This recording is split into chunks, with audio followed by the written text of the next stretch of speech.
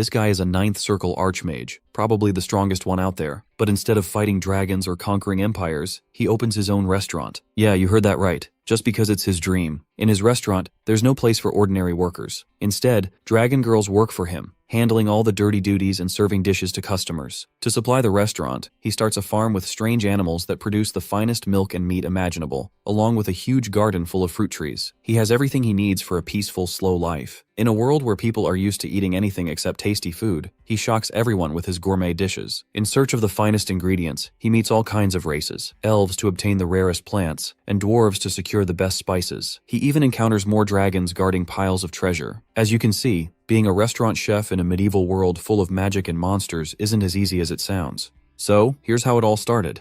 15 years ago, Ellison was just a high school student in a culinary school. He dreamed of becoming a chef after graduation, but life didn't give him a chance when he met with an accident by a truck. When he opens his eyes, he finds himself in another world where war is raging. At first, he is baffled about what to do, but a man helps him join a group of evacuees. From this person, Ellison learns that this place is called the Rubern Empire, specifically the city of Greek, which is engaged in a war against dragons. He immediately adapts to his new situation, while reasoning himself that nothing can be worse since he is given a second chance. Besides, he doesn't need to join the military after graduation here, which brings him some relief. However, his relief is short-lived when a knight appears in front of everyone. One of them informs the crowd that, as the mercenaries have fled and they have nowhere else to turn, the emperor commands everyone to join the military due to the shortage of manpower. For this purpose, they have implemented conscription, which requires people aged 17 to 45, regardless of social status, to join the Knight Corps. Thus, our protagonist joins the military in this way. During training, he feels so devastated that he wishes he had died in the truck accident instead.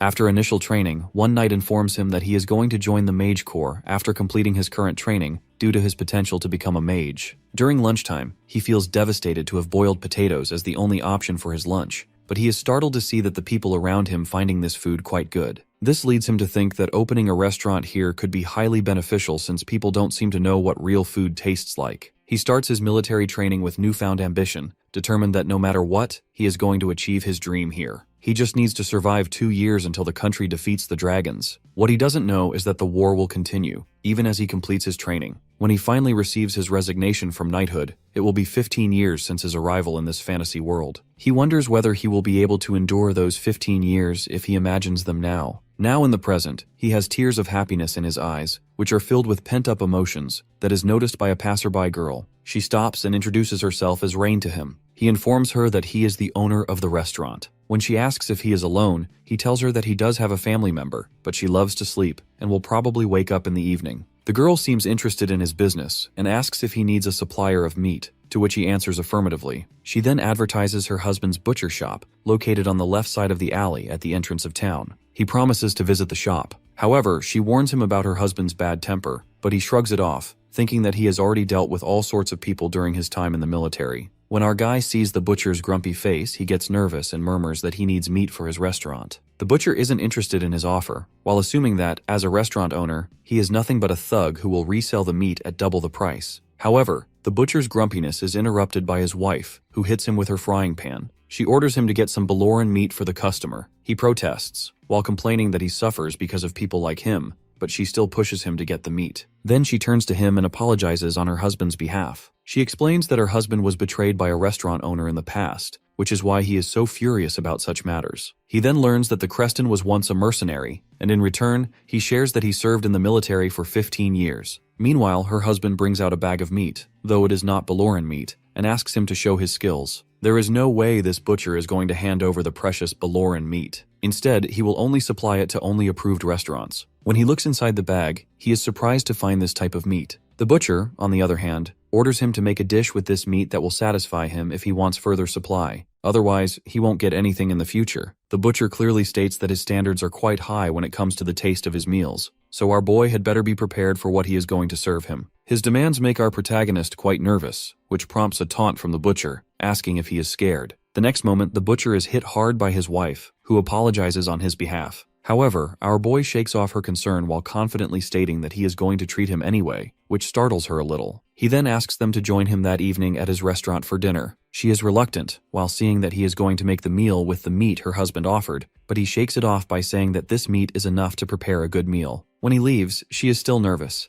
thinking about how our guy is going to make a meal with on uba belly fat. In this world where our boy has arrived, animals and livestock are called by different names. The meat he got is none other than pork belly fat. He checks the meat and realizes that it is of really good quality. Creston has given him this meat because in this world, the cheapest meat is pork, and the belly part is the cheapest of all. He doesn't understand why the people of this world dislike pork, but it is perfect for him to make grilled pork belly, especially since it comes at a lower price. Then he ignites a fire spell and starts his meal preparation. On the other side, Creston and Rain are having an argument regarding Creston's behavior towards our boy, especially his new principle of providing meat only to approved restaurants. For a while they argue, but she eventually concludes that his behavior is nothing but a way to test Ellison's cooking skills, which he confirms. The scene flashes back to the wartime, where many soldiers try to fight back against the monsters, but decide to retreat as they are outnumbered. One of them is stuck, his leg injured and unable to escape. The monster is about to get him, but before it happens, our boy helps him by attacking the monster with a Surl Blade spell. Everyone is overjoyed to see him as their savior. Back in the present, our Archmage is using that same spell in his kitchen. Essentially, the effectiveness of the spell depends on how the user applies it, and now he is using it to cut his meat so that the seasoning penetrates deeper into it. The next moment, the couple enters the restaurant and is welcomed by our boy. Rain compliments the cleanliness of the restaurant, which makes her husband grumpy. She sweetly shows him her frying pan to remind him to behave. Inside the kitchen, he is preparing his grilling session. He greases the grill so the meat stays moist for a longer time. Afterwards, he adjusts the heat while turning the sides. During cooking, he sprinkles some salt and cooks it a little more. Then he cuts the meat into small pieces and prepares a salad alongside it, as the locals are not familiar with wrapping dishes. To avoid any issues, especially given Creston's pickiness, he skips that part. Finally, he serves the meal to his guests, who are in awe of the platter. As soon as Rain tries it, she is surprised to discover that it really is pork, as it goes so well with the salad. He is glad to hear her feedback. At that moment, he hears Creston state that he is going to supply meat to him. Turning to look, he notices Creston's plate is empty, though the butcher remains grumpy, claiming he is out of pork meat. Then he asks whether Creston is satisfied. Creston answers grumpily that he is not satisfied and wants more. His demand is immediately controlled by his wife, who orders him to give Ellison an honest review. Creston then seriously tells him that it is the best pork meat he has ever had. Now he declares that he will supply Ellison with the best pork in the entire empire. They proceed to make a deal for future supplies, though Creston demands more food, to which Ellison happily complies. He successfully wraps up today's business when our heroine finally decides to wake up, drawn by the delicious smell of the food. Our guy's restaurant is going steady for his first week, receiving constant orders for pork belly. Not only this, every customer leaves the restaurant cleaning their plates and satisfied. At the end of the day, he wonders whether he should close the restaurant now. While checking, he notices that his stock of spices is running low, and he is out of pepper. In this ancient world, where trade is difficult, spices are precious ingredients, and their quality is not up to par with the modern world. He takes out a coin from his pocket and comes up with a wonderful solution to his problem. He then summons the ingredients from the modern world. He accidentally discovered this magic while trying to find his way back to the modern world, but he is glad to have found it, despite the limitation on the size and weight of the ingredients he can summon. He sends out the gold coins out of guilt to the modern world, as he feels like he is taking the ingredients without the owner's permission. While pouring his spices into the jar, he thinks about how he can't summon food like meat, eggs, or fresh items, as when he summons them, they all turned out spoil. Not only this, but one of the great disadvantages of this magic is that it is quite tiring. Then he decides to treat himself with the beer which he has initially summoned. When he opens his fridge and finds it empty, he immediately understands that it is the work of our dragon girl. He immediately goes to the girl and scolds her, not only for drinking all of his beer but also for not having the grace to clean up after herself. She scoffs while telling him that it's revenge for not leaving her any good meal. Then she reminds him that she is the great black dragon, Lurin,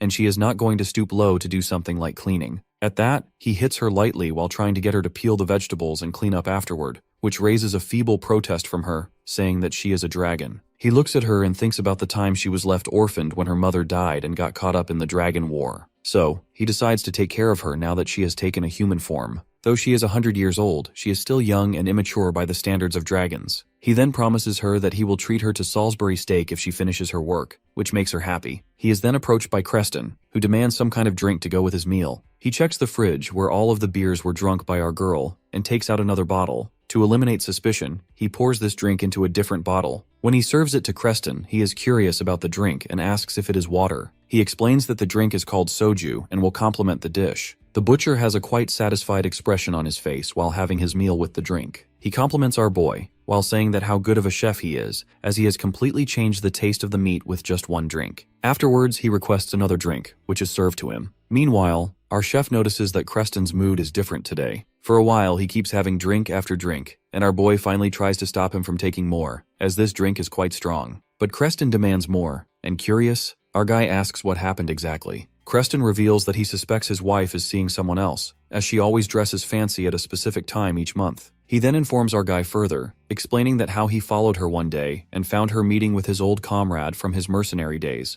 someone who was once close to him. He hits the table while declaring that this comrade never visits him, yet he meets secretly with his wife. He then reveals that she is going to meet him again today. He tries to calm down his butcher friend, as drinking is not the solution of his problem. Then Creston asks how he can cope with this situation. He starts to cry over Rain as he loves her so much, but Ellison asks him to let him help, as he doesn't believe Rain is the kind of person who would betray her husband. Then he heads toward Lurin with a purpose to do something. He asks her if she wants to go with him, then she can stop peeling, to which she desperately agrees. Afterwards, they are shown on the rooftop of a house keeping an eye on Rain. He notices her sitting in a restaurant, in front of a man who might be the mercenary Creston had told him about. Then he starts his plan in motion and asks his dragon friend to listen to the conversation between Rain and her date, and tell him what they are talking about. She then makes a deal with him to prepare her steak for this task, instead of making her peel the onion, and he agrees. Then she starts to listen. Rain is telling the man that Creston is having suspicions about them, especially since he didn't visit his comrade. This person tells her that he is afraid his friend will get angry at him if he finds out what he helped him with. After listening to this, our boy decides to intervene and jumps from the roof. Rain continues talking about some misunderstanding. Next moment, Ellison interrupts their conversation and asks them if he can join them. He explains to them about Creston's misunderstanding of their relationship. After a while, both of them are in front of a very drunk Creston, who compliments how good they look together. They try to say something, but Creston tries to attack his friend.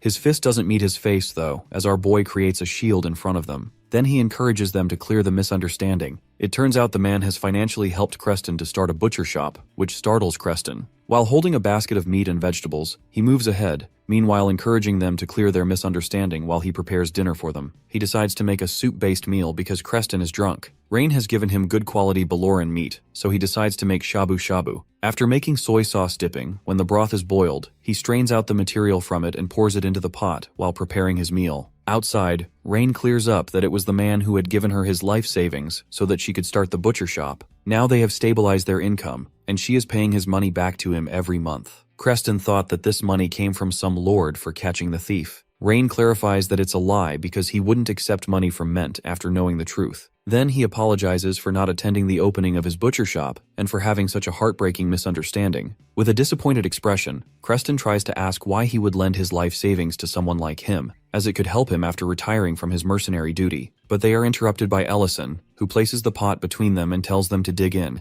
as the vegetables will get mushy if they cook for a longer time. Creston comments on the thin size of the meat, which makes Ellison explain that he did it so it can cook quicker in the broth. Then both of them fill their bowls, and after taking one sip, both have satisfied expressions on their faces, especially Ment, who tries his cooking for the first time. Over the meal, they become nostalgic about the incident during the war battle, and Creston took the sword on his stead. At that time, they ran out of food supplies and had to eat gruel to survive. During that time, Ment had hunted a Baloran and made a blend of smelly meat soup, which was the best dish they had ever had. Then Ment explains that he doesn't have any post-retirement plans. As for him, helping his friend was the most important thing. Then both of them apologize to each other. Afterwards, our dude gets an accusing finger from our dragon girl, who reminds him that he broke his promise to make her steak. He tells him that since evening hasn't set yet, he will make her food, but she grumpily reminds him that it is already night. He ignores her and asks Ment for his feedback on the meal. The man compliments his cooking and asks if it's okay with him if he and his mercenary group, who are about to depart for their escort mission, come to his restaurant and eat. He is silent at the offer, as he will have to make dinner for the entire mercenary group. It seems like our boy decides to catch a chicken for his restaurant,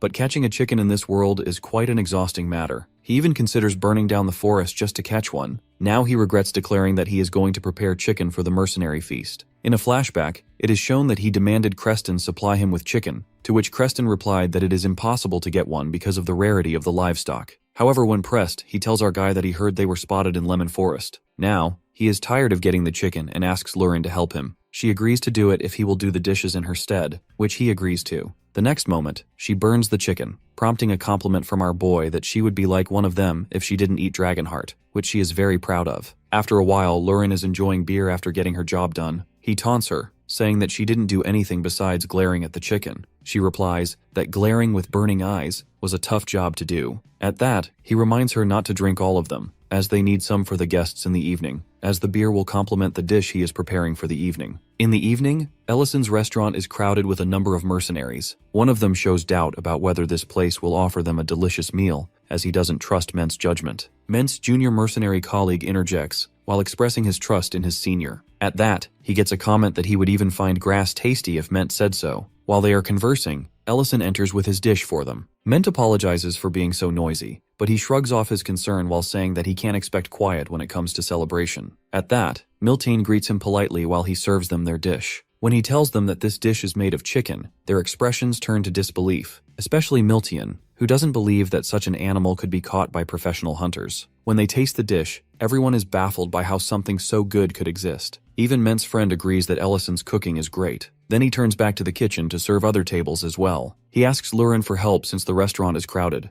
She haughtily asks him if he wants her, a dragon, to serve mere humans, as she is the one who have caught a legendary creature that even professional hunters can't hunt. Ellison understands that she must have heard everything with her sensitive dragon hearing. To lure her to help, he reminds her that opening a restaurant after the war ends was the plan for both of them. He emotionally blackmails her by saying that he can manage on his own if she wants. Upon listening this, she finally agrees nervously. After a while, she is serving everyone, and when it's over, she collapses onto the tables in exhaustion. He then brings a platter of fried chicken with beer, which he had saved for themselves. Both of them dig in with satisfied expressions. Ellison notices that she has not only served but cleaned as well. He comments on how mature she has become. Exhausted, she puts her head on his shoulder, claiming that she does it because it's their restaurant. He teases her, while mentioning that the deal they made about the dishwashing can be forgotten now. She replies that it's an entirely different matter. The calm scene is interrupted by the Black Dragon Elder, Metadana, who comments on how unpleasant human cities are. When Ellison utters his name, he scoffs, while saying that his name is so unworthy that a human like Ellison can even say it. He asks his purpose for being there. Instead of answering him, the Black Dragon compliments how he's coping in his small place with a dragon while Lurin tries to hide behind him. Ellison reminds him that no one argued against him having Lurin if he came here for her. The Black Dragon agrees with him, saying that he indeed came for her. She tells him that she wants to stay with Ellison since he abandoned her. He corrects her, saying that he didn't abandon her but was just a little late. He is interrupted by Ellison, who reminds him that Lurin was promised to him, and dragons don't back off from their promises. He answers that he agrees with the promise, but the rules made before that promise should take priority. Upon their confusion, he explains that it's a Black Dragon rule that dragons reaching 800 years old must reach adulthood. So, dragons who don't have their lair until they turn 800 must become a ward and head to the sacred land. Lurin was using her mother's lair, but it was destroyed in the last war, leaving Lurin with none. So, next year, when she will turn 800, she must leave for the sacred land. He deadpans that she doesn't have any choice.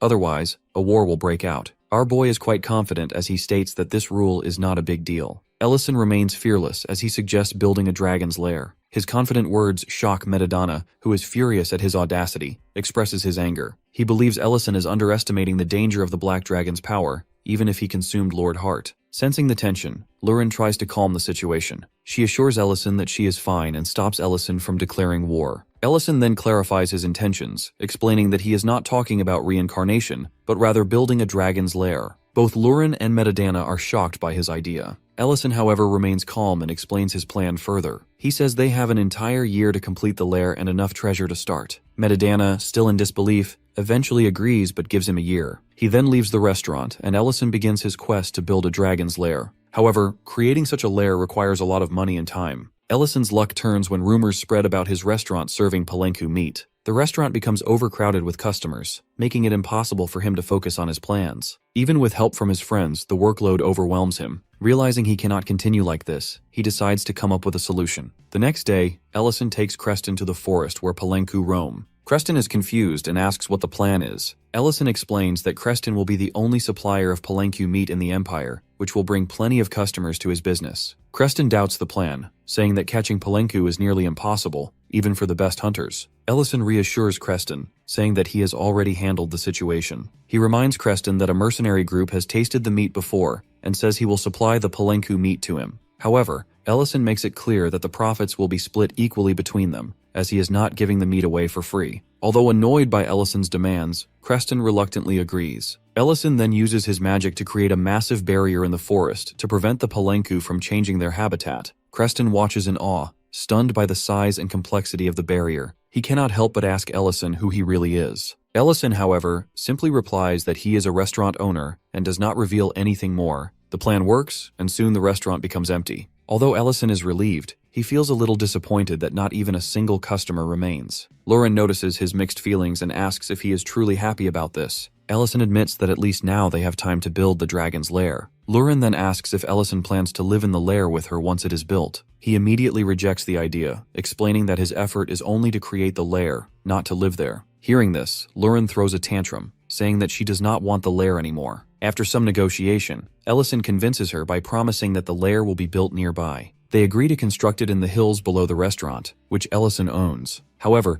the interior of the lair needs magical reinforcements to prevent it from collapsing. Lauren, determined, begins digging immediately. Ellison, on the other hand, excuses himself, saying that he cannot leave the restaurant unattended for too long. Lauren is frustrated as Ellison returns to the restaurant while she continues the digging. At the restaurant, Ellison takes a moment to rest. Just then, a young nobleman enters and asks if this is the place where the legendary Palenku meat was once served. Ellison, tired of the rumors, explains that the restaurant no longer serves Palenku meat and suggests the nobleman visit a butcher's shop nearby. However, the nobleman insists on ordering something, saying that he just wants to eat anything. Ellison decides to prepare a hamburger for him, using the finest ingredients, including uba meat. He carefully crafts the dish, finishing it with a special demi-glace sauce and serving it with an egg he had collected earlier. When Ellison serves the burger, the nobleman is amazed by its appearance. Just as the nobleman is about to take a bite, a man bursts into the restaurant calling out to him. The man, shocked to find the nobleman in a place like this, warns him about the risk of food poisoning and insists that he leave. Insulted by the remarks, Ellison defends his restaurant, stating that the nobleman is a customer and that there is no problem with the food. The man reveals that the nobleman is Baron, heir to the barony of Greek. However, this revelation does not faze Ellison, who continues to argue. The nobleman eventually leaves a gold coin on the table, apologizing for the inconvenience and leaving without eating the food. Later, Lauren returns to the restaurant, covered in mud and complaining about how hard she has worked. She demands that Ellison take over the digging, saying she cannot do it anymore. However, Ellison, already dressed to leave, informs her that he has somewhere to go. At the barony, Ellison approaches the young baron with a paper bag. He explains that the nobleman left his food behind and offers him the reheated hamburger. The baron, surprised by Ellison's gesture, takes the food. Just as he is about to eat, a knock on the door interrupts them. Annoyed by the interruption, Ellison mutters in frustration, wishing the baron could enjoy his meal in peace. Diane hears a knock at the door, and he crumbles into panic. His hands shake, sweat forms on his forehead, and his voice falters as he turns to Ellison. He asks him what he should do. Our guy calmly looks at the baron with an expression of slight amusement. He tells the baron to take control of the situation and advises him to firmly declare that nothing is wrong. He says to the baron that he must use his authority as the rightful heir to the barony. However, the baron shakes his head, the fear in his eyes evident. He mutters that no one listens to him. He believes the person outside will ignore his words and enter regardless of his protests. The knocking grows louder, accompanied by a voice from the other side warning that the door will be opened if no response comes soon. Lauren, standing nearby, rolls her eyes at the baron's hesitation. She steps forward and decides to intervene. She mimics the baron's voice perfectly. Her words carry an air of authority as she loudly states that nothing is wrong and orders the person outside to leave immediately. The baron stares at her, stunned. To the baron's astonishment, the banging stops. The voice outside apologizes and assures him they will leave, but asks to be called if anything happens. Ellison remarks that this is precisely what he was talking about. He immediately falls on his, while declaring Ellison his master, which left him totally blank. The baron begins to share his story. He explains that how his mother died giving birth to him, and how his father remarried soon after. His stepmother, though strict, raised him to act cautiously, constantly reminding him of his duties as the Lord's son. Despite her stern demeanor, he loved her, as those were still some of the happiest times of his life. However, everything changes when his father becomes bedridden with a severe illness. The baron confesses that he has always dreamed of becoming a great lord like his father. Yet, under his stepmother's control, he feels powerless. The household staff treats him like a child, limiting his activities and ignoring his authority. With no one to confide in, he feels isolated, convinced that even if he inherits the title of lord, nothing will change. But today's events spark a glimmer of hope within him, and he begs Ellison once more for guidance. Ellison listens, though he remains skeptical. He tells the Baron that his conclusion is unusual, reminding him that he is simply a restaurant owner, not a mentor for nobility. Still, he acknowledges the root of the Baron's problem, which is a lack of confidence. Our guy observes that the Baron has been deliberately stifled, preventing him from acting independently or asserting himself. He offers simple but firm advice. He tells the Baron to meet people's eyes when he speaks, and to take responsibility for his words and actions. He explains that being a good lord means carefully listening to others, thinking deeply, and making decisions that feel right. If the decision turns out to be beneficial, it's a success. If not, the Baron must own up to the consequences and learn from them. Before he can say anything more, Ellison gets up and casually mentions that his hamburger is getting cold. Left alone, the Baron reflects deeply on the advice he has received. As he takes a bite of the hamburger, something clicks in his mind. Meanwhile, Ellison and Lurin teleport outside the city. Lurin, curious, asks why he went out of his way to help the Baron. Ellison pulls out a gold coin and explains that it's just business. The coin is worth 100,000 runes, far more than the cost of a hamburger. Lurin stares at the coin in shock, unable to believe someone would pay such an amount. Ellison shrugs, explaining that for such a price, proper service is expected. He hopes the Baron becomes a regular customer, but Lurin frowns at the idea, grumbling that it would mean fewer hamburgers for her. Meanwhile, at a clinic on the outskirts of the city, the elf doctor Elena shares her struggles with Rain, a close friend. She explains how she left her homeland to help people, but now faces prejudice and objectification. Many patients come not for treatment but to see an elf. Elena recounts how some accuse her of seduction, while others treat her as a spectacle. These experiences leave her feeling unwelcome, despite her dedication to healing others. Rain listens patiently and asks if Elena still enjoys her work. Elena admits that she does, though the challenges weigh on her. She encourages her to focus on what she loves and suggests visiting a restaurant on the hillside. She assures Elena that the experience might change her perspective and help her find reasons to appreciate her current life. At the same time, our boy is working on Lair while Creston has introduced him to his nephew and informed him about the arrival of Elena at his restaurant. Back at the restaurant, our guy walks in to find an unexpected scene. Elena is kneeling before Lurin. She, with a confident smirk, declares that Elena must serve her as a subordinate to earn forgiveness. Ellison freezes, his fists clenching in anger. He demands to know what Lurin is doing to their customer. A few minutes earlier, Lurin is lying on a table in the restaurant when the door opens. Elena enters, looking around cautiously, and asks if anyone is there. Lurin gets up to greet her and mentions that the owner isn't around at the moment. However, her attention quickly shifts as she asks Elena if she is an elf. Lurin, observing her closely, comments that elves are truly beautiful and that such praise isn't an exaggeration. Feeling awkward, she responds with a polite compliment, saying that Lurin is beautiful as well and looks much younger than her. This remark makes Lurin's expression darken. She gives a dangerous smile and asks if Elena is suggesting she looks young. She explains that, while she might be considered young among her own kind, she is much older than Elena, and asks sharply who has given her permission to speak so casually. Suddenly, the air in the room turns heavy and terrifying, filling Elena with fear. Overwhelmed, she collapses to the ground, unable to withstand the oppressive atmosphere. It is this tense scene that our guy encounters as he returns to the restaurant. After dealing with Lurin, he opens the door for the guest, apologizing for the earlier commotion and welcoming them inside. Lurin, now nursing a bump on her head, cries miserably after being scolded by Ellison. Watching this, Elena feels confused and shocked. She can hardly believe her eyes. In her mind, she questions whether the young girl in front of her is truly a dragon. Dragons are creatures of immense power, feared by all. They are known as living disasters capable of destroying entire villages with ease. To see one acting like a child is beyond her understanding. While Elena is still trying to process the situation, she cautiously asks our guy if he is really human. He hesitates at first, but soon realizes Lurin must have revealed her identity. In a low voice, he admits that he is human and confirms that the girl is indeed a dragon. He asks her to keep this information a secret, explaining that it is a complicated situation.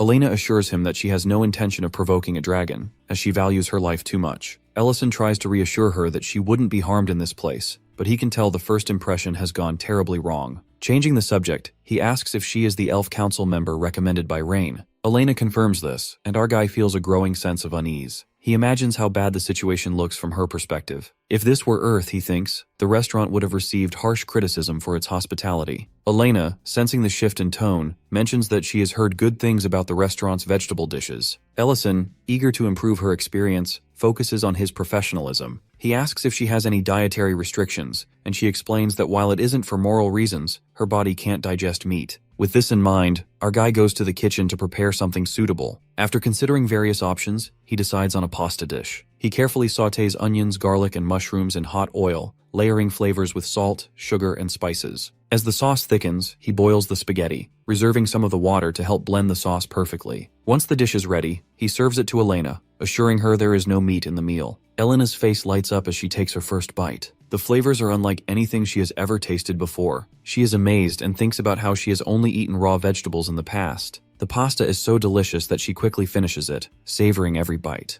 Our guy notices her enthusiasm and approaches her with a lighthearted remark about how much she seems to enjoy the meal. Embarrassed, Elena covers her face, admitting that it has been so good she can't stop herself. He hands her a napkin and tells her there is no need to apologize, expressing his happiness that she likes the food. She explains that she doesn't visit restaurants often. Her presence attracts too much attention in the city, and most restaurants don't offer proper vegetarian options. Even when they do, the dishes are usually just blend meal. Her expression brightens as she admits that her perspective has changed after eating here. She thanks Rain for recommending the restaurant, adding that the meal is one of the most delicious things she has ever tasted. Our guy feels relieved, glad to have redeemed the restaurant's reputation in her eyes. However, their conversation is interrupted when Creston suddenly stands up, his voice filled with anger. Creston demands to know what Nellin has just said, and Nellin repeats himself, revealing that he has discovered he isn't related to his mother by blood. The atmosphere grows tense as Nellin explains how the news has shaken him. Creston tries to reason with him, while pointing out that his mother has worked tirelessly to raise him, even after losing her husband. He emphasizes that it is noble of her to care for a child who isn't her own. Nellin's voice trembles as he acknowledges his mistakes. He confesses that he has been so upset earlier that he has refused to eat the lunch she prepared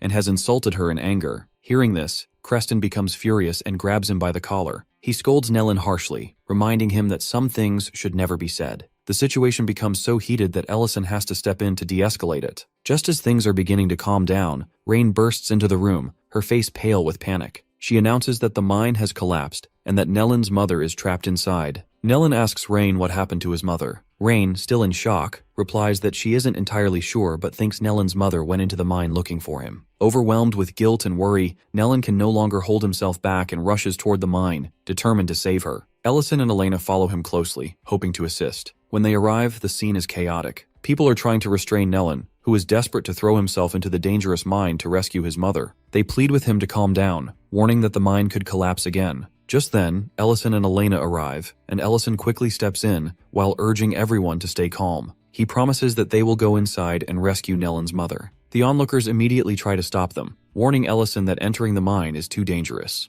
They explain that another collapse is unpredictable and could cost lives. Ellison firmly insists that this is an emergency. He explains that Elena is a healer and there may be people inside who are unable to move or need medical attention. After much convincing, the crowd reluctantly allows the two of them to enter. As they make their way deeper into the mine, Elena expresses her gratitude to Ellison for risking himself to help. She acknowledges the danger and tells him he doesn't have to do this. Suddenly, the mine shakes and rocks begin to fall. However, Ellison calmly uses magic to shield them from harm, creating a protective barrier. Ellison explains that, in his younger days, he was a successful magician but has since retired. Curious, he asks Elena why she has decided to risk her life by entering the collapsing mine. He points out that she could have stayed in her clinic in Greek City, where it was much safer. Elena hesitates before answering, but before she can explain, they reach a fork in the path. Realizing that they don't have time to search both paths, Ellison begins chanting a spell. Light spirits appear and illuminate the dark mine, splitting into two groups to explore both paths. Elena, amazed by the sight, watches as the spirits lead them to a group of injured workers. One of the workers, seeing the glowing lights, panics and thinks he is hallucinating.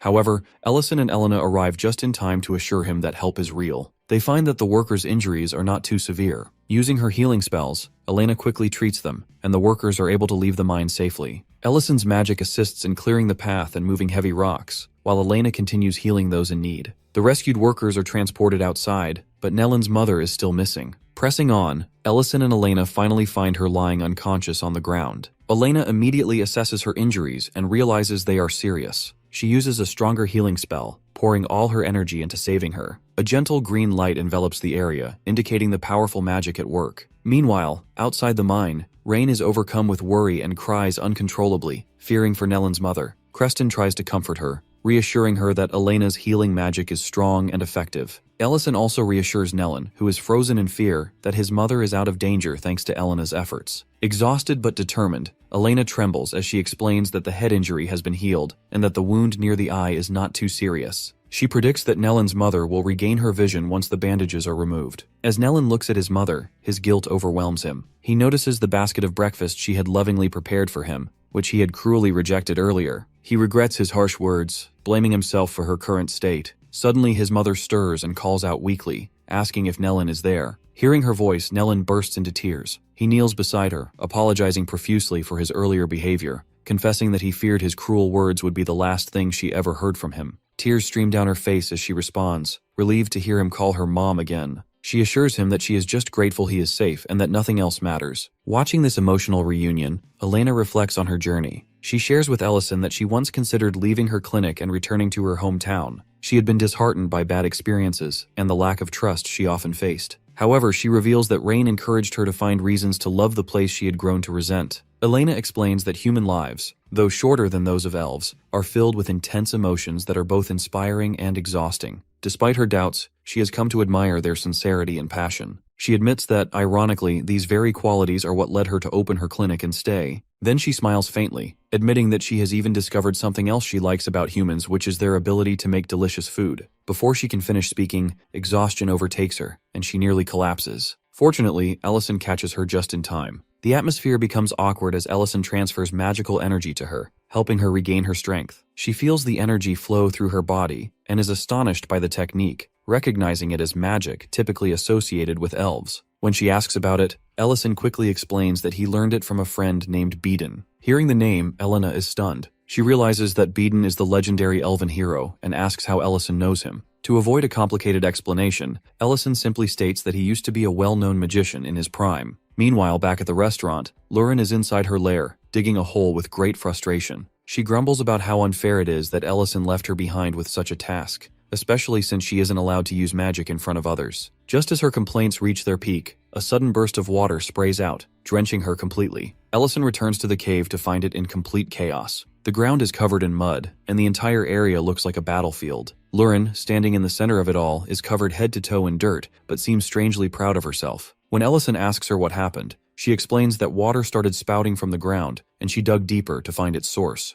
Though furious at the scene before him, Ellison tries to hold back his anger, reminding himself that Lauren did not do this out of malice. Looking at the evidence, he quickly understands that she must have struck an underground water vein while digging. He points out that it is impossible to see where the water comes from, even with magic, and that she has dug far deeper than expected. Ellison reminds her of their earlier discussion about reinforcing the cave walls to avoid collapse. Lauren, unbothered by his frustration, confidently replies that she has not forgotten. She claims that the cave remains standing because of her barriers. Despite her assurance, Ellison knows the cave structure needs stronger reinforcements and begins summoning his magic. He releases a large amount of magical energy, creating a massive spell to stabilize the walls. Lauren, watching him, quickly warns him to restrain his power. She reminds him that if he loses control, he might end up blowing up the entire mountain. Ellison listens to her and carefully adjusts his spell, ensuring the magic reinforces the cave safely. Meanwhile, Lauren casts her own spell to strengthen the cave further, adding an extra layer of support to keep it from collapsing. Once the reinforcement is complete, a loud sound echoes through the cave, and water suddenly bursts from the ground with even more force. Ellison carefully observes it and realizes that Lauren has indeed struck an underground water vein. He identifies the water as coming from a natural hot spring, its warmth rising through the earth. Before Ellison can stop her, Lauren immediately jumps into the water, trying to warm herself. She shouts that it feels too hot and panics, thinking she is about to be boiled alive. Ellison, watching her, scolds her for rushing into things without thinking first. He decides to take control of the situation and uses magic to reshape the ground. Pressing his hand to the earth, he forms a smooth, natural basin where the water can collect. The pool begins to take shape,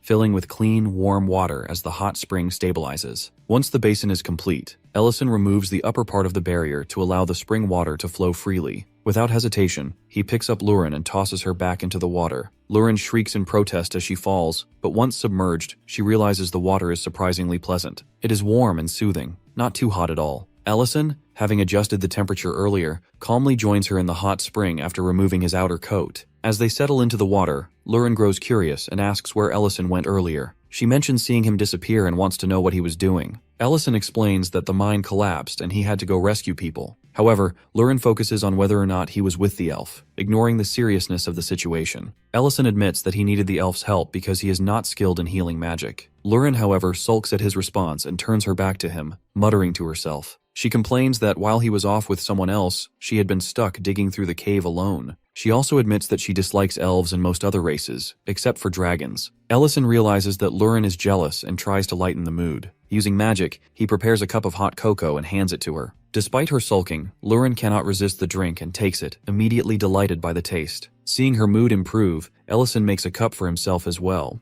As they sit together in the warm water, sipping their cocoa, Ellison begins to speak. He explains that cocoa powder comes from cacao beans, and that making it is not as simple as it seems. It requires harvesting, drying, roasting, and grinding, each step demanding effort and care. He points out that many people work hard to produce something as seemingly simple as cocoa powder. He continues, reflecting on his own abilities. Though he has enough magical power to destroy an entire mine, he admits that he cannot heal the injured. He also struggles to find basic ingredients for the restaurant without Creston's help. Even creating spaces like the Dragon Cave requires collaboration with dwarves who can construct the physical structure. Ellison tells Lurin that people, no matter their race or abilities, have their own strengths and weaknesses. He reminds her that dragons cannot handle everything on their own, and this does not make them any less valuable. Lurin listens quietly, and though she still looks stubborn, she begins to understand what he is trying to say. After a moment, she responds that she still treats him differently. To her, Ellison is special, and no one else compares. Elsewhere, far from the cave, a group of mercenaries finds themselves in serious trouble. They are on an escort mission but are ambushed by bandits. Despite their best efforts to fight back, the mercenary leader, Ment, is defeated. He is dragged off a cliff by one of the bandits, falling into the darkness below. Back at the restaurant, Ellison has decided to close for the day to focus on other tasks. Lurin notices the closed sign and asks him why the restaurant is not open. Ellison explains that the other day, they enjoyed hot cocoa, but did not have any milk to go with it. This made him realize that they need a reliable source of ingredients to keep the restaurant running smoothly. Ellison shares his plan to build a farm to raise baranerics, a type of livestock that can provide milk. He mentions that baranerics are found downstream along the Barent River. Upon hearing that they need to teleport downstream to the Barent River,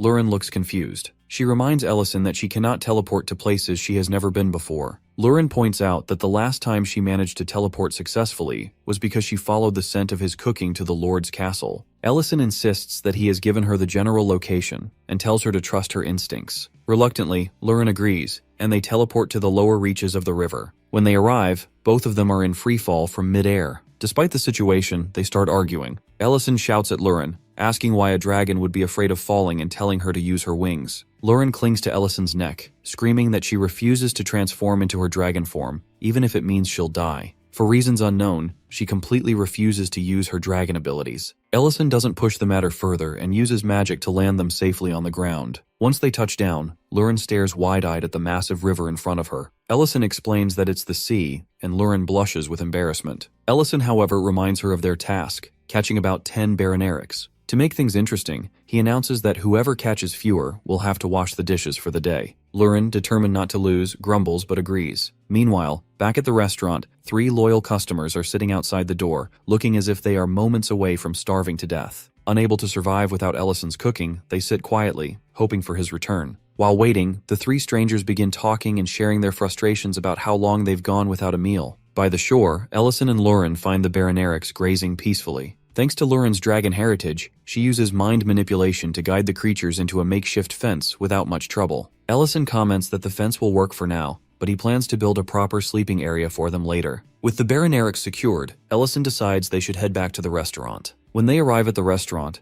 Ellison is startled to see the 3 customers still waiting outside. They look ready to collapse from hunger. Thankfully, Ellison gets there just in time to prevent a disaster. He quickly prepares their favorite dishes and serves them. While eating, Creston, one of the loyal customers, casually jokes about what he would have done if Ellison hadn't returned that day. He says they would have dug 3 graves right next to the restaurant and marked the cause of death as starvation. Ellison shakes his head in disbelief at Creston's dark humor. Meanwhile, Lurin, who lost their earlier bet, is busy washing plates in the kitchen. While she works, Creston notices Ellison's plans to raise the baranerics and asks how he plans to manage them, especially since he's short on staff. Ellison admits that he has been thinking about it and explains that he plans to hire employees. He mentions that the meadow will need careful maintenance, so he can't just hire anyone. He decides to put up a recruitment notice and hold interviews. Creston immediately finds the idea amusing, and he tells Ellison that he's heard elves have the ability to see through a person's true intentions. He adds that as the young master, Baron needs to learn how to identify good and honest people on his own. Still, Creston offers to help with the interviews, claiming his years as a mercenary have given him plenty of experience with judging character.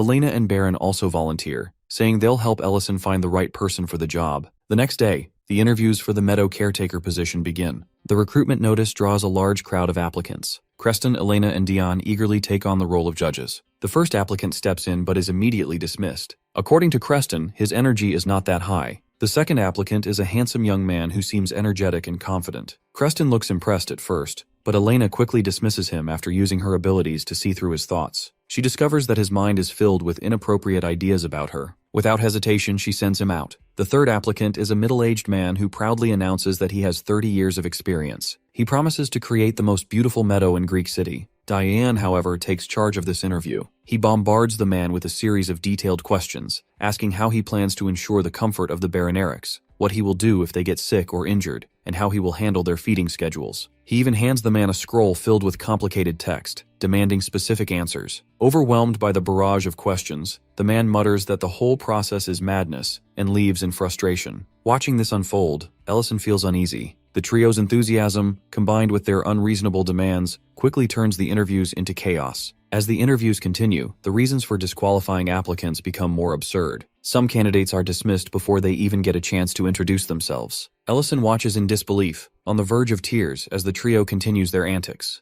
By the end of the day, no applicants remain. Creston, still clueless, wonders aloud if the salary in the job posting is too low. Little does he know that their behavior has scared away every single candidate. With no other choice, Ellison steps in. He thanks the trio for their efforts but says he'll personally handle the next round of interviews. Just as Ellison finishes speaking, Miltine walks into the restaurant. She explains that she saw the job posting and asks if she can work there. Creston confronts Miltine, surprised to see her back so soon. He asks him why she is not on her escort mission. Miltine explains that their group was attacked by bandits, and her superior, Ment, fell off a cliff while protecting her. Creston grows angry and questions why Ment never told him about this. Miltine reveals that while Ment has recovered from his injuries, he has lost the use of one leg and has retired from mercenary work. Miltine's face darkens as she recounts the incident. Even though Elena, a healer, wanted to assist Ment, too much time had passed, and there was nothing she could do to restore his mobility. All she can manage now is to check on him periodically. Lurin, overhearing this, interjects with a blunt remark, questioning why Miltine is the one looking for work when Ment is the one injured.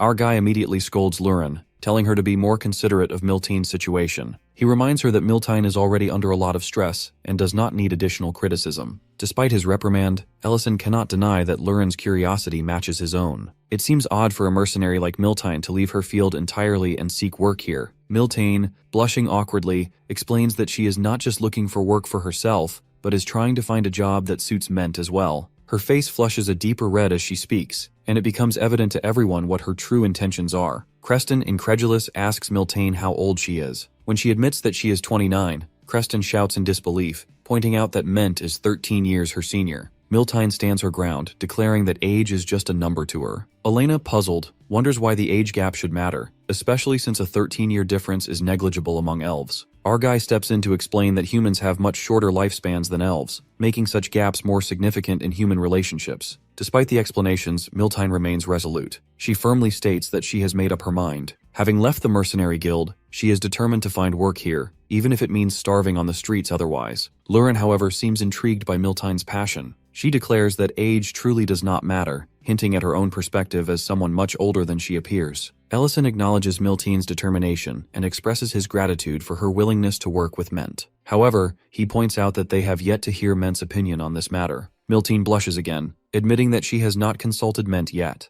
Her plan was to secure a job here first and then tell him. She explains that Ment was the one who taught her everything about wielding a sword, from the proper grip to maintaining her weapons. Now she wants to show him that she can handle farm work and support him in this new phase of life. Elena finds the tale beautiful and admires Miltine's determination to stay by Ment's side. However, she wonders if some of the words being used might not fully convey the situation. Ellison, after some thought, speaks up. He tells Miltine that once she successfully collects her first bucket of milk from the farm, he has the perfect dish in mind to celebrate with Ment. He expresses his excitement about working with her, officially welcoming her to the team. The next day, Miltine arrives early, eager to begin her first day on the job. Her initial task is to take the Baronerics out of their fence to graze. Approaching the first Baroneric carefully, she marvels at how calm and well-behaved the creatures seem. She is unsure what kind of magic is used to train them, but she assumes the task will be easy. However, things do not go as planned. Even a slight nudge from one of the Baronerics sends her tumbling to the ground. No matter how many methods she tries, Miltine finds herself repeatedly struggling. She is knocked over multiple times as she struggles to keep up. As the day passes, Miltine finds herself growing more frustrated. While preparing dry hay for the Baronerics one evening, they crowd around her, ignoring the fresh grass she points them toward. Sitting down in frustration, Miltine complains to herself about how drained she feels. She worries about being fired before she even has the chance to work with Ment. Just as she starts to despair, one of the Baronerics approaches her, gently nudging her with its nose. To her surprise, it seems to understand her feelings and willingly lets her milk it. Overjoyed, Miltine collects her first bucket of milk and rushes to Ellison, announcing her success. Ellison, pleasantly surprised, admits that he thought it would take her at least a week to achieve this. Smiling, he praises her efforts and tells her to change into clean clothes for the next task. Miltine, confused, asks what they are preparing for. Ellison explains that they will use the milk to make a special dish for Ment, a cheesy pizza. Ellison walks her through the process, starting with pasteurizing the milk and curdling it with vinegar. As he works, he explains the importance of kneading the curds in warm water to remove the whey and create mozzarella cheese. Miltine, watching the strange process, remarks that the substance does not look like any cheese she knows. Ellison reassures her, saying it is just a different kind of cheese. He tells her that a special dish is the perfect way to confess her feelings to Ment. Blushing furiously, Miltine protests that she has not even thought about confessing yet. However, the idea begins to take root in her mind. Ellison, kneading the pizza dough, casually boasts about how popular he was in his youth. Miltine, curious despite herself, asks if he has a lot of dating experience. When Ellison admits he has never been on a single date, Ellison, undeterred, hands her the finished pizza and offers her some simple advice. Honesty always works. He encourages her to put her heart into the dish, assuring her that Ment will notice the effort. Rolling her eyes at his self-proclaimed expertise, Miltine takes the pizza, ready to visit Ment and see where her feelings will lead her. After the preparations are finished, everyone heads to Ment's to check on his health. Miltine, meanwhile, stands outside shyly, holding the pizza. The group spends some time catching up, and soon Ellison introduces Elena to Ment. He explains that Elena is an elf who runs a renowned clinic, someone respected for her healing abilities. Ment seems surprised and slightly awestruck at the introduction. At that moment, Miltine steps forward. Her face turns red as she nervously walks into the room. In a timid voice, she asks Ment how he is feeling. Ment seems to finally piece together why everyone has come to visit him. Elena, calm and professional, begins using her magic to treat his injured leg. While her magic can't fully heal the damage, it is effective enough to aid in his rehabilitation, offering some relief to Ment. After the treatment, Ment turns his attention back to Miltine. He reminds her that she seems to have something important she wants to say. His tone is expectant, as if waiting for her to reveal her thoughts. Miltine's heart races and she begins sweating. The others look on, silently rooting for her to make a heartfelt confession. However, panic grips Miltine, and she quickly changes the subject, asking Ment if he is hungry. She suggests they eat first, hoping the food will give her the courage to speak. She reminds herself of Ellison's advice. Honesty will work if she lets her sincerity shine through. Miltine presents the pizza she has worked hard to make, arranging the toppings into the shape of a heart. She explains with a nervous voice that the dish is called a pizza, something she has made herself with some help from Ellison. She adds that it is special, and asks him if he thinks it looks nice. Ment, however, doesn't seem to understand the deeper meaning behind her effort. Without much thought, he suggests they eat and immediately reaches for a slice. As everyone starts eating, Ment takes a bite and expresses his surprise. He comments that he has always thought cheese is the smelly product sold in markets, but the cheese on this pizza is delicious. He praises the flavor and texture, which seems to win him over immediately. While the others enjoy the meal, Miltine eats quietly. After the meal, Ment turns to Miltine and compliments her cooking. He says he hadn't known she was capable of making something so unique and delicious. Miltine, mustering her courage again, asks him if he has thought about what he wants to do with his future. Her tone is serious and the sudden change makes Ment pause. He admits that he hasn't given it much thought. Miltine then suggests that he join her at Ellison's ranch. Her proposal surprises Ment, who asks for clarification about the ranch. Ellison steps in to explain that he has recently acquired the ranch and thinks it would be an honor to have Ment work with them. Ment seems taken aback, and when he learns that Miltine is already working there, he asks what has happened to her work with the mercenary group. Miltine, embarrassed, looks away. She gathers all her courage and reveals that she has left the guild right after Ment did because she wants to stay by his side in the future. She admits this loudly, unable to hide her feelings any longer. He smiles warmly and agrees to work at the ranch, which fills Miltine with joy. The others also seem happy about his decision. However, Ment's next comment leaves Miltine speechless. He mentions that now that she is no longer with the mercenaries, she should consider meeting some younger men in town. He casually remarks that it is a good time for her to think about dating since she is old enough now. Miltine freezes, unable to respond. Ellison, sensing the awkwardness, scratches the back of his head and realizes that Ment has completely misunderstood the situation. Ment, oblivious to the tension, continues talking about when he can start working at the ranch. Ellison reassures him that he should focus on recovering first and not rush into anything. As the group prepares to leave, Ellison apologizes to Miltine. He admits that he had thought her plan would work and that sincerity would be enough. On the way back, Ellison tries to comfort Miltine. She shrugs off his concern by saying that since they will now be working together, there will be plenty of opportunities to grow closer. Miltine forces a smile, saying that she isn't upset and that she is looking forward to working with everyone. As she walks away from the group, Miltine can't hold back her tears. She cries quietly, but even in her sadness, she resolves not to give up. The others watch her leave, feeling sympathy but unsure of how to help. Meanwhile, Ment sits alone, deep in thought. It seems as though he has understood everything all along but isn't ready to face the truth. The next day, Crown Prince Leon of the Loving Empire arrives in the area. Though he wears a polite smile, his expression remains unimpressed, for the rural surroundings is evident. As he travels, he notices two beautiful women standing by the roadside. Without hesitation, he approaches them and invites them to the castle for the evening. Nearby, Porgo observes the prince's behavior and asks Madrini what is going on. Porgo's expression darkens, and he expresses frustration over the lack of proper welcome by Greek city lord. Meanwhile, Dion prepares himself to meet with the prince. Since his mother is unwell, he will be attending alone. The steward, noticing his concern, encourages him by reminding him of his responsibilities. He tells Dion that he now represents his people and that they believe in him. Dion enters the room where both the prince and Porgo are waiting. He takes a deep breath, silently praying for strength and guidance from his father. At the table, the atmosphere is tense. Porgo inquires about the health of Count Greek, prompting Dini's expression to grow somber. He explains that his father remains bedridden, a situation that clearly weighs heavily on him. Prince Leon, with an air of indifference, comments that it is unfortunate. He remarks that Count Greek had been under Duke Saren, to which Diane carefully replies that it has been a long time since they last spoke. The prince adds that he has heard rumors about Saren's failing health as well. Diane remains cautious, aware of the dangers of saying too much. Porgo, sensing an opportunity, shifts the conversation. He suggests that it might be time for Dion to reconsider his allegiance. Aligning with Porgo, he claims, would secure strong protection for Greek and ensure Baron's position. Baron hesitates, knowing the weight of such a decision. He responds carefully, stating that it is not something he can decide immediately. Unwilling to relent, Porgo continues to press. He brings up the ongoing civil war in a neighboring kingdom and the large-scale irrigation project. These developments, he explains, mean higher taxes for territories like Greek. Baron is visibly shocked and asks if this is an official directive from the central royal government. Porgo, with a sly grin, dismisses the importance of the question, emphasizing that managing the territory is the Count's responsibility. He reiterates that aligning with him could potentially alleviate this burden. He understands that inaction will only invite chaos and power struggles to his land. Frustrated, he shouts that he will host a grand banquet and give his answer afterward. Porgo seems unimpressed, considering it a waste of time, but Prince Leon suddenly expresses interest. He remarks that he is tired of the royal palace's cuisine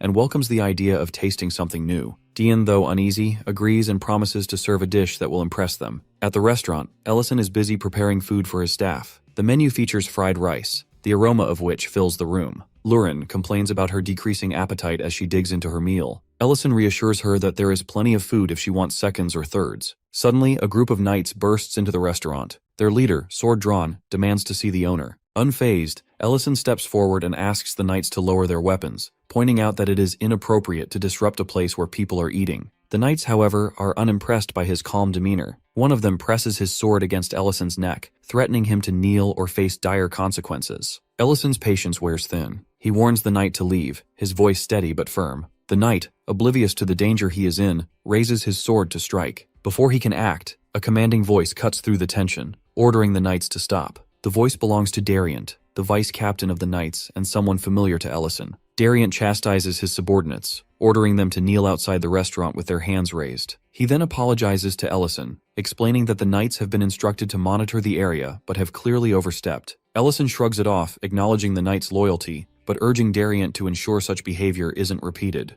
Dariant, feeling nostalgic, recalls the time when Ellison saved his battalion during a dire battle. He recounts how Ellison single-handedly broke through enemy lines, turning the tide of the fight. Despite his praise, Ellison humbly credits the battalion's discipline and Dariant's leadership for their survival. Dariant's tone grows solemn as he shares a personal story. He confesses that during the war, his focus on honor left his wife in poverty, a failure that haunts him. He reveals that Ellison, unbeknownst to him at the time, sent the reward Dariant had refused directly to his wife, an act of kindness he can never repay. To show his gratitude, Dariant proposes an idea that leaves Ellison speechless. He suggests shutting down all other restaurants in Greek to make Ellison's establishment the most successful. Before Ellison can respond, Dariant enthusiastically begins issuing orders, much to Ellison's dismay. Meanwhile, in another part of town, Porgo grows increasingly anxious about the Crown Prince's decision to dine at an unfamiliar establishment. The risk of something going wrong looms large, but Leon remains unconcerned. As they travel, a sudden barrage of arrows flies toward the prince, only to be stopped by a magical barrier. Madrina, a grand mage accompanying the prince, protects him with her formidable power. The assassins reveal themselves, declaring their intent to kill the prince while sparing the rest. Madrina wastes no time retaliating. She unleashes her magic, causing the ground to quake and rendering the attackers helpless. Her presence alone is enough to crush any threat, reaffirming why she has been chosen to accompany the crown prince. The ground shakes and the assassins are buried under rocks. Leon stands unharmed amidst the destruction, observing the overwhelming power displayed by Madrine, who is the Grand Mage of the Empire. He reflects on how her abilities ensure no enemy can stand against them. He appreciates her and acknowledges her as the Empire's mightiest weapon. Madrina, however, remains humble. Dion, who is watching from a distance, is struck with disbelief. He realizes that the rumors about Madrine's power are true. She is not just any mage but a 7th-ranked Grand Mage, capable of defeating entire armies alone. Meanwhile, at Ellison's restaurant, Dariant and our guy are having a conversation. Ellison teases Dariant about his habit of rushing into situations without thinking. Dariant admits that he often acts impulsively, and says about correcting this habit of his from now. Ellison responds by recalling a previous incident where his recklessness caused trouble for everyone. He laughs awkwardly, promising to do better. Their conversation is interrupted when Dariant suddenly notices someone coming. His demeanor changes, and he orders the knights outside to stop moving. He explains with urgency that the Crown Prince is approaching.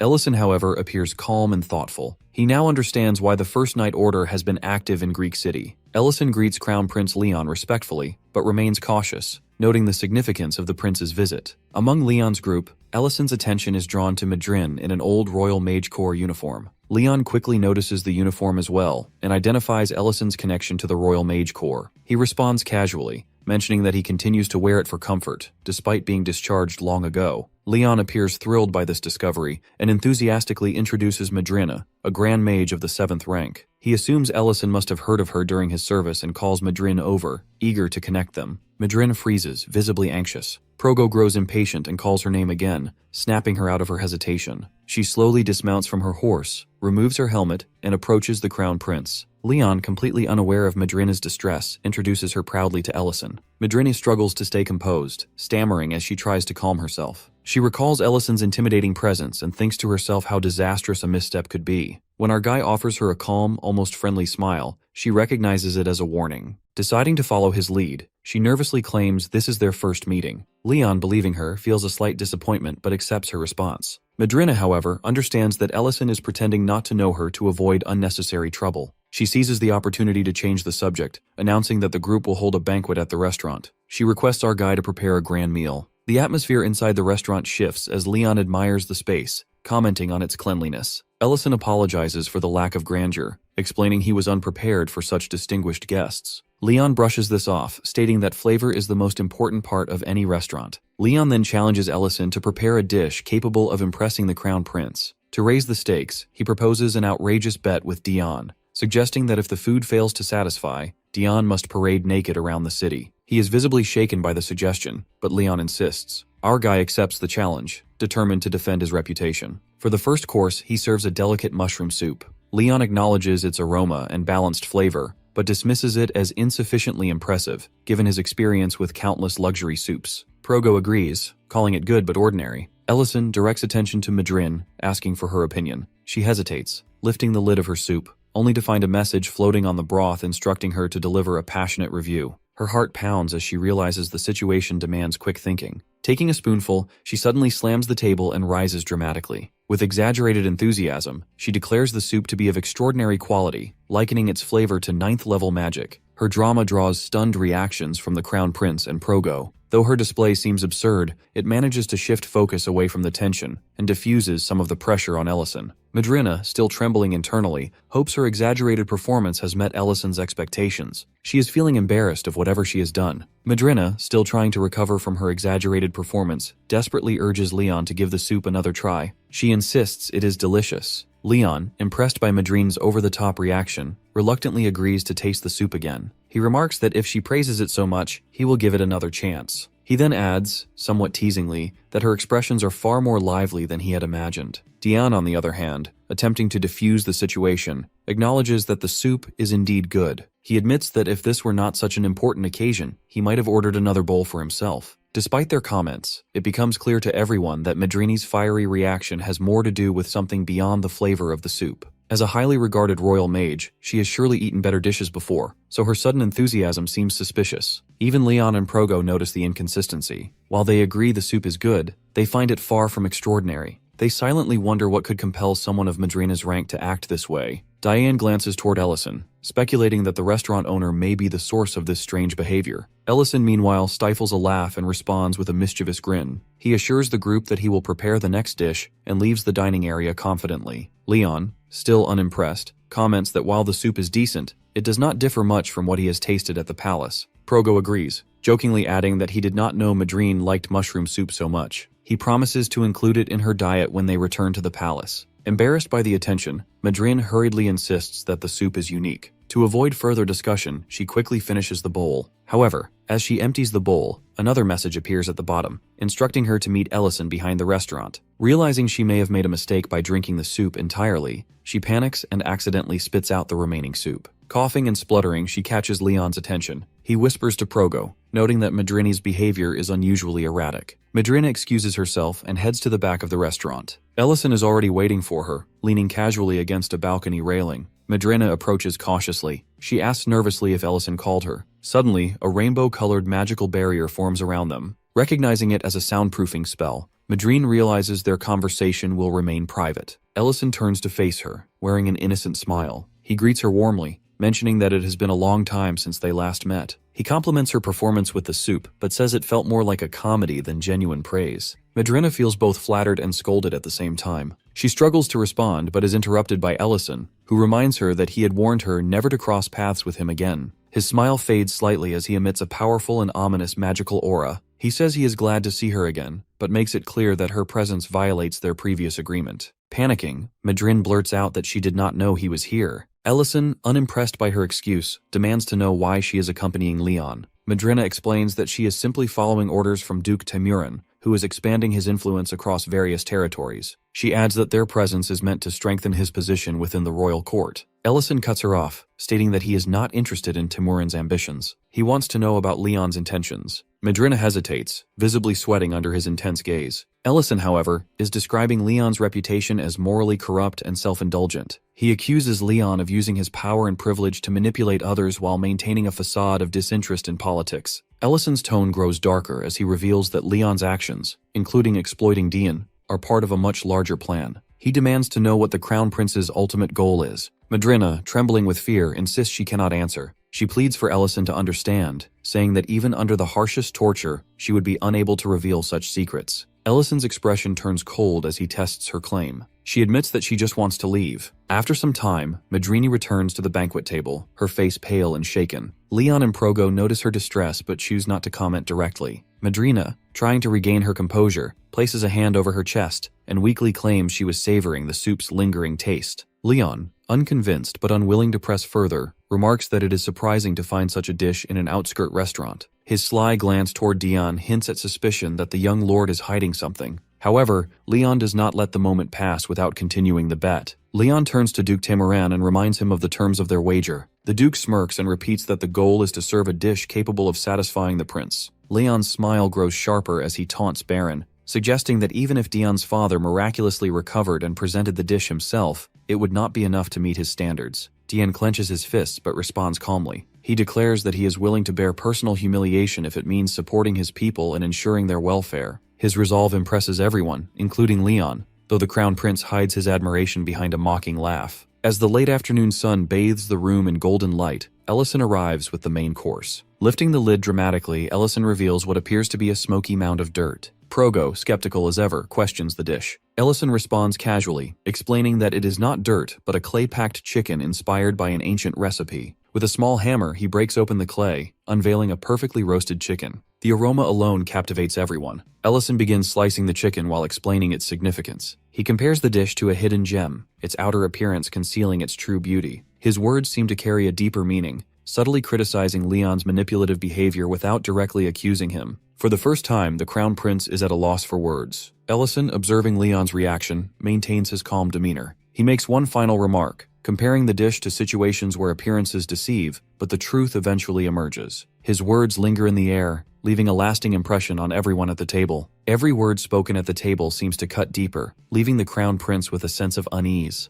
The sudden turn in conversation catches everyone by surprise. Ellison, calm and collected, holds a broken clay piece in his hand, as if it contains all the secrets of the world. Ellison suggests they discuss the current state of the Reuben Empire. According to him, the empire has grown weak, worn down by its war with the dragons. The king's diminishing authority has left the counts free to grow their power unchecked. As Ellison speaks, the room falls silent. His insights seem almost too precise, as though he has been watching the empire from the shadows. Leon's unease grows with every word. Ellison points out that the king's power is at its lowest point, leaving the Crown Prince in a precarious position. He suggests that the best way to survive such a fragile situation might be to abandon all claims to power entirely. Sweat begins to form on Leon's brow, and his calm demeanor crumbles. He mutters nervously, insisting that he has no interest in power. He claims he is harmless, content with his simple pleasures and indulgences. He agrees with Leon's statement, but in a way that feels like an accusation. He notes how Leon has been living a life of indulgence, hiding behind the facade of a carefree fool. Duke Progo, clearly angered by Ellison's accusations, glares at him and keeps stopping him and warning him. His voice is harsh as he demands to know whether Ellison understands the consequences of his words. Instead, he remains calm and composed, urging everyone to listen a little longer. Ellison raises the stakes, claiming that Leon's seemingly aimless actions are part of a larger, calculated plan. He suggests that Leon is preparing to strike back at the nobles and reclaim the royal power that has slipped from the king's grasp. Progo's fury boils over. He slams his hand on the table and calls out for Deputy Commander Dariant. The room feels charged with tension as Dariant enters,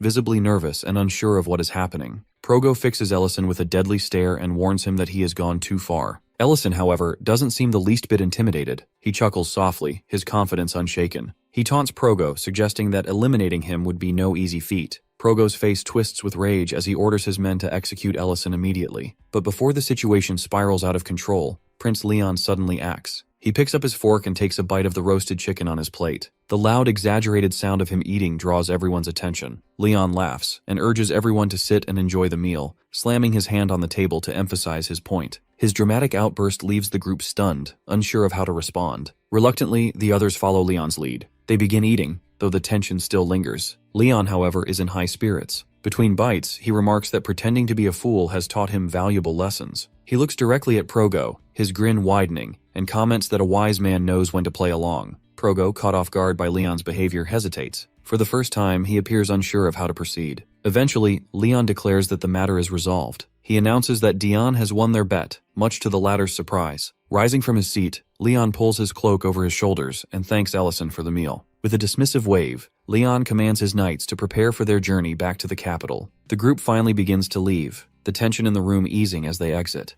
Ellison watches them go, maintaining his composure until the door closes. Only then does he let out a sigh of relief, wiping sweat from his forehead. Deanne, still processing the strange events, asks Ellison how he managed to handle everything so smoothly. Ellison simply smiles and reassures Dion that not everything needs to be understood. Sometimes, he says, it's about knowing when to act and when to let things play out. The journey back to the capital is unusually quiet. Progo and Madrin walk with their heads bowed, lost in thought. Dariant, still confused by the events at the banquet, stares blankly ahead. Breaking the silence, Leon turns to Madrin and asks about Ellison. He recalls her mentioning him before and wants to know more. Madrina hesitates but eventually admits that Ellison is the man she spoke of. Progo scoffs, finding it hard to believe that Ellison could pose a serious threat. Leon, however, seems to have gained a newfound respect for him. He laughs and reflects on how Ellison's defiance is proof of his strength. Leon begins to think about the methods he and his allies have used to gain power. They have relied on fear and intimidation, pressuring nobles to submit. But now, Leon wonders if trust might be a better path forward. Back at the restaurant, Ellison surveys a small barn he has built outside. He looks proud of his work, but before he can celebrate, one of the animals inside kicks the structure. The stable collapses into a pile of wood, leaving Ellison speechless. Embarrassed, he admits that building without proper knowledge was a mistake. He laughs at himself, resolving to leave construction to professionals in the future. The scene shifts to the Miliarec, where a tall, muscular woman with fiery red hair appears. She is Serena, the Scarlet Dragon Guardian. Serena sneers with a dangerous grin as she confronts the intruders in her territory. She appears fierce, ready to punish anyone who dares challenge her domain. As Serena steps forward, she accidentally kicks a golden crown lying nearby. The sharp edge digs into her shin, and she yelps in pain. She hops on one foot, clutching her leg, her earlier intimidation ruined by this clumsy display. Her confidence wavers as she wonders how she can possibly punish anyone in such a state. The situation becomes almost comical, and her attempt to maintain a menacing presence falls apart. On the other side of the mountain, Lurin grumbles about her hatred of mountain. Our guy, walking beside her, tries to calm her down, reminding her that they are close to their destination. She questions why they didn't simply hire human architects instead of going through so much trouble. He explains that the construction must meet his exact standards, and the dwarf is unparalleled in their skills. Lurin's curiosity grows as she wonders what the dwarf village looks like, imagining it to be a marvel of craftsmanship. When they finally arrive at the village, the sight before them is far from what they expected. The gate is enormous but cracked and covered in moss, giving it an abandoned and eerie appearance. Beyond the gate, skeletons are scattered across the ground, hinting at a violent and tragic past. Lurin instinctively takes a defensive stance, scanning the area for any threats. She questions who might be behind such destruction. Debris flies into the air as a red dragon emerges from the shadows. The dragon's voice is filled with disdain as it regards the newcomers, clearly unimpressed. It mocks them, its contempt evident in its booming voice. The dragon's disappointment grows as it realizes that another dragon has not arrived, only a young one and a human. Its tone becomes scornful, belittling Ellison and Lurin as intruders unworthy of its attention. Our guy, however, remains calm and composed. He tosses his bag to the ground, signaling that he is ready to confront the dragon. His defiance surprises the creature, which is not accustomed to being challenged. It questions his audacity, shocked by his lack of fear and respect. The dragon's anger flares as it prepares to unleash its scarlet dragon's roar, a fearsome attack capable of immense destruction.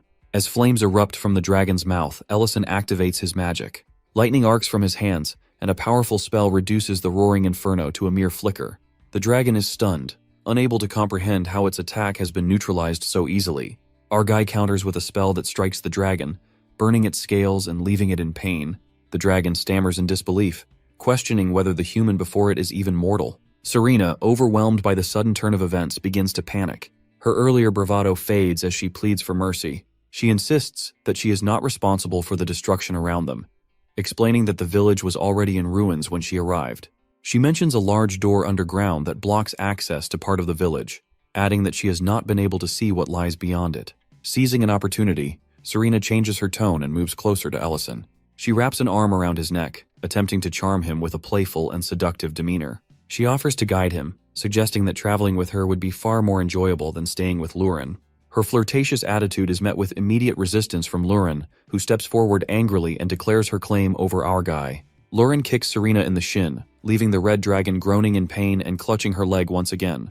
Despite the tension between the two dragons, Serena reluctantly reveals the location of the underground door. Our guy and Lurin make their way deeper into the mountains, their curiosity driving them forward. The journey leads them to a massive door adorned with intricate carvings and glowing with faint energy. As they approach, the door emits a voice warning them to leave immediately. Ellison examines the door carefully, noting its unusual design and the presence of a magical seal. He deduces that it is no ordinary door, but a barrier created to protect whatever lies within. Lurin, growing impatient, attempts to force her way through by punching and kicking the door. Her efforts are futile, and the door remains unyielding. The glowing orb in the center pulses with energy, responding to her aggression with a warning.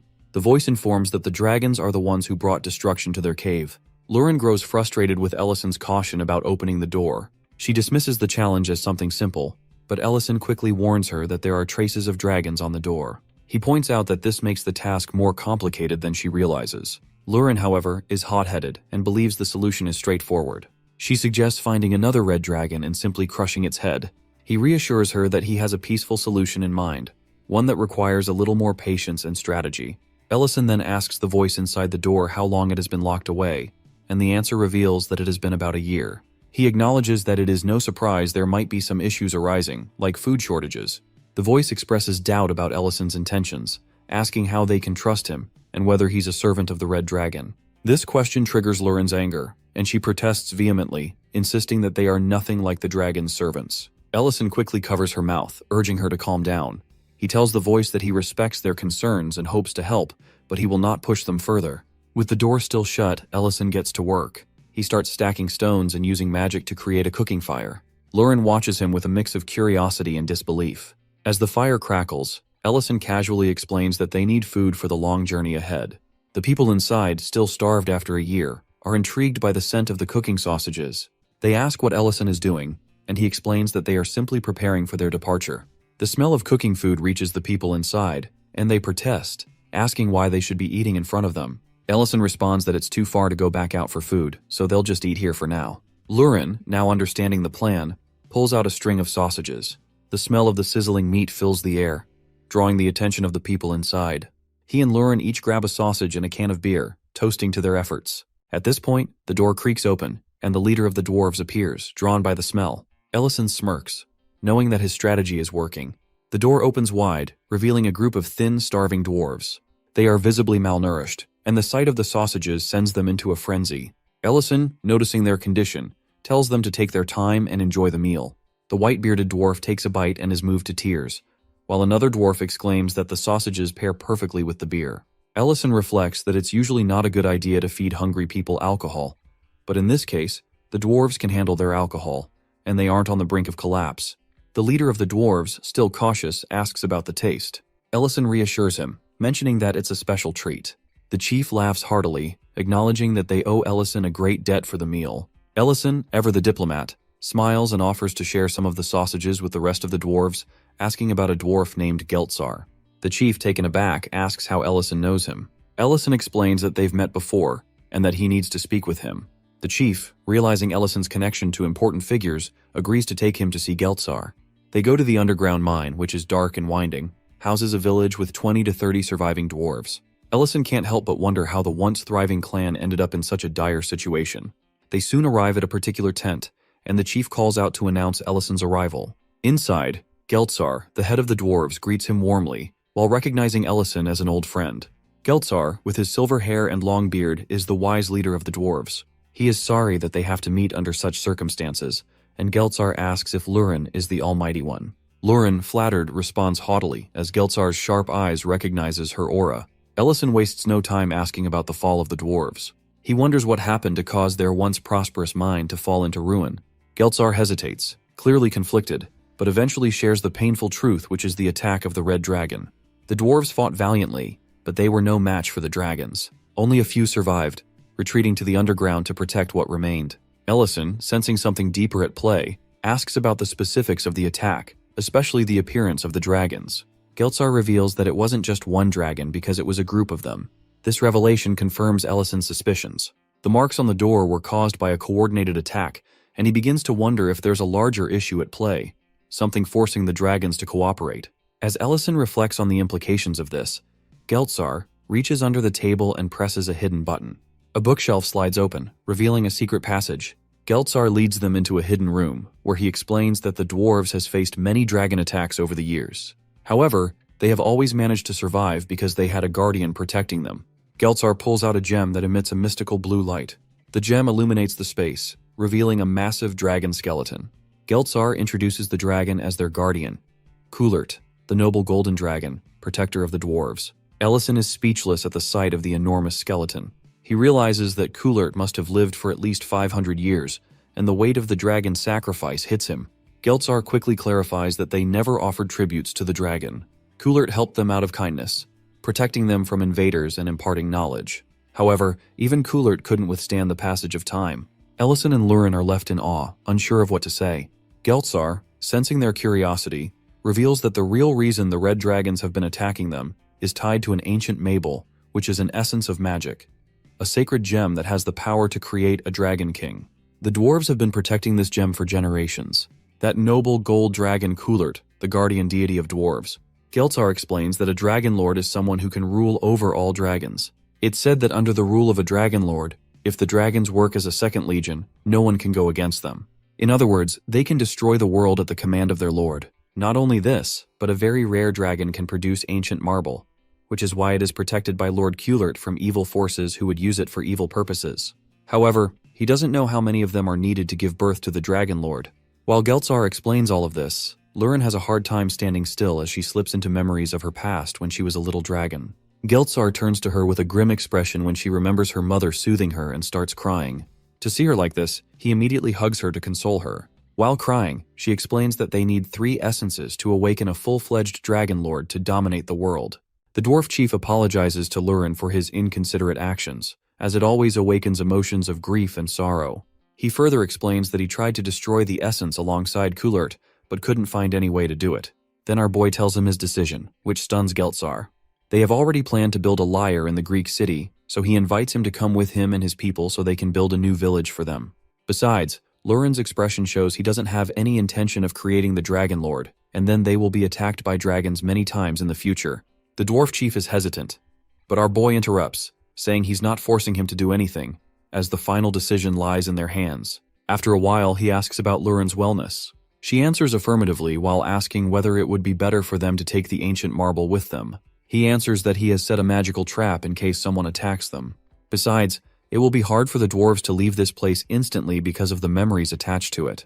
When they leave the place, one of the dwarves approaches Geltzar, who hands him the food left by Ellison. He shows him that the other dwarves have already started because they can't resist the food. His eyes brighten to see his people having a feast after so long. While observing their happy faces, that scene flashes back to the time when Kulert called for him, while asking whether he didn't find this place cramped and dark. He answers that this place might be cramped for him, but not for dwarves like them. Kulert tells him that he should leave this place because they are bound to it because of the essence. He further adds that once he dies, other dragons will seek them to try to take away the essence from him, because he is the one who is hiding this essence with his energy. The chief protests against it, while saying that he can't abandon him in the essence. So, in the end, he seriously tells him that he should go and let the next generation enjoy their lives, as there is no use in standing with the will of the dead if it will stop the happiness of the living. Now back in the present, he remembers what Kulert says, that he didn't expect him to protect the essence anyway. Now, looking at his people happy and enjoying their feast, he realizes what he has lost. Meanwhile, our main characters are moving forward when they are stopped by the dwarves. He is surprised to see them having packed their stuff and ready to leave. They agree to help Lurin make her a lair. Afterwards, they go to the Greek city and start the construction of the lair. Ellison is a little worried whether they can start the construction right away because of the condition of the dwarves, but the chief shrugs off his concern, saying that they can do it. Then he asks for more sausages, which Ellison happily agrees to. The next moment, he is entrusted with the essence by the chief, who entrusts the fate of the dwarves with it to him. To see it, Lurin asks him to absorb it, which leaves him baffled as he thinks she is joking. He decides to keep it now, which isn't liked by our girl. She reminds him that the birth of the new lord shouldn't happen, to which he agrees. He has some plans to prevent it. The scene shifts to the redhead, who is crying after being beaten by our guys. Then he senses someone's presence there and thinks it's Gjard, but it turns out to be our guy and girl. Ellison happily points out that she has such a treasure, even though she doesn't accept any tribute. Then he shows her the essence while wanting to know something from her. Panicking, she tells him that she has already told him everything they need to know. He asks about this Gjard guy who seems like he might be her companion if she didn't attack the dwarf with him. She agrees with him while explaining that she was dating that dragon and mistook him for Gjarda. Then she explains that she didn't witness any gang, as she had settled there just for half a year. Then they ask about the treasure here, before she claims that she didn't accept tributes. The next moment, she undoes a spell, which reveals that the treasure is nothing but an illusion. She starts to cry while telling him that he can take what he wants. Then he understands that this dragon was wrongfully accused. The scene changes to Ellison's restaurant, where he receives guests who are Elena and Ment. He asks about his leg as he is walking with crutches. Ment explains that it was because of Elena's effort, but she declines his claim, while adding that it was Ment's own will that kept him going ahead in rehabilitation. So Ellison praises Elena, which makes our girl quite grumpy. He then asks about the situation of her clinic. She answers that everything is going well, which makes him think that it must be Rain who is using her influence. The next moment, his thoughts are interrupted by the voice of the chief, who asks for leftovers of the stew he made last time. Elena is quite baffled to see a dwarf in front of her and asks Ellison if he let them dig under his ground. They argue for a while. The next moment, Creston also enters the restaurant and asks Ellison the reason for not opening the restaurant yesterday. To hear the noises and the argument between the dwarf and elf, he decides to cook a meal for them, as no matter what, it is a restaurant. The next moment, he is serving everyone a meal, which makes them happy, especially Ment, who was missing this pizza. Everyone is enjoying the meal, and he asks whether they need more. Meanwhile, Diane looks through the window of the restaurant and calls for his master. The next moment, our dude opens the door and asks if he's looking for him. He inquires about the reason for his distress. Diane asks Ellison whether he can make a dessert that will make his mother smile. It seems our boy agrees to the request, because the next morning, he's inside the fancy kitchen of Diane's home. Diane tells him that he will find everything essential to make the dessert, but if he needs anything, he can ask. Ellison checks everything and admits that the Lord's kitchen holds many spices that can't be found anywhere else. He then glances at the chef, who is on edge due to the Count's visit to the kitchen. Finally, he tells Diane that he has everything he needs to prepare a dessert for his mother, which makes him happy. After dinner, Ellison feels disheartened to see that Lady Berna doesn't take a single bite from the dessert plate. He even supposes that it would be a disaster if she takes one bite and leaves the rest intact. He asks since when Lady Berna stopped eating dessert. Diane explains that his mother used to love dessert, but ever since they moved to the Greek city, she has become quite strict, which also distresses his father. The scene shifts to a young Diane sitting with his family. His father asks his mother not to be so harsh on their son. She replies that she is doing it to teach him manners befitting a noble. He interjects, asking if that's the reason she stopped smiling. He adds how she has stopped sharing her likes and dislikes since moving to this place. He asks her to feel comfortable here because it's her home now. Meanwhile, she suddenly realizes she has already finished her dessert while her husband is talking. Seeing that, the Lord assures her that even though they are at war and there is a shortage of sugar, he will ensure she always gets dessert. Diane ends his story to our guy, saying it was his way of learning about his mother's love for desserts. That's how his father provided countless desserts to make her happy. Seeing their efforts, she finally smiles wholeheartedly one day. One day, young Diane is walking toward the hall of the castle but stops at the sound of someone shouting in his mother's room. He hears someone accusing her of not providing a successor, even after 5 years. Then that person opens the door in his face and storms off.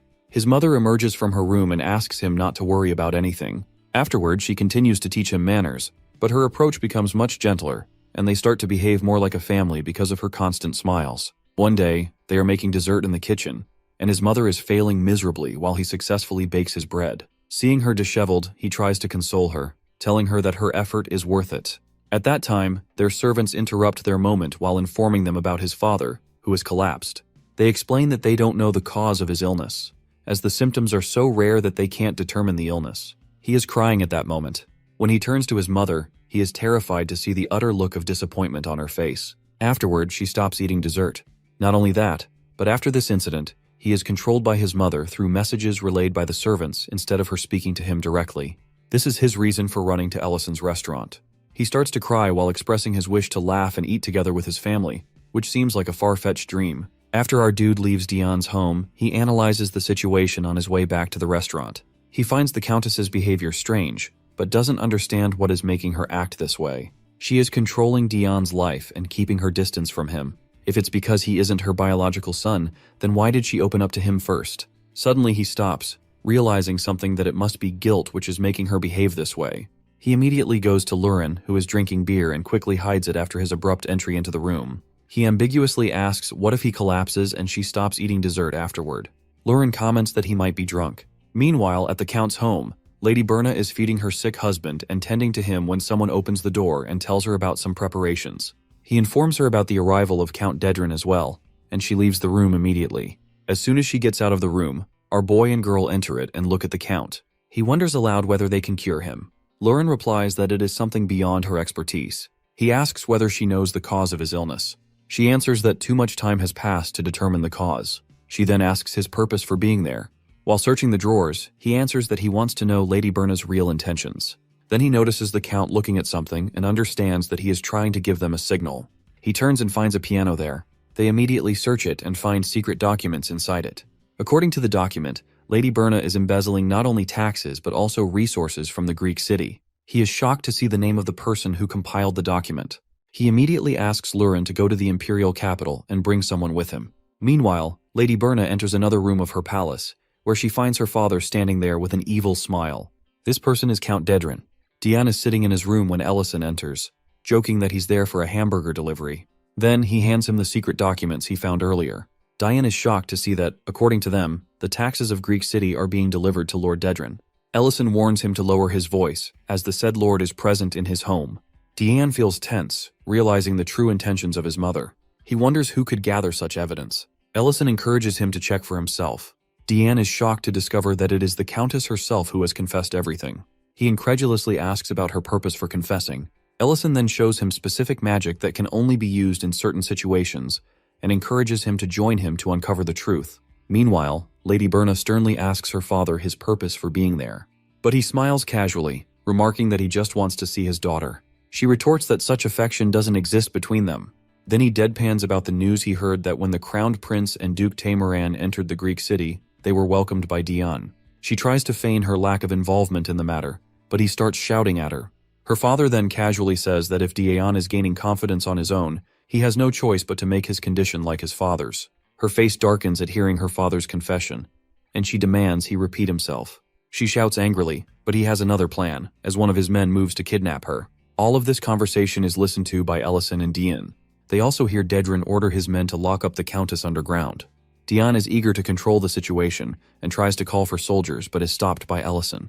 He tells him that there's a chance the soldiers have already shaken hands with Count Dedran, as his father was poisoned by his order through those same soldiers.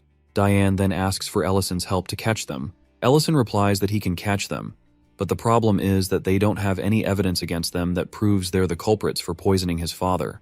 They can only catch them based on kidnapping, and if they use the evidence left by Lady Berna, she will be arrested as well. They need to create a situation in which they can gather solid evidence. At that moment, Lurin enters the scene through a portal, catching a woman in her hand while declaring that they have someone of high rank and definite status who can help them gather evidence. Diane is truly baffled by this situation. Ellison asks him to put up an act for now, as he has a plan. The next morning, Dedran visits his daughter and shows mock sorrow about her situation. Then, he asks her to follow him. However, she is shouting at him to leave Diane out of this situation, as he is getting what he wants. He reprimands her, saying that not producing an heir solidifies Diane's position as the heir because he wanted to poison Diane first. Then, he shows her that he has already given him breakfast, implying that he has poisoned him already. She is shocked to see Diane in the same situation as his father. She starts to shout, expressing how repulsive it is for her to share her blood with him, while crying for Diane. At that moment, a servant provides him the evidence Diane and Ellison found earlier. This evidence is enough proof against him. Seeing the documents, he shouts that she is truly his daughter. Then, he burns the documents while planning evilly how he is going to orchestrate a story in which she turned mad after killing her family because of their condition, and then attempting suicide. He is ready to start with Diane, but the soldier behind the armor is none other than Ellison himself, who tries to console Lady Berna. Before Dedran can harm Diane, his attack is blocked by a defensive spell. The next moment, Chief Magician Madrin accuses him of attempting murder. Then, Diane breaks his act and declares that it is over. His mother is overwhelmed to see him all right. Lady Berna is relieved to see her son all right and thanks God. Dedran, on the other hand, is quite shocked to turn off that table. Madrina tells him to follow the imperial order quietly without resistance. However, he evilly tells her that this dagger is only for self-defense, which fell while he was walking. He wasn't going to murder anyone. Madrina, having predicted the situation, summons the poison breakfast meant for Diane and asks him to eat it to prove his innocence. With dread, he touches the breakfast but throws it away. Now he knows he's stuck, so he exposes his daughter as well, revealing that she was embezzling the taxes of the Greek city. However, the table turns when Diane shows him the ashes of the documents, as Dedran has no proof to show his mother is culprit. Madrini turns to the soldiers and asks whether they are just watching and not helping.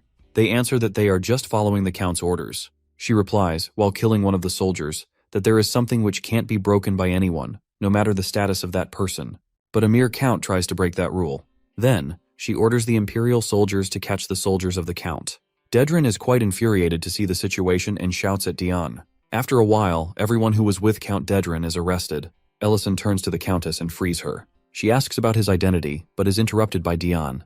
She immediately asks whether he is injured. He answers that he is all right. He sits beside her and asks the reason she doesn't look into his eyes. She confesses the guilt she's carrying and the misery they've faced because of her. She is so ashamed that she asks him not to forgive her. He answers that there is no need for her to use the word forgive because she is not at fault. Count Dedran is. He then angrily tells her that instead of leaving the evidence, she should have been confident in them and told them everything. They must accept her and help her. At last, she hugs him while promising that she won't do it again. Meanwhile, Dedran is shouting at the soldiers that they don't know who he is and threatens them, while saying that he is going to kill them first once he will be released. The next moment, Ellison appears ahead of him.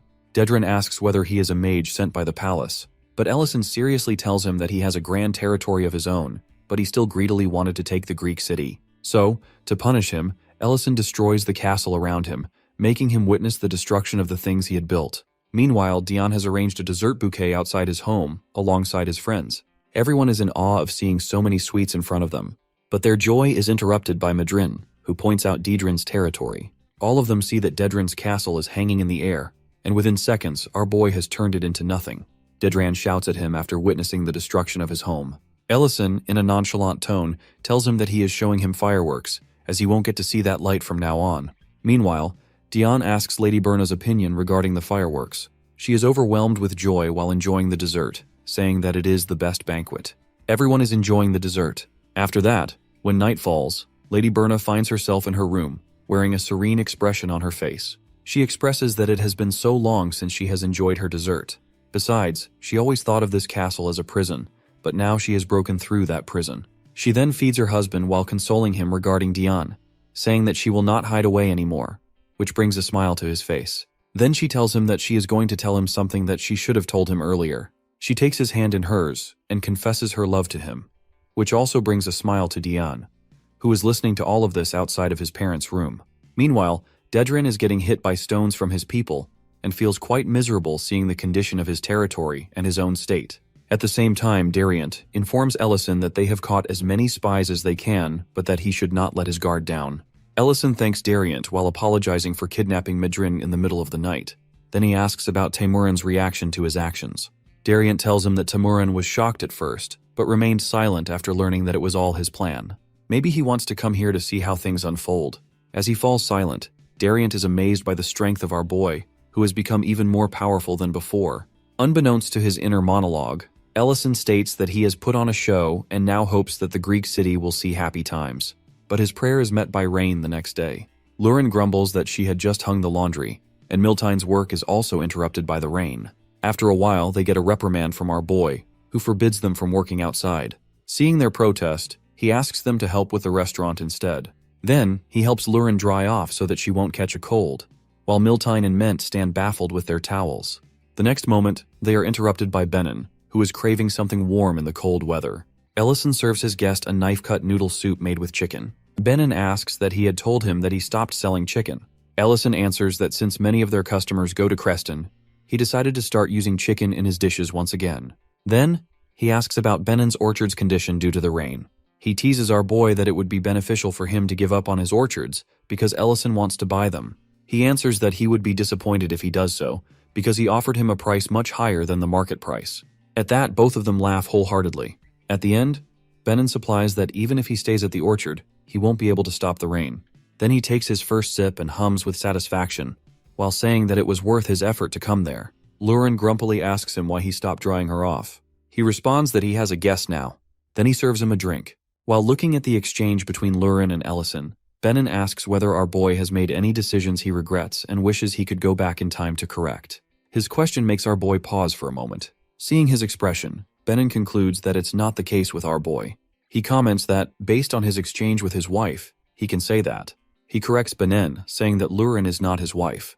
With a serene expression on his face, Benin nostalgically tells him about his childhood love, whom he loved for 30 years of his life. He tells him that her name was Miel, and no other woman in his life captured his heart like this. Our boy asks with curiosity whether he ever confessed his feelings to her. He continues, telling him that he never did, as he thought they would eventually end up together due to the time they spent with each other. But when they grew up, she started talking about marriage. So, he decided to take her for a date in the suburban part and confess his feelings. But he never got the chance because of the dragon attack. Ellison's expression turns grim as he understands that it was at that time he was transferred to this world, and the war with dragons broke out. With sorrow, Benin tells him that he ran away like a coward in that moment. He never saw her from that point, and now, after 15 years, he spots her again. Now he is tortured by that moment and her presence in this city. While standing, lost in his thoughts, he says that he was too scared to meet her and stopped going out, but he misses her nonetheless. Then he asks him to treat his wife well so that he won't have any regrets in the future. Before Benin leaves, our boy once again corrects him, saying that Lurin is not his wife. When Benin leaves and night falls, our boy thinks about Benin, who has waited for huge lover for 15 years. He even compares his weight to 150 dragon years. The next day, he asks Rain about Miel, who has recently become a friend to her. She informs him that Miel has opened a repair shop recently and has some worries of her own. Ellison then asks what kind of worries she has. Rain replies that Miel is having the same regret as Benin, which leaves him quite shocked. He asks her about what they had discussed. She answers that Miel asked her why she wasn't familiar with her face. Rain explains that it was because Rain had recently settled with her husband in this city. Then, she reveals that Miel left this place because she loved someone, and when it was time to confess her feelings to her lover, she ran away like a coward. She had heard that he came to her with a bunch of flowers 15 years ago. Back in the present, our boy gravely reveals to Rain that the person Miel loved was none other than Benin. He tells her what Benin had told him last night. They conclude that both Miel and Benin went to the meeting place but fled because of the dragon attack. Later, neither of them faced each other, assuming that they had abandoned their love and fled. Both our boy and Rain feel quite sad to understand the regret they both have carried for 15 years. Rain also adds that Miel even refused every arranged marriage proposal because of it. He consoles her by saying that he has a plan and asks her to convey a message to Miel. Later, he finds himself in Benin's orchards. He hands Benin a magnifying glass since Miel has poor eyesight and even offers to adjust it if it strains her eyes. Benin is totally baffled to hear it. Unbeknownst to his turmoil, he asks Benin to go outside Greek City, where he plans to meet with her 15 years ago. She would be waiting for him there. Confused, Benin asks our boy what he means. Ellison makes him understand that no doubt he made a mistake, as anyone can make one. But sticking to the same mistake is another matter. Besides, he knows the answer. That evening, Benin goes through with his head full of doubt and negative thoughts. But he really wants to see her.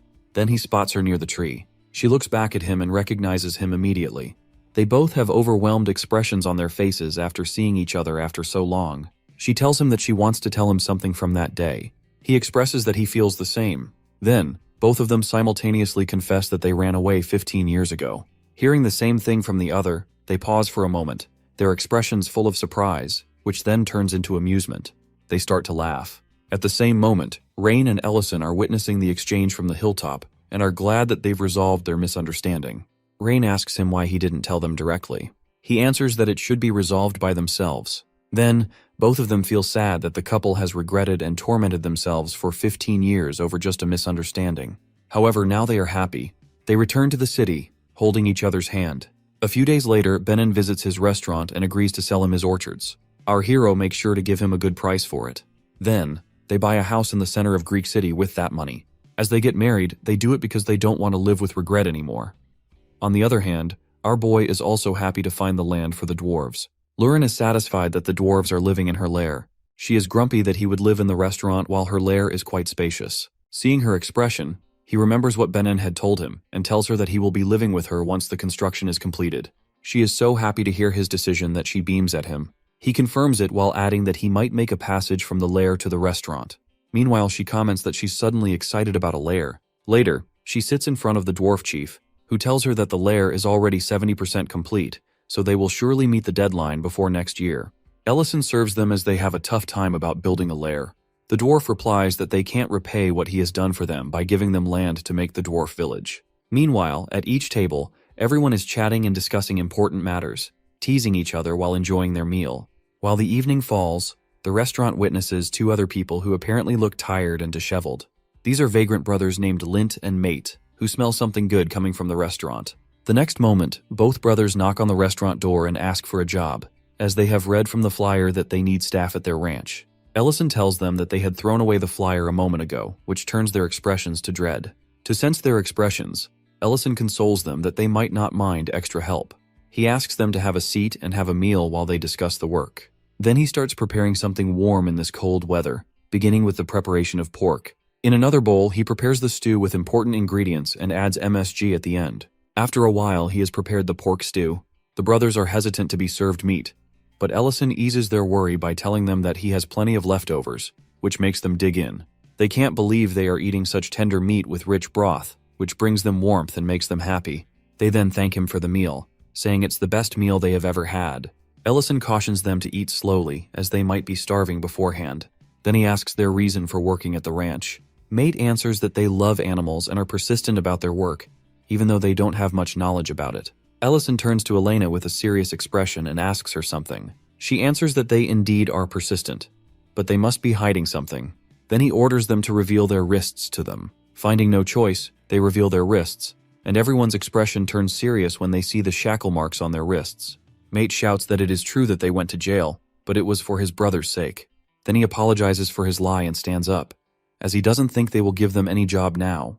When he is about to leave, his brother tries to make him stay, as they seem like good people, and they could help them if they tell them about their situation. But Mate is quite disappointed and states that no matter what, a crime is still a crime. He won't make any excuses for his deed, even though he doesn't regret doing it in the first place. However, he is stopped dead by the voice of his brother, who asks that why he left without finishing their meal. Inside the restaurant, Luren asks Ellison his reason for disqualifying the brothers. He answers that they must have some story to tell but aren't ready to reveal that secret. Then he checks the spices and decides to summon some, as they have a lot of customers lately. But he is exhausted by summoning magic, which raises a protest from Luren, who is worried about him. He answers that he didn't think about it until he got Lord Hart. Then his condition worsens, and he doesn't understand why he is having difficulty gathering mana. He loses control of his magic, and the next moment he collapses on the floor, thinking that even if it comes to this, he wants her beside him. He opens his eyes to see a crying Luren, hell-bent on worrying about him. She immediately asks about his well-being. He answers that it's not a big thing, as he just exhausted his mana, which causes a confused protest from her since he's a 9th-class Archmage. He tries to console her that he's alright. Then she asks whether he needs something, saying she will do anything for him. The thing he asks her to do is cook for him, which makes her shout in frustration, as she doesn't know anything about cooking to begin with. The scene shifts to the Vagrant brothers, who are shivering in the cold night. They try to get some work, but no one welcomes them because of their criminal status. Then one of them expresses that at least prison is better, as it's warm. Afterward, they are eating stolen food from someone when a cat growls beside them. Realizing the food isn't enough, Mate decides to check the trash can in case they find any food there. At that moment, a villainous-looking man and his subordinate walk out to see the brothers, as they hear they just came out of prison. Upon seeing them, they can't believe that Supervisor Rotunda is still after them. Mate is furious to see Rotunda still after them, and he admits his mistake. He has every intention of teaching him a lesson, but is stopped by Lint, who reminds him that they could end up in the same situation as 2 years ago. The scene flashes back to 2 years ago, when Rotunda was the construction supervisor and was harassing a poor girl whose husband was working under him. However, he is interrupted by the Vagrant brothers, who inform him about the collapse of Section 3's support, which caused the injury. The girl, after hearing this, runs outside immediately, concerned about her husband. Seeing his prey slipping out of his hands, Rotunda is quite infuriated and blames the laborers for the collapse. Mate explains that they had exactly followed the blueprint. Then, they daringly accuses him that the material was faulty, which caused the collapse. This enrages Rotunda, and he starts to beat them, reminding them that he's the one who hired these orphans for his site. He immediately fires them, declaring that the damage will be deducted from their wages, and later, they will be indebted to him. At that, Lint tries to ask for mercy. Seeing his condition, Rotunda becomes quite interested in him, suggesting that he can work his way into a noble's bed to earn money. The suggestion infuriates Mate, who attacks Rotunda. His lackeys try to stop Mate, but he's strong enough to beat Rotunda to a pulp.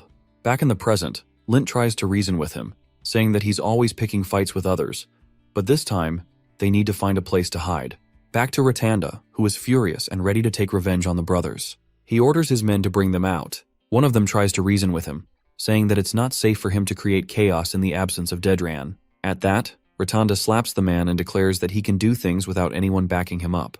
Then, he suddenly spots Elena, who is heading to Ellison's restaurant. Seeing her like this, he eagerly decides to ask her for something. He asks his men to check if anyone is around. Inside the restaurant, Ellison is inspecting the ancient Mabel, which is the cause of his exhaustion because he absorbed it. He hadn't planned to absorb it, but he needs to absorb more since he is already mana exhausted, and this can increase the side effects of the absorption. However, he intends to start now as it will take time to fully absorb it. But he decides to wait for a while until Luren brings him something to eat. He had been confident she would be able to cook, since she's been working beside him for years. But suddenly he hears noises from the kitchen and concludes that he's likely going to starve to death at this rate. Inside the kitchen, Luren has made burned food for Ellison while crying about how she can't give him the proper food, as he might die from eating it. She wants to care for him and decides to call for Elena to help cure Ellison. Although she doesn't like her, she decides to do it for Ellison's sake. But when she can't find her scent, she decides to kidnap a chef for Ellison. Suddenly she stops, hit with the realization that she's always dependent on someone else. She can't use healing magic, nor can she cook. Then she remembers his words.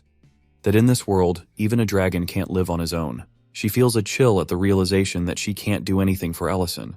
That scene shifts to Elena, who is gripped by Ratanda's man, who is lusting over an elf and claims that he has visited her clinic numerous times. He asks about the whereabouts of Lint and Mate because he plans to take care of her if she doesn't cooperate with him. Ratanda's man thinks that she might not know about these brothers who just got out of prison, but she says that she does. The next moment she activates her magic, claiming that she isn't going to tell him anyway. He is furious to see her run away and intends to catch her, but his face is met by Mate's punch, who can't hide anymore. He apologizes to his brother, who is also ready with a stick to fight back. He consoles his brother, while saying that now they can warm themselves up this winter because of his decision to fight. Elena asks their purpose for being there, but Lint tries to get her to run away, saying that this guy has business with him. Mate is also furious that this person has attacked someone who had nothing to do with him. Ratanda, on the other hand, remains calm in the situation. He claims that they are going to die then. It seems like he has hired a Roman horde for his aide, who is a Greek city gang leader. Roman is going to teach the brothers a lesson. The scene shifts to Rain, who hears the knocking and goes to open the door. She finds Lauren there, who wants to know the location of Elena's clinic. Outside, Mate is fighting with Roman with all his might but is getting the lower hand. Lint tries to help his brother, but Roman immediately grabs his neck and defeats him. Seeing his brother at his mercy, Lint begs for mercy while pleading with him. Ratanda praises Roman, saying he is not an easy enemy, as he has years of battlefield experience. Roman asks if he should beat them more. Ratanda replies that he wants the younger brother, and he asks Roman to keep a track of where the elf has gone. However, this instruction quite enrages Mate, who is yet to attack Roman. Meanwhile, Elena is healing the wrist of someone. At the same moment, Mate is in a dilemma about his own situation, as he is not someone who just goes ahead and pretends that he doesn't notice the cruelty of someone. He is totally helpless against Roman's power and wonders if he had endured it 2 years ago, things might have been quite different. But suddenly, there is our heroine, who comes here tracing the elf's scent and asks for her help. Elena replies that she is not in a condition to help. As soon as Roman senses that Lauren is not some ordinary girl, he backs off and leaves Lint and Mate. Elena immediately goes ahead to heal him. Ratanda is quite baffled by the situation and orders his men to capture the woman, but is stunned to see that everyone flees away. Deciding to take the matter into his own hands, Ratanda grabs Lauren in order to catch and sell her. But the next moment, she vanishes into the air before ripping off his arm. Everyone is stunned to see that. She immediately goes to Elena and asks for help because of Ellison's grave condition. After a while, Elena is shown healing Ellison while being exhausted. He thanks her and Lauren for getting here to help him, who is still clinging to him. Elena has exhausted all of her mana because of the strength Ellison holds. Then, Lauren turns to her with a jealous expression on her face. Her jealousy then softens, and she thanks Elena. Both of them are quite surprised to see her thanking anyone. She protests, while claiming that she was just moved. Then our dude asks the brothers to come inside. Mate thanks them for protecting them. Ellison thanks them as he thinks that they were the ones who saved Elena. Lint explains that she was caught because of them, as Ratanda was after them, and she got caught in that fire. Ellison consoles them that they shouldn't blame themselves for the wrongdoing of others. Then he asks them their reason for not telling him everything before. Mate expresses that it was because he wanted to repent for his crime. At that, Ellison asks whether they have a place to stay. Sensing their expression, he shows them a gold coin, which can cover their expenses for a month at an inn. Mate asks his reason for giving them money. He answers that because he wants them to work at the ranch starting tomorrow. Mate reminds him that they are criminals, but Ellison cuts him off, saying that they have already repented for their crimes and that he finally knows who the real sinner is. Both of them are highly thankful to Ellison, and they begin to refer to him as their elder brother, but he responds that he would prefer to be their manager. The next day, the Vagrant brothers join their duties at the ranch and start calling Miltine Senior, which makes her feel quite good. She welcomes them wholeheartedly. However, that same sentiment is not shared by Mint, who keenly looks at the bruises left by shackles on their wrists. She openly expresses that though Ellison made the final decision, he does not trust them, but he will definitely beat Ratanda as well, which brings a smile to Mate's face. Meanwhile, our boy is working his way with the ancient marble while feeling quite satisfied to restore his mana. Besides, only a few days are left. He then turns to Lurin, who is behaving strangely nowadays. He asks what she is doing while observing the guests. He also notices that his restaurant has become more crowded, and there are many people whom he doesn't know. Not only this, he doesn't know what is going on in her head as well. In reality, Lurin is noticing the women wearing jewelry and asks their reason for wearing it. He answers that they do it because it looks pretty. He reminds her that even dragon lairs are filled with treasure. She replies sadly that her mother's lair was nothing like that. He asks whether she likes to be gifted jewelry. While looking at Miel receiving a necklace from Benin, She conveys her confusion regarding this matter as well.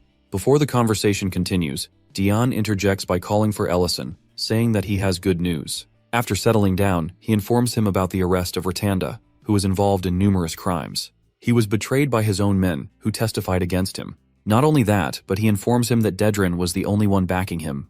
He also shows exhaustion, explaining that every time they think they have settled down, Count's cronies shows up in the castle. While serving him a burger, he praises him for handling it well. Then he asks whether he has time after 3 days, which Ellison complies to, making it for his sake. Then Ellison whispers something in his ear, and he eagerly says that he will participate. After 3 days, he is sitting in front of the chief dwarfs in a dark room. The chief is about to say something, but he stops him, while saying that he wants to check the item first. The chief hands him the item, which he finds perfect. The next moment, he hands the dwarves a big container filled with sausages and beer. He then asks them to participate in the event, but the chief excuses them, explaining that they are going to the last stage of construction.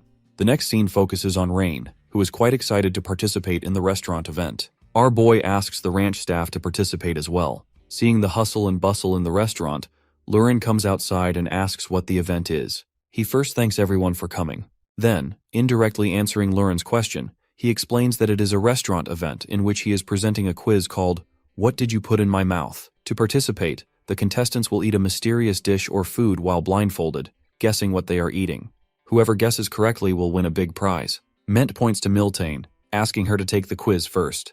She is a little hesitant about whether what she is going to eat will be edible. He replies that everything he prepares is edible, depending on the perspective of the person eating it. Then, he feeds blindfolded Miltane something with a squishy, warm texture, something she has never had before. Miltane gives up, and it turns out to be a marshmallow. He explains that he knows this dish because he comes from a very faraway place. Miltane likes the marshmallow but doesn't enjoy eating something sweet while blindfolded. Next is Creston, who is quite confident, but the next moment, he is out of the quiz because he cannot figure out that he is eating red chilies. Ellison is getting excited with each passing moment. Then he turns to Lurin and blindfolds her while reminding her that she won't be doing any magic. Then he makes her eat something, which turns her expression quite grumpy.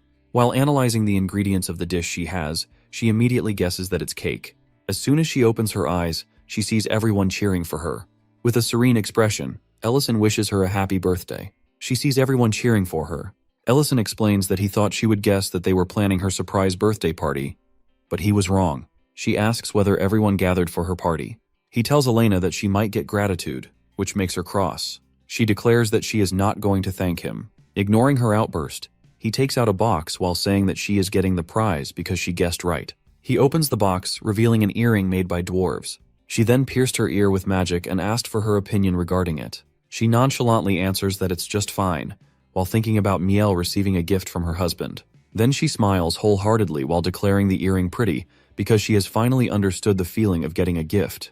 They then start the quiz again, in which both Rain and Mate had failed miserably. Afterwards, everyone is having the cake.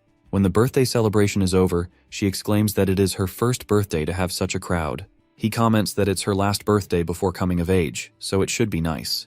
Then they notice that it's snowing outside, and Ellison offers to go outside with her. While having coffee on the terrace, they express their disbelief that it's already been a year since they came here.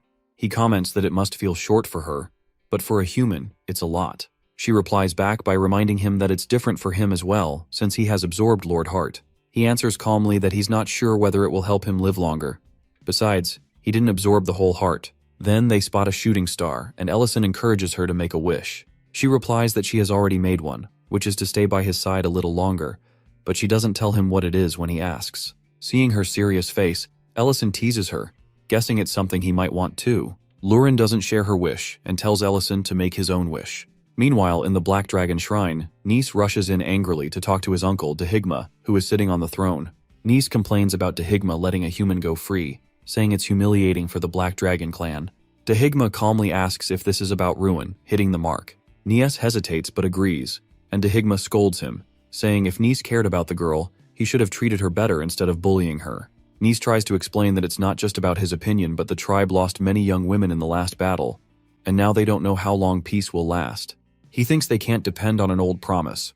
Dehigma reminds Nis not to underestimate the human and warns that breaking promises would ruin their clan's reputation. Nis gets an idea and slyly agrees to follow the rules as long as things look justified. With a sharp grin, he leaves, feeling he has found a way to handle the situation. In the cold Arctic mountains, Lurin bundles up tightly against the snow, her face barely visible. She looks at Ellison and asks why they are there. Ellison excitedly tells her that they are looking for rare mushrooms. Lurin, confused, questions that why mushrooms are so important. Ellison explains that these mushrooms are very rare and could make him rich. He recalls hearing a story about nomads finding one with the help of pigs, and how they sold it for a fortune. When Lurin asks how he plans to find them, Ellison admits that the mushrooms have a distinct smell, but are hard to locate because they grow underground. He suggests using Lurin's dragon senses to help. Lurin sighs, feeling used again, but agrees reluctantly. Their conversation is interrupted by a loud howl. Looking ahead, they see a group of goblins attacking a large cat near a cliff. A group of goblins wielding spears attacks a giant mutated cat near the edge of a cliff. The cat, trembling and crying out in pain, is being viciously mauled by the goblins. It seems doomed, on the brink of killed by the goblins. Next moment, a red flash cuts through the air, which is a slash to the cat's leg that causes it to collapse onto the ground. Before goblins get the car, Ellison stands in front of the group. He has protected the cat by his shield magic while saying that even though everyone has their reason to fight, but they can't do it here. Before the goblins can react, our girl's glare is enough to make them tremble with fear. They drop their weapons without a second thought and quickly flee, leaving the mutated cat lying in shock. Ellison comments to Lurin that the goblins didn't run because of him. Lurin, receiving praise for her role in the situation, doesn't act arrogantly. Instead, she replies that she has more dignity than that. The cat, seemingly recovering, approaches them again, but this time with a slightly aggressive expression. Before either of them can react, the cat flops onto the ground and begins wagging its tail, clearly friendly. Ellison, seeing the cat's behavior, can't help but think of Dean back at restaurant when he begged to be accepted as a disciple, mirroring the cat's needy demeanor. Ellison wonders aloud what the cat is trying to say, prompting Lurin to reluctantly translate. She explains that the cat is thanking them for saving it and wishes to repay their kindness. The cat looks up at Ellison with sparkling eyes, awaiting his response. Ellison mutters under his breath about repayment. As they sit at a round table watching the two cats play together, Lurin asks what he expects to gain from this odd encounter. Ellison answers, saying it was just precautionary. He believes the cat could help them find the treasure they've been seeking. At that moment, the cat returns, proudly carrying a pile of something with it. A strange smell fills the air, and Lurin immediately covers her nose, asking what that odor is. She's sure it's not treasure, but Ellison insists that it is, because he recognizes the mushrooms the cat has brought. Meanwhile, in a distant area that resembles a battlefield, Nis, a dragon, arrives, his face twisted in irritation. He demands to know what's happening.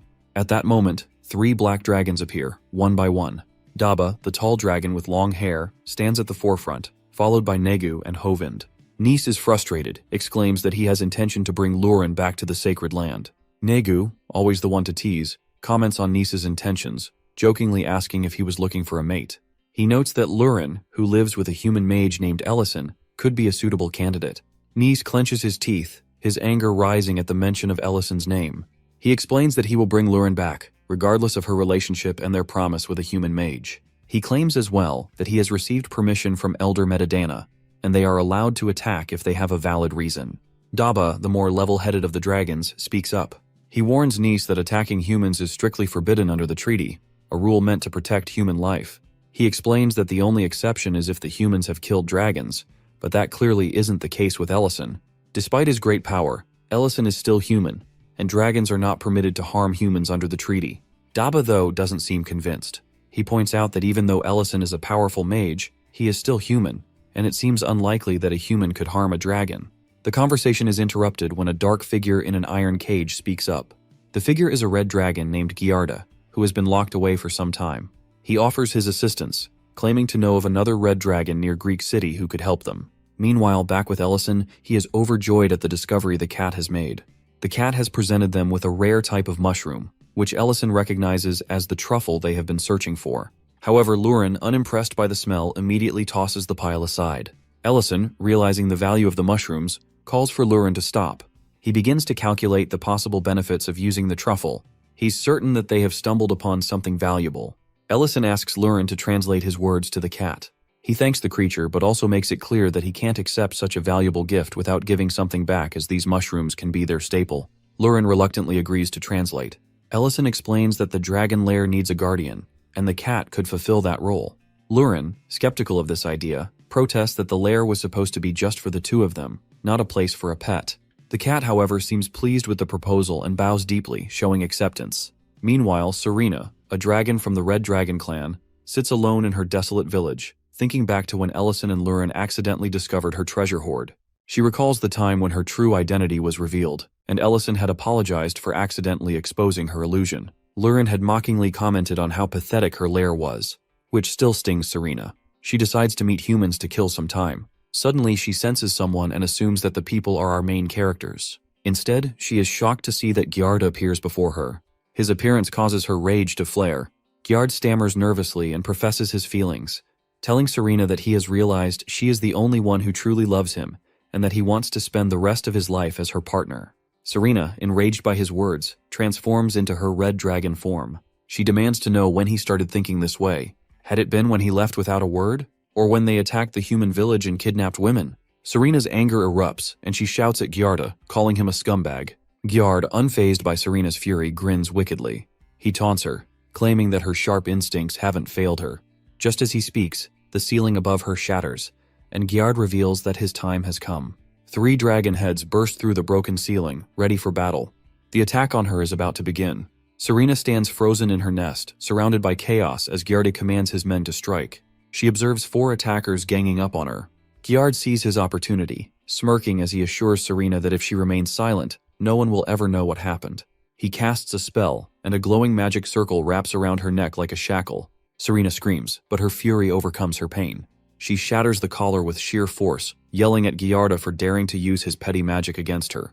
Before she can act further, Nis, hidden behind her, strikes a devastating blow as a flash of purple light fills the air. In a distant part of the village, Geltzar stands bewildered, staring at a massive creature towering in the distance. Ellison introduces it and explains its needs and asks for the room temperature to be lower because these cats live in colder area. Lurin, skeptical as ever, accuses our guy of bringing the creature for the sake of rare truffle mushrooms. Our guy doesn't deny it.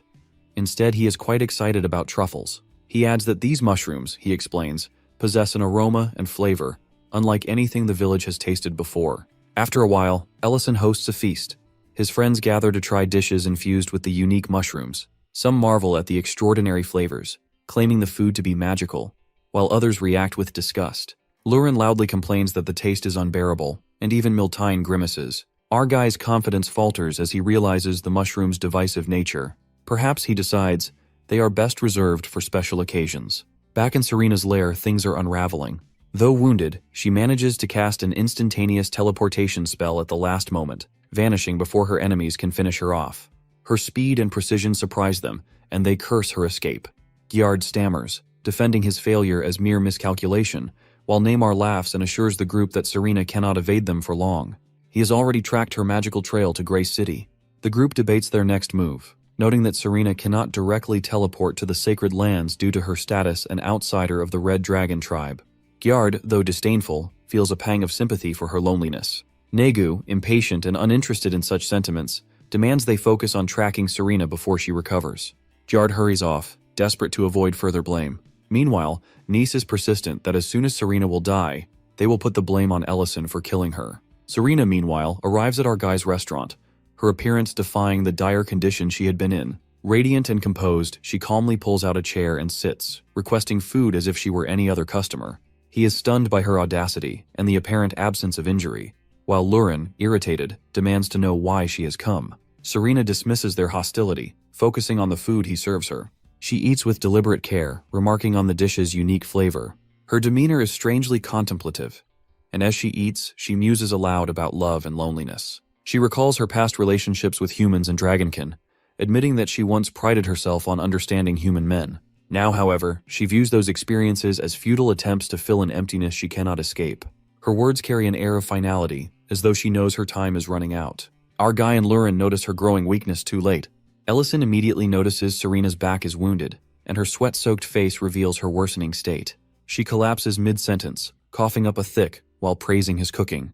Panic overtakes our guy and Lurin as they realize the severity of her injuries. Lurin diagnoses her condition grimly because her wounds are too severe for even a dragon to recover from them. A sudden red portal opens outside the restaurant. Heavy armored footsteps echo as some people emerge from it while accusing our guy of murdering a red dragon. Inside the restaurant, Serena lies motionless, her life hanging by a thread, while outside, the dragons prepare to attack. They immediately understand that it is trap. He tells our girl to take Serena to Elena so that she can be saved. She nods while asking about his next course of action. He stands up while determined to greet his guests. Our guy tries to maintain his composure, greeting the newcomers with forced politeness and offering to talk over tea. But his words fall on deaf ears. The dragon named Baint stormed the restaurant, launching a magical attack aimed directly at Ellison. He narrowly dodges, only to see Serena's blood staining the floor behind him.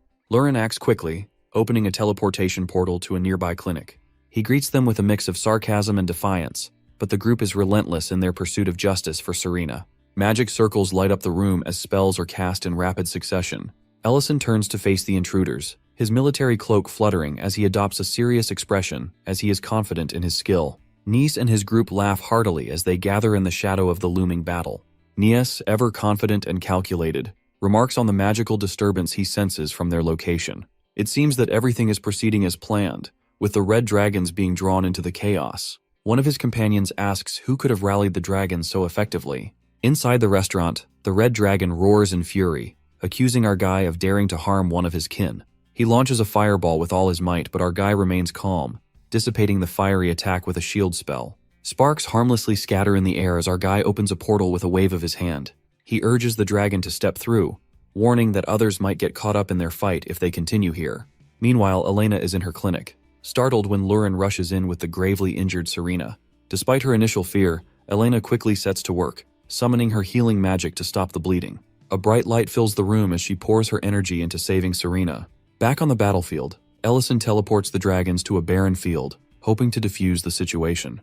Bent mocks our guy with claims that this will be his grave. Our guy, deep in thought, begins to piece together the puzzle. He suspects that this entire scenario is a trap designed to frame him. The real question is whether it was orchestrated specifically against him, or if the red dragons are merely pawns in a larger scheme. If it's the latter, there might still be a chance to reason with them. Our guy raises his voice, urging everyone to calm down and discuss the situation rationally. He attempts to explain that the blood in the restaurant was not his doing, but the old dragon, influenced by Nice's manipulation, interrupts him. The dragon insists that the blood is undeniable evidence of Ellison's guilt. Despite Ellison's calm explanation that the injured dragon arrived at the restaurant already hurt, his words fall on deaf ears. He adds that she is still alive and he is trying to save her. Next moment, Gaillard steps forward and lashes out at Ellison, while accusing him of driving Serena from her lair and murdering her when she refused to leave. Our guy realizes that Gaillard is a key player in the plot, but the other dragons, swayed by Gaillard's lies, are too enraged to listen. Baint, another dragon, transforms into his true form and unleashes a furious roar, his anger consuming him. The situation escalates as dragons and our guy exchange powerful attacks. Ellison's magic clashes with Dragon's fiery breath, creating a massive explosion of energy. He asks if this dragon was so important for them. They should not leave her in the first place. However, they reply that T doesn't know a thing about dragon law. Finally, our guy begins to lose patience with the dragon's stubbornness and refusal to see reason. His frustration manifests in a surge of magical power that forces Gaillardi to fall down in fear. Next moment, Nice and his notorious group arrive. Nice, in his typical arrogant manner, mocks our guy. Bent asks about his sole reason to be there. He declares that he comes here to assist the situation after sensing mana power. Ellison immediately recognized his name, knows that he must adapt his new approach. Meanwhile, Nice is persistent to show him his place. In the healing room, Elena struggles to keep Serena alive. Blood continues to seep onto the floor despite her best efforts. Exhausted and on the verge of despair, Elena whispers her apologies, convinced that she has failed. However, Lurin refuses to accept defeat. She transfers her own mana to Elena, urging her to continue the healing process. Much to astonishment of her, she adds that now she will not have shortage of mana. As the battle rages on, black dragons also join the battle and launch continuous attacks to keep our guy pinned down. He blocks their attacks, but the relentless assault takes its toll. He summons a golden spell, raising the ground beneath him as he prepares to face their onslaught. However, Nice asks his companions to help him, and they prepare another attack which makes out Guy quite tense. Suddenly, a voice echoes through the battlefield, commanding everyone to stop. 4 teleportation gates open simultaneously, and through them step the elders, including Metadana and D-Dank. Their presence brings an immediate shift in the atmosphere. The elders demand an explanation for the chaos. Metadana strokes his chin thoughtfully, remarking that our guy always seems to be at the center of these conflicts. He then insists on hearing the truth. Our guy greets the elders with a mixture of relief and sarcasm, finally removing his hood to reveal his face. Meanwhile, Nice inwardly reflects on the situation, suspecting that the human, Ellison, must be feeling quite secure, thinking the elders are here to protect him, but he must be fuming over Lurin's involvement. His granddaughter staying with a human is nothing short of an outrage in his eyes. This scenario is exactly what Nis has been hoping for, which is his way to escalate matters beyond repair. Nias believes that if he can convince the elders that Ellison killed Serena, a red dragon, it will give him the perfect justification to demand Ellison's public execution. His confidence in this plan is unwavering. Nias feels certain that everything is aligning in his favor. What he fails to realize is that Ellison has already foreseen his moves. While Nis basks in his overconfidence, Ellison is trusting that Lurin and Elena will manage to save Serena. The scene shifts to the Elena's clinic. Lurin and Elena are working tirelessly to stabilize Serena. The bleeding has stopped, but she remains in critical condition. Lurin, meanwhile, prepares Elena for a difficult choice. She reminds Elena of a similar situation they faced in the past, explaining that the magic she is about to channel is far more powerful than before. Lurin reveals that they must synchronize their magic fully to save Serena. This means that Elena's body will act as a conduit for the immense energy of the dragon. If she fails to handle it, her body could collapse under the strain. Elena hesitates, fear creeping into her heart. Lurin presses her, emphasizing the stakes. Serena's life and Ellison's survival both depend on her decision. Trembling but resolute, Elena agrees to the synchronization. As Lurin begins the process, a massive surge of magic overwhelms Elena. She collapses, the power of dragon's magic nearly crushing her. For a moment, she feels utterly insignificant in the face of such immense energy. She begs Lurin to reduce the synchronization, but Lurin refuses. She tells Elena that as a healer, it is her responsibility to push her limits. Elena pulls herself together, focusing all the energy into healing Serena. The room is filled with a glowing light as Elena channels her magic, pouring her soul into the task. Lurin encourages Serena to fight as well, calling on her dragon resilience. Meanwhile, Nis is spinning his fabricated tale before the elders. He confidently claims that Ellison attacked and killed Serena. To bolster his story, Bant also points to the blood splattered across his restaurant and asserts that his actions were in accordance with the treaty. Gjard also interjects, saying that he witnesses the murder of Serena by Ellison. But Metadana turns to Ellison to ask for clarification. Ellison clarifies that he doesn't have any solid reason to kill a dragon. During the war, they make a treaty, and according to it, they can't kill any races. So, he doesn't harm anyone who keeps the standard. Besides, it is an absurd claim that he would just kill a red dragon simply because her lair is close. He points out that the black dragons appeared suspiciously fast after the alleged attack, almost as if they were expecting it. Ellison accuses them of orchestrating a trap. The elders exchange glances, their suspicion growing. Dedank questions whether Ellison has any proof to support his claim. Ellison nods, his calm confidence unwavering. He opens a portal and to everyone's shock, Serena steps through, alive and well. Her appearance silences the crowd. Nis freezes, his face draining of color. He praises Elena of her effort to finally save Serena and Lurin steps forward, explaining that the synchronization method she used with Elena was what saved Serena. However, he still praises Elena's healing skill. Serena confirms that it was Nis and his accomplices who ambushed her in her lair. She states clearly that Ellison and his group saved her life. The revelation causes an uproar. Bent immediately apologies to our guy and ready to accept whatever punishment he will give him, but Ellison forgives him. However, the black dragons are another case. The elders are astonished by this new technique, while Elena remains too exhausted to fully absorb the praise. Metadana addresses Nis, his tone cold and unforgiving. He declares that Nis has broken the treaty and endangered the fragile peace between the dragon and humans. Nis, on the other hand, is infuriated that our boy does not only have mighty power of a mage but Lurin as well. He now wants to teach him a lesson, so he transforms into his dragon form and attack his back. Blood stains the ground as Ellison moves quickly, shoving Lurin aside to take the full force of Nis's attack. The blow lands heavily and Ellison falls to the ground, his back soaked in blood. He lies motionless, and Lurin stares in shock, her mind unable to process what just happened. Her voice breaks as she asks why Ellison pushed her away, why there is so much blood. She sobs while she calls his name. Bant is hell angry and asks the reason behind Nis' dishonored action to ambush from behind. Nis starts laughing. His voice is full of mockery as he taunts the group. He declares himself a hero, who the savior of the dragons, the one who brought them back from extinction. His asks about the reason of maintaining a pact as he accuses Ellison of being a danger to their existence, who is a threat too great to ignore. Meanwhile, Elena is Ellison's side, her hands trembling as she tries to use her magic to heal him. Elena's attempts to heal Ellison are failing. She begs Lurin to join her, to synchronize their magic as they did before, but Lurin remains paralyzed, the tears streaming down her face while she looks at her hands drenched in Ellison's blood. Nias taunts that no matter what they will do, They won't able to heal Ellison because his case is different from Serena. From the side, Serena watches with narrowed eyes. Her bitter laugh cuts through the tension, startling everyone. She mocks Nis for his cowardice, pointing out that this isn't the first time he's attacked from behind. Turning to Lurin, she snaps at her to stop crying and look closely. Serena points at Ellison's body. His wounds, instead of worsening, are healing at an incredible speed. His strength isn't fading, it's growing. Serena's sharp words jolt Lurin back to reality, and she looks at Ellison, hope flickering in her eyes.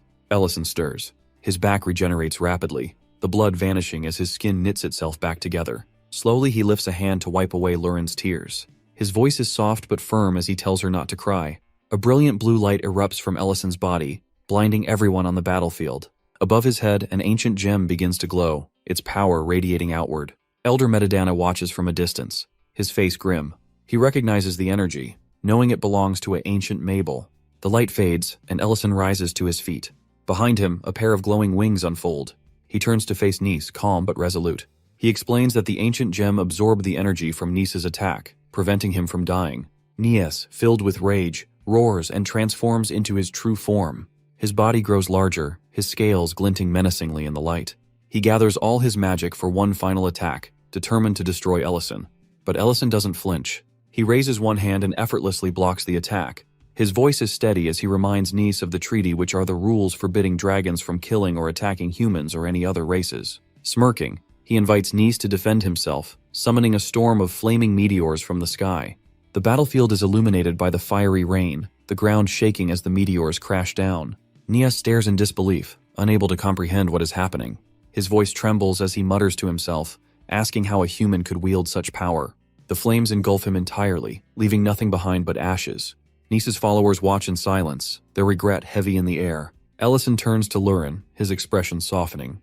He gently takes her hand, his voice soothing as he tells her it's time to go home. Lurin, still trembling, throws herself into his arms, her tears flowing freely. She clings to him, nodding silently. Elder Madamada steps forward, his voice firm as he delivers judgment. Negu and the others who conspired with Nis are sentenced to 3,000 years of imprisonment in the sacred Forbidden Grounds. Justice is served, and the victims of this conflict begin to find closure. Serena, too, is compensated for her losses. Her lair, destroyed during the chaos, is restored and filled with treasures. Lurin sits alone, her back turned to our boy. Ellison approaches her cautiously, sensing her distress. He gently asks that what's wrong. Lurin doesn't look at him. Her voice trembles as she scolds him for being reckless, for taking such a dangerous risk. Ellison listens quietly, his expression softening. He gently wraps his arms around her, holding her close. He apologizes, while promising to be more considerate in the future. Their moment is interrupted by Elder Madamada, who appears suddenly. Both Ellison and Lurin jump, startled by her presence. While Elder Madamada interrupts their conversation, Lurin is taken off guard and reacts instinctively by punching Elder Madamada directly in the face. The elder stumbles back, holding his face in surprise and pain as confusion fills his expression. She questions him angrily, demanding to know what he is doing there. Madamada, still clutching his sore face, stammers out a response, reminding her of his position as an elder. Ellison steps in, scratching the back of his head awkwardly, and tries to defuse the situation by explaining that he is the one who invited Madamada. Lurin looks at Ellison, her face still showing surprise, and asks why he would call Madamada. Madamada, trying to regain his composure, glances between the two and asks what is happening. Ellison's demeanor shifts to seriousness as he begins explaining the situation. He brings up the awakening he has likely noticed and reveals that it is connected to the ancient Mabel. After a while, Ellison, is playing the role of host, offers Madamada a drink. When Madamada takes a sip, his expression changes as he remarks on the rich and refined flavor of the whiskey. He notes that it must have been aging for decades, perhaps 60 or 70 years. Ellison acknowledges the guest with a small smile, impressed by Madamada's accurate assessment.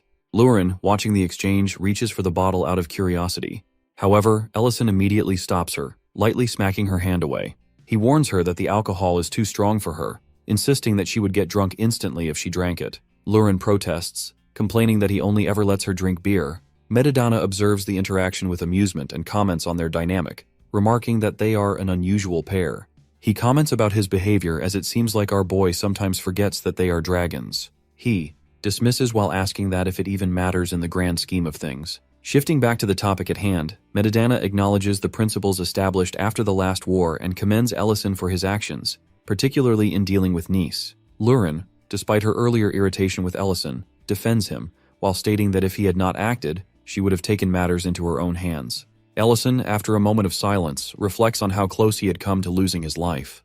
The conversation takes a turn as Madamada begins discussing the ancient Mables. He recaps the immense power these gems grant to anyone who absorbs them. He explains how 1 gem provides dominance over dragons, 2 offer control over purebloods, and 3 could potentially allow 1 to rule all dragonkind.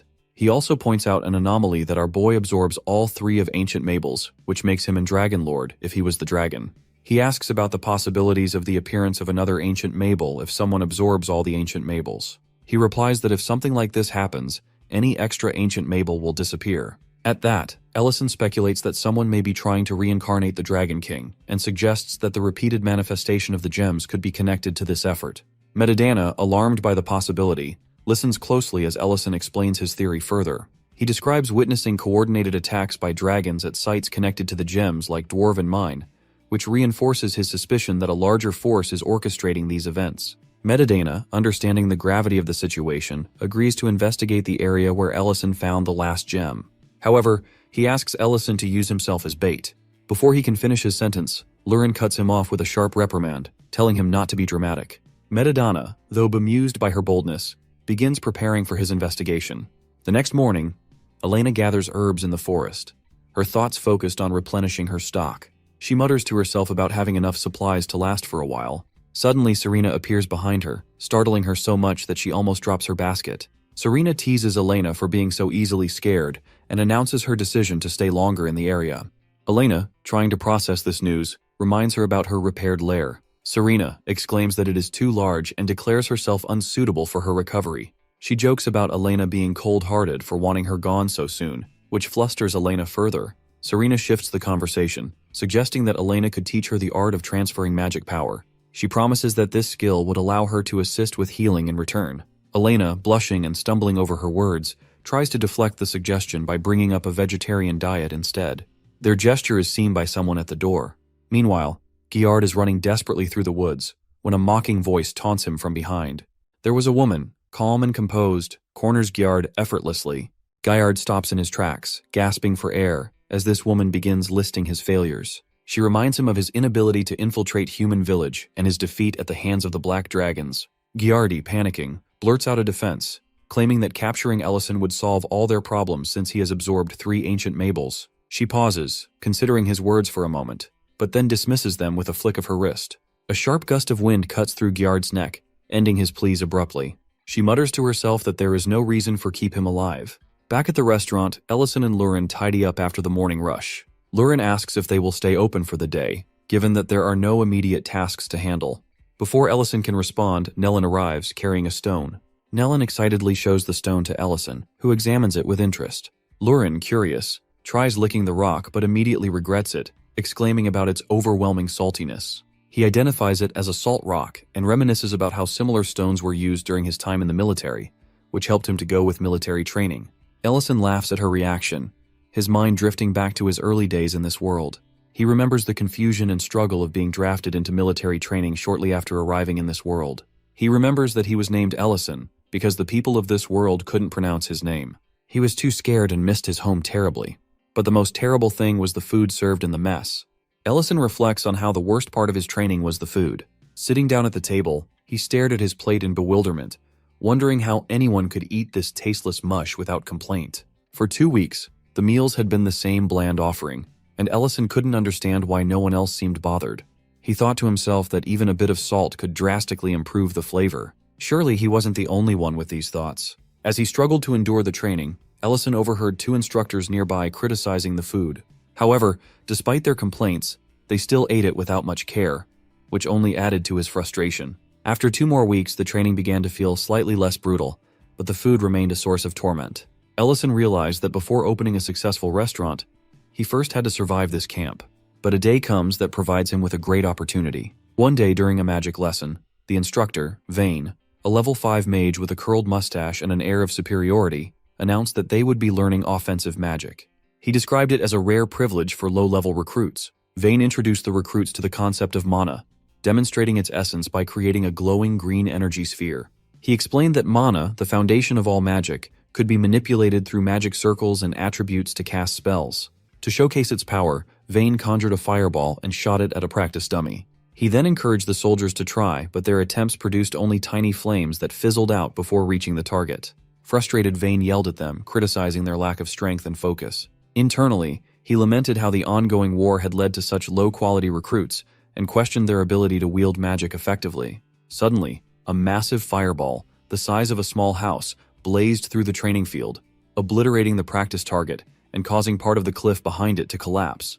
The recruits and instructors were left stunned. Ellison stood there, equally shocked, as everyone turned to him. Vane, shaken, grabbed him by the shoulders and demanded to know how he had done it. Ellison innocently replied that he had simply gathered the mana and cast the fireball as instructed. Vane, still in disbelief, pressed him further. When Ellison explained that he could see the wisps of mana in the air, Vane broke into a cold sweat. He realized that Ellison possessed an extraordinary sensitivity to mana, can see the maba around him. Later, Vane discussed the day's events with Therond, the head instructor of the camp. While Vane admitted Ellison's abilities were exceptional, he struggled with feelings of inadequacy, recalling how hard he had worked to learn magic himself. Theron suggested delaying Ellison's deployment to the front lines and sending him for advanced magic training instead, recognizing his natural genius. Ellison, eavesdropping on the conversation, smiled to himself. He was relieved at the idea of avoiding the battlefield. However, the door suddenly swung open, and Vane caught him listening. Vane shot him a dark look and warned him not to get cocky. As punishment for the damage caused by his fireball, Vane ordered Ellison to repair the training field. That night, while cleaning, Ellison noticed orange-yellow stones glowing faintly among the debris. Curious, he picked one up and tasted it, falling backward in shock as it was salt. This discovery excited him, and he immediately began brainstorming how to use it to improve the camp's meals. The next morning, Ellison secretly added the salt to the food. When the soldiers ate, they were astonished at the improved flavor. Hearing their reactions, Ellison felt deeply satisfied, knowing his efforts had made a difference. Even people who ate just to fill their stomachs could appreciate the change. Over the following days, Ellison worked tirelessly to improve the meals. He stayed up late preparing ingredients, often dealing with frustrating conditions like unwashed potatoes and dimly lit kitchens. Despite the challenges, he persevered, determined to create meals that met his own high standards. One night, he even able to make a bowl of soup with tears in his eyes. Rust night, as Ellison is having a meal, the instructor appears behind him, catching him off guard, and asks him to meet him once he finishes having the meal. It makes our guy scared and puzzled. The atmosphere in Theron's office is tense as the commander observes Ellison, who feels the weight of the silence. Theron strokes his chin thoughtfully and begins by addressing Ellison, acknowledging the recruit's extraordinary talent in magic. Although Ellison feels gloomy, he admits to the truth of Theron's statement. The commander expresses his approval, emphasizing how enhancing soldiers' combat capabilities provides a strategic advantage on the battlefield. However, Theron shifts the conversation to a more unsettling topic. He mentions rumors of someone sneaking into the camp kitchen late at night and leaving before the chefs arrive at 5 a.m. He notes the difficulty in catching the culprit but warns that severe punishment awaits if they are found. Hearing this, Ellison grows nervous, his anxiety evident in his posture. Theron notices and softens his demeanor, smiling as he reassures Ellison that the real reason for calling him is to congratulate him on his achievements in magic training. Theron then hands Ellison a scroll, instructing him to dispose of it on his way out. He mentions that the scroll contains a personal investigation report and casually remarks that Ellison can use it if he wishes. As Ellison takes the scroll, Theron leans in and repeats his earlier point about the kitchen, emphasizing that if someone leaves before 5 a.m., catching them is impossible. Ellison freezes, realizing the commander is fully aware of everything. Later that evening, Ellison sits by a campfire in the forest, unrolls the scroll, and bursts into laughter. He recognizes that Theron had known about his late-night kitchen visits all along. The scroll contains details about edible mushrooms and spices, suggesting that the commander approves of Ellison's secret culinary experiments. Ellison continues to use these resources, and the meals in the northern training camp transform. The once bland and uninspiring food becomes tastier and more abundant. Over time, the camp gains a reputation for having the best meals among all the military camps. Even after Ellison is discharged, the recipes he introduced are passed down, ensuring the camp maintains its legacy of excellent food. Back in present, Ellison revisits the dish he used to prepare at the camp, feeling nostalgic about the salt stone that started it all. Lurin inspects the pot and questions whether it is the same dish Ellison had back at Camp 5. Ellison affirms, explaining that it was a recipe they all learned to survive on. As they eat, Lurin and the others reflect that the food doesn't taste as good as it does now. Nostalgia, however, enhances the experience, reminding them of the struggles and camaraderie of their past. Meanwhile, Serena grumbles about hunger while lying on a table when two children approach, looking for Elena. The children explain that their brother is injured, but since Elena isn't present, they ask Serena for help. At first, Serena dismisses them, pointing out that the boy's scraped knee is a minor injury. However, when the children persist, she uses simple healing magic to treat the boy, though begrudgingly. Later, Elena encounters the children, who thank her for Serena's kindness. Confused, Elena confronts Serena, who defensively denies any compassion and demands to know why Elena left her starving. Elena explains that she had gone to the Lord's castle to treat a patient suffering from a mysterious poison that caused brain damage. The treatments so far have failed, and the Lord remains in a coma. Serena recalls a researcher who might have knowledge about such conditions, but admits she doesn't remember their name or whereabouts. As they converse, a messenger bird arrives with a letter from Elena's homeland. Upon reading it, Elena learns that the forest of the elves is under threat of destruction by dragons. To prevent this catastrophe, Elena is expected to become the dragon's bride. Overwhelmed by the news, Elena weeps, lamenting that marriage should be based on love and familiarity. Serena dismisses the dragon's threat as mere bluffing, but Elena remains anxious. Serena, exuding confidence, assures Elena that she will protect her. Meanwhile, in the elf village, the elf head Neria is informed that the letter is delivered to Elena. The elf asks about the chances of Elena coming to her homeland after learning about the dragon threat. Neria has faith in her, believing she will come because of her selfless nature. But she is unsure if even her return will solve their problem. Back with Elena, who brings our guy and girl, is scolded by Serena. She insists on being prepared for every possibility. As the group deliberates, Serena grows frustrated with their doubts, but ultimately agrees to travel to the elves' forest. Ellison teases Elena, saying that let's meet the husband candidate. The group prepares to face the dragon. Meanwhile, far away in the forest, a huge dragon is roaring and threatening everyone around him. The group stands at the forest's edge, their path ahead daunting without teleportation. Ellison comments on the time of day, while Serena suggests flying to make the journey easier. Elena explains that the elf forest has a magical mechanism that disables teleportation, making it impossible. Before they can plan further, a commanding voice interrupts. Lilinia, an elf, appears with her bow drawn, warning them not to move or risk being shot. A squad of elf led by her surrounds the group, their posture defensive. Lilinia demands to know what brings them to the elf forest. Sensing the tension, Elena quickly steps forward, identifying herself and vouching for the group. She reassures Lilinia that they are with her. Despite Elena's words, Lilinia remains cautious. She states that their identities still need to be verified. Turning to Ellison, she asks his race and purpose. Ellison grimaces but answers honestly, stating that he is human and here to assist Elena. Lilinia notices a brief flash of light in his eyes, which is a rare ability associated with thought reading, typically exclusive to elf. When she addresses Serena, Ellison interjects, casually introducing himself and mentioning his small yet highly rated restaurant in Greek City. He even invites them to visit sometime. This annoys Lilinia, who snaps at him for answering out of turn. Just as she demands Serena's response, an elf rushes in and whispers something to her. Lilinia, visibly surprised, gives the order to lower their weapons. She apologizes, explaining that Miss Neria, the elder of the elf, has given them permission to enter. As the group proceeds, Lurin mutters her irritation over the elf initial hostility, but Ellison assures her that things are progressing smoothly. Miss Neria welcomes them warmly, but immediately apologizes for the misunderstanding at the entrance. She acknowledges the long journey they must have endured and expresses her gratitude to Elena. Noticing the tension, she commends Elena for her courage, while acknowledging the difficulty of her decision to come. Elena, trembling, asks Miss Neria if she is referring to the marriage proposal. Serena, unimpressed, scoffs at the idea of a dragon wanting to marry Elena and even insults him. Miss Neria is horrified by Serena's casual remark, warning her that Mantium is an almighty being. Serena and Lurin then reveal their own dragonkin heritage and declare their mission to deal with Mantium, which shocks her to the core. Miss Neria, however, explains the situation that Mantium is a dragon who has received tributes from their tribe for generations, recently escalated his demands. He now insists on an elf bride, claiming he will accept no substitutes. Miss Neria continues her tale, describing how the elf tried offering many candidates, only for each to be rejected. The situation grew desperate until they had no choice but to turn to Elena, hoping she might succeed where others failed. Elena doubts she will fare any better, and quietly states that she will likely be rejected as well. Lurin, however, is furious at the thought of her being hurt, and vows to intervene if necessary. Serena, deep in thought, suddenly remembers Mantium's reputation. He is known for studying the brains of various species, and may even possess the knowledge to heal Lord Gates. This revelation shifts the group's focus from repelling the dragon to capturing him. Their planning is interrupted by an elf rushing in to report that Mantium is on his way. Miss Neria warns them of his cautious nature. Iramantium always flees when sensing other dragon nearby and abandons his lair entirely if he feels threatened. To trap him, they must be subtle and distract him first.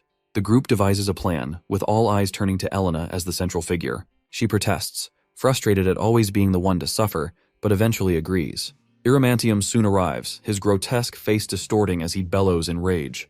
He tramples the forest, ready to unleash destruction upon the elf. As he prepares to breathe fire, Miss Neria steps forward, presenting Elena as the bride. Elena, now transformed into a stunning vision, stands before the dragon. Iramantium is instantly captivated, his rage dissolving into delight. The group watches from a safe distance, waiting for the opportune moment. Elena, walking alongside the dragon, feels her anxiety growing as she wonders why the others aren't ready yet. Iramantium, utterly smitten, begins speaking to her, asking for her name. When she replies, he blushes and demands she address him as master. The dragon presents Elena with a maid outfit, insisting she wear it. Though on the verge of tears, Elena steels herself, determined to endure until her companions act. Elena stands in her newly gifted attire, nervously smoothing the fabric as she turns to face Iramantium. Despite his earlier warning not to follow him here, Elena comes anyway, hoping to help.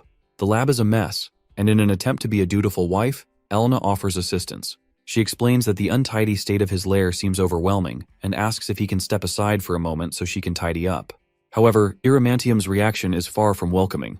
He flares up, yelling that he will not leave the place unattended. His sudden anger frightens Elena, who immediately apologizes, feeling as though she has intruded where she is not wanted.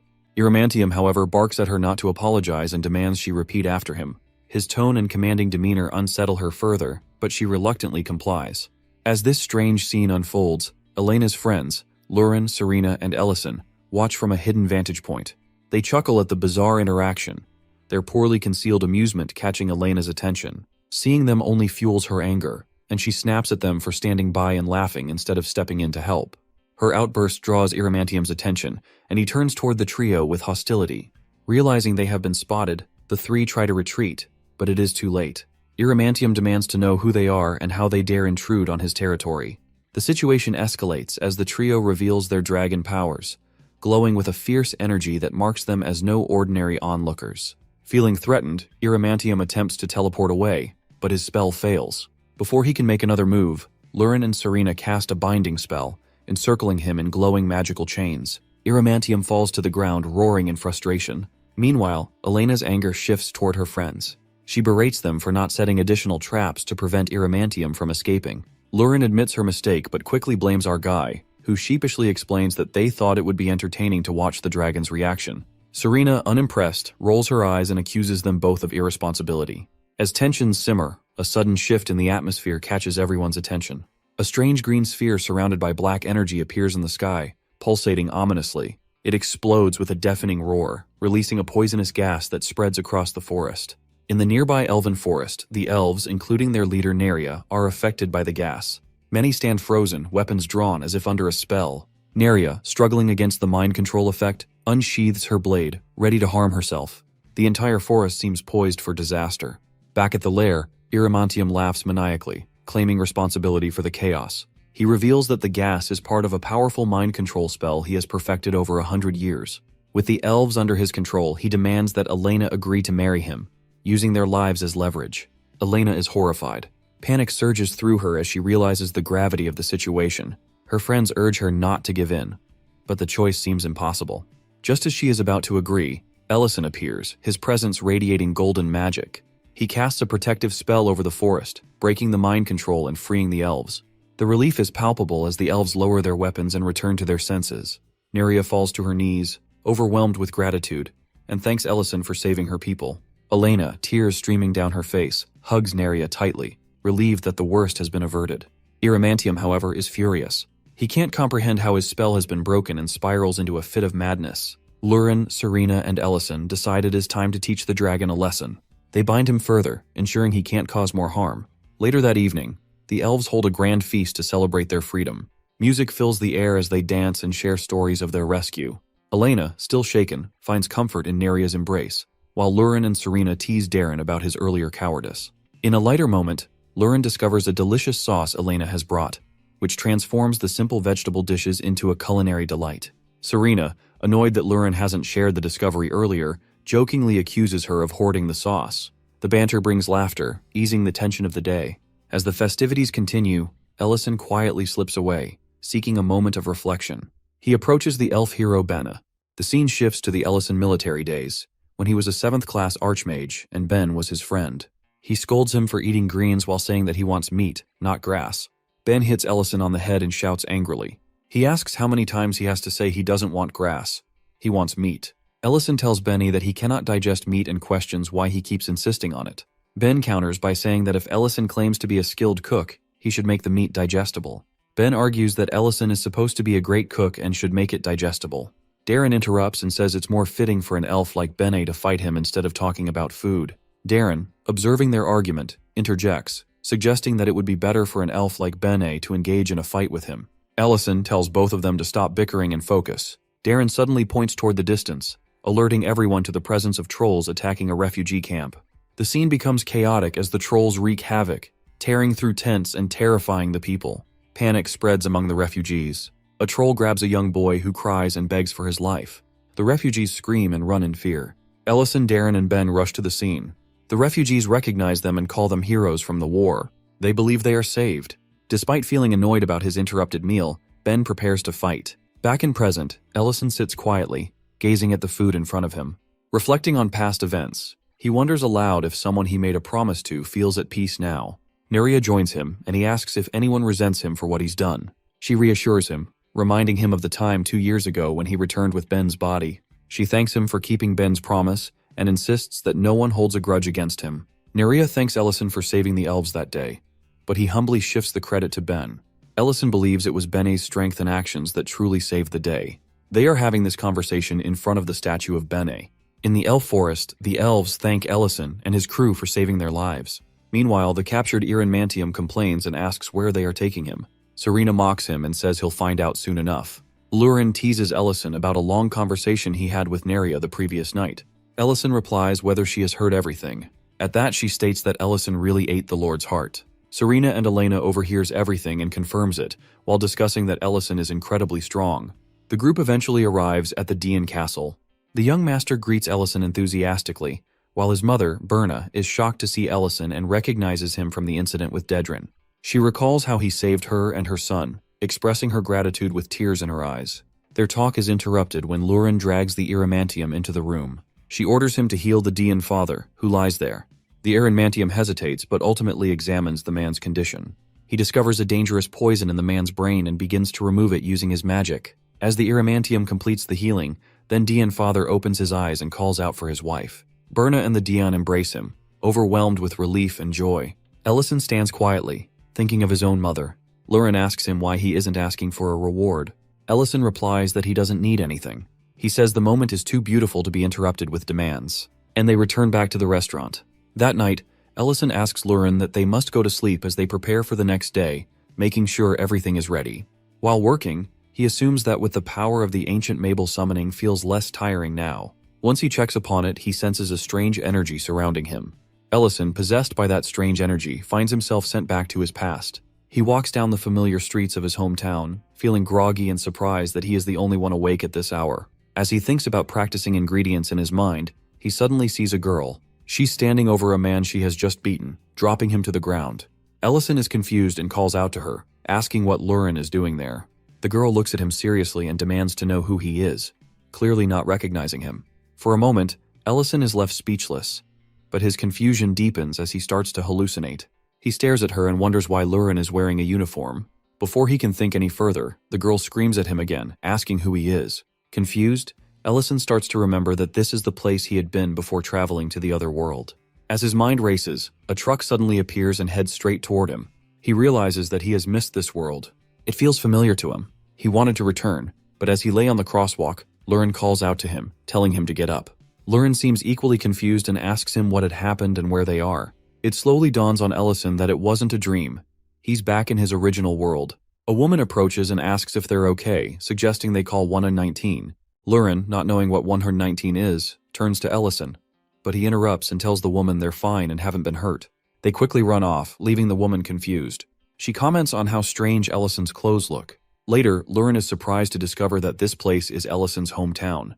As they walk, she comments that nothing here seems familiar to her, with the iron carriages or specifically cars and very tall buildings. Ellison, though slightly overwhelmed, smiles faintly, acknowledging that it's been a long time. He notes that the city looks even more beautiful now, although it's been so long since he was last here.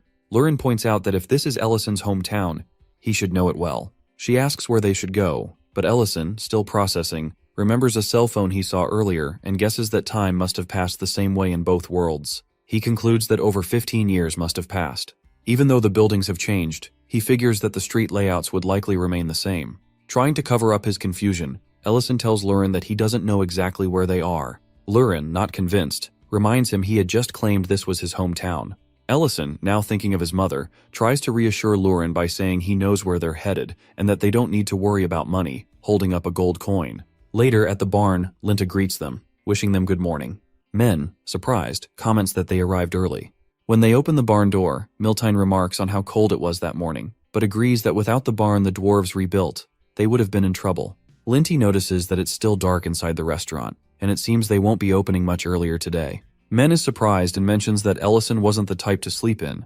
Lurin observes that the clothes Ellison is wearing now must be from his world. Ellison comments that his old clothes were too flashy for this time. However, Ellison feels disappointed because he expected more in exchange for the gold coin, remembering the man had only offered him 4 million won. If he had shown his ID, the man would have given him the full amount in cash. Lurin asks him what an ID is, clearly confused. The vendor, seeing Ellison doesn't have one, offers a compromise. But Ellison ends up agreeing to receive only half the value of the gold coin, on the condition that he wouldn't ask for an ID. Lurin, curious about Ellison's eating habits, asks if he wasn't hungry. He suggests they find a good restaurant nearby. Ellison is delighted to discover a Chinese restaurant and tells Lurin that jjajangmyeon is always a comfort food. Lurin, excited, asks what they will eat, and Ellison enthusiastically agrees to try the dish. After tasting the jjajangmyeon, Lurin comments that it's delicious and urges him to eat something as well. When Ellison looks at the prices on the menu, he is shocked. The cost of the food is much higher than he expected. Back in his day, jjajangmyeon used to cost 4,000 won. Lurin teases him, calling him an ancient dragon for sounding so out of touch with modern prices. Ellison dismisses her comment and says that the point is not to save money, but to enjoy the food. He suggests they try some tteokbokki next, and Lurin warns him not to regret it. After trying the spicy dish, Lurin comments that it feels like breathing fire, and Ellison, eager for more, tells her to drink something to cool off. The two continue trying different foods, one after another, while enjoying the experience. Meanwhile, at the restaurant, Serena is furious.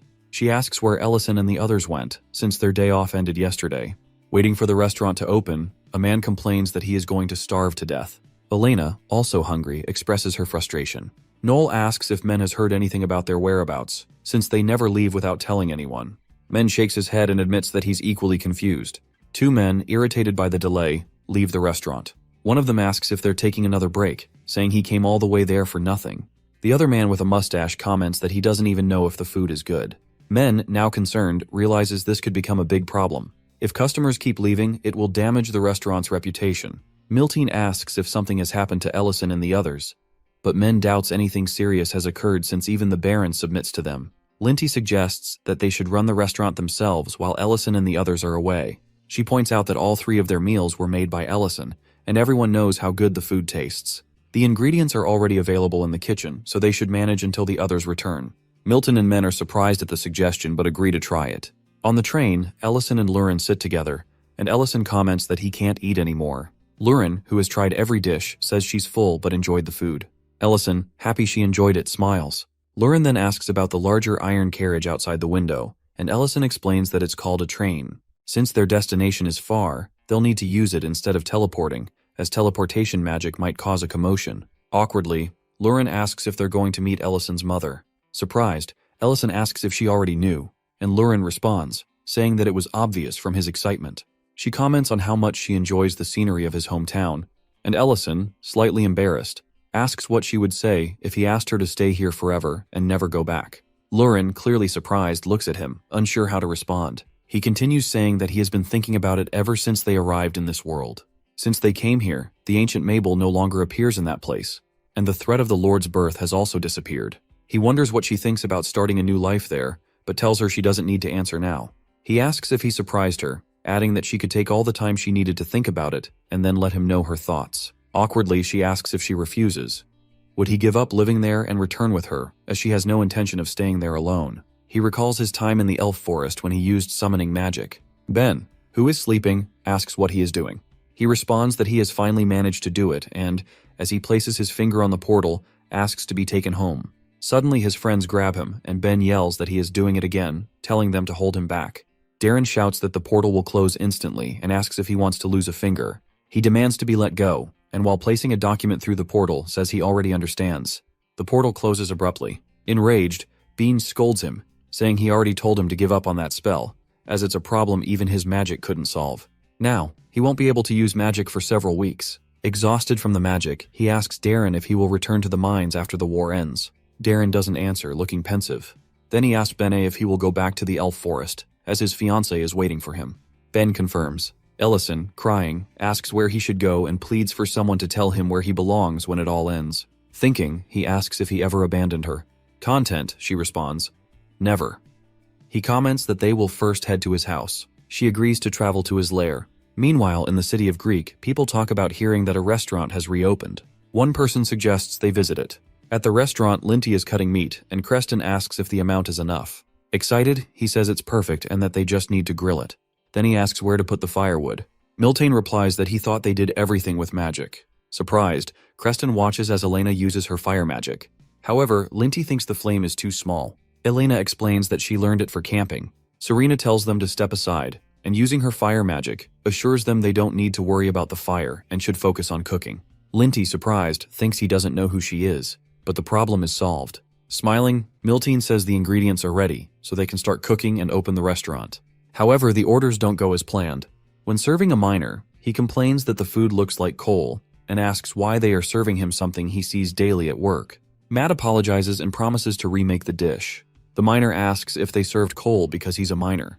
While preparing a salad, Creston wonders if he should add an ingredient. Miltane asks what he is adding. A customer, tasting the salad, spits it out, complaining it's too salty. Matt, desperate, asks Creston if he used salt. He responds he thought it was sugar. The customer spits out the dish, demanding a refund. Linty panics, worrying the restaurant will go bankrupt before Ellison returns. First, he decides to fix the fire, as the meat keeps burning. Looking at Serena, he realizes she won't lower the flames. He wonders how to cook without burning everything at that heat.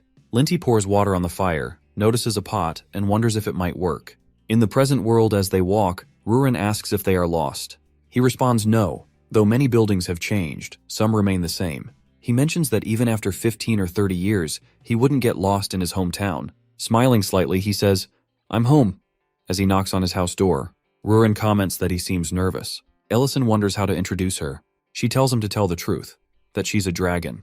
He asks if she's joking and wonders if his mother will recognize him after 15 years. His hairstyle is still the same. With a trembling voice, he calls for his mother, but no one answers. Rurin remarks how quiet it is.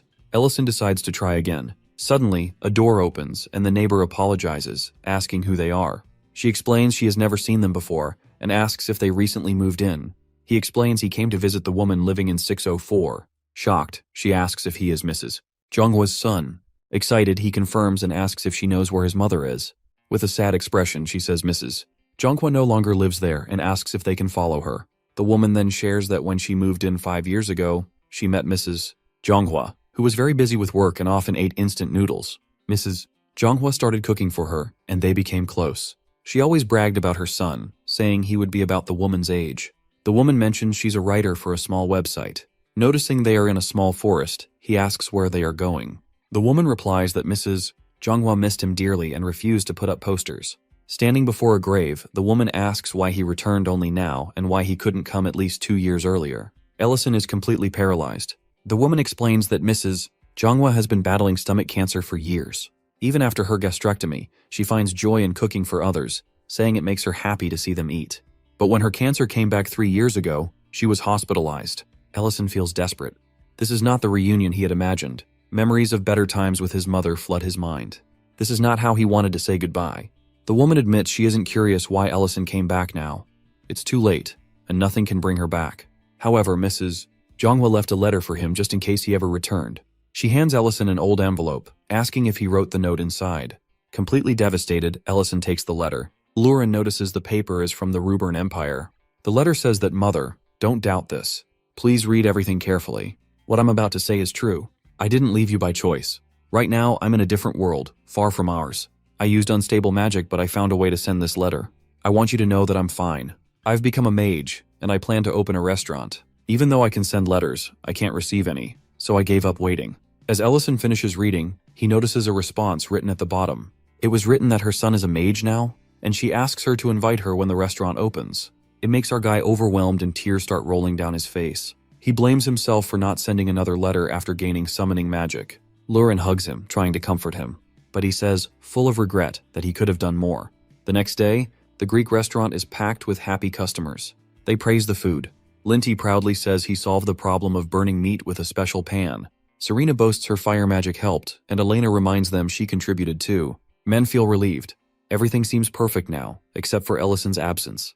Back in the present, Lurin tells Ellison he needs to eat something, worrying about his health. With his head down, Ellison apologizes and admits he lied. He tells her she doesn't have to stay. He'll send her back alone if she wants. Lurin, shocked, grabs his arm and asks if he truly thinks there's nothing left for him here. She reminds him of the time they spent on the train when he asked about making this place their home. She says she never planned to leave him behind and promises they can stay as long as he wants. But she asks what about the people waiting for them back in the Empire. Ellison finally realizes she's right. Meanwhile, in Greek's castle, Baron Lydon asks why Ellison isn't at the restaurant. Soldiers explain someone else is managing it. Lydon feels they owe him thanks and decides to visit. Back at Lurin's lair, construction is in full swing. Lord Geltzar assures everyone Ellison would never abandon them. In the present, Lurin tells Ellison that everyone, humans, dwarves, elves, even dragons, waits for him. She reminds him the 15 years he spent there were not wasted. Her words move him deeply. He recalls his letter and asks if his mother believed him. Lurin assures him she did, saying parents always trust their children. Pulling him along, she tells him it's time to go back. 2 days later, the woman who gave Ellison the letter hasn't seen him since. She worries her words might have been too harsh. Suddenly, Ellison appears, handing her a bag of gold. He explains it's a token of thanks for looking after his mother's grave. As she opens the bag, stunned, he mentions he must return to the restaurant. Before she can reply, he disappears through a summoning portal. The woman recalls a conversation with Mrs. Junghwa in the hospital. Mrs. Junghwa once said there was a restaurant she wanted to visit. The woman didn't take her seriously at the time. Now she realizes it's all true. Ellison really is a mage.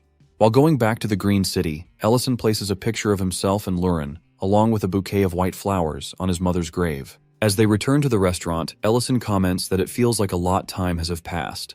Looking at the landscape, he notes that the place is quite far from the restaurant and concludes they must have strayed far in the modern world. Just as Lurin is about to summon a teleportation spell, but Ellison interrupts her and asks her to wait. Forming a large portal with his magic, he surprises her. She asks how he did it, and he replies that it's based on the principles of dimensional magic. As they pass through the portal, she asks him to teach her levitation magic. He reminds her that she once said she wouldn't learn it because of having wings. She shouts back that all the other dragons know how to use it. After crossing the portal, Ellison worries that the restaurant's customers must be anxious, and the ranch workers probably scared since he left without warning. Lurin remarks that she thinks the restaurant won't have customers for a while. Suddenly, she notices something which is the site of the restaurant is packed, and there's a statue of Ellison outside. Embarrassed, he asks if they're in the wrong place. With confusion, Lurin asks about what's going. When they get closer, they see Lint enthusiastically asks people if they know who saved Count Lydon Greek. He exclaims that it was the owner of this restaurant, Mr. Ellison. A man comments that he's amazing. A woman, who seems quite moved by the words of Lint, tells her husband she can't believe such a great person made their meal. Holding a dish, Lint shouts that this dish healed the Count back then, and asks if anyone wants to try it to see how much health it provides. Enthused by his speech, the customers shout that they want to try it. At that moment, Ellison walks in. Upon seeing him, Lint is terrified. Ellison demands an explanation of the statue.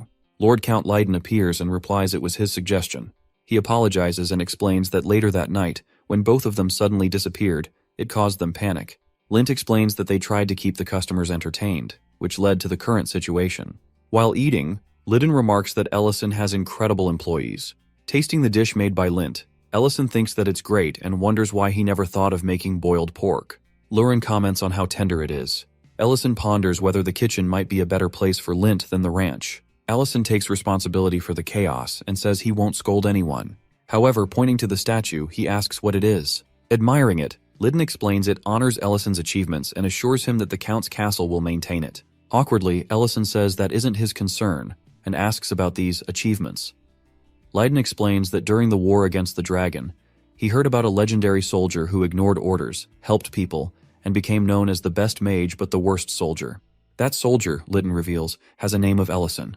With stunned expression, Ellison listens as Leiden explains that the city of Greek was one of the places he saved.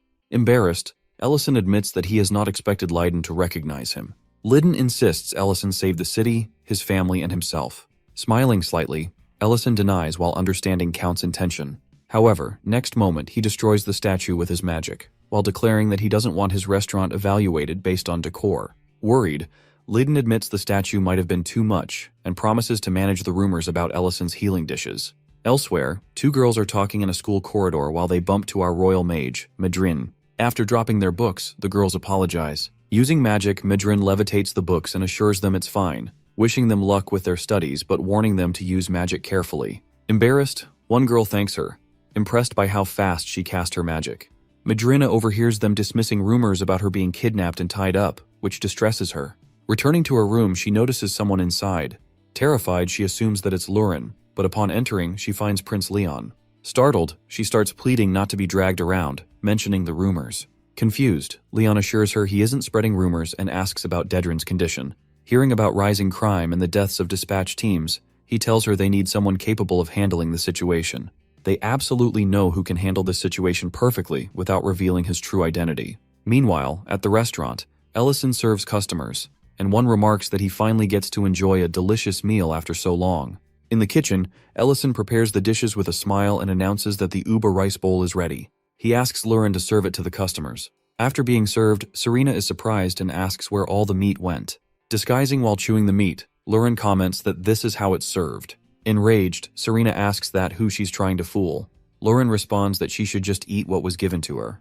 Miss Berna is also there, and after tasting the food, she expresses her love for his restaurant. She asks if Dion has been coming here frequently by himself, and Ellison responds that he could be considered a regular. Awkwardly, she admits that she was actually against putting a statue in the restaurant. Ellison tells her that she doesn't need to say that every time she visits, as the Lord already explained everything. Then she asks about the dessert. Next moment, two mysterious people enter the restaurant and ask about the menu. The woman is Madrine, who asks if he could bring 2 portions of the dish. Sighing, he responds that he would and asks her to wait a moment. After some time, he serves them, announcing that 2 plates of fried rice with uba are ready. The man tries it and comments that the taste catches him by surprise. The woman agrees and says it's so good. Ellison asks if he's surprised, as it's unexpected given that he doesn't seem like someone who's easily impressed. The man is shocked when he realizes that Ellison has recognized him and knows that he's Leon. Madrina, astonished, remarks that Ellison's eyes are as sharp as expected. Ellison asks how that was considered perfect. Leon responds that the lady there didn't seem to notice. Ellison asks what happened that made them disguise themselves to be there. The prince responds that first of all, he wanted to try the delicious food here, and second, showing a vial, he asks if Ellison knows what it is. Surprised, Ellison asks what that is. Leon responds that it's a deadly poison that can destroy the human brain. It's the same poison that made Count Leiden bedridden for years. Ellison is paralyzed. Leon continues, saying that this poison is slowly spreading throughout Dedrin City. It's a miracle that the Count woke up from it, but they can't expect that for everyone else. Moreover, it's very difficult to find evidence because the poison leaves no trace in the victim. Before he can finish speaking, 2 thieves burst into the restaurant, telling everyone not to move and demanding all the food and money. Berna becomes terrified upon seeing the thieves. One of the thieves threatens them, saying that if they don't want to die, they should obey and hand everything over. Lurin and Serena stop their bickering and glare at the thieves, warning them not to ruin their mood. Madrina, emitting her powerful aura, stares them down. Later, outside the restaurant, one of the thieves groans in pain as Madrin remarks that they are from the city of Dedrin. Sitting on top of one and stepping on the head of the other, she warns them not to make any moves. They apologize, calling her chief mage, and beg for forgiveness. Hearing this compliment, she grins maliciously, confirms that she is the chief mage, and asks if they know who she is.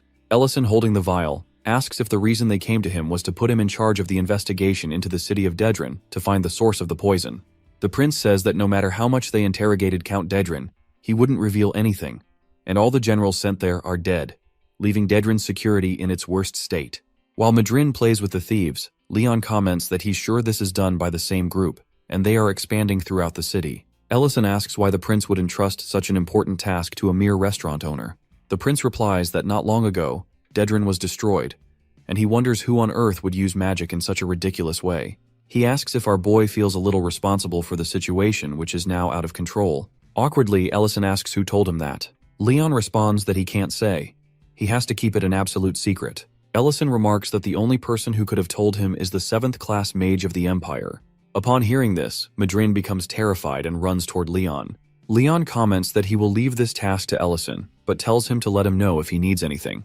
He assures him that he will proceed with his plan this time and asks Madrin to visit him later. That night, around the outskirts of Dedren City, the situation is dire, with several robberies occurring. Ellison comments that things are worse than he imagined. Lauren asks about their reason to be there. He responds that it's to capture whoever created the poison used on the Count. She asks if that's why the city is turning into such a mess. He replies that it might be, but that he has heard all the generals there are poisoned. Deep in thought, Ellison wonders what he should do. If he manages to capture them all at once, they might try to hide. But he can't just ask anyone about it. Then he tells Lauren that he has a plan and asks if she will listen. She asks what it is, and he replies that it might make her feel uncomfortable. Smiling slightly, she tells him that he worries too much and reminds him that she already said that she would do anything for him, so she asks him to share the plan. After a while, she finds herself behind bars. Now understanding this is the plan of our boy.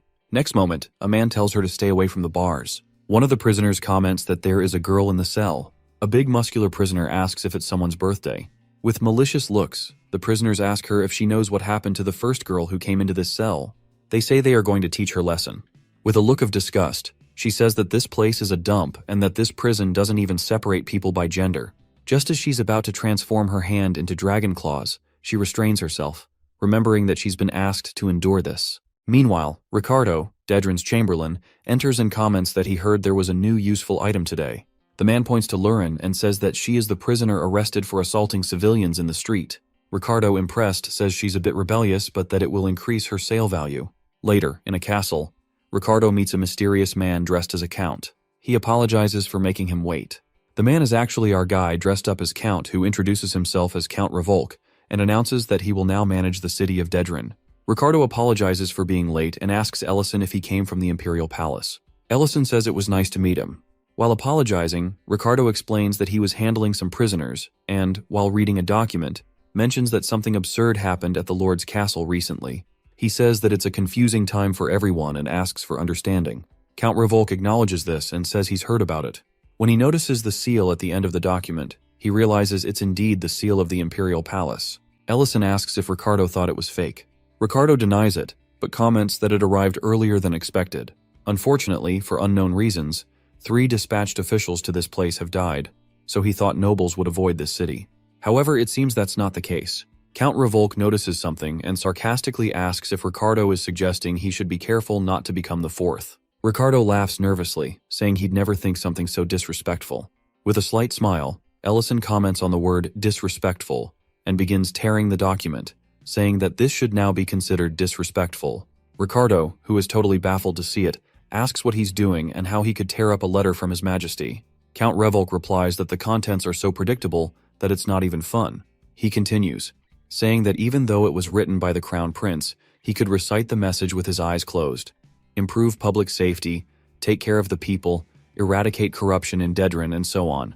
While placing both feet on the table, he comments that none of it interests him. He wants to make this place a bit more exciting to manage, suggesting Ricardo wouldn't want to see new officials resigning repeatedly. He asks if Ricardo doesn't think there are areas where their interests align and mentions hearing all kinds of rumors before arriving. Ricardo is left stunned.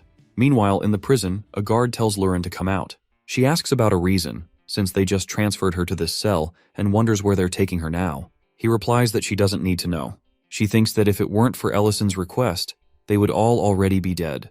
Then she remembers that Ellison said the criminals likely know the source of the poison. One of the prisoners asks if she's leaving and says she'll soon be crying out of longing for this place because, compared to where she's going, this place will seem like heaven. He adds that if he were her, he'd bite his tongue and die now. Lurin simply observes while the guard orders the prisoners to be quiet. As Ricardo watches Lurin being taken away, he wonders what he should do next. He thinks that Count Revolk seems completely different from the other nobles who've come before. Ricardo couldn't keep killing all the dignitaries that get sent down, but this time, it feels different. He likes that Revolk is a count, and maybe it's worth the risk. He'll see if the count is brave or just pretending because he doesn't want to die that night. As Ricardo ponders, he realizes that people rarely make such poisons alone, so it's certain they have some connection to the underworld. Holding the vial of poison, Ellison continues thinking, while trying to act like a corrupt official, only to find himself wondering if he's been too obvious, trying too hard to seem like he knows something when, in reality, he knows nothing. If he shows the poison out of the blue, Ricardo will obviously play innocent. It seems there's no choice but to wait for something to happen. Next moment, someone suddenly knocks on the door, asking if they can come in for a moment. He complies. The maid enters, while commenting that she's prepared some tea in case he's thirsty, mentioning that the head servant sent her. The Count thanks her and asks her to leave it there. Apologetically, she explains that the head servant asked her to stay until she sees him drink some of the tea, calling it a sign of trust. Surprised, Ellison thinks he can't believe they're poisoning officials so blatantly, wanting the Count to trust them by drinking it. If he uses his position as a Count as an excuse to refuse the tea, the head will never reveal his true intentions. If there's poison in the tea, he'll stop pretending and use it as leverage to threaten the head. If not, he'll continue acting as Count Revolk. In one gulp, he drinks it all, while thinking that whatever happens, he'll deal with it. Suddenly, he notices something and comments that the tea tastes very good, that it must be high quality. The maid smiles, saying that she knew he would like it. Looking at the cup, he realizes there's no poison and wonders if he's passed the test. As the maid is about to leave, she mentions one more thing. Opening the door, a slave woman appears. She explains that the head servant asked her to give him this gift after passing the trust test, a sign of the head's sincerity. Ellison is astonished, realizing this is much more complicated than he anticipated. He never expected to be given slaves. The maid adds that she hopes he'll enjoy it. Our boy notices something strange about the woman as she seems disoriented, almost hypnotized. He asks if she can hear him. Suddenly, the woman moves her hand with incredible speed, knocking our boy to the ground. Meanwhile, on the outskirts of Dedran, in a place surrounded by sinister faces, a mysterious man tries to understand what the robbers duo are saying. According to them, they break into an empty house when a girl appears out of nowhere and begins fighting them, asking why their faces look like that. One of the men tied up says she's very strong. Another agrees, saying she doesn't seem human. The man then asks what he told them before, that they're supposed to be discreet, especially since it hasn't been long since they got rid of those officials. If they can't avoid a fight, they should at least not get caught. He asks if it's too much for them to handle. He remarks that this isn't going to work and calls for Vernetto, asking him to take them to the cultivation room. The two men become terrified, begging for forgiveness, with one of them saying they'll live as discreetly as possible from now on and pleading for one last chance. The mysterious man wonders why they keep asking for a last chance. His name is Master Reedon, who is the manager of the city of Dedran and a human trafficker. He comments that the fact they're still alive is already their last chance. Vernetto mentions that Ricardo requested another slave. With a sinister expression, Reedon comments that Ricardo never gets tired of it. Dedran should at least keep some distance. He thinks it'll be even more dangerous to attract the attention of the Imperial Palace. He doesn't want to have to kill that man. Then he asks Vernetto if Ricardo wasn't supposed to send a prisoner today. Vernetto confirms that the prisoner had committed assault. One man wonders if it was really same person who beat up his men. She's now in the selection room. Meanwhile, Lurin stands in a line of slaves while a man with glasses organizes the slaves, as 3 of them are for the cultivation room, 2 for the nobles, 5 for the black market auction. As he calls the next in line, she thinks it surprising that even though she doesn't fully understand human customs, she at least knows slavery is illegal throughout the empire. To think such a large-scale business is happening inside a cell, she realizes she can't be sure they're the ones who created the poison. But she should probably inform Ellison about this. Since she knows that the coordinates of his room, she creates a small portal to communicate through and asks if Ellison can hear her, saying this is much bigger than they imagined. However, she notices something strange. Ellison is in his room with a woman tied up. Quickly, he responds that it's not what she thinks. Lurin, with confused expression, asks about the matter. Then, while the tied-up woman pleads for her master to give her orders, which made our boy all nervous, who tries to clear out that whatever she's thinking, it's a misunderstanding. While emanating her dragon aura, Lurin asks him to explain himself. Ellison tells Lurin that it's a misunderstanding, pointing out that the state of the slave who looks strange. He insists that he did not even summon her. Lurin, who is growing angrier, orders an investigation into the location of the place called the cultivation room, stating they will discuss this matter later and that he should prepare himself. Meanwhile, a man notices that Lurin's strange activity and asks what she is doing. She replies that she isn't doing anything, but the handcuffs are broken, so a new one is needed. He asks how the handcuffs could have broken, while Lurin replies that it must be defective. Elsewhere, a man asks Lidon if they should interrogate someone, but Lidon answers negatively. He instructs the handlers not to provoke the individual, as that thing is not human. The master comments that he doesn't know the creature's purpose, but if they don't handle it carefully, things could fall apart. He orders the place to be cleaned up, while mentioning that he must go meet the creature. The next morning, Ricardo meets Count Revolk and asks how his sincerity has been received. Ellison responds that it was quite satisfying. While he felt tested and slightly annoyed, it was enough to put it behind him. He privately thinks that, because of Ricardo, he was greatly misunderstood. Ricardo apologizes for the tea incident, while explaining that shaking hands too quickly might be risky. Ellison brushes it off, while saying that he's already forgotten about it. The slave lies unconscious on the bed. Ellison tells Ricardo that he will keep the woman with him a few more days. Ricardo agrees with his wishes. Our dude then mentions that although it's not his first time seeing a slave, there's something different about this woman. Her condition seems unusual. Ricardo acknowledges this, while explaining that it's the special feature of their product that a slave who perfectly obeys through brainwashing, making sure they don't run away or rebel. Everyone can handle them with ease, and since they accept any command, they can be made to do anything. This is hard for Ellison to hear, while he wonders privately whether they should just destroy the slave market altogether. But he then decides to hold on a little longer. He reasons that the incident might end up like when they destroyed Dedran Castle. Ellison asks whether Ricardo wants to expand the market and sell these slaves, combining his connections as a count with their high-quality products to create a sales route to influential nobles within the empire. Ricardo laughs, while agreeing that partnering with Ellison was a brilliant decision. Ellison then asks if these slaves are connected to a place called the Cultivation Room. Ricardo is startled and asks if Ellison knows about it. Ellison replies that he came here after hearing rumors, reminding him that nobles are naturally cautious and that it's necessary to verify the distribution process before making any introductions. He adds that if it's too troublesome, Ricardo doesn't have to show it, though it might reduce the sales route. Ricardo quickly responds that they are partners now, and there's no reason not to show it. In fact, it's much closer than Ellison thinks. Elsewhere, Lidon knocks on a door and tells the woman inside that there's a problem he can't resolve himself. The woman replies with surprised expression that it's unexpected, as even with the Imperial Palace overseeing things, Lidon couldn't handle it. Lidon explains that there's an anomaly among the slave. He mentions about his suspicious Lurin's energy to be a dragon similar to her. The red dragon, Sydney, wonders if the black dragons have gotten wind of it, adding that there have been more reports of them digging around. She also remembers the new overseer, a young man named Count Revolk. Lidon confirms that the dragon among the slaves is a small woman with black hair, and Sydney immediately recognizes her as Lurin. Sydney orders preparations to clear the cultivation and sorting rooms. In the cultivation room, Ricardo introduces Ellison to the setup, calling it Dedran's Pride. He explains that they cultivate various herbs and mushrooms, combine them to create drugs, and produce loyal slaves for their masters. Ellison is impressed by the magical lights and wonders how they created this beneath the mansion. The workers appear to be in poor condition due to the many sick plants. Ricardo suggests they shouldn't stay longer. Ellison asks if, with these ingredients, it's possible to make a poison that leaves no trace. Ricardo responds by asking if Ellison is interested in their other products and reveals he was about to show him anyway. At that moment, Lidon arrives, having been instructed by Sydney to observe the scene. Lidon becomes furious, realizing that Ricardo has shown all this to an overseer who has only recently arrived. Ricardo apologizes, but Lidon warns Ellison that if he truly intends to join them, everything must be cleaned up properly. Ellison assures Lidon that his suspicions were correct, and the Count's game is over. Meanwhile, Lurin is in the prison, hearing noises outside. She wonders if she overheard something about shutting the place down, which has something to do with Ellison. At this moment, Sydney appears and remarks on the jackpot of catching a dragon slave.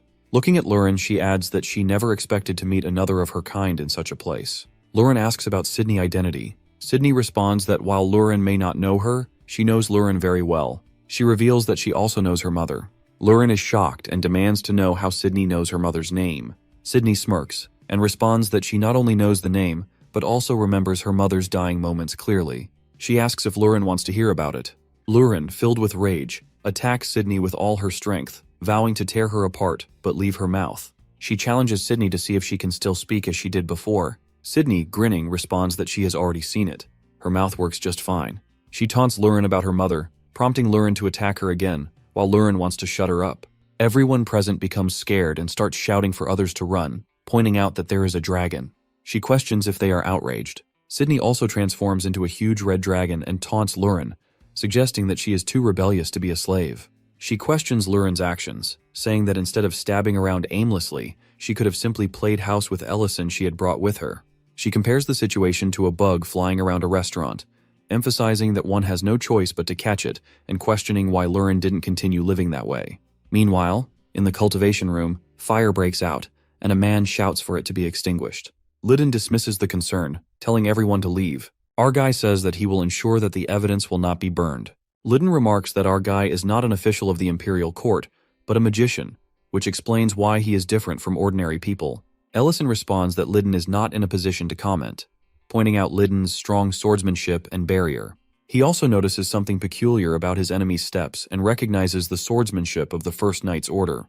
Curious, our boy asks if he is from the Imperial Palace, while his enemy admits growing more interested in him, but also finds him too dangerous. Lydon attacks, but our guy defends with his magic, explaining that binding magic is easy to evade once the energy's flow is understood.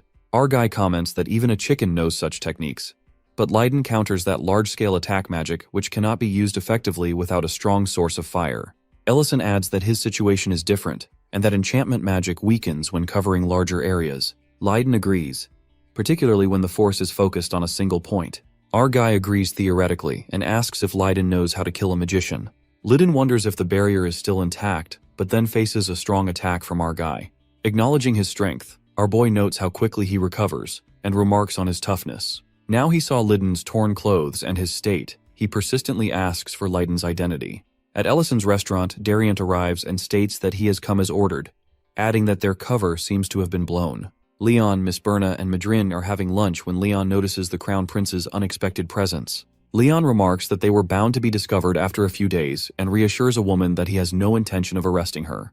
He acknowledges her innocence regarding the Count, while she says that she is grateful for his mercy. Then Dariant inquires whether the restaurant operates without Ellison. As Miss Berna leaves, Leon explains that a skilled worker handles the cooking. Leon shifts the conversation to Dedrin, who has remained silent since the destruction of his castle, likely due to the shock. Leon asks a bold question about who would win in a fight between Ellison and two of them. The question shocks Madrin and Dariant, but Leon insists on an answer. He reluctantly explains that even with help, they could never defeat Ellison, describing him as a monster beyond common sense. He mentions another person of similar caliber, someone he served directly during his time in the infantry. This individual, Commander Adrian Pierce, had refined the swordsmanship of the First Knight's order and was the strongest swordsman he had ever seen. He admits that this was why he remained stuck as vice commander. Leon, however, presses for someone currently alive, and the man acknowledges that he wasn't around during those times, but recalls Adrian's mysterious disappearance during the war while defending the Imperial Palace. Back at the fight, Lydon persistently asks Ellison's name. After knowing his name, he responds by calling him a deserter. Our guy expresses his intention to ask many questions him later in prison. Lydon dismisses this, stating that he has someone to serve and will meet him next time. Before leaving, Lydon aims for the ceiling because he knows our hero needs to protect innocent slaves and evidence. Before doing this, Lydon expresses regret, wishing for someone like him to have been around in his past. Meanwhile, Sydney and Lurin's fight wreaks havoc. Sydney boasts about her verbal skills, while Lurin demands to know about her mother. Sydney reveals that Lurin's mother had created the ancient Mabel and was imprisoned for it, while dying miserably without any help.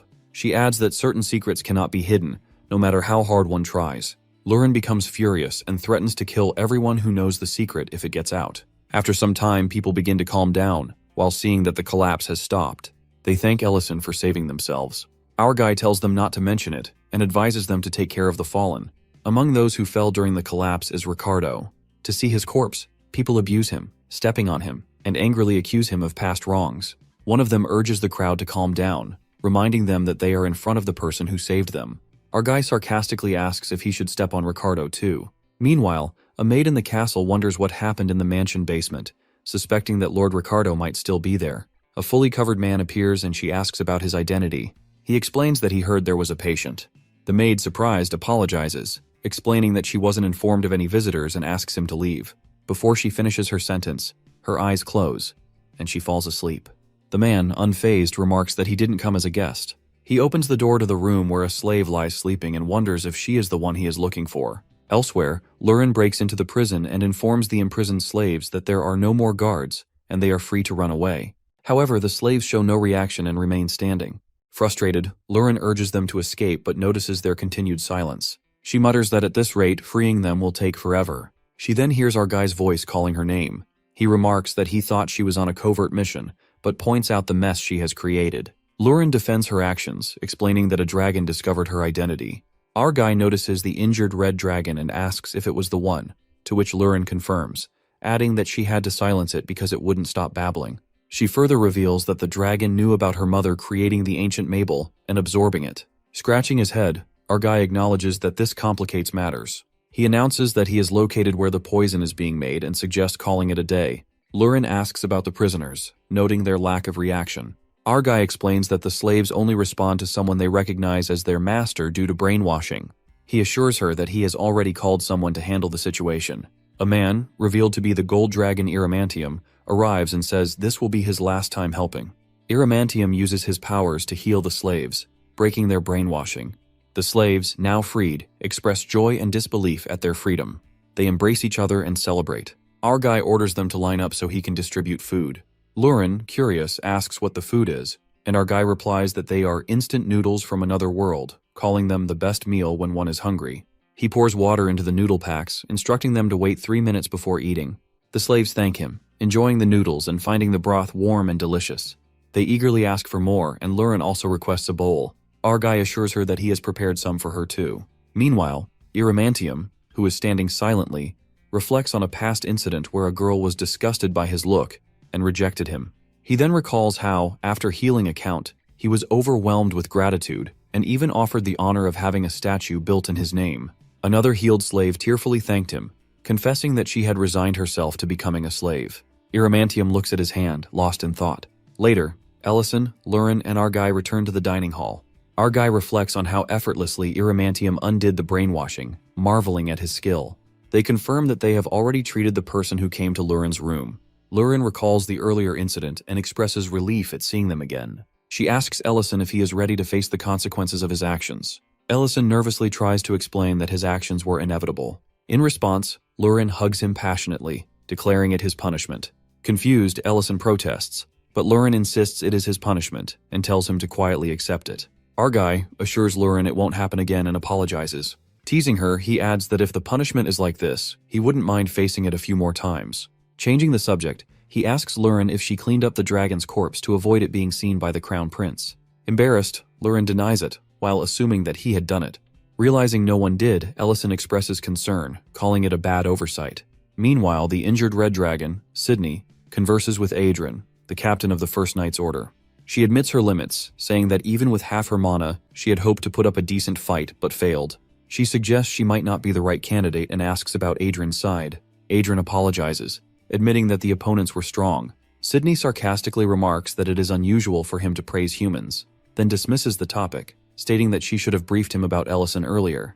She concludes that their plan will require a significant revision. Prince Leon praises Ellison for his flawless work, while acknowledging the absurdity of the situation they are handling. He reflects on how the culprits have not only used poison, but have also enslaved people and created brainwashing drugs, a reality beyond imagination. He admits he hadn't expected the matter to be resolved so effortlessly. Ellison inquires if Leon has any remaining business in Greek City. Leon mentions one final matter, expressing his surprise that the main culprit is a dragon. He explains further that the dragon has a human accomplice who is skilled in the swordsmanship of the First Knight Order. At that, Dariant expresses his desire to confront the individual who dares to tarnish the name of the Order. However, our boy expresses some frustration that the dragon's body has disappeared, leaving the matter unresolved. Ellison speculates that the dragon is likely still alive and cautions Leon about recklessly involving himself in dragon-related affairs. Leon assures him that he has no intention of taking unnecessary risks. He decides to conclude the matter for the time being. When Ellison suggests sending a proper overseer to prevent further complications, Leon dismisses the idea, stating that it is unnecessary. He produces a letter, hinting that it contains the resolution. Ellison, confused, reads the letter and expresses his astonishment. He questions Leon's intentions, suspecting this has been part of his plan all along. Leon responds calmly, noting that such a move could easily lead to misunderstandings among other nobles, who might react strongly if they received a similar letter. At the Count's castle, Count Raiden is pleading for forgiveness, taking responsibility for past actions and insisting on his wife Berna's innocence. Berna, amidst tears, expresses her willingness to accept punishment, but the Crown Prince reassures them that his visit is not for that purpose. He hands them a letter, urging them to read it. Raiden reads the letter aloud, realizing it contains a pardon for the charges and a new directive. The letter praises the management improvements in Greek City under Baron's oversight, highlighting reduced poverty and stabilized security. As a result, the central government has decided to unify Greek City and Dedran, entrusting their governance to the Lord of Greek City. Berna is overwhelmed by the news, expressing disbelief. The Crown Prince congratulates Raiden on the expansion of his domain, but Raiden, to everyone's surprise, declines the responsibility, insisting there is someone more suitable for the role. Later, Leon and Dariant are traveling together on horseback. Leon reflects on Raiden's unexpected decision, admitting it has taken him by surprise. His knight remarks that, despite the unexpected turn, Leon has ultimately gained an appropriate proposal. At the Count's castle, Raiden summons Dion and invites him to sit, while offering him dessert. As they speak, Raiden reassures Baron about his improving health and briefly discusses the contributions of healer Elena. He then congratulates his father on the unification of Dedran and Greek City, emphasizing the responsibilities this entails. He asks Dion about his age and suggests that it is time to consider marriage, citing the need to secure an heir. Dion, startled, questions the suddenness of the topic. Raiden reveals that he has already informed the palace about transferring the management of Dedran to Dion. He recalls overhearing Dion's thoughtful and practical concerns for the people during his visits, which demonstrate his capability for leadership. He declares Dion the legitimate Lord of Dedran and expresses confidence in his ability to govern effectively. Young Count, however overwhelmed by the responsibility, vows to ensure Dedran's prosperity. That night, Dion arrives in Dedran and is dismayed by its deplorable state.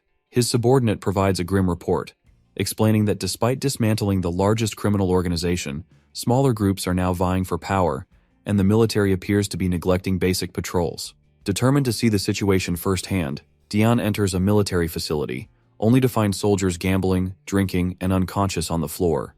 The sight leaves him speechless, unsure of where to begin addressing the chaos. At Ellison's restaurant, Linte is preparing a dish and seeking feedback from Ellison, who praises the effort but points out areas for improvement. Lurin, overhearing, insists she can cook just as well, sparking a playful argument between the two. At another table, Rain and Creston are discussing Dion's recent departure to Dedran. Rain expresses concern over the challenges he faces, given Dedran's state. Creston acknowledges Dion's growing reputation, but agrees that the situation is daunting. Their conversation is interrupted when Dion suddenly appears at the door, sweating profusely and requesting a hamburger. His disheveled state shocks everyone. Lurin jokingly refers to him as a corpse. As Dion devours the hamburger with remarkable speed, Ellison notes his pale complexion and exhaustion. Concerned, he inquires about Dion's well-being and offers his help. He initially hesitates, determined not to rely on Ellison yet again. However, he eventually breaks down, admitting that he is dying and needs help. Ellison asks Dion if the situation is truly that bad, and if it's so difficult that it feels like dying. Dion, startled by his own slip of words, quickly covers up, saying it was just a joke and that he's perfectly fine. He hands a coin to Ellison, excuses himself, and says he's busy before leaving abruptly. The group is left confused by his strange behavior.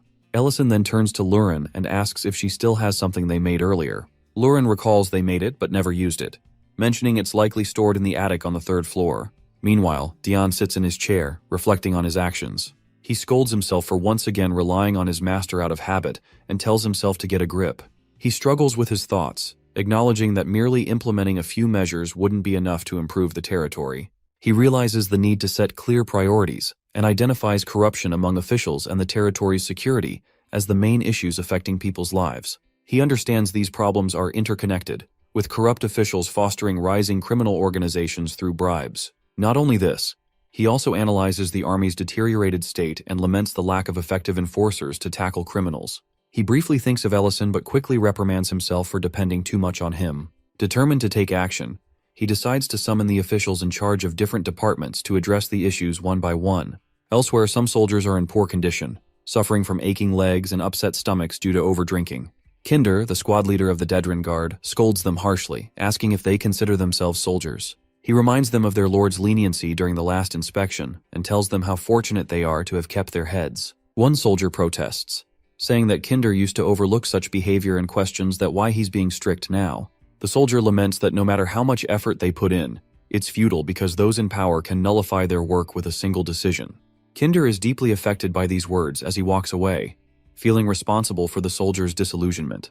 He decides to find a decent spot to grab a drink and clear his thoughts. Along the way, he notices a camp with its lights on and a delicious smell wafting through the air. He enters and discovers Ellison and Lurin's mobile restaurant, which moves from place to place. Kinder asks if it's a restaurant. and Ellison explains that they serve meals and drinks. Drawn to the barbecue skewers, Kinder orders some snacks and drinks. Ellison serves him while telling him to enjoy the meal. As Kinder takes a bite, he finds the meat tender and flavorful, with the sweetness of the vegetables blending perfectly with the juices. He sips his drink and feels his stress melting away. Pleased, Kinder says the food and drink work perfectly together and that it's helping him recover from his stressful day. Ellison encourages him to enjoy his meal and assures him that he is willing to listen to any concerns.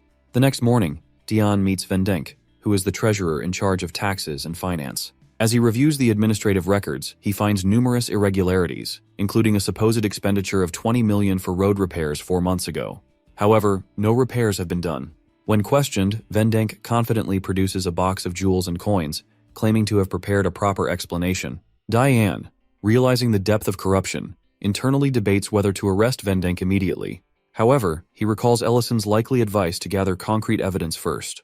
Arresting Vendenk now might alert other corrupt officials, making it harder to uncover the full extent of the problem. Pretending to be pleased with the bribe, he tells Vendenk that he appreciates such gifts and is counting on him. At the mobile restaurant, Kinder shares his past dedication to patrolling the streets during his off-duty hours to keep them safe. He laments the worsening state of his unit, suggesting there might be deeper issues at play. Suddenly, a man bursts in and demands to know who gave them permission to operate the restaurant. Ellison calmly asks Lurin to handle the situation, but he notices she's holding a bottle. When questioned, she explains that it's not beer but a drink that pairs well with the food. The intruder threatens to flip the restaurant over. Kinder, observing the situation, says how far the Dedran army has fallen, which allows street thugs to act with such boldness. The intruder punches Kinder, who is declaring to arrest him. While Goon declares that some people only learn after being hit, he moves to punch Ellison next, but Lurin quickly hugs Ellison, muttering that Lord Diane must have a hard time dealing with such situations. A light bursts out of the camp, and the thug is left in bad condition. Our guy says he does not want to crush the man's base. Besides, he cannot intervene directly, and believes Dion wants to handle the situation using his own skills.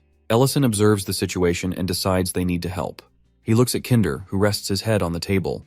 Despite his struggles, Kinder maintains a decent attitude, which leads Ellison to think that giving him another chance might be worthwhile. Unconscious, Kinder recalls his early days with the security team.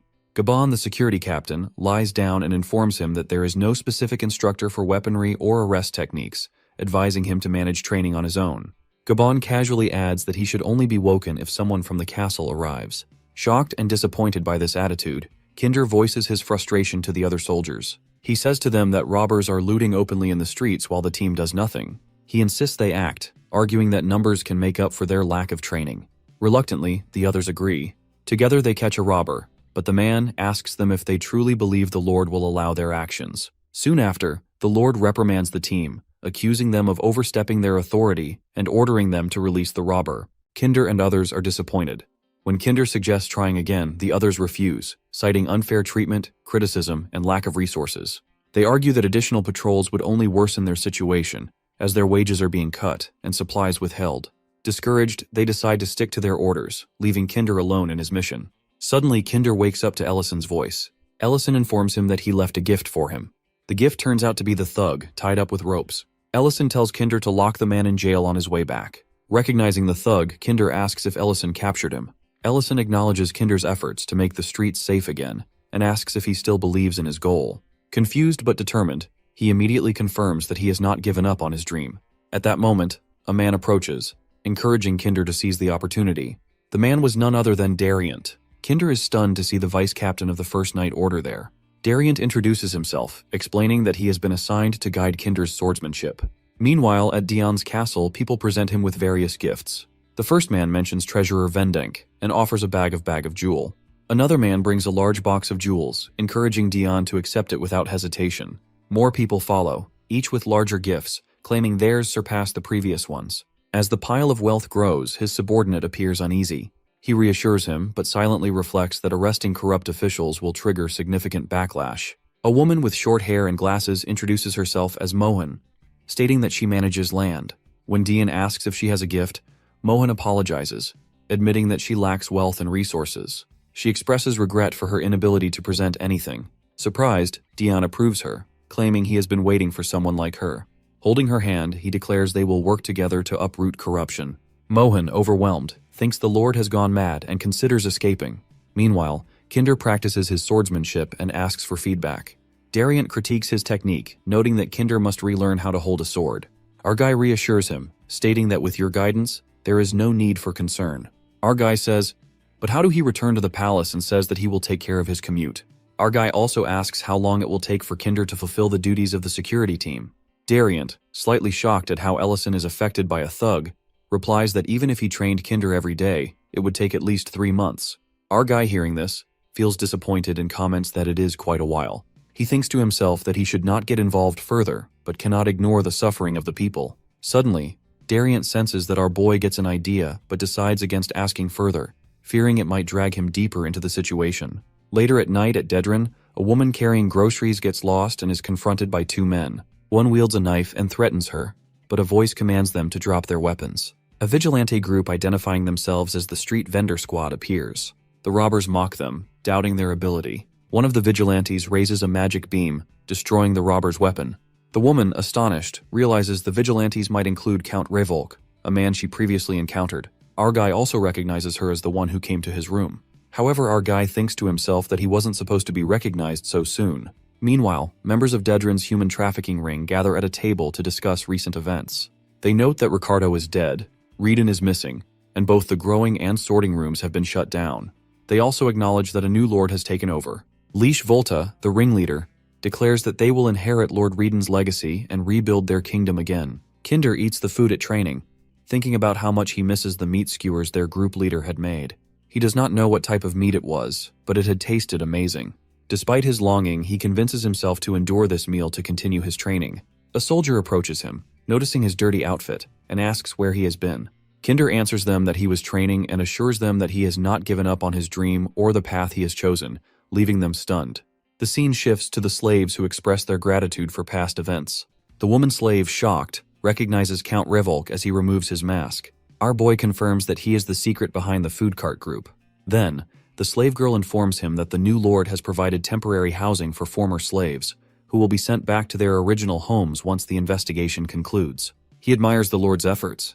However, a slave complains about the tasteless food rations, which led to an attempt to buy bread. At that, he addresses the slaves, reminding them about their earlier capture and asking if they do not desire revenge against those who wronged them. She appears confused as he presses on, questioning whether it is not frustrating to avoid the perpetrator's territory after being kidnapped. He announces to everyone present that those who share similar frustrations should follow him, as there is someone skilled at teaching weapon techniques. Meanwhile, Dariant trains Kinder in weapon skills, advising him to cut through the air rather than just swing aimlessly. He explains that the skill of the First Night Order involves precise control of the blade, not just quick movements of the arms, emphasizing that a poorly used sword is nothing more than a club. Demonstrating, he causes Kinder's sword to fall.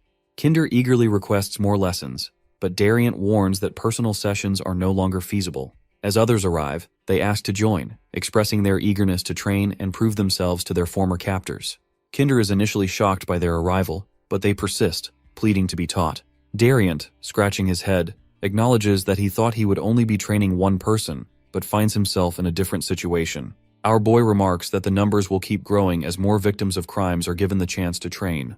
Dariant resigns himself to being late in bringing more recruits from the capital. At the Dedran Guard Barracks, Land Administrator Mohan reads a letter, reflecting on her initial assumption that she had been tasked with collecting bribes for a shady purpose. Earlier, Dion had explained the assignment, stating that some officials who had offered him money might have felt compelled to do so under the old regime. Mohan's role is to investigate whether the funds originated from reluctant donations, embezzlement, or extortion.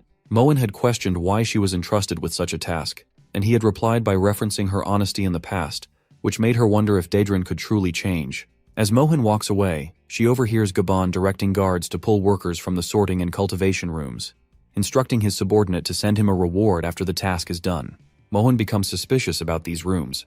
Meanwhile, in the sorting room, soldiers note its current state of disrepair and comment on Gabon's successful handling of the situation. They prepare to rebuild, believing that the room's restoration will mark Dedran's return to glory. At his castle, Dion reflects on the progress made in identifying the sources of the bribes. He notes that it will take a few more months to conclude, but the military remains a challenge. He anticipates the need for swift and discreet action to avoid tipping off the remaining corrupt officials. Suddenly, a magic circle appears and Ellison arrives.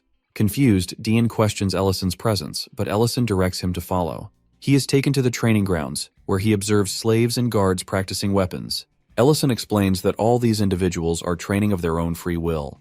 While Dariant reprimands Kinder for his technique, our boy points out how much the training effort has grown, emphasizing the collective desire for change in Dedran. Diane, who is moved by the scene, realizes he is not alone in his efforts and feels hopeful for Dedran's future. 3 months later, Vernetto's subordinate reports that the sorting and cultivation rooms have been restored. Vernetto, frustrated over his earlier losses due to restrictions on exploiting civilians, feels ready to strike.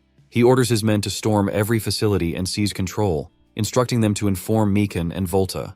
Outside, a massive army of guards and slaves led by Lord Dian confronts Vernetto. Dian demands their peaceful surrender, promising a fair trial under the law, while warning that resistance will bring harsh judgment. Vernetto dismisses the military force as untrained scarecrows, though his subordinate appears frightened. Kinder steps forward, ordering criminals to reveal themselves. A woman shouts for the kidnappers to come out, leaving Vernetto in shock and confusion over their determination. Meanwhile, Mohan shouts the soldiers to arrest the corrupt officials and detain everyone who offered bribes. Those arrested protest, questioning what is happening and who gave permission for such behavior, calling them lunatics. Gabon, holding a sword, demands if they are planning to commit treason and reminds them that he is their leader. One soldier apologizes but states they are merely following orders, as it is a soldier's duty to obey higher ranks, which baffles Gabon. Meanwhile, Dian declares they will rid Dedran of all harm, urging his army to show them Dedran justice, and a fight begins. Opponents attack the soldiers, with one questioning if these are really Dedran guards, as they were supposed to be weaklings. While fighting, Kinder is determined to defeat all of the criminals. Next moment, Vernetto uses his weapon and strength to leap from above, cracking the ground on impact. Everyone is shocked. He comments that they seem to have gained some strength but remain ignorant fools without proper training. He orders his men to move forward. Kinder sarcastically retorts, while claiming that they have tasted hell over the past 3 months, asking if Vernetto even knows what that is like. Holding his sword, Kinder attacks with all his strength. Vernetto mocks him, questioning how he knows swordsmanship. They clash, and Vernetto insults Kinder while parrying. A soldier urges them to move forward, but suddenly, a huge handcuff weapon grabs the soldier by the throat, lifting him into the air. Volta comments on the bribery exposed by the new lord, implying it is not entirely accurate. Everyone is shocked and demands guards capture the man.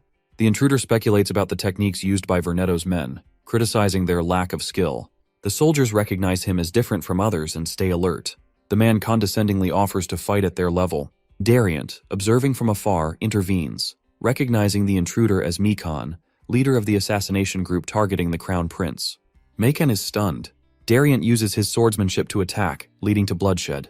He remarks that matching his level would have been impossible for Meekan, and observes that the current guards might be able to handle the situation, but it will be close. Meanwhile, soldiers battling Volta see him recognize them as the slaves he once owned. Irritated by their newfound skill, he declares they should not look down on him. He raises his weapon with all his strength to attack, but is interrupted by a woman who captures him, calling him a criminal. After a while, the soldiers report that their side is clear, with all criminals captured. Meanwhile, Kinder fights Vernetto, who notices strange magic circles blocking his attacks. Frustrated, Vernetto retreats, vowing to reclaim their kingdom even if it takes multiple attempts. While fleeing, Vernetto encounters Lurin sitting on one of the captured criminals. She questions if he is a criminal and orders him to go back. Recognizing her as a dragon, Vernetto becomes terrified when she threatens to burn everything down. Lurin is startled that he identified her as a dragon. Just then, Ellison and others arrive, capturing Vernetto. Then Dariant reports to our boy that injuries among their forces while subduing Meekan, but notes their lives are not in danger. At that, the knight questions to our boy why they intervened despite agreeing to leave this to Count Baron. He explains that it was necessary due to attacks on soldiers and women slaves. Meanwhile, Dian, at his castle, is praised by his father for capturing the crime ring and corrupt officials. While drinking, he dismisses the praise, while calling himself who is disqualified as a lord and certified trash. His father, confused, asks what he means. Inside the camp, our boy is cooking barbecue when Lurin asks whether it's his reason to be there in order to protect the soldiers. Our boy confirms it by saying that it seems like the young count is not happy about it. Our girl doesn't understand it because it's the reason everyone is saved.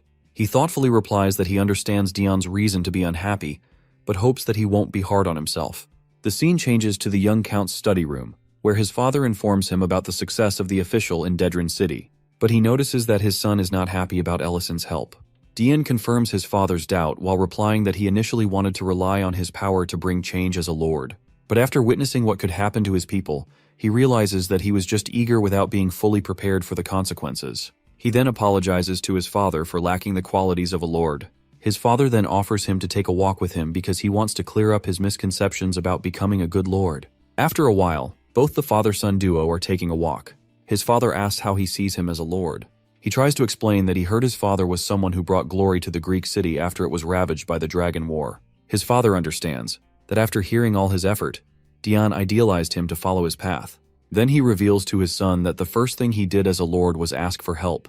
It seems like the situation in Greek city was quite dire at that time, so Lydon asked the neighboring lord for shelter and enough supplies to prevent his people from dying from starvation. Then he makes him understand that the end result is the most important thing for a lord, if they are concerned about the well-being of their people. So he pushes him toward our boy so that he stops frowning on a day-off celebration. First baffled by his father's action, he then notices his soldiers and our boy celebrating, who welcome him with open arms.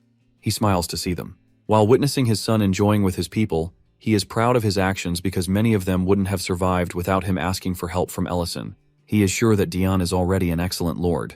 The next morning, everyone is knocked out from drinking all night. To set them straight, he comments that he didn't expect them to celebrate like this. However, he turns to our girl and asks her whether she wants to accompany him if she isn't feeling sleepy. She asks where he is going. While activating his magic, he ambiguously replies that there is something he needs to ask and show to someone. The scene shifts to the royal palace, where Prince Leon is approached by the chief mage. Madrina asks his reason for being there. He replies that he is curious about some part of history in which 3 heroes saved them from the dragon. One of them was an elf, one was a dwarf, and the third was a human. Everyone knows who the elf and dwarf heroes were, but there is no record of the human hero. He suspects that no one knows about him, except for the fact that this person was human and a powerful mage. He then shows her the record in which he finds a single entry by Ellison that he served in the military for 15 years as an imperial mage before retiring. He also suspects that his chief mage happened to know him when they first met. He is sure that she lied about it being their first meeting. She answers that it's not what he had imagined. Then the scene shifts to our boy and girl, who are presented before the Emperor of the Ruben Empire. Both of them greet each other. The Emperor asks his reason for being there and adds whether he wants to visit the Magic Academy. He answers that there is no reason for him to be there because people would likely grind their teeth to see him. It seems our boy is the worst troublemaker of the academy. The scene shifts to the academy days of our boy when they are all congratulated for entering the academy and being selected as the chosen ones. Now, it's their responsibility to hone their skills and advance their magic with the academy's help for the sake of their empire. However, our boy seems like someone who is failing in every class. The principal of the academy is frustrated that he is not graduating from the academy. At that, he babbles about taking small steps toward his success, which further frustrates the principal, who kicks him out of his office. Then he meets his academy fellows, who tell him how he is the far-off senior. He jokingly replies that he joined the academy young, so he doesn't mind. While they are going ahead, young Madrin, who is a junior at the time, sees him with hateful eyes. Later, in the training ground of the Imperial Magic Academy, the principal shows the class the advanced freezing magic and how to perform it. After explaining its basic principles, he asks them to practice the magic. Our boy replies that he can't do it. The principal then shows him basic magic and asks him to perform it, but he helplessly answers that he can't do it either. The principal reminds him that even junior students can perform it, but he answers that junior students nowadays are exceptionally talented, which was rare during his early days. This makes the principal totally mad. Meanwhile, our boy has a plan to keep up a facade until the war is over, and he is kept in the academy. Meanwhile, Madrine is shown to be an exceptional student with great talent in magic, which is rare to see in a junior student. The teacher thoughtfully wishes that Ellison would learn something from Madrini because he was also exceptional with magic when he first entered the academy. Madrina, meanwhile, is looking at him with a scoff.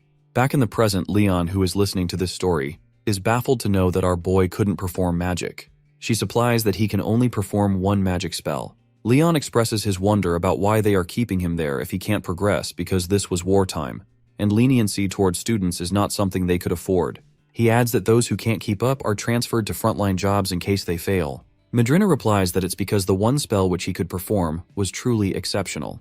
Back in the past, everyone is inspired by Madrine's exceptional talent and skill. She is equally admired by teachers and students alike. She is pompous enough to believe that she is the genius of them all, and that there is no one who can compare with her magic. She is confident that soon she will surpass the power of all the magicians. But she comes out of that daydream to see Ellison performing fireball magic. To see her baffled look, her academy fellows explain that although Ellison can't perform any other magic, He is great at summoning fireballs. That's the reason the professor didn't want him to graduate without learning any other spell. To see the destruction he causes with a single spell, she is truly devastated. She believes that she is the future of the academy. Now she is determined not to lose to someone as insufficient as Ellison. Later, she starts putting more effort into performing fireball magic. It is great at her level, but it is too small compared to Ellison's fireball, which enrages her. Later, she starts keeping an eye on him. He, along with his crew, doesn't like the food in the canteen and decides to go out. The girls notice her keeping an eye on him and tease her about how she is always looking for him. She gets angry after listening to them, then scolds them for their assumptions. They agree with her because Ellison is the exact opposite of Madrina.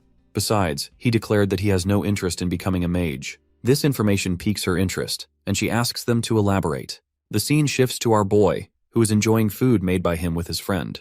His friend is astonished at how tender the meat is, despite it being quite tough when he cut it. He replies that he seasoned it with multiple spices and cooked it over a low flame to preserve its natural juices and avoid overcooking. Then he colors its side and it's done. Then they comment about the pot, which is kept on the flame he ignited with his automatic magic. He comments that most of the spells were created by himself. Then they start to laugh about how this person is fooling the professors into thinking that he can't perform magic. Then his other friends seriously ask whether he changed his mind about not graduating. He replies that he doesn't know what he would fight for because he wants to be a chef, not a magician. For him, magic is just a means to an end. They agree with him, as he is not even from this country. So if it's useless for him to protect what isn't his to begin with, and they understand it. He then replies that a couple of failures will transfer him to the front line. His friend jokes that until then, they'll be promoted and take care of him, which is an idea he likes. Meanwhile, Madrin is listening to all of this and is quite tense to know the real face of Ellison. On the day of graduation, his class fellows graduate from the school while receiving an emblem, which is a sign that they have passed the academy. At that moment, Ellison is witnessing the scene nearby, watching the cheering graduates. After the ceremony, Madrin is found in front of the principal, where she wants to talk about Ellison. The university buzzes as the graduates of the 312 batch are about to leave, except for our guy. They inform him that they are assigned to the same place, which is northern Delian City, quite far from there.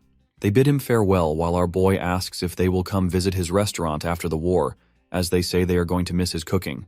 When they leave, he activates his magic in order to start cooking. He knows that now the middle-level students are going to be promoted as seniors, and he hopes to find some friends in his new class as well. His thoughts are interrupted by the voice of Dean Bond, who is looking at his magic seal, which is the combined defensive magic.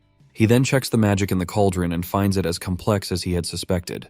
Afterwards, he tastes the food prepared by him and finds it delicious. The dean then starts to tell him how he had heard from his friends in each class about his peaceful nature, which was not cut out for going to battle. So he had been keeping up the pretense of not being able to learn basic magic, but he is actually an expert in magic. Now the dean then gives him two options.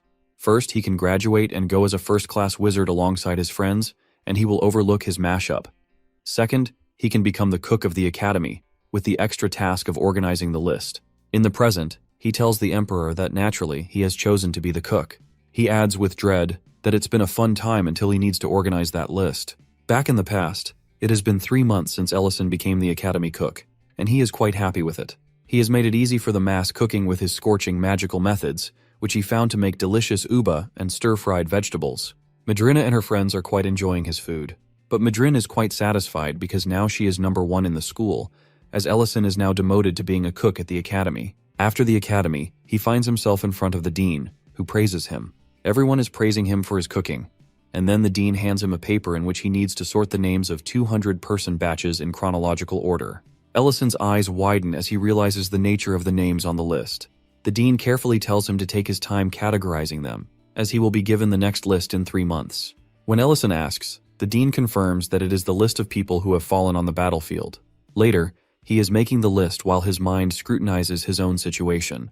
He had assumed that the war was going to end in 2 years or so, and he had shielded himself from it, peacefully enjoying his life in the academy. He assumes that the people of this world are quite strong, as they should be, being part of a fantasy world.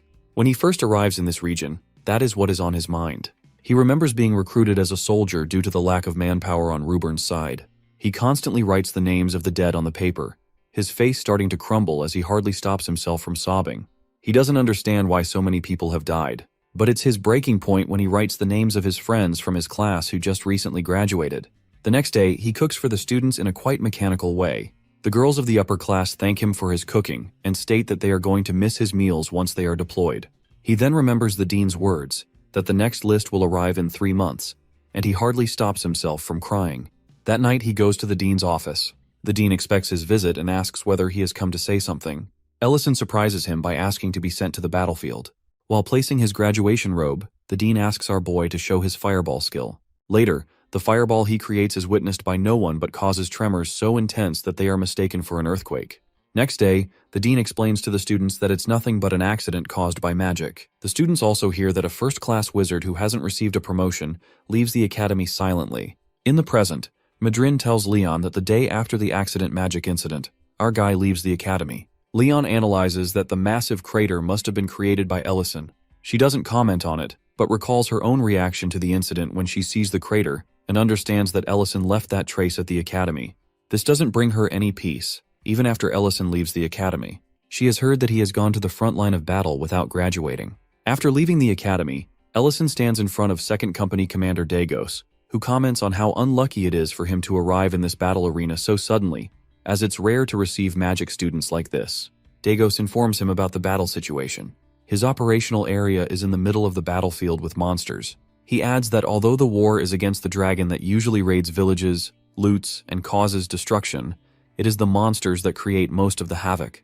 Dagos advises Ellison to stay back, unpack his luggage, and wait for orders, as it would be unwise for him to go to the battlefield now. However, Ellison is determined to head to the battlefield.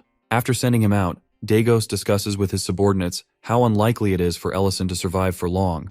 The subordinates protest, arguing that new recruits shouldn't be sent directly into battle. Dagos reasons with them, while pointing out that Ellison isn't an ordinary student, as evidenced by the first-class batch emblem on his uniform. Before their discussion can continue, a soldier interrupts and asks them to come outside and see the battlefield. Moments later, they witness a massive clearing in front of them, leaving everyone shocked. Dagos turns to find an injured Ellison, who requests to be sent to the next operational area before the losses grow even more. In the present, the Emperor asks Ellison if he resents Bond for his actions. Ellison replies that he has no reason to resent him, as all Bond did was awaken him to the reality of his situation by giving him the list. He adds that he even heard Bond was sent to the battlefield, where he fought dragons and eventually died. In the end, Ellison admits that he only resents himself and the enemies responsible for creating the list of fallen soldiers. He then continues, stating that the Emperor must already know the rest of the story, which the Emperor confirms. Ellison expresses that, if given a choice to do it again, he might have handled things differently instead of simply leaving the battlefield. Meanwhile, the Crown Prince is shocked to learn that Ellison deserted. Madrini sadly acknowledges that Ellison betrayed his own beliefs. Reflecting on the incident, she laments that their actions put their own necks on the line. Leon complains, while saying that she can't leave Ellison hanging like this. Madrina then points out that it doesn't matter if he is the Crown Prince, that desertion by those involved remains a serious problem. Their conversation is interrupted by another voice commenting that he didn't expect to find the Crown Prince there. The speaker is revealed to be the 3rd Duke of the Empire. Leon turns to Madrin while keeping his thoughts concealed, knowing he cannot yet reveal his true intentions because he lacks the power to act on them. Smiling slyly, he embraces the persona of the spoiled prince and declares that he will go anywhere he can find the company of such a beautiful woman. Then he immediately hugs Madrin and kisses her hand, hoping she will tolerate the gesture. Dagos comments that, although he doesn't intend to interfere in the prince's business, he didn't expect Madrin to stoop so low as to continue chasing power, even after becoming a 7th-class magician. The prince looks confused. Dagos explains that the 7 circles on her badge symbolize her position and power as a 7th-class wizard. The prince nonchalantly tells him that he hadn't noticed such a complex detail, while saying that he summons her simply because she is beautiful. Dagos leaves while advising him to keep his activity elsewhere, as the record room is no place for such matters. Once he is gone, the prince asks for forgiveness. When Leon questions Madrin, assuming she must have encountered Duke Delian before, but he is surprised to see her state. Basically, Madrin is a magician born with noble personality, often looking down on others because of her superior talent and life immersed in endless magical training. Not only that, but her status as a 7th-rank magician has always been enough to ward off any man interested in her. This is the first time she feels such proximity to a man. Leon, on the other hand, doesn't understand the reason behind her nervousness.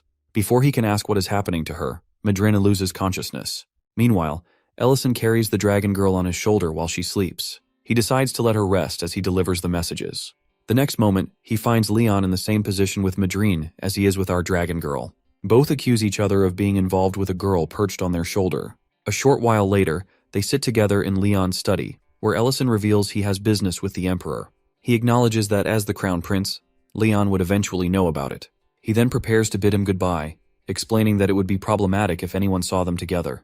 However, Leon stops him, revealing that he knows about his past from Madrini. He adds that, although he hasn't heard Ellison's whole story, he has pieced it together. Leon explains that after returning from his studies abroad, he heard tales of a fearsome man who is a hero with the title of Dragon Slayer. He concludes that this person is none other than Ellison himself after meeting him. Finally, Leon states that Ellison is the legendary 9th-class Archmage who broke through the human barrier of 7th-class magicians. At that, he pleads Ellison to lend him his strength if this is truly his identity. Meanwhile, the Emperor reflects on Ellison's words, in which he expressed regret about leaving the battlefield. The Emperor wonders if he too would make a different choice if given the chance to go back. His thoughts are interrupted by the 3rd Duke, who asks if Ellison is in the palace. The Emperor, however, refuses to answer his question. This angers Delian, but instead of voicing his frustration, he steps forward toward the Emperor, who appears visibly weaker in his presence. The Emperor's knight tries to intervene, but the Duke's knight grabs his wrist while Delian reminds the Emperor that he no longer possesses the glory of his past. Before the situation escalates, Porgo interrupts, reminding Delian that this is the Imperial Palace, and he needs to exercise caution, especially if Ellison is indeed present. Delian acknowledges Porgo's words and decides to leave the matter for now. However, before departing, he advises him to reprimand Madrine for associating with the Crown Prince in such a manner, as it brings dishonor to the Imperial Palace. When Delian leaves, Porgo asks about the Emperor's well-being. The Emperor thanks him for his support, but expresses his deep sense of disgrace as an emperor. He wonders aloud how his son must feel, likely ashamed of him. The scene shifts to Leon's study, where he reminds Ellison of the fall of the Imperial family after the First Night Order's collapse. Leon explains that when the war with the dragons began, the Emperor, acting in the best interest of his people, divided the First Night Order and deployed them to different regions. As a result, the castle's defenses were significantly weakened, with only the commander and a few forces left behind.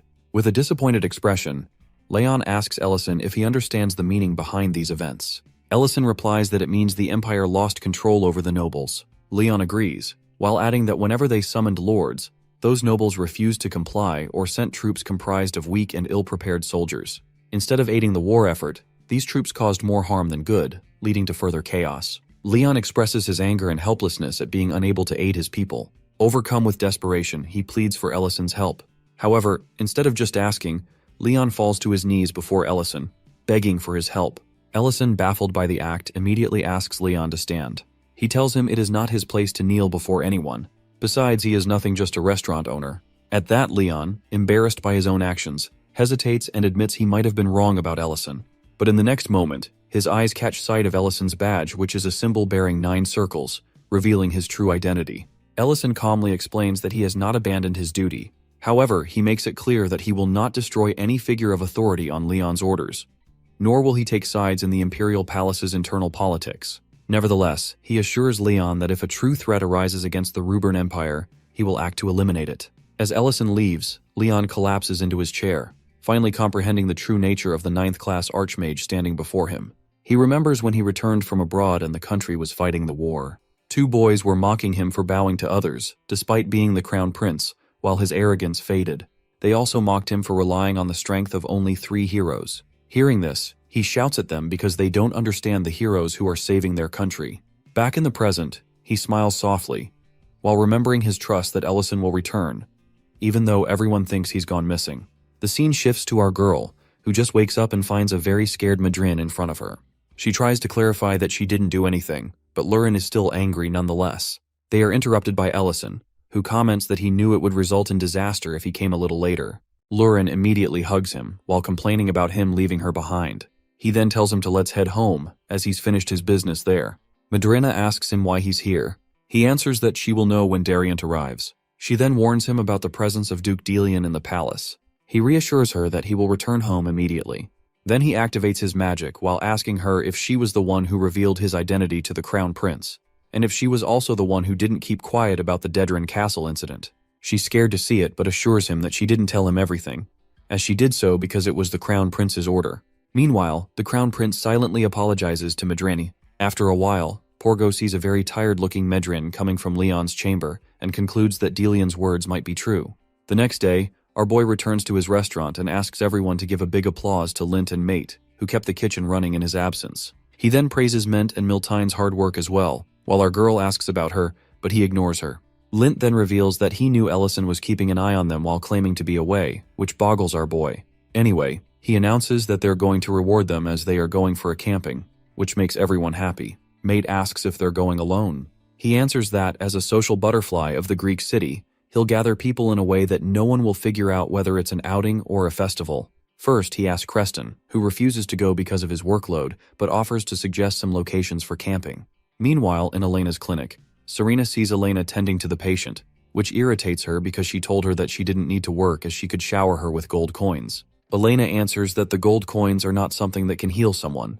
At that moment, Ellison enters the picture, and Elena's face brightens up. Serena doesn't like her expression, and concludes that Elena has various emotions on her face upon seeing Ellison. Ellison asks her to join them for camping, as she went to his restaurant to have a meal, so it would be better if she joined for camping. She answers him affirmatively, and Serena once again pins her gaze on the expression on Elena's face, wondering whether it's admiration or love. Then she interrupts their conversation, declaring that she, as a great dragon, will also join them. He's nervous to know that she had invited herself, which irritates her because she thought that the invitation was for her as well. Later, they are shown at the camping location, which is a beautiful site near a waterfall. Elena asks how he found this location. He answers ambiguously that he's a social butterfly and got this location in a wind.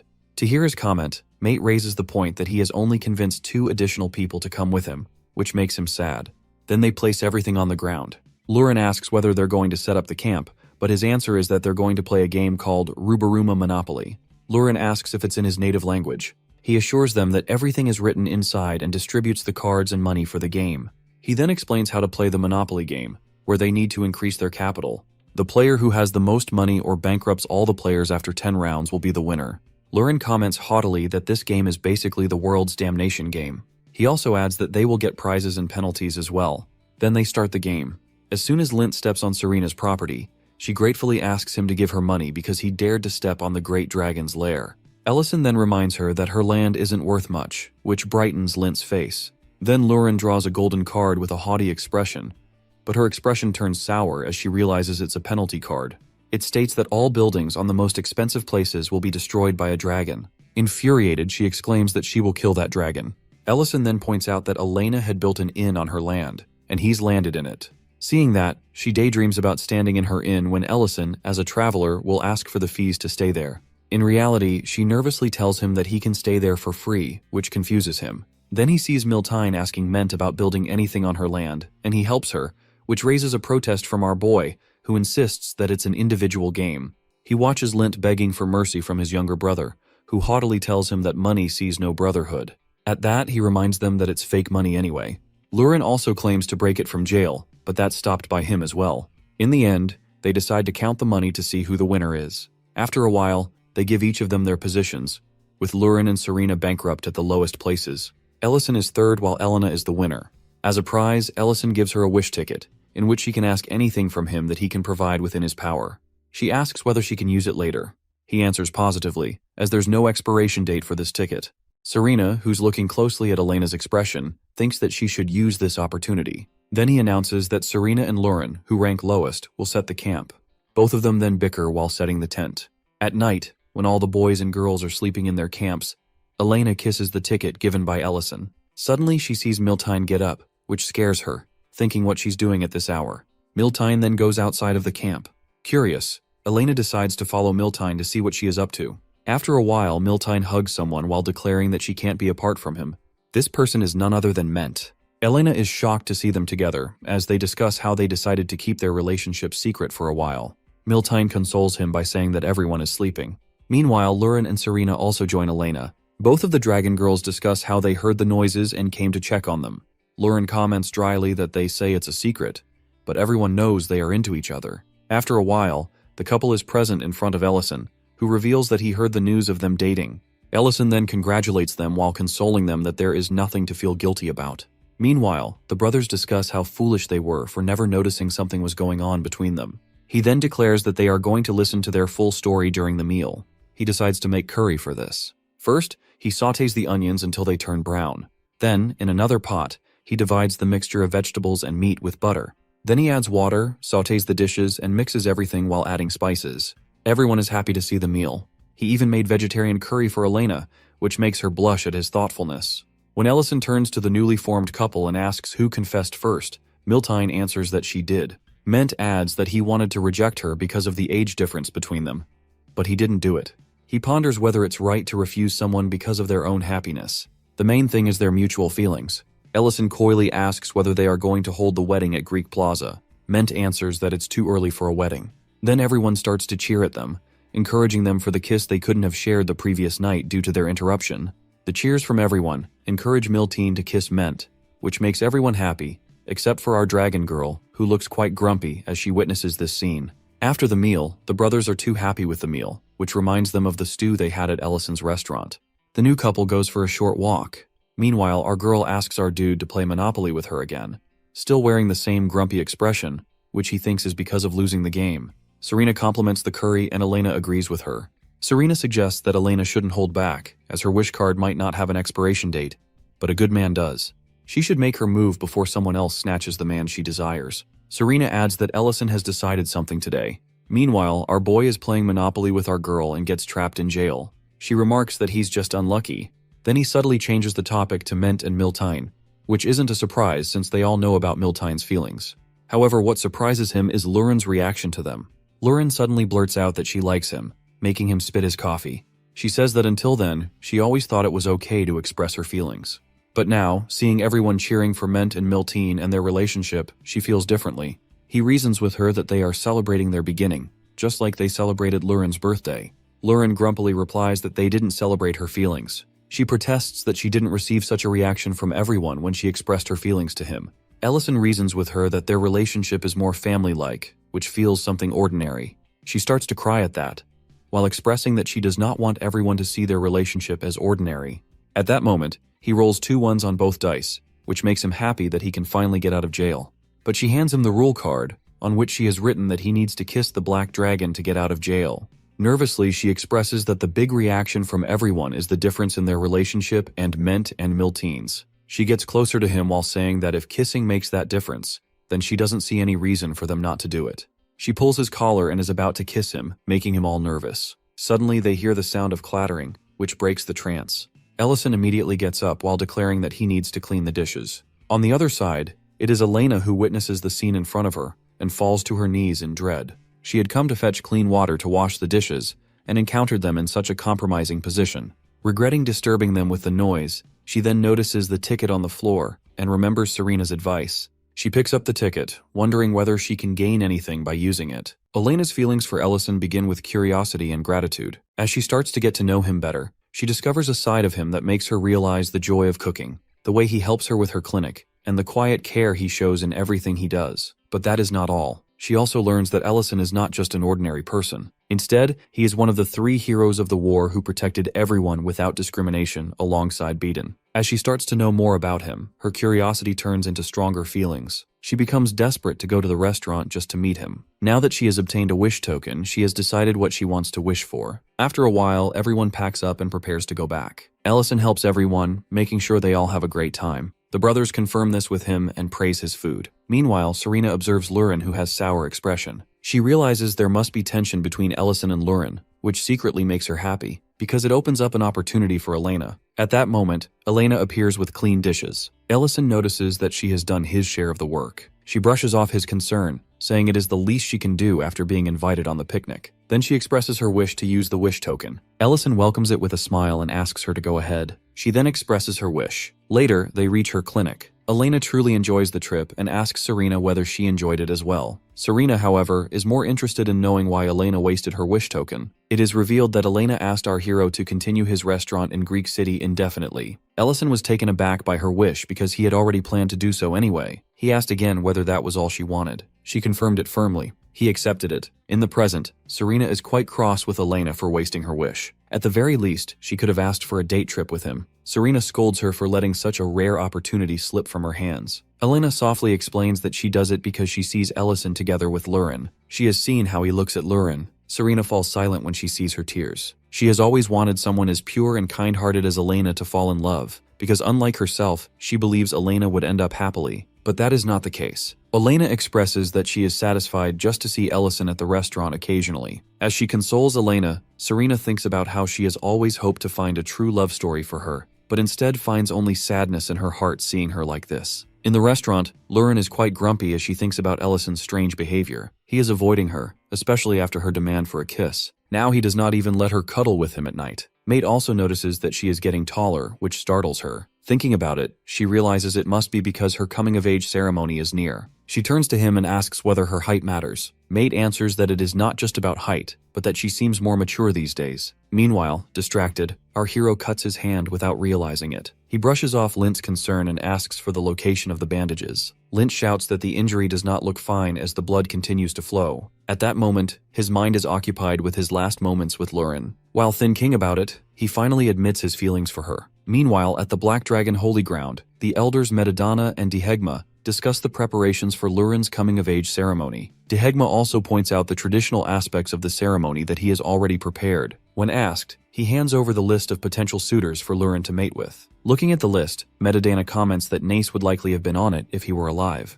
Dihegma agrees. Then Metadonna approaches the topic of whether Dihegma still resents Ellison for killing Nace. He denies it. Metadonna is about to point out Lauren's feelings for Ellison, but Dihegma interrupts, saying that he knows about his nephew's conspiracy, which shocks Metadonna. Dihegma agrees that he did nothing, despite not supporting it openly, because Nace was somehow right about the extinction of the Black Dragon clan. In such a situation, giving a rare female dragon to a human is not wise. Metadonna asks him to speak clearly. Dihegma finally says that he is talking about preserving the Black Dragon clan, just like Metadonna. He points out how Metadonna imprisoned his own daughter and punished her for making an ancient Mabel by breaking clan taboo. However, he also understands that Metadonna regrets that decision. That is why he shares his suggestion that Lauren must mate with a fellow Black Dragon. That evening, the butcher couple is at his restaurant, asking about his vacation. He replies that it was really fun. Rain apologizes for not attending, which he brushes off, saying there is always a next time they can join him. Then the woman whispers, asking whether he has prepared anything for Lauren's next birthday. He assures her that he has prepared something he has been working on for a long time. She becomes excited and wants to know more, squealing when she hears that he has prepared a house for her. Meanwhile, Geltzar is quite satisfied as he looks at the final work of Lauren's lair. He pats Cat Lauren for working hard alongside him. Then he turns to his subordinates, apologizing for making them work so hard. It is his perfectionist nature that makes him fuss over finishing touches, which keeps them working until now. They happily brush off his concern, as the perfection of the lair also brings them great joy. They are sure this can be called Geltzar's masterpiece. Now they wait to see everyone's reaction. Meanwhile, Lauren is dreaming about facing the elders of her clan. They remind her of her mother's crimes. The war happened because she created the ancient Mabel. Lauren trembles as she tries to explain herself. Metadonna does not hear anything. He simply gives the verdict, exiling her from the sanctuary. At that moment, she wakes up with a jerk. When she finds Ellison's side of the bed empty, she goes outside searching for him. She then finds him with Geltzar. Both of them notice her. She is confused about what is really happening. Ellison coughs and declares that he is going to tell her something he was planning to tell her on her birthday, but now seems like the perfect time. To her confusion, instead of telling her, he decides to show her the lair. First, he leads her to its entrance. She is awed by the height of the ceiling. They notice a Cat Lauren's chamber near the entrance, and Geltzar explains that it is a guard compound. Then they are given a tour of her new home, a wine cellar, a pantry connected to the dining hall, a bedroom, and a prepared vault. After that, Geltzar shows them the central area, which contains a large bath. She is excited to see it and asks whether they use the underground aquifer for it. Geltzar confirms this, recalling how much she enjoyed the hot spring. So, he created one for her. Seeing her excited expression, Ellison feels grateful. He understands that his avoiding behavior toward her has been making her sad. Now she is happy, while seeing her new home. He is now determined to settle his feelings for her. She turns to him and demands cocoa, even offering to take a bath together, which clearly flusters him. Without waiting, she goes into the water. She grows frustrated when she sees him hesitating. Meanwhile, he tries to prepare his heart, thinking she is moving too fast.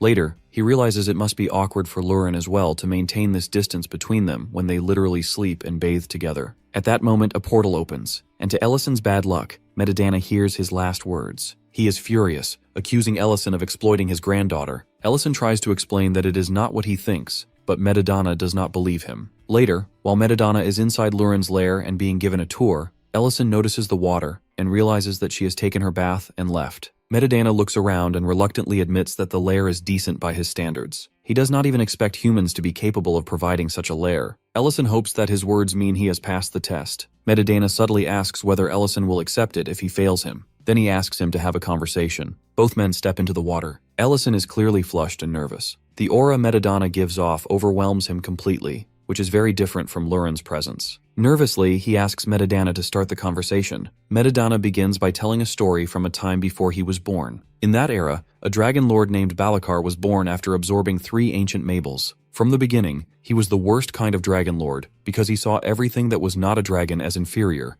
even though such dragons still existed. Balakar was powerful enough to act on his grudges, and he purged all beings who were not dragons. When only dragons remained on the planet, Balakar finally realized his mistake. Without other creatures to rule over, the dragons began to prey on one another. Eventually, other powerful dragons who had consumed 1 or 2 ancient mables rose against Balakar and finally eliminated him. After the war, the dragons remembered the horrors they had endured and vowed never to let any dragon consume 3 ancient mables again. That is why they create a law forbidding the creation of ancient mables. Then he approaches his real topic about Lurin's mother. He recalls an incident from 300 years ago when Lurin was still a child, playing with him. It was a time of peace in the sanctuary. However, that incident led to the breaking of that peace. While he was being scolded by his mother for spoiling Lurin, they sensed a violent tremor as Lurin's mother, in her dragon form, crashed into the tower. She was hoping that no one was chasing her anymore. She then entered the tower, revealed the ancient mable, and asked them to hide it quickly. Both Saren and Metadana were tense when they realized that Baron had brought an ancient mable. Saren demanded to know how she had obtained it. She confessed casually that she kind of had smuggled it out from somewhere. Her father was furious, but his mother calmed him down. Saren still insisted that Baron explain everything. Baron deadpanned that it was not complete yet, but soon the Lord would be born. She explained that she once had seen some people who possessed all 3 ancient mables. She did not understand the situation clearly, but she immediately stole 1 mable, and even thought about stealing all 3. She bragged that no one could catch up to her. Saren, however, pointed out the gravity of the situation, especially that the energy of an ancient mable could not be concealed. Soon, she would have to follow tradition. Her father protested, but Baron agreed. She understood what would happen to her once she stole the mable. She had accepted her fate and was willing to follow the protocol, though she had one condition. Meanwhile, Lurin was furious with her grandfather for not letting her meet her mother.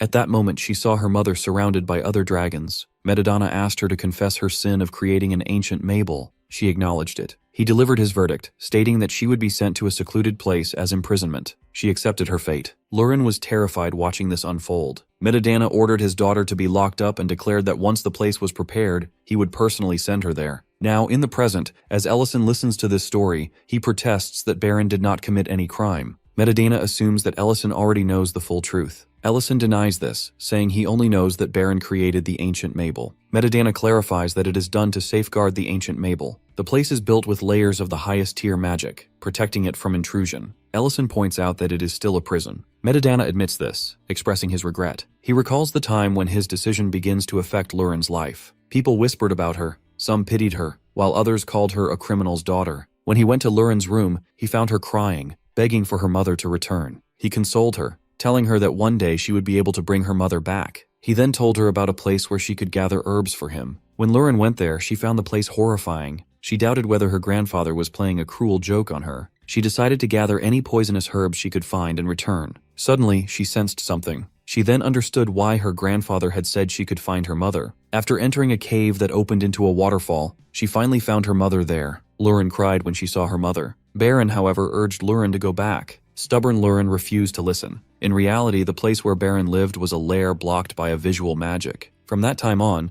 Lurin started visiting her mother regularly. Baron did not want her to come there, but Lurin pointed out that her grandfather would never know. Baron then told her that it was Metadana himself who had led her there. Lurin realized this as well. Metadana confessed that because of Lurin's rebellious nature, no one noticed her disappearances. However, she never got the chance to study magic or see the world like other dragons. Instead, she spent her time growing up with her mother. At that time, he worried that she would be isolated by her own kind, but he never stopped her because it made her happy. During one of her visits, Lurin decided that once she became an adult, she would stop visiting the sacred land secretly and live with her mother forever. Around that time, she noticed that the passage grew shorter with every visit. When she came to see her mother again, she found her staring at the ancient mable with a dark expression. Lurin moved closer to her, horrified as her mother realized that the cult had not abandoned its goal. She doubted that they had truly given up on creating a dragon lord. Meanwhile, the red dragons gathered in one place before their dragon lord, Sartalon. He declared that he would restore the world, and with that declaration,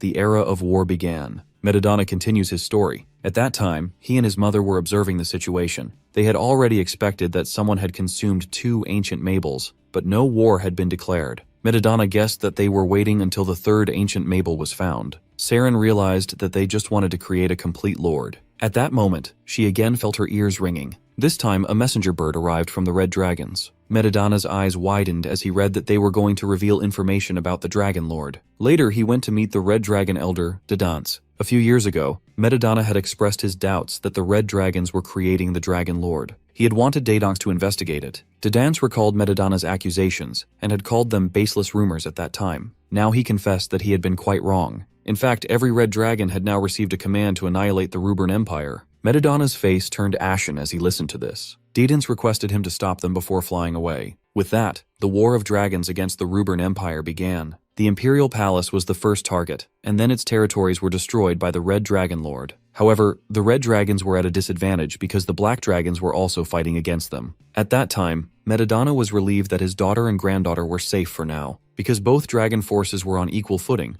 no one had any time to focus on anything else. During that time, Lurin went to her mother and told her about the rise of the Lord. She told her that Madamada had asked her to stay there for a while. Baron, however, had another plan. After she activated her magic, she started teaching Lurin magic so that she could protect herself and fight. During the entire war, Lurin was taught the basic combat techniques of dragons. She trained for 13 years. Madamada asked Ellison whether he realized what this meant. In the end, when her training was complete, Lurin had learned many basic magic and combat skills. She could learn flying later. Baron wanted to teach her more, but she knew her time was up. She hugged Lurin while apologizing to her. Then she pierced Lurin's stomach and placed the ancient Mabel inside her. After a while, Baron made her wake up. Lurin was confused to see her stomach okay and her clothes intact. She assumed she must be dreaming. Baron asked whether she felt mana overflowing. Lurin confirmed that she felt powerful. Baron informed her that it was because she had consumed an ancient Mabel. Then she asked her to go to her grandfather and assist him with the war in the Holy Ground. Lurin pointed out that it was forbidden to absorb an ancient Mabel. Baron asked her to keep it a secret, like a mission. This excited Lurin, who did not fully understand her situation at that age. Baron hugged her and thanked her for making her happy during her imprisonment. Then she let her go. That was the last time the mother and daughter saw each other, because the next time Lurin came to visit her mother, she was gone. Madamada reminds Ellison of the dreadful sight of Baron's death, because he was also there with Lurin. Ellison knows the remaining story. When the war ends with the Lord's defeat, Lurin cannot return to the Holy Ground. Ellison already knows that Lurin was expelled from the Holy Ground, but he wants to know the reason she was cast out. Madamada then reveals the condition Baron sets before accepting her punishment. She does not want Lurin to be treated like a criminal. Instead, she wants her daughter to be treated with respect as a fellow member of the Black Dragon clan. Madamada continues that Lurin was still a fledgling. At that time, she did not have enough power to conceal the aura of the ancient Mabel from other dragons. It could be noticed through outbursts. On the other hand, everyone believes that now Baron is dead, the ancient Mabel is gone. Ellison immediately understands why Madamada entrusted his granddaughter to him. As someone who has absorbed the Dragon Lord's heart, he can suppress her aura. Then he plans to bring Lurin back when she becomes an adult. According to the rules, she must return if she does not have a lair. Madamada confirms this. Ellison is furious at him for acting without considering Lurin's feelings,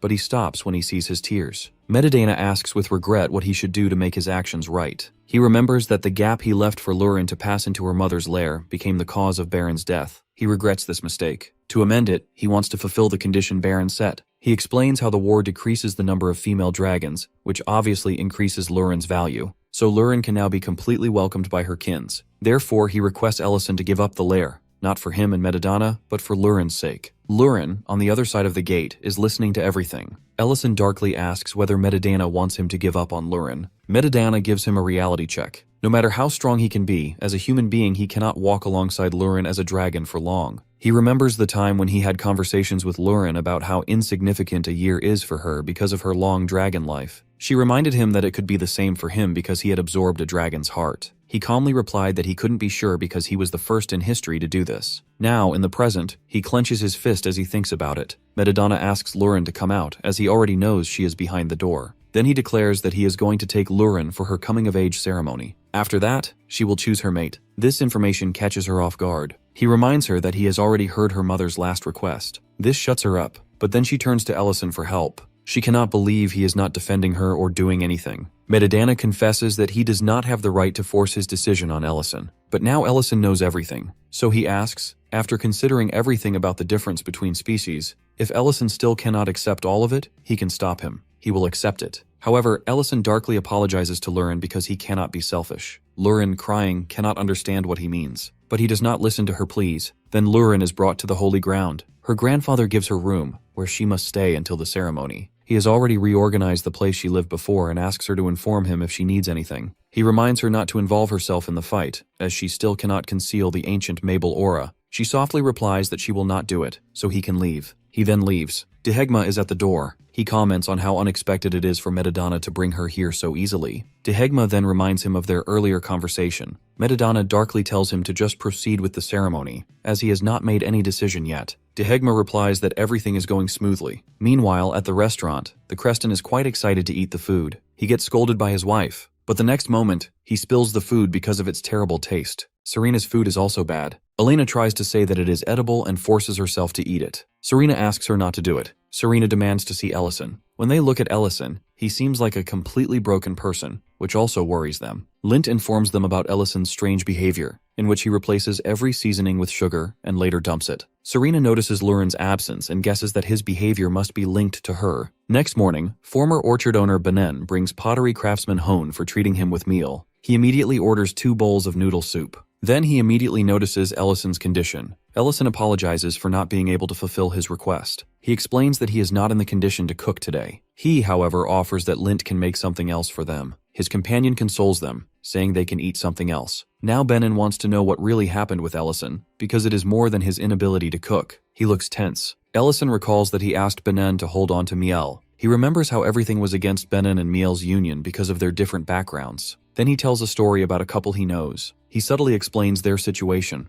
how Lurin was supposed to marry someone else, how they come from different backgrounds, and how they are incompatible. He asks what he should do. Benen asks him to live as if there is no tomorrow so there will be no regrets. He then asks whether it is right to reject the opportunities offered to her just because of that. He asks whether Ellison is ill or going to die to talk like this. Ellison denies it. Then Benen confirms and declares that he knows Ellison is talking about himself. The story is already familiar to both of them. Hone then decides to help him choose by listening to his decision. With that, he takes out 2 plates from his bag, one whole and the other cracked. Meanwhile, Madamada is recalling his last conversation with Dehegma. Dehegma understood that Madamada wanted Ellison to be with Lurin, so he asked him to tell everything to Ellison without lying. If Ellison wanted to keep Lurin, then they would skip the pairing process and the ceremony. If Ellison understood, then Lurin would find a dragon suitor. At that moment, Madamada confidently bet on Ellison taking Lurin, but now he is crying with frustration over Ellison's foolishness. He even imagines a scenario in which Ellison fights for Lurin and they get their happy ending. He now regrets it, and his mind runs with a series of what-ifs. He remembers Baron's words for Lurin. He can't believe that her wish comes true in the worst possible way. Finally, the day of the ceremony starts. Guests have arrived. Lurin also appears inside the hall. At that moment, they hear commotion at the gate. Some guest is making a scene. The gatekeeper calls him Lord Luhard. This lord has kicked the gate and forcefully enters. Lurin immediately catches his eyes. He expresses that he was afraid she might be ugly. Then he haughtily introduces himself as Lord Luhard, who is going to be her destined mate. Meanwhile, Madamada is observing the list of suitors for Lurin. He is taken aback to learn Dehegma's suggestion that the most suited one is Luhard. Dehegma reasons that the war has left the population of male dragons dwindling as well. In this way, they have 2 options: the weak dragons who cannot withstand the war, and the stronger ones who survive it. Luhard, obviously being the war hero, becomes the obvious choice for his granddaughter. Madamada is concerned about the said suitor's temperament. He knows that he fights in the war without any care for human life. At that moment, Luhard looks at our girl with relief on his face after finding her beautiful. He asks the servants to leave them alone. Then he steps ahead, claiming that he has everything he desires, from honor to women. Now, he is going to claim her as well, though he thinks the only black dot is Lurin's mother's reputation. On the other hand, when he touches her, she grabs his wrist, claiming that only one person in this world has the right to touch her. Luhard is overwhelmed by her power. He does not expect her to have this kind of bloodlust while being so young. However, his thoughts darken at the prospect of taming her. The moment is interrupted by Saren, who reprimands her for emitting bloodlust in the sanctuary. Then she orders her to return to her chamber. Inside her chamber, she gets a scolding from her for using her bloodlust,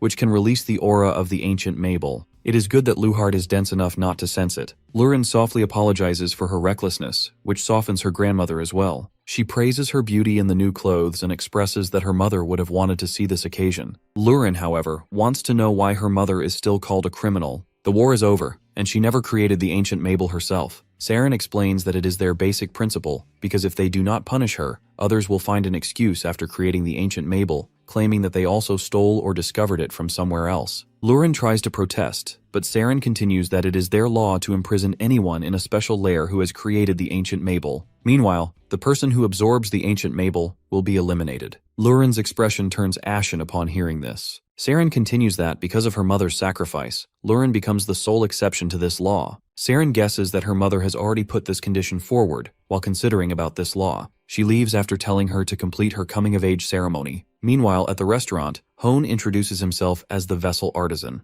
The plates are part of the tableware he has prepared as a wedding gift for his daughter, Tina. When she reached adulthood, she had 2 suitors. Both were his apprentices, Gedroa and Piner. Piner was her childhood friend and very close to her. However, he was poor and an orphan from a young age, with no wealth. Gedroa, on the other hand, was the eldest son of a grand workshop in Melxi, with high social status. He was the perfect suitor. Hone was in a dilemma about choosing either one. During that time, the vessel slipped from his hands and broke. Then he decided to test their craftsmanship by asking them to mend the vessels. He thought it was a casual request, but it helped him clear his choice. Then he shows Gedroa's repair, which seems perfect, while Piner's has a large crack. He asks which one is perfect. Ellison points at Gedroa's vessel, which Hone already expects. He explains that on the outside it is perfect, but it is useless because the adhesive he uses is toxic to humans. It cannot be used for food. On the other hand, Piner's vessel seems flawed, but it is sturdy and useful. The vessel symbolizes his relationship with Tina. When he approves their marriage, their happiness dissolves his worries. He concludes that when it comes to love, appearance does not matter. Then he leaves a question, asking whether Ellison still thinks this plate is useless. Ellison contemplates his situation with Lurin. He is a human and she is a dragon. They are not only different species, but his lifespan is much shorter than hers, which will leave Lurin alone later. Her mother also wishes for her to return to her kins. He remembers all the moments with her. He also knows that one day she will have to return. That is why he tries to let her go. He remembers her saying that his restaurant is their restaurant. Now he cries while looking at the vessel, which is truly splendid. He decides to take another chance with Lurin. At that moment, he gets a punch from Creston, who urges him to chase Lurin. He gets another punch from Miltine, who reminds him that she and Ment also have a taboo relationship. Benin comments on how they are all alike. He gets another punch from Elena as well. She hands him his robe, while expressing that she does not wish for him to run the restaurant alone. Meanwhile, the coming-of-age ceremony of the girl starts, led by Medidana, who addresses the audience in his dragon form. Then Lurin enters. The dragons are captivated by the radiance of her beauty, so much so that they look past Baron's crime. Luhard is also satisfied, knowing Nace is not competing against him. Medidana asks her to take her dragon form. She refuses. Her refusal raises a quiet murmur among the audience, as they assume it is the impact of her living with a human. Medidana grows furious and silences the audience. He asks Luhard to stand with her as her mate during the ceremony. Luhard gladly accepts his role. He explains that by midnight she will become an adult dragon and remain in the sanctuary. After that, she may leave if she creates a lair, bears offspring, or desires independence. She is also required to bond with her mate by the end of the ritual. Lurin listens to all of this with dead eyes. Her thoughts flash back to the time when she met Ellison. It was the time she was bullied by Nice and Hoburn, who taunted her for her mother's crime. After beating her, they left while mocking that she would never restore her honor, even after the war. At that moment, Ellison appeared and asked her why she endured the beating when she could surely take them down. Angrily, she told him to stay out of it. Calmly, he reminded her that he did stay out of it. Then he decided to offer her food. Obviously, she looked like she had not eaten anything. While cooking the food, he again repeated his question, why she did not fight back. Then she changed into human form while answering that it was not his business. He offered her food and asked her to speak. Annoyed, she explained her story,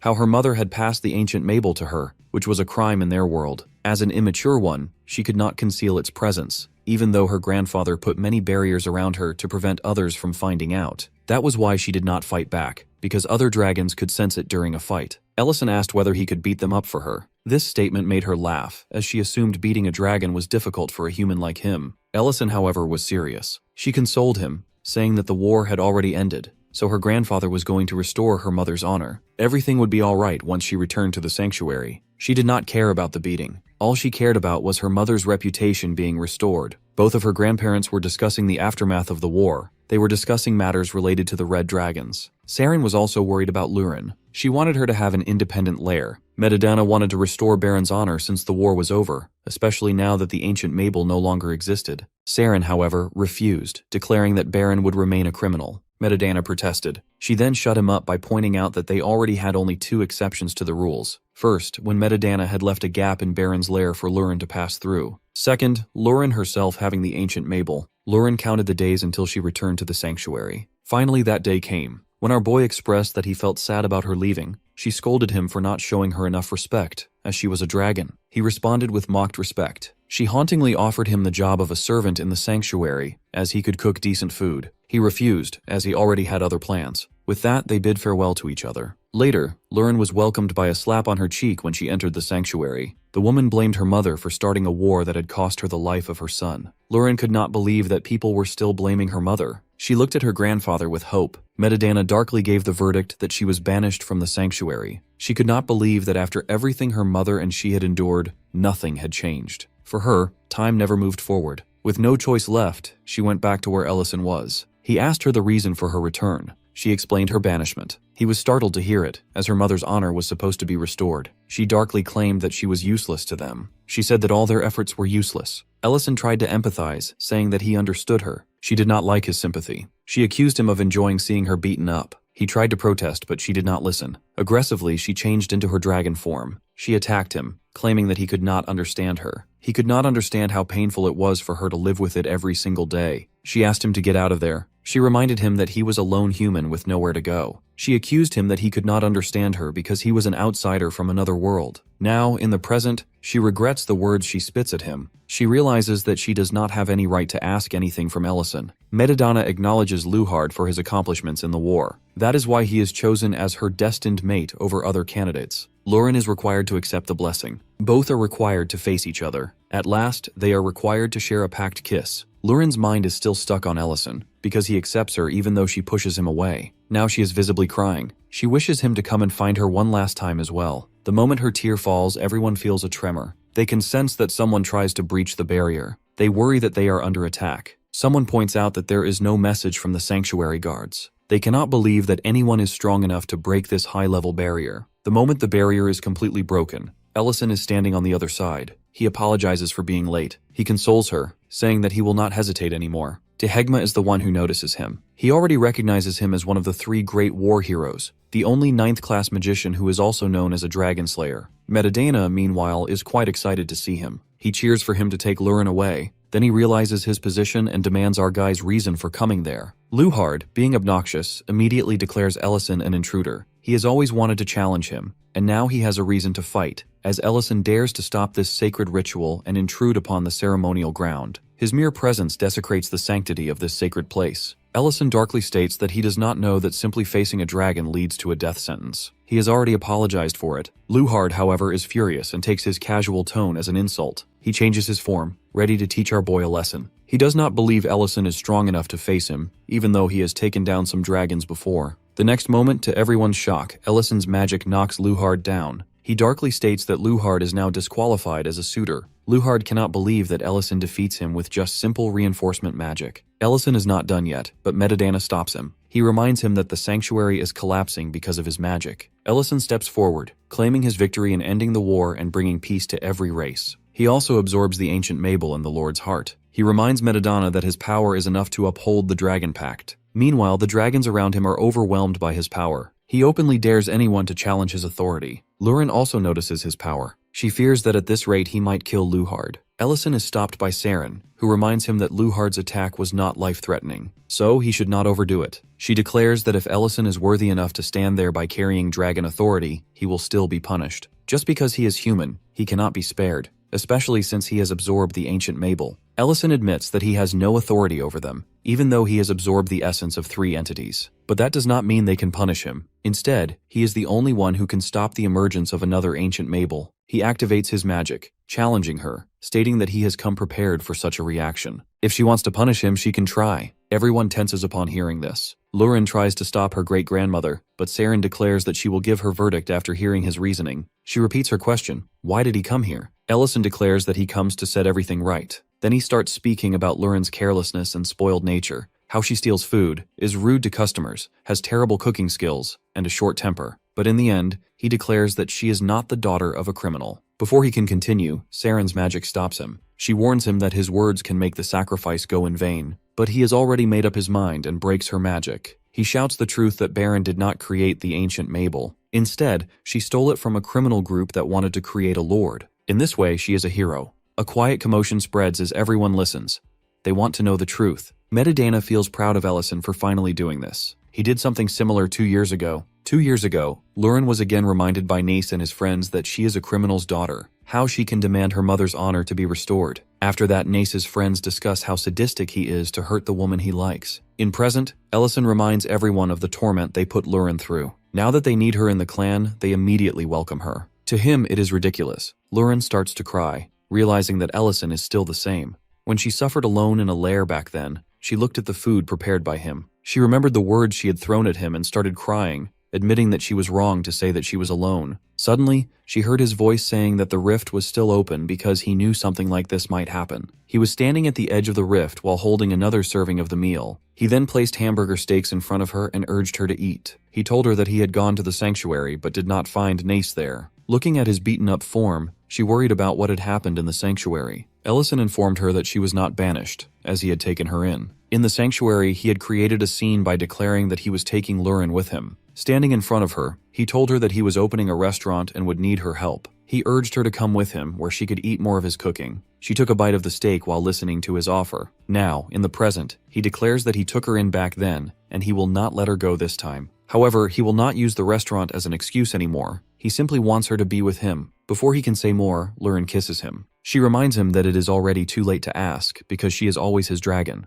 Metadana then declares that it is already midnight, meaning she is now an adult. He has already said that if she does not have a mate, she will be matched accordingly, but looking at Ellison, he knows she already has a great mate. With that, he declares the restoration of Baron's honor, and announces Luren as an adult. In his heart, he thanks Ellison. With that, the ceremony concludes with best wishes to both of them. The scene flashes to the past when she asked about the restaurant. He explained that such a place sold food to customers. She was excited about having lots of food. He reminded her that customers came first. Then he noticed her calling him, "my dear." She declared that she did it because he was her dear. He reminded her that she could not transform into the restaurant. She promised it. She then thought about how there were many kinds of dragons, some living with humans and some falling in love with them. Now in the present, she asks for midnight snacks, specifically hamburger steaks. Later, both of them have their midnight snacks and retire to bed. Suddenly, both feel awkward. Ellison nervously compliments her dress. On the other hand, she acknowledges Ellison's hesitation back in the bathhouse.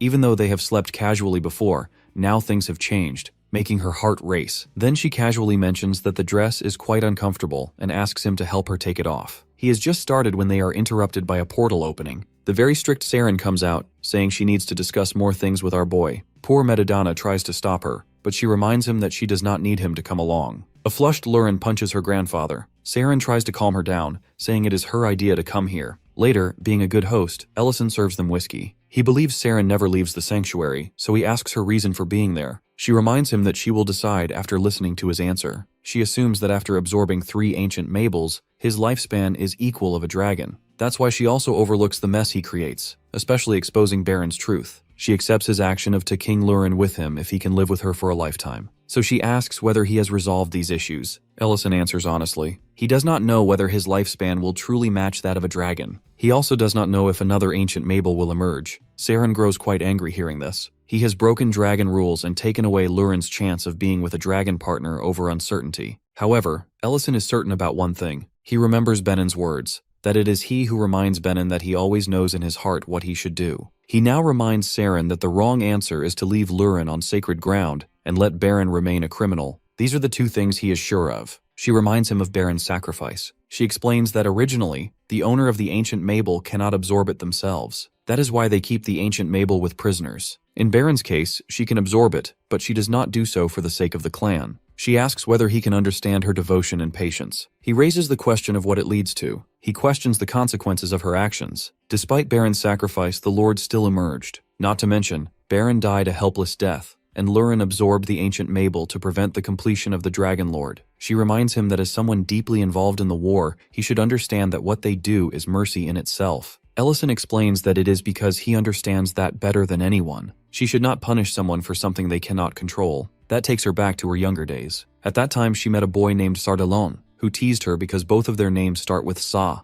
He was a red dragon and did not care that she is black. In the present, she comments that she has not heard such things in a long time. When she takes off her tiara, Ellison immediately recognizes it, as it is similar to the Dragon Lord's necklace. She reveals that it is because it is given to her by him, which shocks everyone. The scene flashes to their younger days. When Sardalon was quite annoying, always following her, she was already irritated and reminded him that he always came in her way. He promised to come again tomorrow. Finally, he brought her somewhere he found beautiful. They went to a cliff and complimented each other's hair. In the present, Saren revealed that she loved him, but it did not work out. She remembered that before her coming-of-age ceremony, she broke up with him. She needed to meet her destined mate there. He protested that he could be her mate. She replied that mixing different dragon lineages was taboo, because if an incomplete dragon lord was born, their resistance to command weakened. It was her duty not to allow that. She asked him to leave, leaving him broken. He reminded her that it was not in their hands to be born of different lineages, but loving her was inevitable for him. At that time, he broke his necklace and sent one part to her. He accused her of making excuses about lineage, but in reality, she could not blame him for something he could not control. He wished she would stop making excuses. Then he left. In the present, she expresses that she does it because it is the rule. She stands up.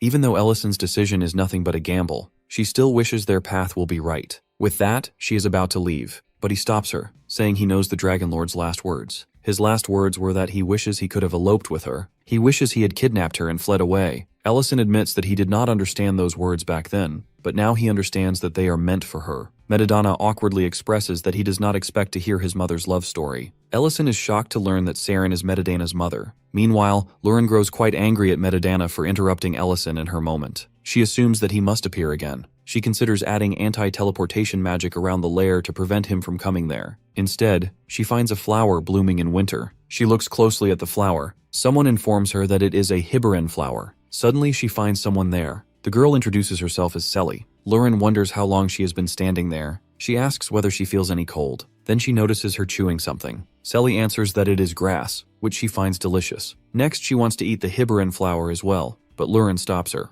Lauren looks at the flower and preserves it to decorate her room. Seeing her using magic, Selly wonders aloud whether she is a mage. Now Lauren knows the flower's name and she is going back. When Selly answers that she is homeless, Lauren steps ahead. Then she casually mentions that she is going to a warm place with plenty of food, and Selly is welcome to follow her. She immediately follows her. When they reach at the lair, Cat Lauren is quite angry to see her. Lauren calms the cat down by explaining that she is her guest. She enters inside and is quite relieved to see her relatives gone. Ellison notices the flower in her hand. She informs him about the flower's name and that she is going to grow it on the restaurant's second floor. Then he notices Selly, who introduces herself as Lauren's little sister. Lauren angrily explains him that she is the only child of her mother. She just brought her here because she has nowhere to go. Ellison explains that he is not judging. He is just happy to see her caring for others. Lauren is desperate for a reward for her good deed. Flushed, he reminds her of the presence of a kid, which obviously irritates her. Ellison then asks her to let Selly stay and assigns her to keep watching over her. Lauren is not happy with this task. The next morning, Creston is happy to see Lauren back. They hope that now Ellison will be back to normal. Serena also notices that she has reached adulthood and taunts her as she is supposed to bond with someone else. Lauren is irritated by her. Elena asks them not to fight. She expresses her happiness that Ellison was not late in coming back. Lauren hears that she also convinced Ellison.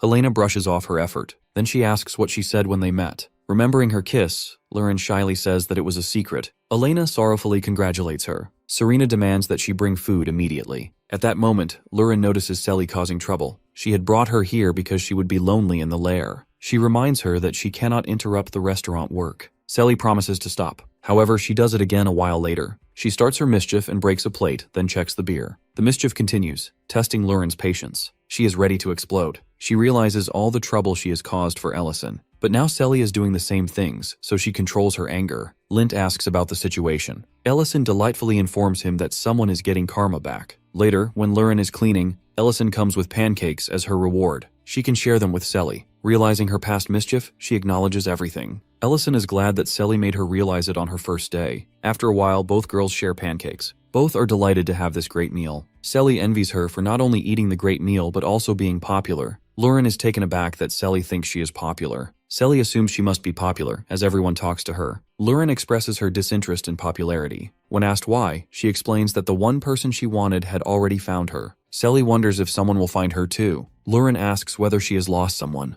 Selly then sings a song. After completing it, she reveals that she has no memory of anything else, but she remembers this song. That is why she wants to find the person who sings it. Perhaps her parents had sung it to her. Lurin is not entirely sure of this. Selly suggests that if she becomes popular and sings the song to a crowd, it might spread. Maybe then the singer of the song will find her. Lurin feels saddened hearing this. She remembers her own journey with Ellison and consoles Selly, assuring her that they will find her, just as Ellison found her. Later, Lurin dresses her in warm clothes. Selly is unhappy with the tight outfit. Lurin grows angry at her for being greedy. When Ellison appears, he is taken aback to learn that Lurin is trying to find Selly's parents. Lurin emphasizes that it is necessary, as Selly cannot live with them forever. She explains the song to him. Listening to it, he immediately understands that they need help from the social butterfly of the city. Later, he goes to the butcher shop. He immediately asks whether the Dedran supply has stabilized. Rain confirms that they have found their own butcher. She further informs him that Creston is outside, but he can wait until Creston arrives. He then explains everything about Selly's situation to her. He tells her that Selly does not even remember her parents' names. When asked, Ellison shows her Selly, who comes inside with Lurin. When he says that her age must be around 13 to 14,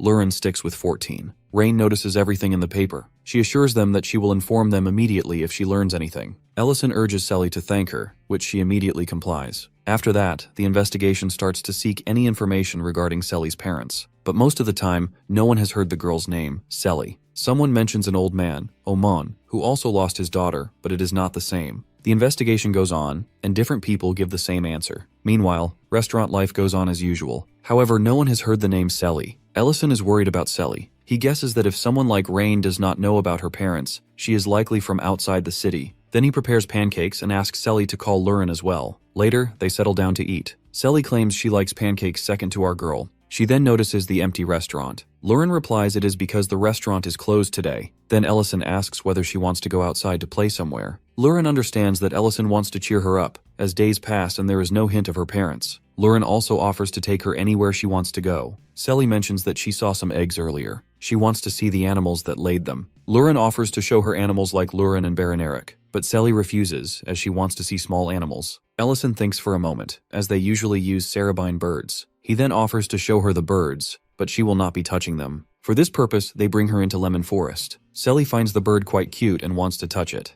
Lurin urges her to go ahead, teasing her that even Ellison failed to do it. Ellison informs her that even the most successful magician fails to touch them, because these birds have hypersensitive senses that detect not just sound, but air vibrations and mana flow. This makes them sense magic and dodge it. His explanation is cut short when Selly successfully catches one. He is devastated to realize that he is the only one in the group who can't touch the bird. Meanwhile, the Lord Liddon and his wife also know about Selly. She informs the Lord that Lurin and Ellison are searching for her parents. His expression changes when he learns that. She assumes that she must have crossed a line in casual conversation to make him disappointed in her, but instead he wants to help to any extent for Ellison. He is ready to mobilize Greek City's entire administration if needed. He even offers a reward to anyone from his vault who provides information about Selly's parents. The lady is happy to see his effort. He then informs his guards to investigate everyone entering the territory. Selly is really enjoying herself with our boy and girl. She mocks him for having a sour face when she catches a bird. Ellison can't believe how she manages to do it. Lurin teases him for being slow. When Selly learns that not everyone can do it, she is happy that it can make her popular. She exclaims it is her happiest day. She has everything: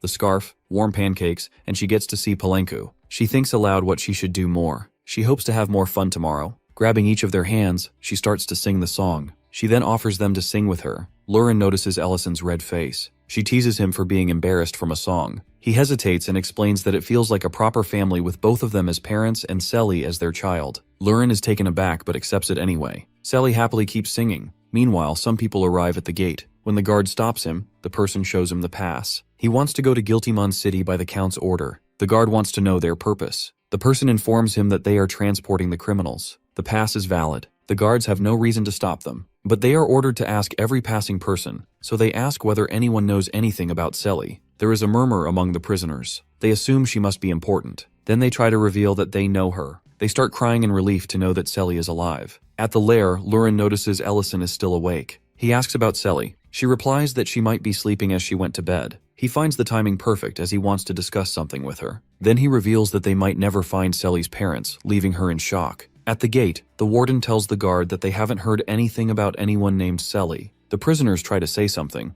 but their mouths are literally shut by a magician in the group. The magician subtly threatens the guard that if they stop them or deny them passage, they might end up in conflict with the guilty Mond Lord. So he shouldn't delve into the criminal's words. The guard understands the message as he recognizes the mage as a 5th-class magician. With no choice, they let them pass. Meanwhile, inside the lair, Ellison receives the message from Race as well as from Lord Liddon. No one knows anything about Selly. He can't believe that no one knows anything about her. He guesses that she might have found Selly herself on the outskirts of a village. He hints that her parents could be poor enough that they couldn't feed her and left her there. Lurin doesn't like his conclusion. He explains that she must be abandoned, but it's just a theory for now. However, he approaches the topic. If they can't find Selly's parents, they should discuss Selly's residence, whether they will keep her or send her to an orphanage. She thinks about it because the lair is constructed for only her and him. Before she can reach any conclusion, they hear a sound from the kitchen. Lauren angrily enters the kitchen to see intruders. They find Selly inside. Looking at the batter, they immediately realize she is making pancakes. Selly explains that she always eats the ones cooked by him, so she wants to cook for them.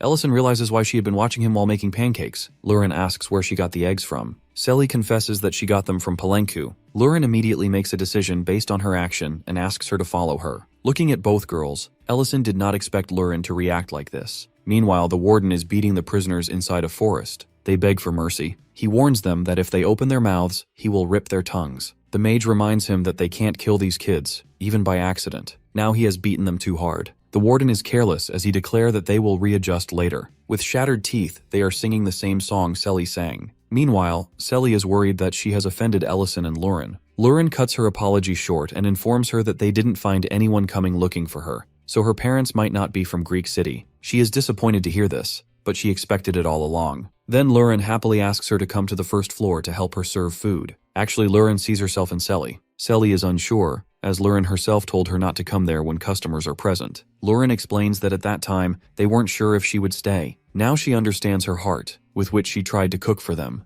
so she decides that Selly is going to live with them. It's better for her to learn cooking. She hugs her, determined not to let her feel loneliness. Selly becomes emotional after hearing she can stay there forever. She has finally been found by someone. Ellison, while watching both girls, feels relieved to see the scene in front of him. Lurin tells Selly that she is going to introduce her to the ranch workers tomorrow. Selly hopes to learn cooking from her, but Lurin reminds her that Ellison will teach her that. Suddenly, Selly stops dead in her tracks. When asked, she reveals that after seeing the path, she remembers seeing it earlier. She was going to meet someone there. Lurin asks whether she was promised to meet someone there. Selly, horrified, warns Lurin not to go forward on that path. Later, Lurin informs Ellison. She explains how Selly remembered something while walking the road leading outside the territory. He asks about Selly. She replies that she was resting on the second floor. She is confused by her sudden return of memory. She must have been terrified. She instructs her boyfriend to keep an eye on Selly while she investigates while going to that path. At that moment, Selly immediately wakes up in her bed. She remembers everything now. Now on the path, Lurin's mind is occupied. She wonders whether Selly is someone important. She calls out to anyone who might be on the path, remembering Selly's warning. She then spots the prisoner transporters and notices the prisoners who are not even treated like human. As she is about to pass, she is petrified to hear the same song from the prisoners that Selly sang. She grips the carriage, which stops with her force. She claims that she has some questions. Selly, meanwhile, remembers that her parents are not looking for her. Instead, her sisters Melby and Melly were searching for her. Meanwhile, Lurin asks the two terrified prisoners about the song. Instead of answering them, the prisoners look at their keeper. Lurin immediately understands that they are terrified by the people sitting in front. She promises the prisoners that she won't let them touch her. One of the prisoners is about to say something, but the mage interrupts with a death threat. She comes out while commenting on how interesting Lurin is, even in this backwater area. The girl is the 5th-class mage, Melikarsh. She threatens Lurin, saying she didn't know whose carriage she has stopped. Lurin replies that she won't interfere with their business. She tells the prisoners to just nod to her questions if they can't speak. She then asks whether they know Selly. She gets a nod. Then she asks again whether they are close to Selly. She again gets an affirmative answer. She then angrily breaks the prisoners' bars. Both wardens are shocked to see that, as Lurin claims she will take the children.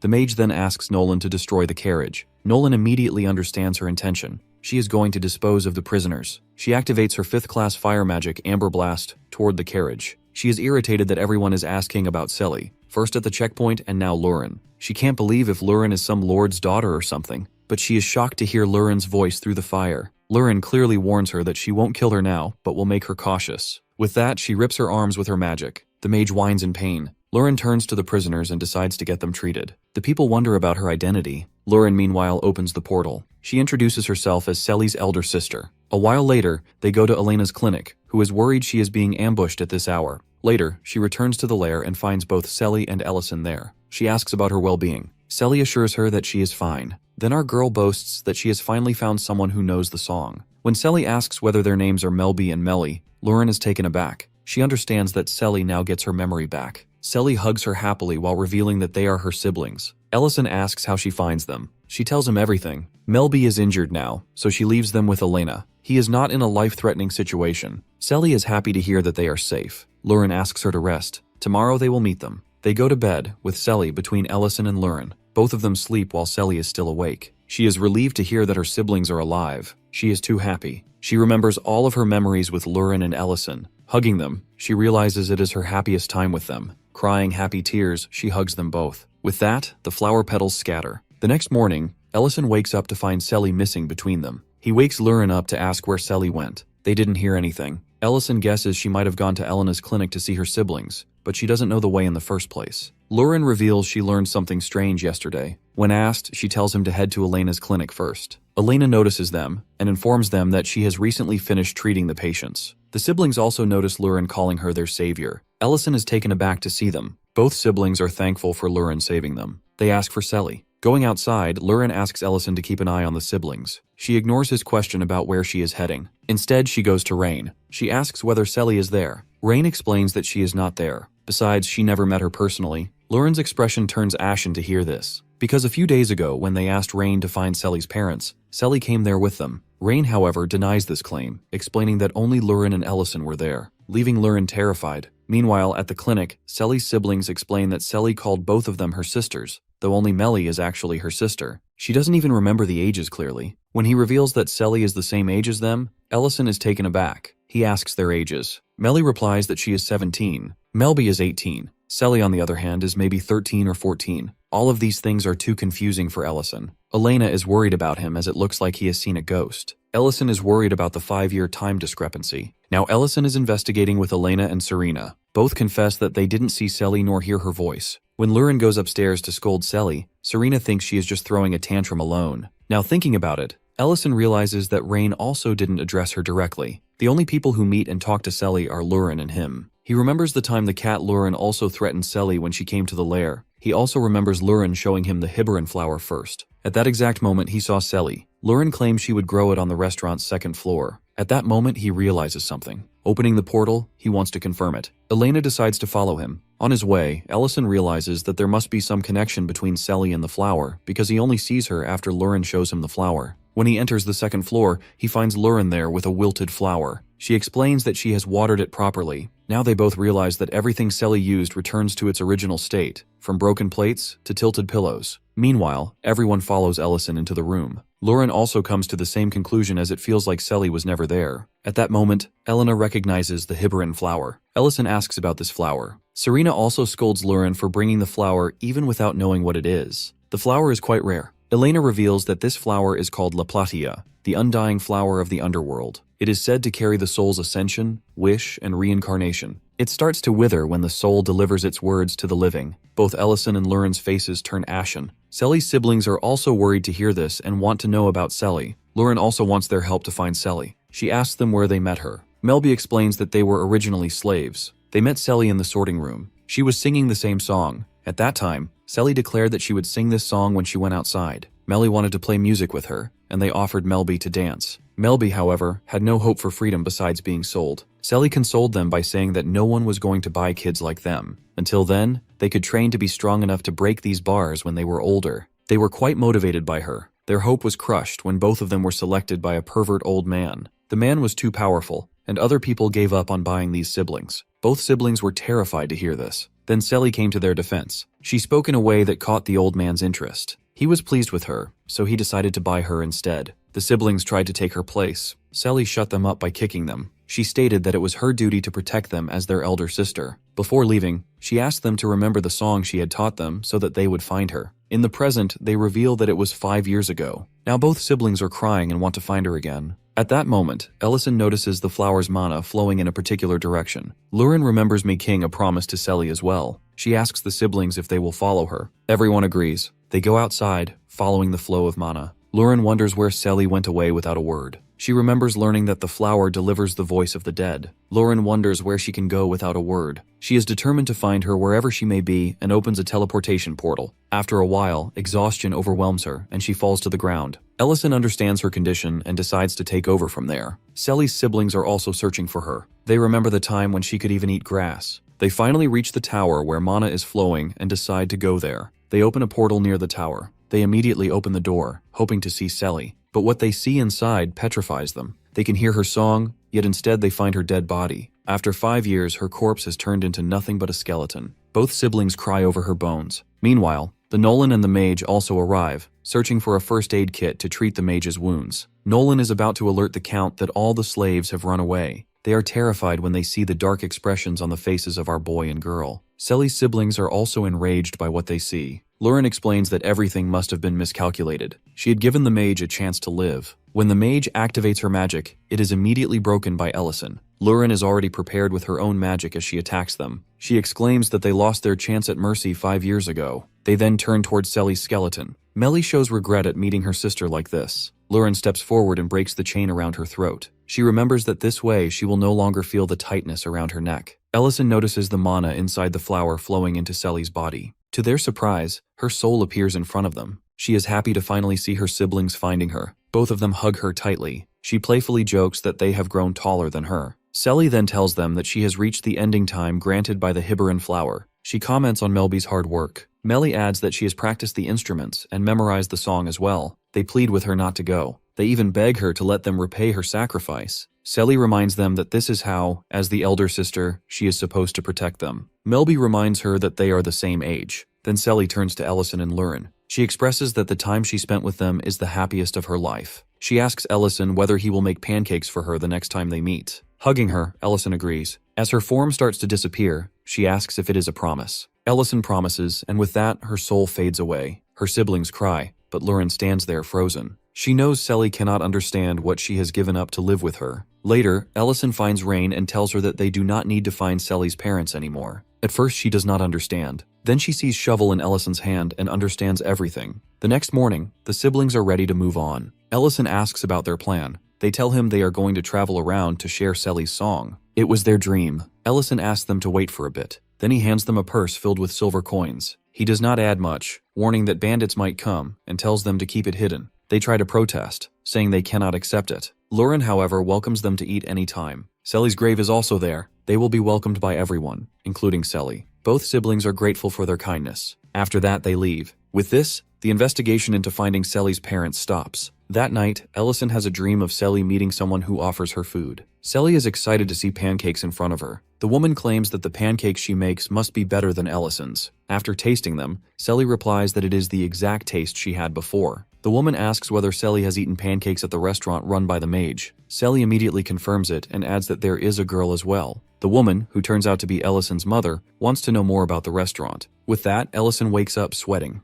Lurin looks at him and realizes she has had the same dream. She adds that the woman smelled like him. Ellison comments that Selly will not be hungry anymore. They understand that it was not just a dream. That evening, one of the escaped slaves from the carriage is begging on the street. The restaurant owner comes outside when he sees a beggar. He is furious to find him begging in front of his restaurant. He splashes water on him to shoo him away. The man comments that leftover food is not good anyway. He says he misses the bowl of rice from the Greek city. Referring to our boy, he adds that no one ever left leftover food at his restaurant. This man turns out to be Dariant. Looking at the chef, he realizes that this is also a restaurant, which makes this cook Ellison's rival. But he immediately shakes off the thought, knowing he needs to focus on his mission. He is actually a bait, meant to draw out his target. They usually appear in isolated places, which is why he goes into an alley like this. As expected, some people show up and bind him. One of them is disappointed to find that he is a man. Another reminds him that they need to fill the quota, so they cannot be picky about gender. Dariant pretends to beg them to spare him. Dariant remembers his last time in Dedran City. When he finally cleaned the city of corrupt officers and criminal hideouts, the slaves cheered for them. He reminded them that they could not celebrate just yet. If Ellison had not helped them, there would have been great casualties.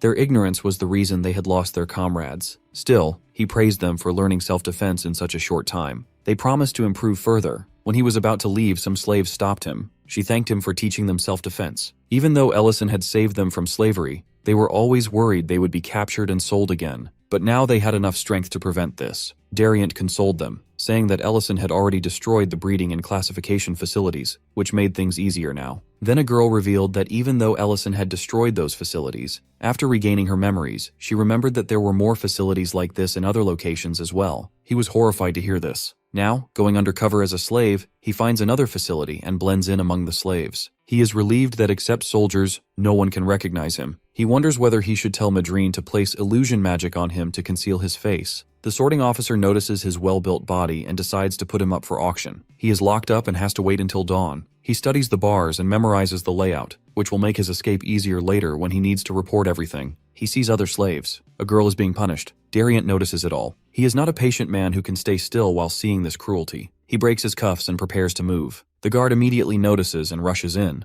Dariant knocks him down. He cannot remain still in such a dreadful situation. The guards notice his rebellion and assume it is a slave revolt. An order is given for all troops to assemble. Dariant, on the other hand, is ready to remind them of the law of the Empire. In the restaurant, Ellison teaches Lint the braised short ribs. Lint compliments the aroma of the food. He does not recognize the pressure cooker Ellison uses for cooking. Ellison introduces it, explaining that it is meant to cook ingredients evenly at high heat. He can cook things using magic, but he has specially brought this for Lint to use while cooking. Lint asks whether he is going somewhere. After a pause, Ellison vaguely replies that he needs a change of pace. Inside the restaurant, Jaunt is enjoying the meat so much. His wife reprimands him for eating with his hands in public. He protests, saying this is the right way to eat it, and points out that she herself is struggling to eat it with a knife. She hesitantly admits it. Then Lurin appears with a wet towel and encourages the woman to use her hands and clean them with the towel without worry. Mate notices Lurin smiling like this for the first time. Serena also comments on how quickly she has recovered from the Selly incident, which is unexpected for them. Meanwhile, at the facility, Dariant has killed many guards. One of them curses him, wondering about his identity before going down. Dariant looks at the sword in his hand.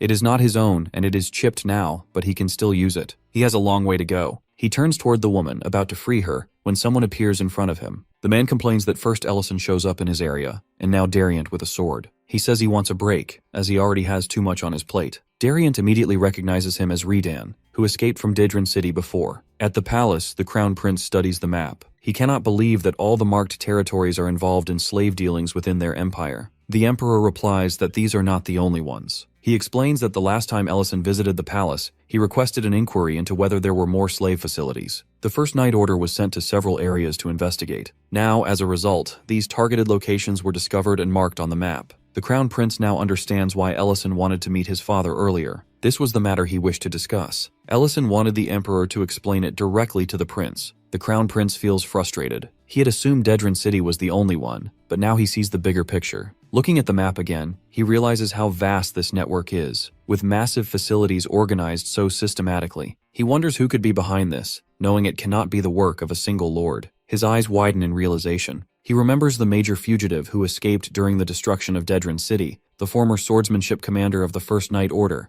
Adrian Pierce. He addresses his father and asks whether Adrian went missing in the early days of the war. He guesses that Adrian might be behind all this. The Emperor admits that the person behind this is not ordinary, but he doubts that Adrian is the one. He explains that Adrian was promoted while the Crown Prince was still studying. Ellison had seen the person behind this network as someone in their 20s or 30s. Adrian, however, is supposed to be around the Emperor's age, in his 60s. The prince cannot believe that someone so young is running such a huge network. At that moment, Redan slashes Dariant and declares that the slave revolt is over, showing his disappointment in him. At the restaurant, Ellison and Lurin pack their luggage to leave for the mission. Lurin feels nostalgic as she looks at the items. She reminds him of the time he overexerted himself. Ellison confirms it, especially after absorbing the Lord's heart. Then she shows him his ridiculous mask and asks whether he is taking it along. Ellison refuses, saying they are not facing street vendors this time, nor is he going as a restaurant owner. With that, both of them leave the restaurant. Redan shows his disappointment in Dariant. If someone as weak as him is a vice-captain of the First Night Order, then the First Night Order must already be finished. He says Dariant should have disappeared when the war began, because the First Night Order was only a hastily rebuilt organization. The next moment, Redan barely dodges his sword. Dariant realizes that the man must be a soldier, as he knows his name. He challenges him for his audacity in speaking lightly of the First Night Order. Ridan notices that Dariant has narrowly avoided his sword from striking vital points. In the next moment, their swords clash. At the palace, the Emperor informs the prince that Ridan uses the swordsmanship of the First Night Order. He guesses that it is because Commander Pierce traveled widely and taught his swordsmanship to anyone who wished to learn. It's his way of finding someone who could surpass him. The prince contemplates the situation and realizes that Pierce is not behind all of this. He concludes that Ridan, even without being a commander, is undoubtedly a dangerous person. His escape from Ellison's clutches is proof enough that he is not ordinary. Most importantly, there is a dragon involved in these facilities. He then remembers Ellison's last words, that if someone threatens the Empire in any way, they will face him as a mage, not as a restaurant owner. With that, the Crown Prince stands up. Admitting the danger of the situation and the need to resolve it, he emphasizes that Ellison must be called for help. The Emperor shows his apology, saying it is not possible now. Meanwhile, during his fight with Ridan, Dariant immediately notices the high level of mastery in his swordsmanship. He was able to avoid the vital spots from the earlier strikes because he predicted the movements. Still, it feels as though Ridan is testing him from a higher plane. Dariant notices that even his voice and appearance resemble Commander Pierce. He asks whether Ridan is his son. Ridan admits that he is older than he looks. Realization dawns on Dariant as he cannot believe this man could be the commander himself. The facility begins to collapse, yet Dariant is still standing against him. In the next moment, Ridan appears right in front of him, reminding him that stepping forward and slashing upward like that is incorrect. This confirms Dariant's theory, though he still weakly asks him not to mock him. Memories surface from his training days, when his commander warned him that this was not the correct way to step forward with an upward slash. He needed to plant his weight firmly without wavering and follow the trajectory with his wrist without twisting it. Commander Pierce had explained that a properly wielded sword would not chip its edge or fail to cut. Dariant had pointed to the area they had just finished flattening. Dariant had also addressed the issue that factions within the Imperial Palace disliked his traveling to teach swordsmanship. The commander admitted they opposed it because it could strengthen other regions' military power and influence. But he reminded Dariant that an abandoned sword would rust. He could not let his swordsmanship die with him, so he was determined to teach and refine it to its core, leaving nothing behind. Then he would find someone who could surpass him, and the cycle would continue. This was his vision of an endless loop of evolution and growth with infinite possibilities. Dariant is taken aback hearing this and decides to respect his wish. Pierce says he would welcome Dariant's superior swordsmanship. In that way, Dariant would become his teacher, and Pierce would gladly follow him. Back in the present, Dariant is furious that Ridan tries to mimic the commander. He speaks of how hard he has practiced his swordsmanship to become a vice captain, so that he could inherit his sword and fulfill his will. Now he is enraged that Ridan acts like his teacher. Rieden, however, notices that fury clouds Dariant's mind, which is expected. He assumes Dariant has not changed at all. Dariant attacks him with all his might for insulting his teacher's legacy. The power of the strike freezes even Ridan for a moment. Rieden laughs, excited to see Dariant's potential. He no longer cares about legacy. He is about to strike Dariant when a shield suddenly appears in front of him. The shield is formed by Iramantium, who asks them to let the guard speak. The guard addresses Ridan and informs him of Ellison's arrival, warning that it could be disastrous for him. At that moment, the Crown Prince reminds the Emperor that even though Ellison wants a quiet life, this situation is an exception. He is ready to go to Ellison himself, but his father stops him, explaining that he already sent a letter to Ellison days ago. He has learned that Ellison has already come to their aid. At the facility, a guard informs Ridan that all their slave facilities are under attack. One by one, they are collapsing in a chain reaction. The guards are terrified upon hearing this. They cannot believe that such a chain collapse is possible. Meanwhile, the guards spot Ellison's insignia and are shocked to recognize it as belonging to the hero of the war. Ellison declares that he does not want to be called a hero by scum like them. Ellison activates 8th class magic, Inferno, without warning. The soldiers abandon their positions and flee as a massive inferno erupts. Light explodes outward, wrapping the mountains, and the heat tears through the area. Ellison remains standing at the center and comments that the place finally gets some air circulation. Later, the villagers calm down once the danger passes. They express gratitude to our boy, who provides them with water and food. He directs them toward a path and explains that a soldier waits there who can help them and keep them safe. A woman realizes he's a true archmage and calls his face worth remembering and says she will never forget his face. Another one admires the hero-like look and understands why enemies fear him. Some whisper that his appearance seems too delicate and wonder if he might be female. A child bluntly calls him ugly, which immediately makes his sister stop him. People notice the scars on his body and assume they come from war, while others point out that his face looks surprisingly clean. Our guy goes back and meets Lurin, who asks about his arrival. He He confirms that he has finished his part. Lurin says the same. Then she asks for the next location. Elsewhere, Iramantium sits with Dariant and heals him using magic. Afterward, Iramantium checks if he can move, and Dariant thanks him. Dariant mentions that he has heard stories about Iramantium, the dragon who once held Count Ridden Grake, and shows shock on their meetup there. The enemies have fled, but the slaves remain behind. Iramantium explains that he never planned to intervene, but things escalated due to the fight. He admits that he almost died and feels relieved that the soldiers let them go after hearing the report. Dariant immediately says the situation is still not fully resolved and wishes they could fight once more. Iramantium refuses, explaining that he would likely be crushed. Dariant challenges that idea, questioning whether a dragon can say that about fighting humans. Iramantium reacts strongly to the word human and seems shaken. When Dariant presses for clarification, Iramantium dismisses it as a mistake. Dariant shifts his concern to the people left behind and believes they should have ran together. Iramantium casually reveals that he already saved all of them while Dariant was busy fighting. The statement leaves Dariant stunned. Iramantium then takes him to his new lair. Inside, he checks on everyone and confirms their safety. The maids greet him, welcoming him home and complaining about his late arrival. Dariant watches in disbelief. Iramantium explains that they are all former slaves. Some had been conditioned into obedience, others remained because they had nowhere else to go, and a few came from the very group they had recently rescued. Several learned medicine from him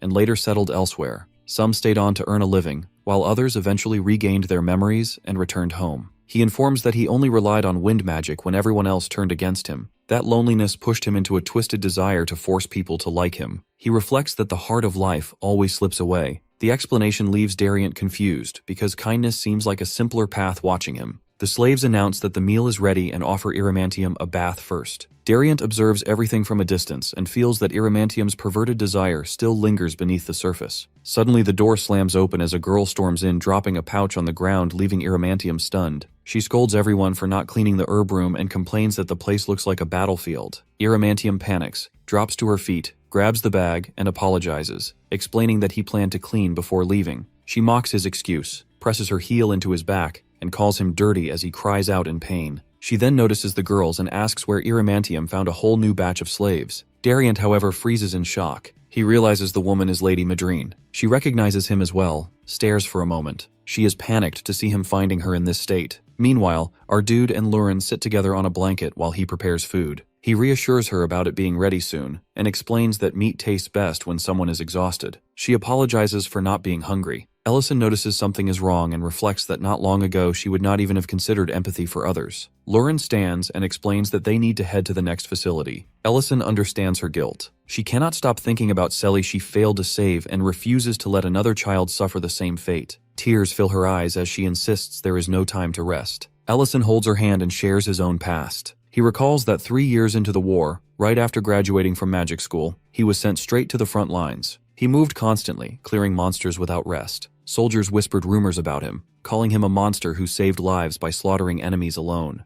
Eventually, Ellison arrives at the 8th Infantry Regiment, 2nd Company. The commander praises his efforts, offers food and water, and orders him to rest until morning. He asks for the next mission area, but the commander refuses, explaining that although deaths have dropped because of him, the stress is too much. The order stands, even if the rest is temporary. Ellison is told to bathe and eat. As our boy bathes and drinks soup, his mind still fixates on how many people die while he rests. The thought becomes unbearable. He stands up, laughs bitterly, and comments that opening a cafeteria must be easy when people die elsewhere. That brief rest ends abruptly when a horn sounds. An emergency alert orders all units to assemble in full gear. An announcement is made regarding the arrival of a dragon at the forward outpost. He realizes this is the chance to face the beings who started the war and could end it. He remembers encountering a dragon once before, but back then he was different in skill and mindset. Now the dragon crushes soldiers underfoot, fire spreads, and explosions shake the ground. He lands, cracks the earth beneath him, and draws the dragon's attention. This moment marks the first time he truly stands before a dragon, ready to fight and challenge it head-on. Dagos loses his temper the moment he learns that Ellison leaves alone. The subordinates explain that his tent stands empty, and someone reports seeing him leaving. Dagos cannot understand why no one stops him, but the answer is obvious to everyone there. No one can really stop Ellison. The thought hits Dagos hard, because if it is Ellison, then it also means a direct clash with the dragon. That possibility weighs on him as fear and pride mix together. On the battlefield, the dragon roars and treats Ellison like a reckless human running toward death. Our dude stays fully focused on his magic and turns that insult into resolve. He commits to ending everything by pouring every bit of mana into his strongest spell. The release causes a massive explosion that shakes the area. Back in the present, Ellison explains to Lurin that he has always felt different. He understands mana flows naturally, reads formulas instinctively, and amplifies spells without effort. After leaving the academy, he accepts that he is not normal, and that confidence makes him believe he can defeat even a dragon. The dragon itself admits that Ellison pierces its barrier and manages to injure it, which is something far beyond average. That moment, Ellison realizes why the dragon reinforces its titles as a living disaster and incarnation of death. It answers with a breath attack aimed straight at him. Our boy reacts on instinct and considers blocking it, but the attack moves too fast. Before it lands, someone grabs him from behind and forces him away. Beeden explains that no one blocks a dragon's breath, not even dragons, and survival depends on dodging. This moment becomes Ellison's first meeting with Darren and Beeden, his future comrades. Darren assesses Ellison's rank with surprise, while Beeden credits him for the courage it takes to even attempt blocking such an attack. They make it clear that today is not the day Ellison dies. Ellison struggles to understand how they appear in the middle of the operation. Darren moves forward without hesitation. Ellison warns him of the danger, yet Beeden remains calm and fires a mana-filled arrow that strikes the dragon. The dragon reacts, and Darren follows with a powerful charge. Ellison watches in shock as a man stands against a dragon head-on. Beeden notices Ellison's tension and points out the pattern he sees. He carries everything alone, including other people's pain, and it shows in his exhausted posture and expression. Beeden admits his skill as he has never seen anyone break a dragon's barrier with pure magic. As the fight continues, Darren demands support, and Beeden keeps firing, reinforcing his point. He points to our boy that strength breaks when pushed too far, just like a bow pulled beyond its limit. Ellison's isolation does not make him special, and this war does not belong to him alone. The situation escalates when multiple black dragons arrive. Beeden orders Darren to finish the red dragon as the black ones attack it. The sight of dragons fighting dragons leaves Ellison stunned. Darren laughs at Ellison's confusion and points out his approaching allies. Dagos arrives with the army and checks on Ellison. Beeden reminds him that he is not alone. Darren introduces himself properly, along with Beeden, hinting that their paths will cross often. Beeden's words stay with Ellison long after the battle ends. Later, our guy returns to his quarters and eats leftover soup from the mess hall. The flavorless food reminds him of the academy, and for the first time since joining the war, he decides to change something small but personal. He informs the captain that he will handle the cooking from now on, and the captain agrees immediately. While cracking eggs,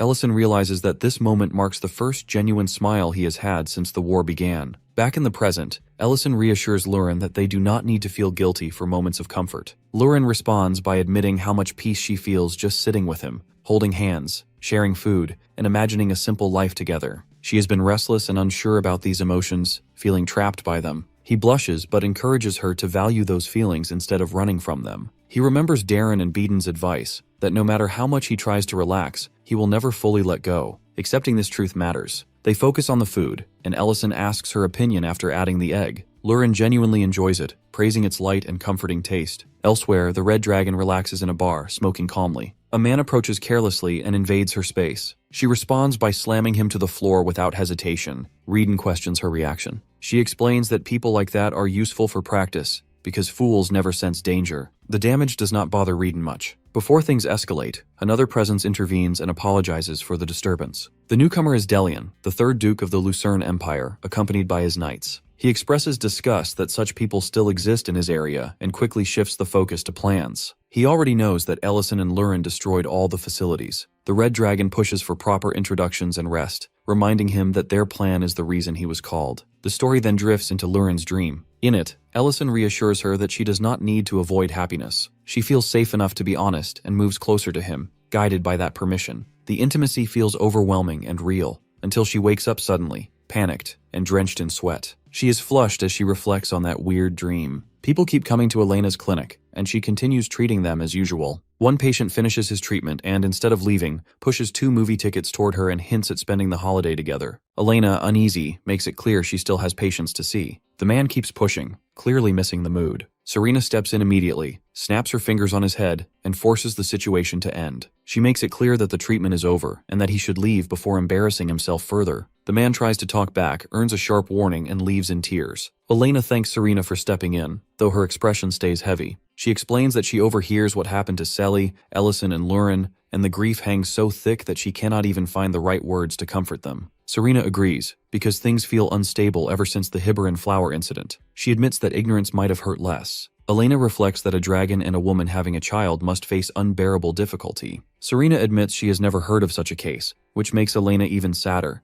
because both of them truly treated Selly as a child. Serena pulls Elena closer and twists the thought further, joking about what would happen if Elena carried Ellison's child instead. Elena reacts strongly and rejects the idea outright. Serena pushes again, pointing out that elves and humans can have mixed children, at least after the first generation, and lightly teases her about regretting for pushing Ellison towards Lurin. Elena denies it, but her reaction betrays her nerves. Serena then brings up her own maturity ritual and the one she bonded with back then, Garrod. The memory turns sour immediately. Elena apologizes after realizing the weight of that name. Serena brushes it off but admits that back then she could not take things lightly. Looking back, she sees that man as someone unworthy of her feelings. The mood shifts as Serena leans in, flips the situation, and starts openly teasing Elena instead. She turns seductive on purpose, confident and playful, clearly enjoying how flustered Elena becomes. Before it goes any further, a teleportation portal opens and Lurin appears, landing a punch on Serena's head and ending the nonsense instantly. Elena panics, Serena recovers fast, and Lurin demands answers. When Serena's reputation about being a seductress comes up, Lurin latches onto it and insists on help.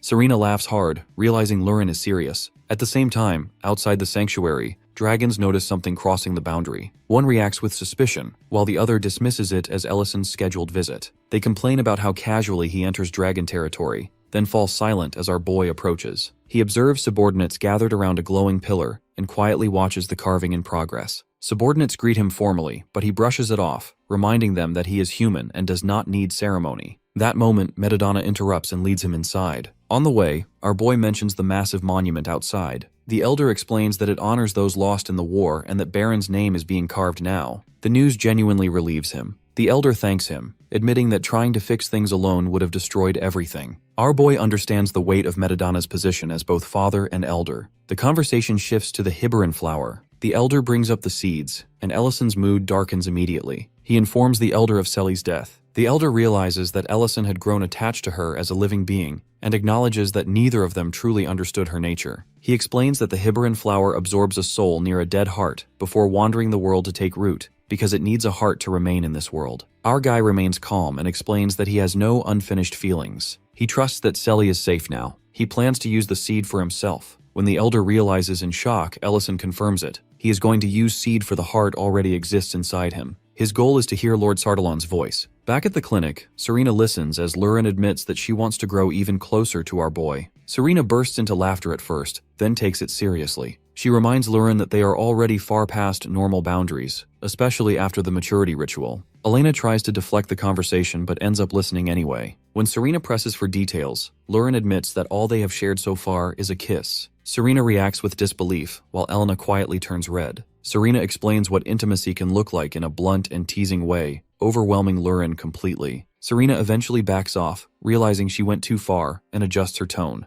Lurin admits that all she really wants is for Ellison to kiss her first this time. Serena agrees to keep things simple and hints at a gentler approach, while Elena nearly collapses from embarrassment. The next day, Ellison returns to the lair and finds Guardcat studying again. He comments casually on its dedication. After that, Ellison checks on Lurin and learns that she is still asleep. He notices that she has been sleeping far less lately. Curious and concerned, he pulls back the blanket to wake her gently, and what he sees next leaves him completely stunned. When our boy pulls back the blanket, he immediately realizes that Lurin lies naked on the bed. The sight catches him off guard, and embarrassment hits before reason does. He turns away at once, throws the blanket back over her, and urges her to cover herself. Lurin explains casually that clothes feel uncomfortable and that she often sleeps like this. Ellison reminds himself that this only worked before because she was alone. Lurin does not see a reason to change now just because they share the same space. She notices his reaction and senses his discomfort. He freezes for a moment, because this situation forces him to confront the vow he made at the sanctuary. He promised himself that he would stop running away. Avoiding her now would only confuse things further, especially with emotions already unstable. He steadies himself and reassures her that it is fine.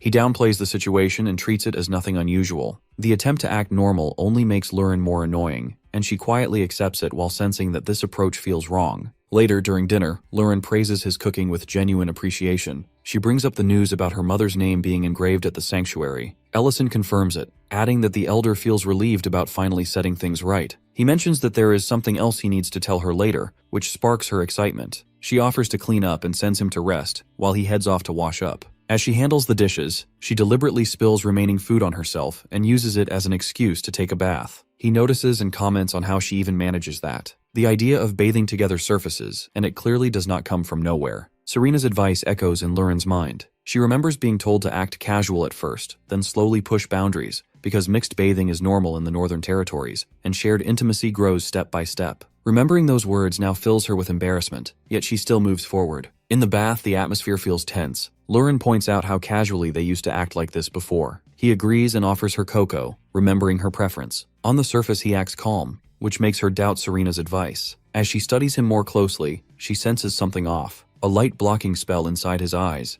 and she realizes he avoids looking at her entirely. When she grabs him, he admits the truth. He cannot see properly and struggles to keep control. Once the spell drops, his vision returns, panic spikes, and water splashes as he loses balance. Ellison finally admits that he is not fine at all. Even though her actions match the past, he cannot accept them the same way anymore. They make him misunderstand everything, and he promised himself honesty. Lauren places her hand on his shoulder and explains that the actions may look the same, but the feelings behind them have changed. This time, everything she does aims to reach him directly. She admits that she is trying to seduce him, even though saying it embarrasses her deeply. He understands then that nothing about this is a misunderstanding. She reassures him that she wants whatever his heart wants. His response shocks her, and water spills from the pool as he moves without hesitation. From the teleportation portal, Serena watches and complains that stopping halfway makes no sense. She pushes him to go further, while Elena rushes in and tries to shut everything down, insisting this should not be watched. Serena dismisses the concern, claiming she only observes because Lauren asked her to.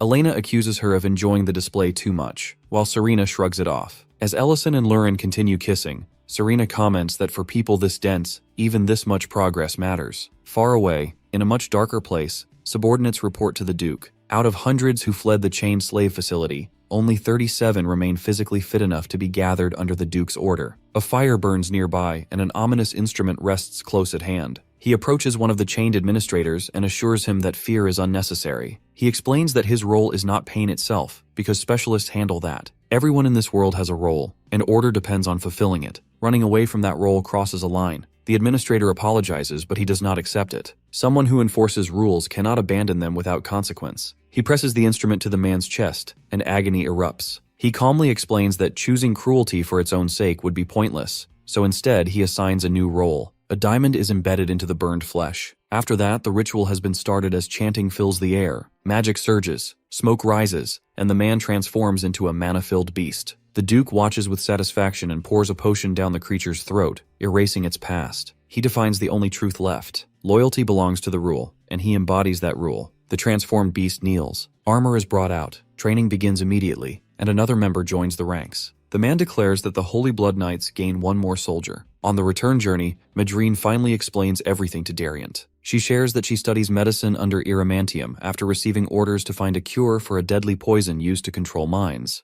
That order leads her to investigate the case of Count Leiden, whose recovery sparks rumors about a mysterious doctor treating brainwashed slaves in secret. Those rumors push her to follow Iramantium, not out of suspicion, but because she wants to learn magic and owes him a favor. That favor traps her in the role of a maid, dressed in an outfit she never chooses herself, and the frustration breaks her composure as she admits it through tears. Dariant listens but makes it clear that he cannot erase important details from his report. Madrine insists those details must stay hidden, especially from the Crown Prince. Dariant agrees to handle it carefully. When they arrive, soldiers loudly salute the deputy commander returning from a mission meant to protect humanity. Dariant immediately shuts that down, reminding them that the mission remains covert, and rumors only create danger. He confirms that the rescued victims receive proper guidance and support. Battalion and company commanders report that investigations into the victims' hometowns are ongoing and assistance is already in place. Rhaera mentions hearing that he faced serious danger. He brings up their enemy's name, Reedon. Dariant responds by labeling that person as someone requiring further investigation. He orders everyone to avoid engagement if encountered. As the group moves on, Dariant brings up Ellison. The commanders react strongly, recalling how the ground shakes and a massive facility burns to ash, turning night into daylight in seconds. One points out that Ellison's 9th-class barrier magic. Another remembers seeing a slightly shorter woman, referring to our girl, whose power rivals that destruction. Lauren's name surfaces, matching the mission briefing. Carson connects the incident to Valeron's behavior at a restaurant, but Dariant immediately cuts that line of thought. He stresses that their identities remain classified, and that even careless words could draw retaliation from the power they witnessed firsthand. He clarifies that Ellison not only participates but initiates the operation itself. He points out that Madrine misses the truth because she operates on a different assignment. Dariant shifts the focus back to Madrine and acknowledges that her past regret shapes the person she becomes now. The change surprises him, because she now studies healing while enduring humiliation without complaint. Madrine asks him to stop, clearly unwilling to revisit it. Dariant redirects the conversation toward returning to the capital, reminding her that official events resume after 17 years. Madrine tries again to have parts excluded from the report, but the subject quietly closes.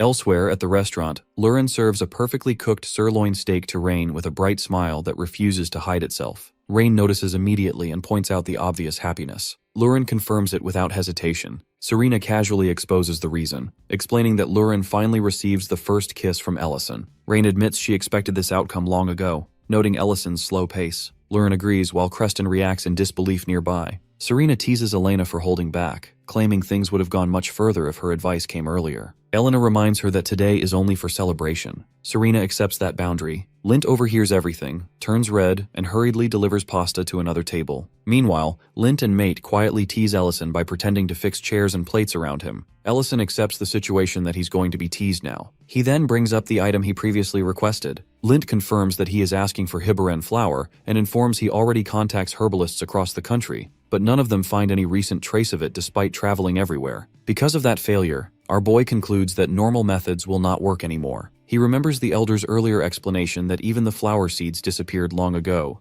and that only a few once remain sealed inside a treasure vault before time wipes them out of circulation. That realization confirms that no one in the outside world have it now. Hearing this, he calmly accepts the reality and understands that not everything can be obtained easily. He then recalls an old piece of information and explains that one seed might still exist, stored in the Royal Palace treasure vault in the capital. That information immediately clarifies the situation for him. Because they all work hard and complete dangerous missions, he realizes that requesting a treasure might be possible this time. With that thought, he decides that it is time to visit the capital again after a long absence. At the palace, Leon welcomes Ellison warmly and praises his achievements and asks about his arrival after such a long time. He mentions the upcoming concert, the first in 17 years, and the excitement spreading across the capital. Ellison stays modest and reminds him that he's an ordinary guy. The Emperor arrives soon and tells Leon to contain his excitement. He then formally expresses gratitude, acknowledging that Ellison's actions dismantle vile facilities without widespread damage. He explains that Leon's excitement over Ellison's presence barely stays contained. The king then brings up the matter of a reward, already knowing that gold and silver never impress him. That reminder clears the hesitation, so he finally brings up what has been on his mind for a while. He then explains that he wants the Hibaren flower. The moment he names it, the atmosphere shifts. He further explains that he already learns the seed is kept inside the Royal Palace treasure vault and calmly states that he wishes to receive it as compensation for this mission. Leon immediately reacts with concern and tries to redirect him toward another option, but the Emperor interrupts before Leon can finish, clearly aware of what that seed represents. While tension builds inside the palace, news spreads rapidly outside. In the city, newspaper vendors announce an extra edition, and people gather as excitement grows. Citizens talk openly about the capital concert finally returning after 17 years, knowing that a large festival will follow, and that nearby restaurants and shops will soon overflow with visitors preparing for the event. At the same time, a formal announcement takes place inside the palace before many nobles. The Chamberlain, Horba Lans, addresses them and explains that the Empire is approaching the second anniversary of the war's official end. Because stability has returned, the Royal Palace decides to resume the capital concert that was suspended for 17 years. He emphasizes that this decision comes after serious deliberation. To give the concert deeper meaning, he announces that a treasure will be awarded to the performer who delivers the most moving melody, one meant to ease old pain and bring comfort to those who lose loved ones. He then reveals the treasure itself, La Platia, also known as the Hibaren flower seed,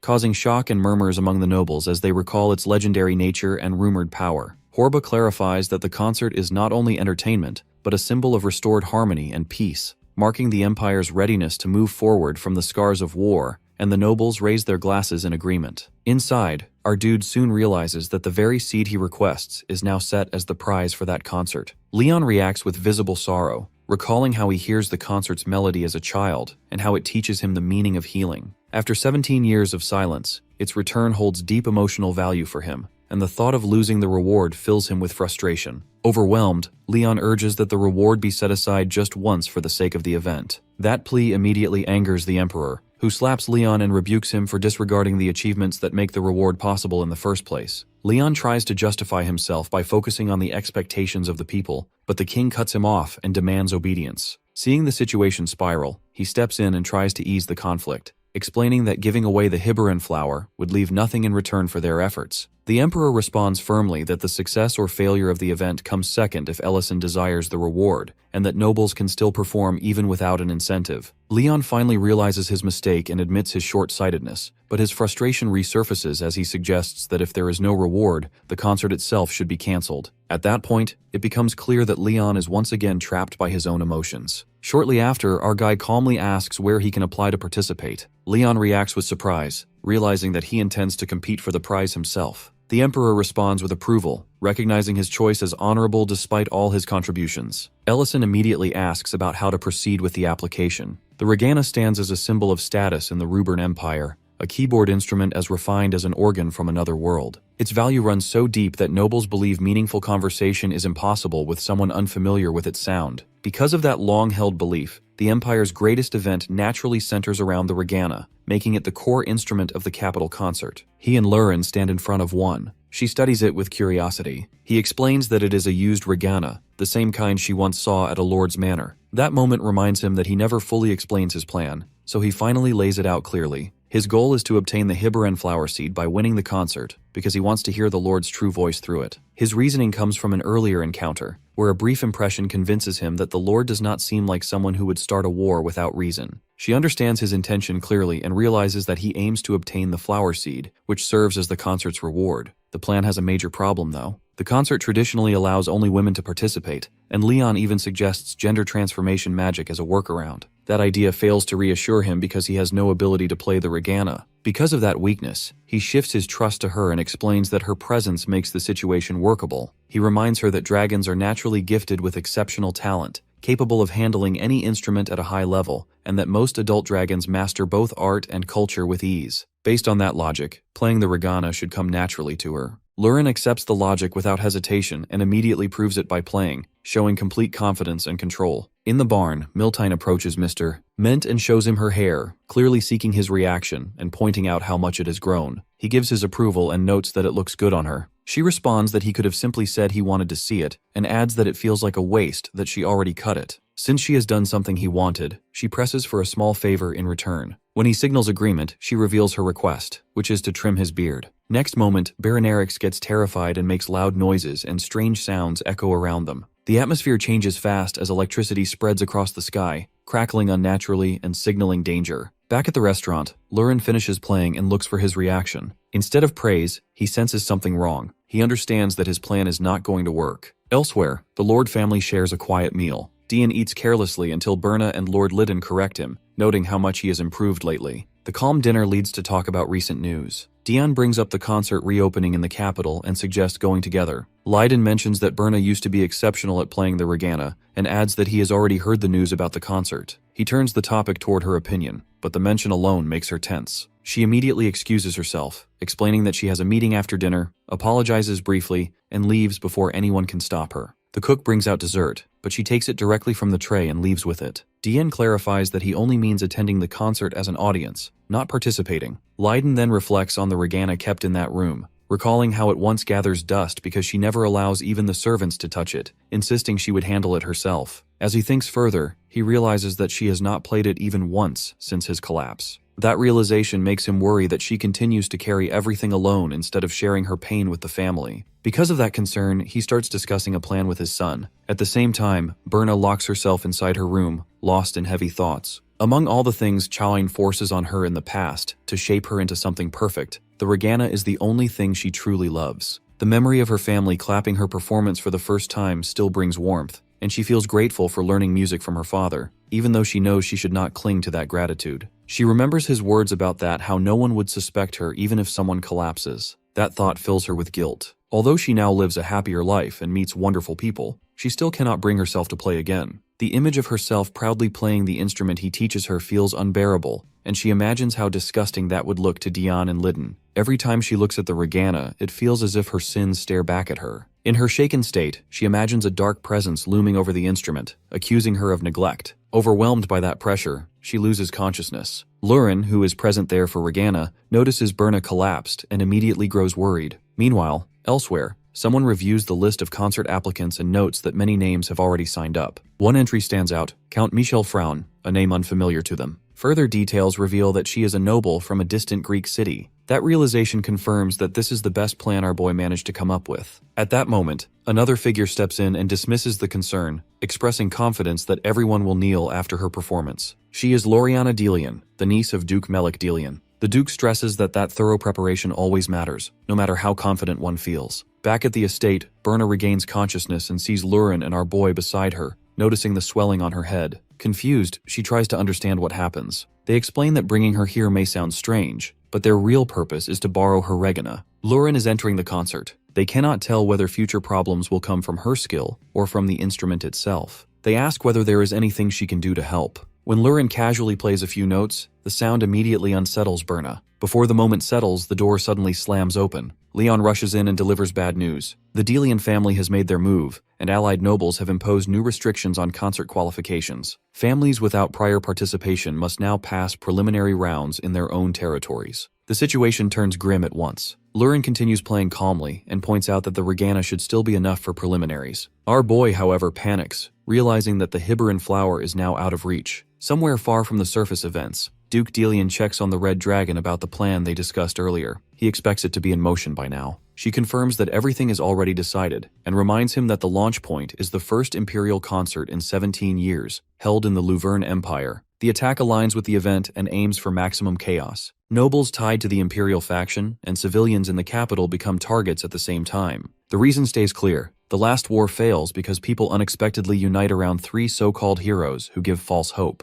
Without that unity, the Empire and the Black Dragons would already lie in ruins. This time the chaos belongs to them. She explains that the First Night Order handles security for the capital during the concert. A mass casualty incident under their watch destroys public trust in both the Knights and the Imperial family beyond repair. That collapse creates the perfect path for the power transfer he promises. Duke Delian agrees and declares that the Emperor fails his role. He then reveals the applicant list for the concert. One name stands out clearly. Lady Lorena Revolk appears on the list, tied directly to Count Revolk. She does not dismiss them as insignificant. She trusts that a plan already exists. He explains that the best way to deal with troublesome flies is to shut the window before they enter. Elsewhere, one of the preliminary judges, Baron Revos Ponto, meets Ellison during an inspection. Ellison introduces himself properly as Count Revolk. The judge recognizes him and notes that the restaurant they meet in remains popular. When the participant name comes up, Ellison confirms that Lady Lorena Revolk is his wife. The words make him tense. The judge asks about her absence, and Ellison explains that an issue with her regana forces her to borrow another. Ponto reacts warmly,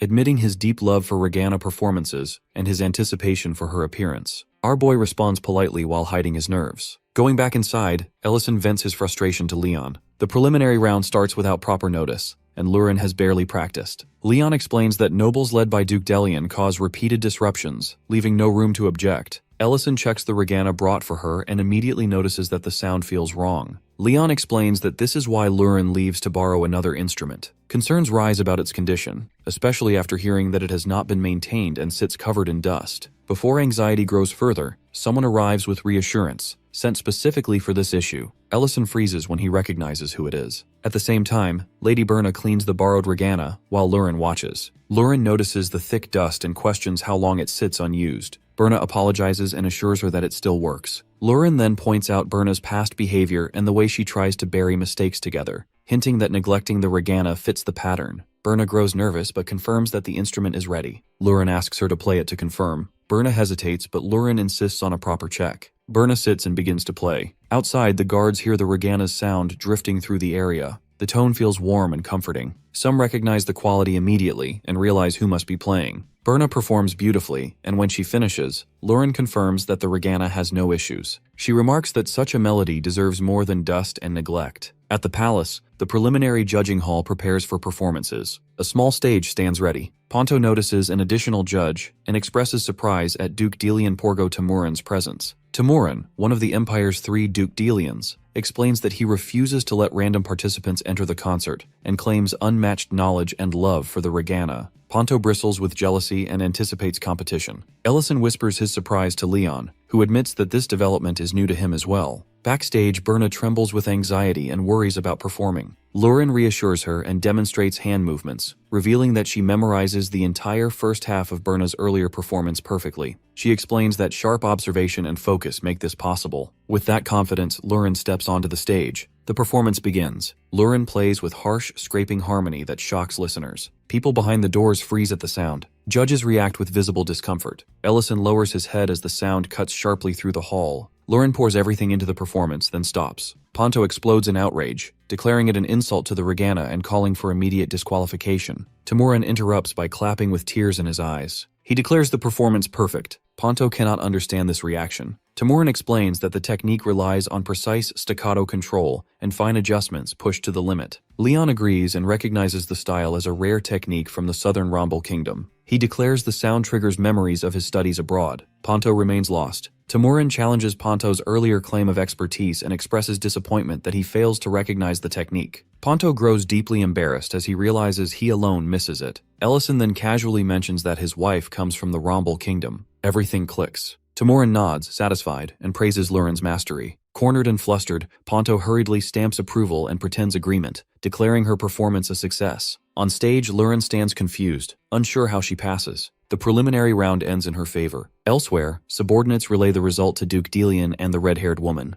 With a calm smile, she points out that the door is now open and waits to see what move comes next. After the preliminaries end, our boy explains to Lauren that they somehow make it through, but borrowing another Regana clearly isn't easy. He assumes the cause of the strange sound must be known. Tamuran steps in and explains that he covers it up this time, but it will never work in the capital. Leon adds that he even risks his credibility from his study abroad days to smooth things over. Ellison admits the problem does not come from carelessness at the venue, because the Regana is checked beforehand. Berna looks tense, and Lauren snaps back, making it clear that she inspects everything herself and that the instrument suddenly behaves strangely on its own. Berna examines the Regana again, pauses, and begins to play it. The sound comes out clean and stable this time. Tamuran reacts with visible shock because it works perfectly now. Leon realizes that the issue might simply be how it is played. She gestures for Ellison to come closer so she can explain better. Lauren grabs Leon's hair in the background, while he reminds her that he is still a crown prince. As Berna keeps playing, the Regana starts producing the same sharp sound Lauren creates earlier. She confirms her suspicion and opens part of the Regana to show that the internal mana flow is disturbed. The problem does not lie in visible damage, but in the magical formula inside that controls airflow. When the mana flow becomes unstable, the sound twists unnaturally. Ellison finally understands why the tone feels wrong when he presses the strings earlier. Berna points out that both Lauren and Ellison radiate powerful mana,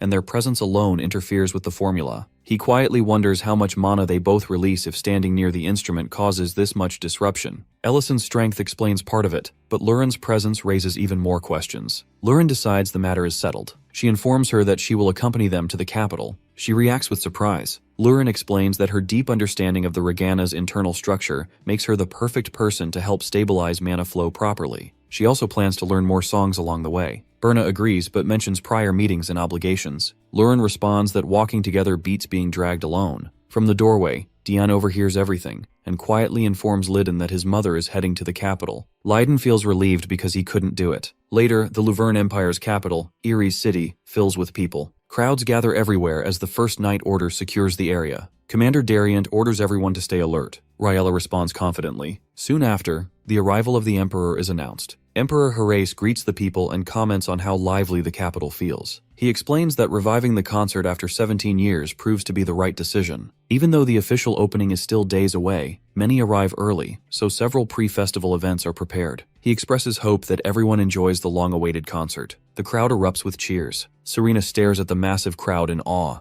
Elena asks Serena if she has ever seen a concert before. Serena admits she never cares for human events and would be sleeping if not taken here. Rain suddenly points out the Emperor, and Creston mutters nonsense about resisting the system. She immediately smacks him and scolds him for speaking without thinking. Elena then notices food stalls and suggests checking them out. They reach a stall selling grilled stir-fried noodles for 900 runes. Serena tastes them and praises the flavor. Elena laughs and comments that coming here is worth it. Creston comments food stalls are becoming popular. His wife mentions that the trend starts in Dedran City and spreads throughout the capital. He points toward another stall drawing a massive crowd. People shout orders, buying several portions to take home. That stall belongs to Ellison. He prepares and sells hot talk while warning customers that it's still hot. Rain recognizes his voice immediately and approaches him, surprised to see him in the capital. Meanwhile, on stage, another woman performs Regana. Loriana watches briefly and dismisses the performance as boring. Duke Delian responds that things become complicated. He reminds her that certain people must never reach La Platea through this concert,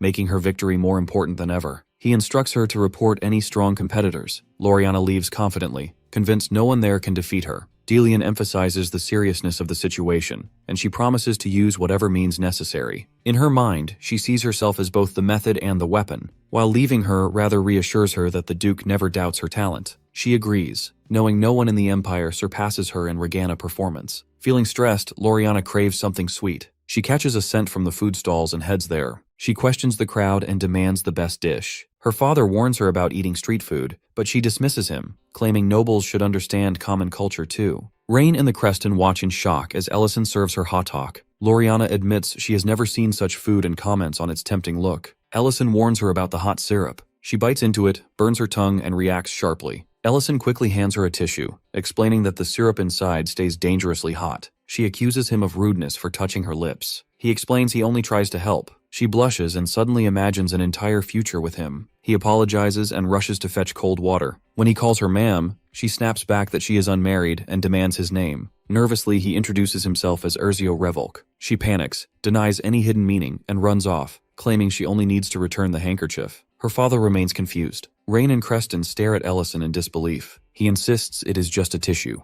Rain teases him about flirting with a noble and warns that Lurin will be furious. He jokingly names it the Revolk Hadiok scandal. Meanwhile, elsewhere, Lurin continues practicing Regana. She realizes that controlling mana flow around her body stabilizes the sound, but something still feels off. Berna returns and explains that participant pre-registration must be confirmed in the ballroom alongside the pre-festival events. Lurin admits she does not know the way, and Berna offers to guide her. Back at the stall, Ellison informs Serena and Elena that Lurin officially enters the concert. They react in shock. Ellison asks them to address him properly as Count Erzio Revolk and Lady Lorena Revolk. Creston complains about being ordered around by nobles. Rain finally understands why Ellison introduces himself so strangely. Serena asks for more hot talk. Rain questions Ellison about the noble earlier, suspecting foul play. He immediately denies trying to seduce anyone. Elena hesitantly asks what he means by competition. Rain reveals the noble's identity as Loriana Delian, a top-ranked Regana performer capable of continental tours and widely considered the Empire's best. Ellison corrects that claim. The last concert winner before the war is someone else entirely.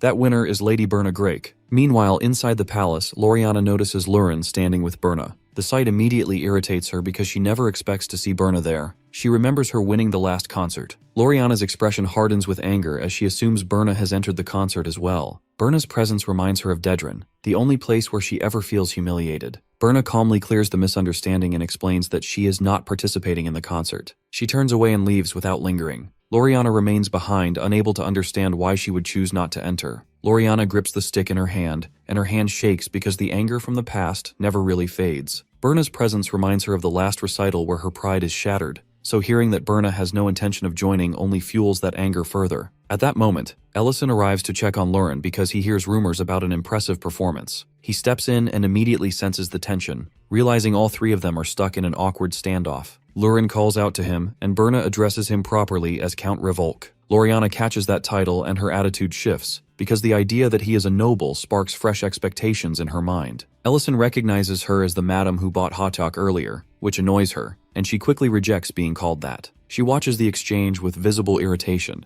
especially seeing how casually they interact. Ellison mentions the recital Berna once won, and she calmly explains that she was only a child at the time. Loriana's jealousy twists into obsession, and she suddenly forces a duel into the conversation, demanding that Berna enter the recital. She even stakes Ellison on the outcome, insisting that Berna leave him behind if she loses. Ellison and Berna both freeze in confusion, while Lurin's anger explodes and she moves to lash out. Ellison stops her at once, reminding her that causing trouble here would cost her the chance to participate at all. Berna clears the misunderstanding without hesitation and explains that she is already married, introducing herself properly as Berna Greek. That single fact flips Loriana's emotions again, and she immediately claims Ellison for herself in her mind. Before things can spiral further, Duke Delian appears and shuts the scene down. He dismisses the entire exchange, mocking Ellison and belittling him for abandoning his past role. With that, he leaves with Lorianne, making it clear that this recital is far beyond Ellison's reach. Berna trembles once the Duke is gone, finally grasping who she just stood in front of. Ellison steadies her and urgently asks her to participate in the recital, admitting that he needs her help for an important reason. Berna hesitates, knowing she already stepped away from Morgana. Lurin cuts in sharply, upset that Loriana earlier tried to push Berna to abandon Ellison.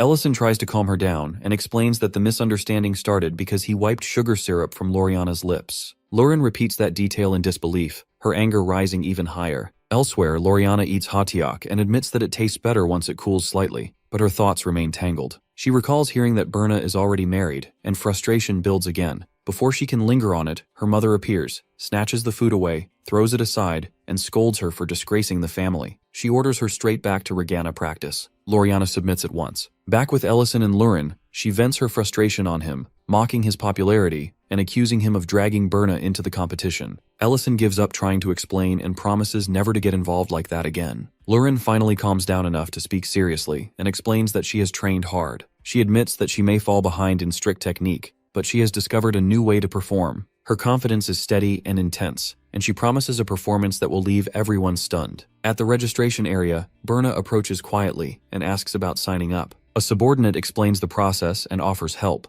noting that experienced performers can skip preliminaries. Berna grows tense as she listens. Suddenly, a woman bumps into her and offers a careless apology, then recognizes her face and name. The mood shifts instantly, and the woman's expression turns hostile. She strikes Berna down, sneering as she exposes her identity as the daughter of Count Dedran, dragging old resentment into the open once again. The woman is Lucienne Delion, who grabs Berna by the face, unable to hide her contempt. She treats Berna's attempt to enter the competition as an insult and makes it clear that someone like her has no place there. Before the situation can turn worse, a strong hand forces Lucienne's grip away. Leiden stands between them and openly calls out her behavior, making it clear that jealousy over his wife's performance does not justify sabotage. Berna freezes when she realizes Leiden is there, fear still clear in her eyes. Leiden continues without hesitation and points out how disgraceful Lucienne's actions are. Lucienne snaps back, questioning his authority, but her voice is cut off when Ryra steps forward. Ryra enforces the rules calmly and reminds everyone that violence is forbidden during the event and that all nobles must obey the authority of the First Knight Order. Lucienne masks her anger with sarcasm, commenting on how the Delian family now has knights standing against them. Ryra accepts it coolly, treating it as nothing more than noise. Lucienne issues a final warning, making it clear that ignoring her words and joining the recital will bring lifelong regret. Leiden shuts that down immediately and explains that Berna's registration is already complete and that he is only passing through. He confidently tells how deeply he and his wife understand each other. He leaves behind a pointed remark, hoping Loriana does not face another bitter ending like before. Lucienne remains behind, her expression dark and unsettled.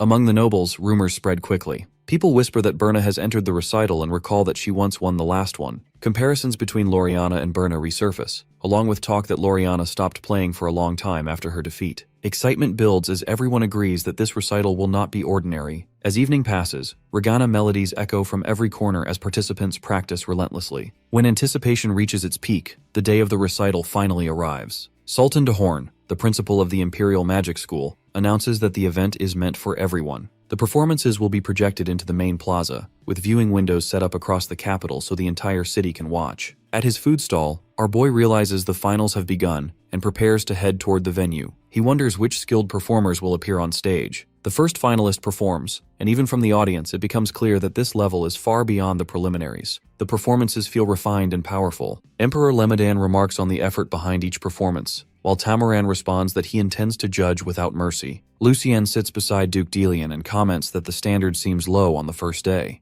Delian explains that the strongest performers are usually saved for later. The host praises the previous performance and announces the next contestant, introducing Mrs. Lorena Revolk as a first-time recital participant. The name alone causes a stir, and attention sharpens across the hall. Lurin steps onto the stage wearing a green dress, clearly uncomfortable with the outfit itself. As she arrives, audience immediately focus on her. Rain quietly recognizes her, while Serena corrects the name in her head as Lady Lorena. Elena notices her looks, and Creston worries because he still remembers the strange cracking sound from before, when the Regana sounded more like something breaking than music. Rain dismisses that fear and assumes Lurin must have practiced a lot since then. The group decides to simply support her and wait to see what kind of performance she delivers. At the judges' table, Ponto's mood turns sharp. He feels certain that he has finally uncovered the truth. After the strange preliminary round, he spends his time traveling across the country and even reaches the southern Lombol kingdom to study regana techniques. Through all that effort, he finds no record of a technique called staccato and convinces himself that the earlier performance was nothing but deception. With that belief settled, he prepares to expose her in front of everyone. As the hall quiets down, Diane watches nervously and wonders if everything will be fine. Lidin silences him as the performance is about to begin. Ellison watches Lurin closely and reassures himself that she can handle this. Lurin raises her hands and understands that a normal performance will never be enough to win. Because she already knows the regana has unstable airflow, she decides to turn that flaw into her strength instead of fighting it. A memory flashes through her mind of standing with Ellison at a rock concert, both of them pausing their journey just to listen. That memory shapes her resolve. She decides to create a sound this world has never heard. As her fingers move, the regana releases a heavy, driving rhythm that feels closer to a roaring guitar than traditional music. The sound crashes through the hall like raw energy. The audience freezes in shock. Our guy instantly recognizes it as music from his old world. Rain struggles to understand what she is hearing, while the Emperor feels the sound strike straight into his chest. Before confusion can settle, the crowd starts cheering, pulled in by the overwhelming rhythm. Lucien stiffens in disbelief, while Duke Delian presses a hand to his head. Ponto breaks down in tears as realization hits him. He finally accepts that the technique he denied truly exists, and that his understanding of regana has been shallow from the start. He resolves to relearn everything from the beginning. Lurin finishes her performance and acknowledges the audience. The host struggles to find words but calls it an overwhelmingly powerful performance and announces the next performer. Behind the curtain, Loriana feels her legs weaken as she wonders how anyone could possibly follow that. In the palace hallways, nobles whisper excitedly, admitting they never imagined such a sound could come from a regana. As Lurin leaves the stage with Ellison, several nobles rush toward them, praising her performance. Confused by the attention, Lurin hesitates until Ellison nudges her to introduce herself properly. She almost slips before correcting herself as Lady Lorena Revolk. Names and titles fly at her from all sides, along with praise and questions about her technique and the piece she played. Our boy notices her confusion and exhaustion and quickly steps in. He explains that she is tired and promises answers later, guiding her away from the crowd. As he carries her along, she blushes and quietly confirms her role as his wife, and he tells her to go along with it for now. Away from the noise, he thanks her sincerely. He admits he never expected her work so hard for him and apologizes for doubting her. She assures her that this is something they share and that effort is natural. She says thanks wouldn't be enough, and he immediately stops, cups her face, and kisses her lip, leaving her stunned. When he asks for forgiveness through that action, she accepts with a shy smile. Still blushing, she shifts the discussion to how uncomfortable the dress is and asks him to help undo it. He reacts with visible embarrassment and questions her intentions. After the second day ends, Lurin's performance continues to dominate every conversation. Everywhere people gather, her name comes up again and again. Many listeners openly praise her first-day performance and describe it as something unforgettable. Leiden agrees and explains that it feels incredible in more ways than one. He adds that it barely even fits within the usual idea of regana music, hinting that there is much more behind it than people realize. Even the hosts start calling her a rising star of the concert. News spreads that Lady Lorena Revolk caused a huge stir by introducing a completely new playing style known as the staccato method. While Loriana performs on stage, she overhears this talk and immediately reacts. She learns that the technique is being linked directly to Lurin, Lady Revolk, and the realization leaves her visibly shaken that she can be Ellison's wife. Later, Loriana's mother reacts with anger. She forces herself to dismiss the praise and convinces herself that people are simply being impressed by something crude that sounds more suited to a market square than a concert hall. She presses Duke Delian to take action and demands personnel, making it clear she does not want to see any more rivals gaining attention. Duke Delian shuts her down and reminds her that the plan has changed, and that they must avoid anything that could create trouble. She pushes back, insisting she has no intention of causing chaos and only wants Lurin to fail on stage. That night, outside the venue, as they leave, Berna apologizes to Rara and explains that she only wanted to practice more and regrets causing unnecessary trouble so late. Rara reassures her calmly that since the concert is hosted by the imperial family, protecting everyone is part of their duty. She also mentions she is looking forward to her performance, revealing her genuine love for regana performances. Suddenly, several armed people surround them. Berna quickly realizes they are completely blocked in and panic sets in. Rara remains composed and signals for Berna to duck. The attackers rush in, but Rara moves first. With a single sweeping motion of her sword, she cuts them down and concludes that this is no ordinary robbery. She decides not to kill them yet because she needs answers and leaves them unable to move. Before she can continue, someone grabs Rara's arm and slams her against the rocks. Another attacker pins Berna to the ground and orders the rest to finish them. One of them raises a weapon toward Berna's hand, threatening to crush it. Terrified, Berna begs him to stop, knowing that her hands are her only chance to start over with Regana. At that critical moment, a sharp voice cuts through the scene and orders them to stop immediately. As the concert reaches its final stretch,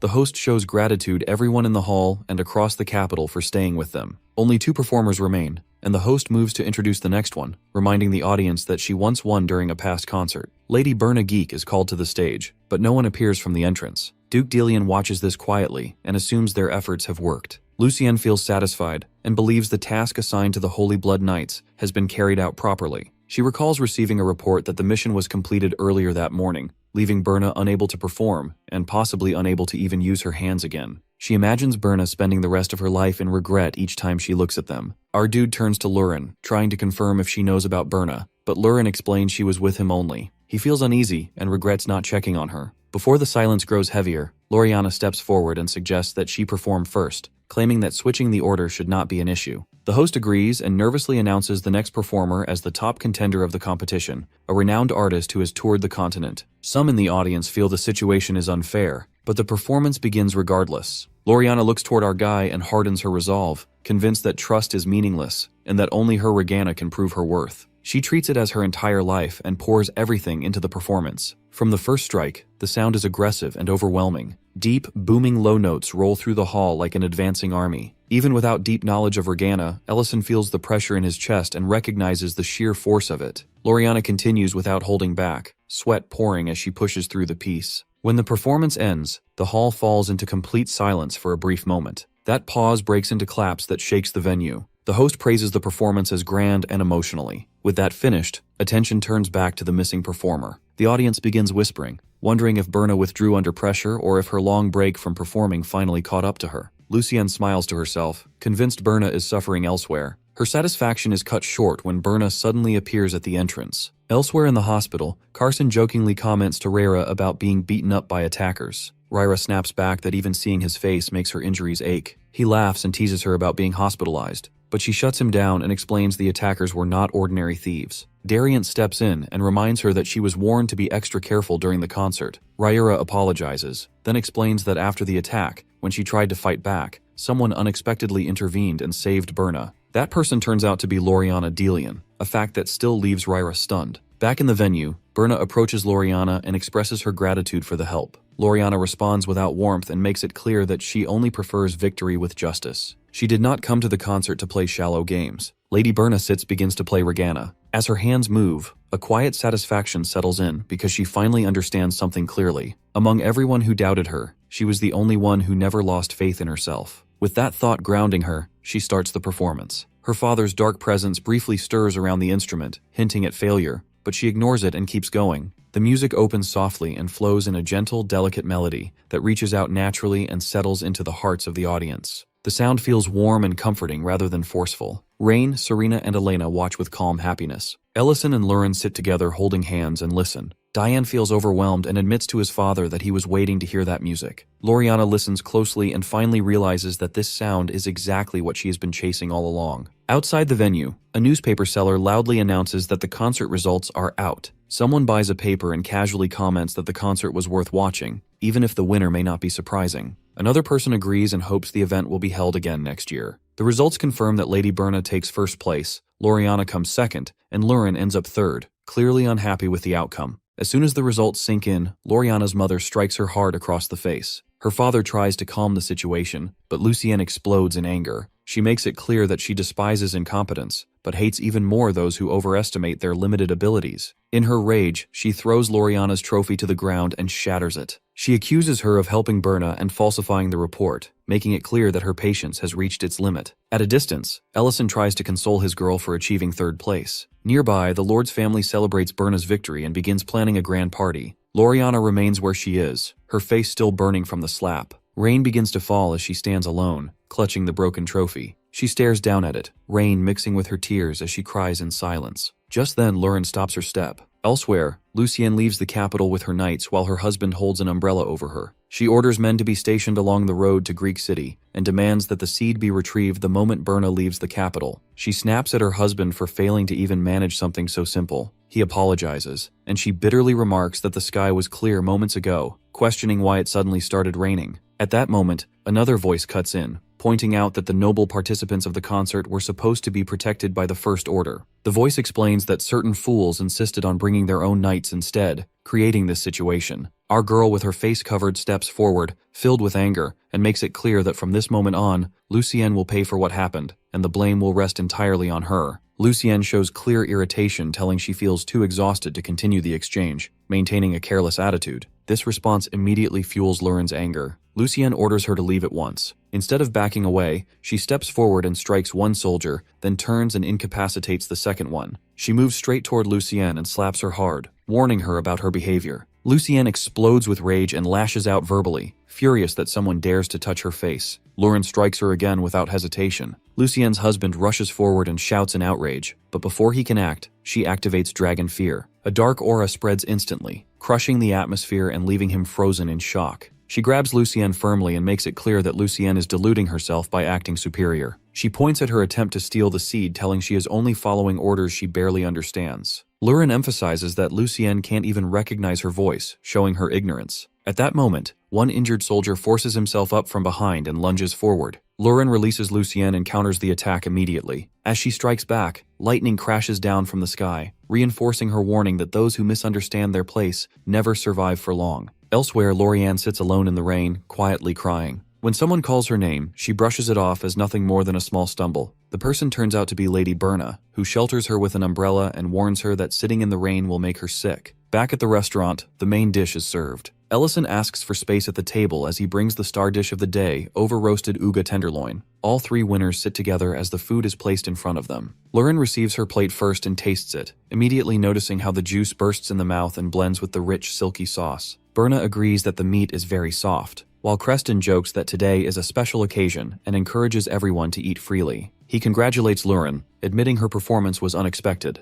Berna also praises her achievement, but she reminds Berna that she herself won first place. Lauriane watches quietly as Berna responds with humility, explaining that her participation was only possible because of Lauriane's help. She originally learned Regana under Count Daedrin's influence to gain support of nobles. She realized she had been playing directly into his plans as she improved. Her fear grew because she fixated only on the beginning and allowed anxiety to take root. She credits Lauriane for helping her overcome that fear. Berna then acknowledges her directly, admitting that despite her own injuries, she never abandoned Regana. Helping others while still competing exposes a level of commitment that leaves Berna ashamed of her earlier mindset. She admits wanting to reach that same intensity. Serena supports this, stating that the performance deserved first place and left a deep impression. Berna expresses a desire to continue practicing together regularly. Lauriane reacts with embarrassment and downplays herself, calling her position insignificant. Creston steps in to comfort her, while his wife helps steady her emotions. Meanwhile, Lauren feels awkward sitting there as the third-place winner. After the meal, Galtzar repairs the damaged trophy and returns it to Lauriane.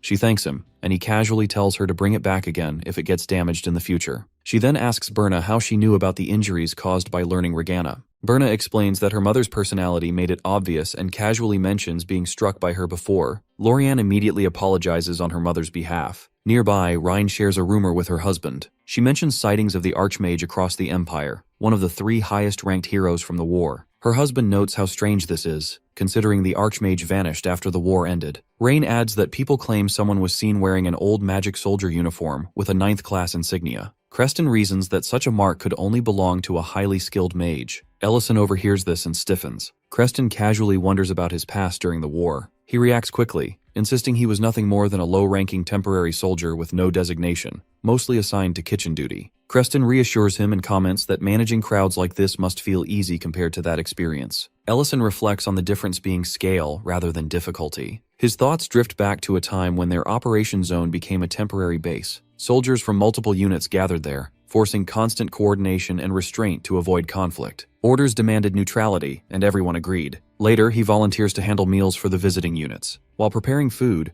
another worker questions whether certain vegetable parts should be discarded. He explains they can still be used and begins cooking over intense heat, sweat pouring as flames rise. Once the meal is ready, he calls everyone in. Soldiers arrive, reporting that areas near the Hoban Plains are now mostly secure. Dariant acknowledges this and reminds everyone to stay alert. The meal is received with praise. Soldiers admit the food makes each day easier to endure. Dariant overhears outsiders mocking the unit, accusing them of hiding behind others while leaving everything to a single mage and wasting time experimenting with recipes. Though they admit the food is good, the insult cuts deep. Anger drives Dariant forward. and he grabs one of them by the collar. Before violence breaks out, someone intervenes from behind. Ellison steps in and shuts the situation down, making it clear that this place is for eating, not fighting. Ellison's intervention forces Dariant to step in and end the situation. Dariant leaves the soldiers with a sharp warning to show gratitude on receiving a proper meal from someone else's unit area instead of complaining. The warning only hardens their attitude. One soldier slams his plate onto the table, declaring he has no intention of eating what he considers trash, and storms out with the others. Ellison remains discouraged after putting so much effort into the meal. He asks where they are from,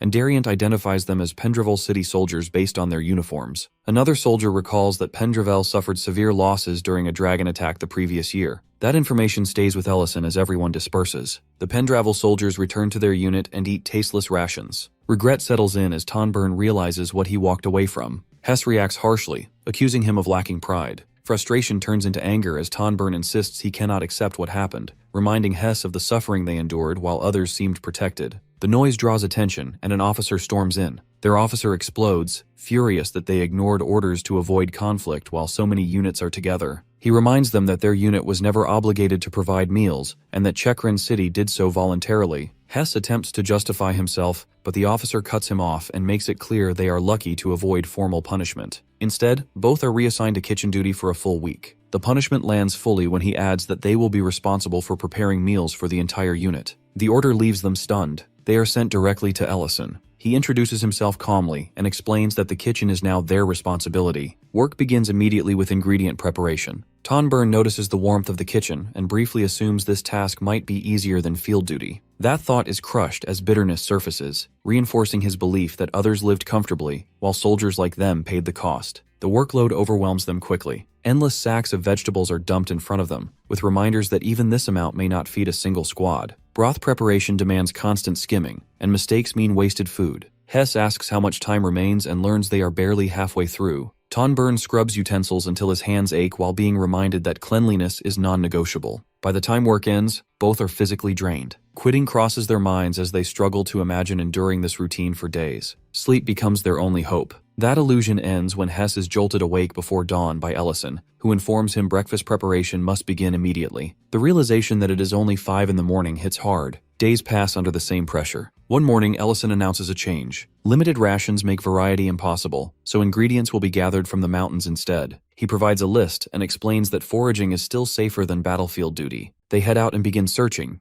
identifying usable plants. Hess recalls seeing light when Ellison woke him earlier and realizes Ellison is a mage. Our boy confirms it casually, describing himself as a combat mage who also cooks. He explains he was never formally commissioned and only served temporarily. That admission leads Hess to mention rumors surrounding the unit's famed mage, someone who reached Class 5 quickly, repelled dragons repeatedly, and protected the city's operation zone. He insists the unit's low casualty rate comes at the cost of others' suffering. Exhaustion sharpens his bitterness, reinforcing his belief that comfort is built on someone else's blood. Ellison corrects him. He explains that the unit operates through expanded reconnaissance, tracking monsters constantly to prevent ambushes. That information allows the mage to be deployed precisely where danger will strike. It is a system designed to distribute risk, though it took time to stabilize and nearly failed more than once. Infantry units were almost wiped out before balance was achieved. He explains his own role more simply. Preparing good food matters because it keeps morale alive. A cook's satisfaction comes from seeing people eat well. He challenges Hess to consider whether greater losses would truly make things fair. He explains that soldiers do not fight to die and cooks do not prepare food to punish. Good food is part of protection. Understanding finally settles in. Hess agrees. Before Ellison leaves for other duties, Hess hands him a basket of gathered ingredients. Ellison inspects it and points out a rare mushroom,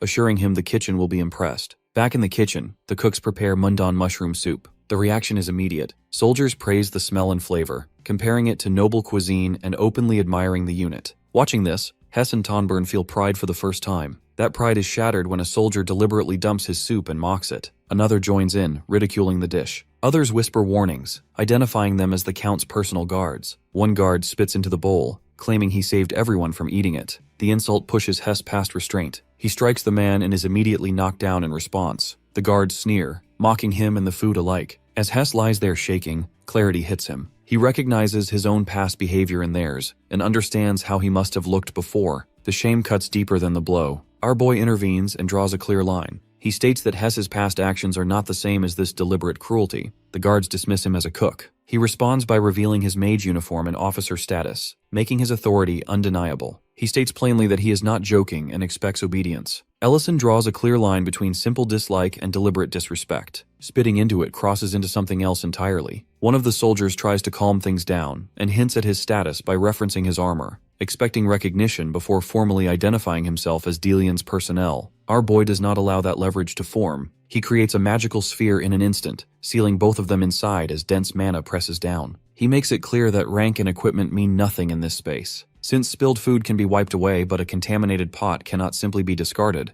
Ellison chooses a direct consequence. He lifts the soup pot and forces understanding onto them by making it clear that they will consume every last drop. Before the situation ends, Dariant returns from an attack mission and immediately recognizes the smell of mundan mushroom soup. His reaction shows disappointment mixed with disbelief. The two soldiers are made to drink the soup they defiled, barely managing to swallow it. Dariant realizes what is happening and that his share is already gone. Later, Hess sits alone, replaying everything in his mind. He realizes that Ellison was never just a temporary magic. The truth settles heavily as he understands Ellison is a 5th-class mage. Despite enduring insults and humiliation, Ellison responded with patience and sincerity, genuinely finding happiness in feeding others. That contrast reshapes Hess's thinking. He decides that if he ever returns to the kitchen, he wants to properly learn cooking from Ellison. He also wishes to continue dispatch missions, but that hope fades as he looks down at the restraints now binding him. A voice calls for him outside the cell, summoning him forward. His master informs him that his disciplinary outcome has been decided. Elsewhere, their master checks with the two soldiers who spat into the soup, asking if they are satisfied now that Hess has been dealt with. One of them, still pushing blame outward, claims Ellison should also be punished. The master holding their meals interrupts sharply and informs them that they are removed from the unit. Shock takes over them and he turns out to be Frigo Delian, commander of the Holy Lance Knights. He makes it clear that while he values talent, his standards include basic conduct. Their failure meets immediate judgment as magical energy erupts from a man nearby, striking them down while they scream Frigo's name in panic. Back with Ellison, Dagos confronts him for his interference with a noble's direct escort. Ellison responds calmly, explaining that they failed to recognize how fortunate they were, so he let them experience the consequences of their own actions. He orders information control as usual and insists his name not be spread. Dagos agrees without hesitation. He then drops the formal tone and comments on how Ellison's politeness never changes, even after so long. Ellison responds awkwardly, insisting such formality is unavoidable when addressing a 5th-class archmage, and again asks him to stop spreading that strange nickname among the soldiers. Dagos informs him that Hess is moved out after facing disciplinary action, which leads Ellison to immediately take his robe and moves to leave from there. But just then Dagos adds that, from a staff-level view, the transfer may actually work in their favor. The reason is simple. Ellison had shown clear approval of Hess before, while the other units are already stretched too thin to accept anyone new. Just then after, Hess arrives and formally reports his placement in the 3rd Battalion of the Chekrency Defense Force. He appears eager about working together again. Our boy jokes with him about being underwork, and then direct him to gathering baskets and ingredients, casually remarking that punishing people who waste food turns out to be oddly satisfying. Now in present, hearing that part all freezes, leaving everyone stunned into silence. Ellison notices the shift in mood and grows uncomfortable. The truth spills out when Creston points out the obvious flaw in the story, noting that a 5th-class mage and staff officer could never reasonably be mistaken for a temporary magic medic. At that moment, Ellison understands that he has revealed far more than he intended. Later, as Rain walk away from the restaurant, the incident lingers in her mind. She toys with the idea of turning events like this into a novel, and quietly questions what kind of person Ellison truly is. Her husband dismisses it, reminding her that Ellison himself brushed it off as fiction. She remains unconvinced. He adds that history offers too many strange examples, including the time a 9th-class archmage once carried a temporary medic badge during the height of the war, right when one of the 3 war heroes vanished. The pieces do not fully align since the heroes' names and descriptions vary and old medic uniforms are common, yet the overlap is hard to ignore. In the end, they decide silence is the wiser choice. Back in his room, Ellison criticizes himself for slipping and letting buried memories rise to the surface. Lauren admits that she misread the situation and assumed he was acting with some deeper intention. Ellison thanks her for overlooking it and reflects on the outcome, noting that despite everything, he still obtained the seed. His thoughts return to Lady Berna and the unusual form of payment she offered. He admits that he expected trouble but feels unsettled by how easily he accepted it. She dismisses his hesitation, framing it as simple gratitude and urging him not to restrain himself, openly acknowledging his true status. With his thoughts returning to the present, Ellison accepts full responsibility for his mistake. He considers planting the seed right away but decides against it, remembering that it must remain near the heart long enough to absorb the soil before it can grow properly. Lurin points out that time is still on their side and shifts the conversation toward the past, wondering what followed Hess's arrival and what ultimately became of the unit and the soldiers Ellison punished. She admits her curiosity without shame, even though most people avoid military stories, and makes it clear that she wants to know everything about him. Ellison rises and brushes the subject aside, insisting nothing meaningful came afterward and claiming it would only bore her. He sends her off to rest, explaining that work still awaits him. Then, he goes to storage room. There he opens a box and takes out a diary. He does not open it. He only looks at it from the side before returning it to its place. Lurin is spying on him from the window. She wonders about the diary. Lurin goes upstairs with a clear thought that she saw Ellison put something away earlier. She tries to open the box and immediately realizes a locking spell protects it. She believes she can break the spell, but the moment she tries, she stops herself. Curiosity pushes her forward, yet guilt pulls her back harder. She understands that crossing this line feels wrong. She places the box back and reminds herself that Ellison is the person she trusts more than anyone. She decides that if their trust truly goes both ways, then this time she will be the one who waits for him instead of chasing answers. Outside the restaurant, a figure with a covered face approaches, clearly irritated, and mutters Ellison's name while complaining about the restaurant. The next morning, Lurin reaches her limit. She admits to herself that she can no longer wait without answers. She calls out loudly for Mate and Lint and demands to know where Ellison is. Poor Lint explains that Ellison mentioned he had personal business and would be gone for several days. Mate notices her distress and presses her to explain what is wrong. Lurin admits that her concern is Ellison's past and the fact that no one seems to truly know it. Lint suggests visiting the Lord, reminding her that he once placed a statue of Ellison inside the restaurant. A memory surfaces of Lydon explaining that there was once a legendary soldier known as the Dragon, a man who ignored orders, saved lives recklessly, and was considered both a hero and the worst soldier at the same time. That soldier's name was Ellison, though almost no one remembers it now. Lydon once mentioned that if people knew one of the cities Ellison saved was Greek City, no one would believe it. Lint admits that he did not understand the story back then, but after learning bits of Ellison's past, the connection now feels undeniable. Lurin abruptly ends the workday, telling everyone to leave. She mentions that boiled pork is already prepared and asks what to do with it. She decides to store it in the fridge and eat it later at night. Outside, Creston notices the sign on the door stating the restaurant is closed for the day and wonders why. The following day, Lurin heads straight to the castle and meets Lydon. He expresses surprise at her visit and remarks that had she sent word, he would have gone to the restaurant himself. He understands her reason immediately and confirms she wants to know about Ellison's days as a soldier. She clarifies that she is not asking for everything, only what truly matters, especially since he already revealed parts of it before. She reveals that he is actually a 9th-class Archmage and one of the 3 human heroes of the war. The revelation leaves Lydon silent for a moment before he calmly acknowledges it. Lurin questions his lack of shock. Lydon explains that anyone who has seen Ellison's abilities would reach the same conclusion. Connecting a 9th-class Archmage to one of the war heroes is not difficult. Lurin then wonders why people fail to recognize him. Lydon explains that while facial alteration magic plays a small role, the real reason is that nearly all official records of Ellison were erased. Most people do not even know a soldier by that name ever existed. Lurin assumes this erasure is related to the restaurant gaining attention,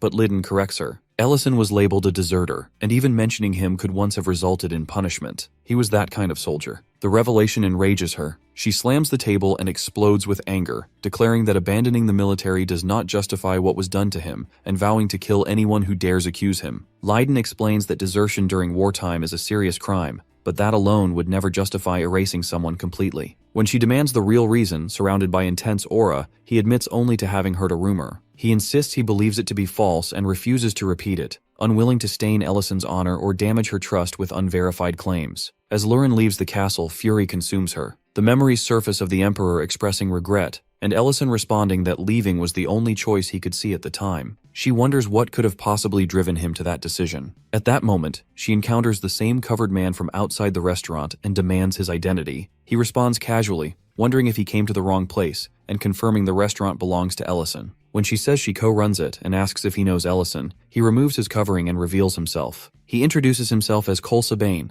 a homeless mage, and claims to be Ellison's first teacher. The claim leaves her stunned. She brings him inside and serves him food. He eats eagerly and praises the meal. She reminds him that eating requires payment since he consumed her late-night meal. He agrees and mentions reheating it himself. She jokes that charred meat might have suited him better. He understands that the payment she wants is the truth about Ellison's past. He claims he served in the same unit and knows every detail that was erased. She orders him to stop wasting words and get to the point. As he explains, her anger erupts. She grabs him by the collar and accuses him of insulting her by spreading nonsense. He insists he is serious. She throws him out, and as he falls, he shouts that his current life is ruined because of Ellison. She dismisses it as ridiculous lies, but Leiden's words about a rumor resurface. Despite telling herself it is not worth considering, the seed of doubt takes hold. Kolsa's claim is that Ellison killed every soldier in his unit and vanished, which is why he was branded a deserter and erased. She convinces herself it must be false. Still, unable to rest, she returns to the box and remembers Ellison cutting his story short before. She decides she is only confirming the truth. This time, she breaks the spell and opens the diary. The diary starts fast and blunt. Ellison records that he falls into another world and lives there as an outsider under a borrowed name. He is drafted into the military with no choice. Language comes naturally to him, but writing does not, so he forces himself to keep a journal to adapt. The world is brutal and unreal, crowded with monsters, dragons, elves, and dwarves. Magic drives technology forward, pushing metallurgy to extremes and making rare metals, strong glass, and refined materials common. Food moves in the opposite direction. Spices barely exist, cooking methods are few, and years of war have flattened food culture completely. He immediately realizes that a restaurant could succeed here. He misses his mother and wants to go home. Training grinds him down, while others constantly praise his magic talent, leaving him unsure whether it helps or curses him. The mess hall food disgusts him, so he starts fixing it himself. At the Magic Academy, he is abruptly assigned to record the names of fallen soldiers. Reading this, Lauren flinches. She recognizes this part, but remembers falling asleep before reaching further entries. Later pages reveal that he no longer resents the headmaster. He believes staying would have filled his life with regret. He writes about meeting Baden and others and carrying their burdens. He finds joy in soldiers smiling over good food and eagerly waiting for new dishes. He speaks fondly of his unit members. Lurin relaxes, convinced that the massacre story is nothing more than rumor. The diary shifts into pages filled mostly with recipes and daily notes. Then she notices several pages burned away. The sight freezes her completely. The next intact entry contains a single chilling line stating that those trash received exactly what they deserved. She feels shocked as it reveals that they already paid the price for their actions. She realizes that the written characters are from Ellison's hometown. Since she entered that world with him, she understands the writing too. This means no one else could have written it. So, it must be written by him. A memory flashes back to the moment Ellison warned her not to do something. She remembers explaining to him about a trembling woman who had acted rudely toward her. The woman was crying, begging for forgiveness, and saying she had misunderstood her as her daughter. He questioned whether it was right to take someone's life just because they acted disrespectfully. Lauren shouted that she was a dragon and did not follow human standards. Ellison replied that dragons were not different from humans or monsters. He insisted that no one should end another's life just because of a mistake, and he said the only exception was if someone's was in the life-threatening situation. Back in present, she admits that she trusts him more than anyone, and that she understands these characters, but she still cannot fully grasp what the diary is trying to reveal. She senses that the story is about to show what really happened. Just then our boy enters and questions her curiosity about what he has written, leaving her stunned. He then states that he never expected her to read this diary. He declares it as a boring story, and explains that the story only contains escape and regret. He questions whether she really wants to hear it, and she confirms that she does. The diary opens and the story continues. It begins just a few months after the previous events. Ellison returns to his normal life, but the city of Greek is facing fear because another dragon appears there. At that moment, Beeden and Darren arrive and launch a powerful fire attack at the monster. They follow it by throwing a massive strike. One of them mocks the dragon, saying it cannot even use a shield properly and that they can handle it easily. The dragon then about to breath fire. Both soldiers are in alert. Next moment, the magic circles appear around the dragon. The soldiers recognize the magic belongs to Ellison.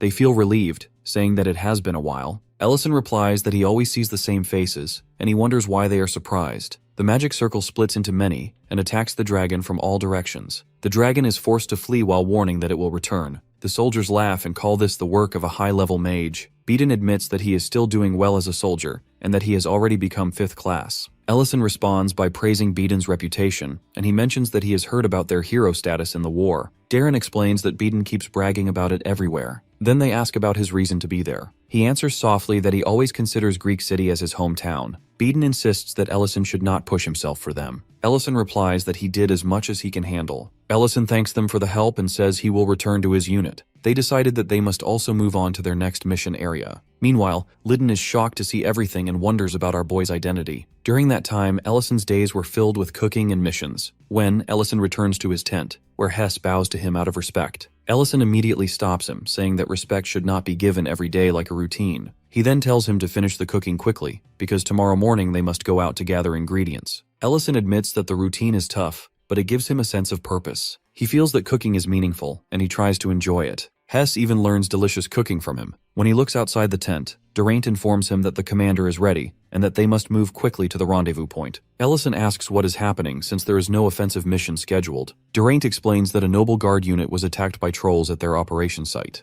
The higher command ordered a rescue mission, so they must go help. Ellison asks why he was not told earlier. Durant explains that he just returned and the captain did not want to burden him again, assuming he would be exhausted. But now they must leave immediately. Durant also warns Ellison that he has been overexerting himself lately, implying that he is pushing too hard. Ellison insists that he will not stop, because this is his duty. When they reach the place, Ellison sees too many monsters. The monsters keep charging without stopping. One soldier shouts for everyone to maintain formation, because they are being attacked by a dragon. The soldiers feel that this situation should not be happening. The paladin orders the elite soldiers to help, asking where Bane is. Suddenly a beast attacks and kills a soldier. Ellison then arrives from the sky, using a powerful technique. He kills all the monsters, stating that he will not leave a single threat alive. He calls out his magic, and then a massive fire burns everything around them. The soldiers are shocked to witness such power. One soldier thanks Ellison for responding to the rescue request, and tries to ask where he is from. But before the question can finish, Ellison disappears from the scene, leaving only his voice behind.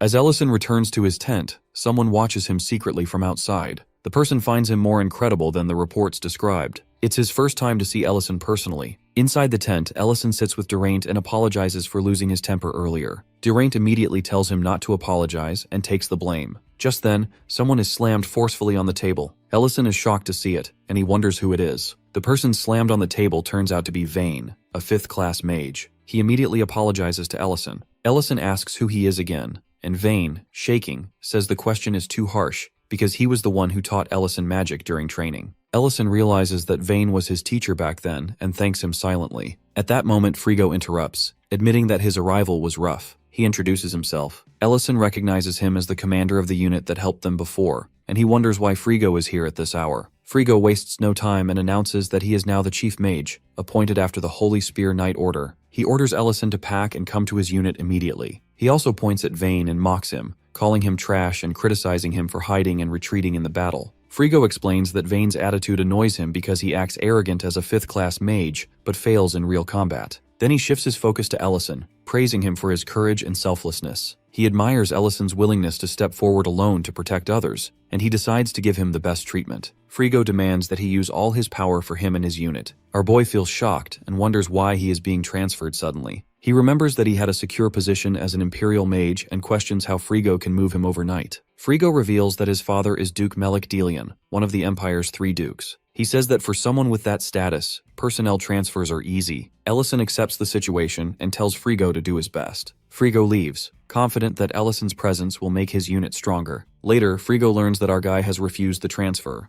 Ellison is back in his unit and continues his cooking duties. He thinks the matter will end there, but Frigo keeps coming back. The next day, Frigo returns and asks again. Ellison refuses once more. Frigo continues to visit every week, and each time Ellison refuses. After a month, Frigo still keeps pushing. Eventually, Frigo congratulates Ellison for being chosen by the Holy Spear Knight Order. Ellison refuses again, feeling frustrated by the constant pressure. He thinks the ongoing deployments are already too much, and he wonders why this noble is making his life harder. Our dude also realizes that even Lord Dagos cannot block Frigo's authority, since Frigo is a count backed by a duke. Ellison tells Frigo that he needs rest because he has a promise to keep. Frigo refuses to stop and continues to send offers. Then Ellison receives a notice about a death. A messenger tells him that the principal of the Imperial Magic Academy, Bon, has died in battle. The news is kept secret because it is wartime, and no funeral will be held. He remembered the time when the principal had asked Ellison what he wanted to do after the war ended. Ellison can't believe that his principal had been passed away. Later, Lord Dagos learns that the unit is being ordered to take on missions outside their jurisdiction. He questions why the orders are coming from a higher command.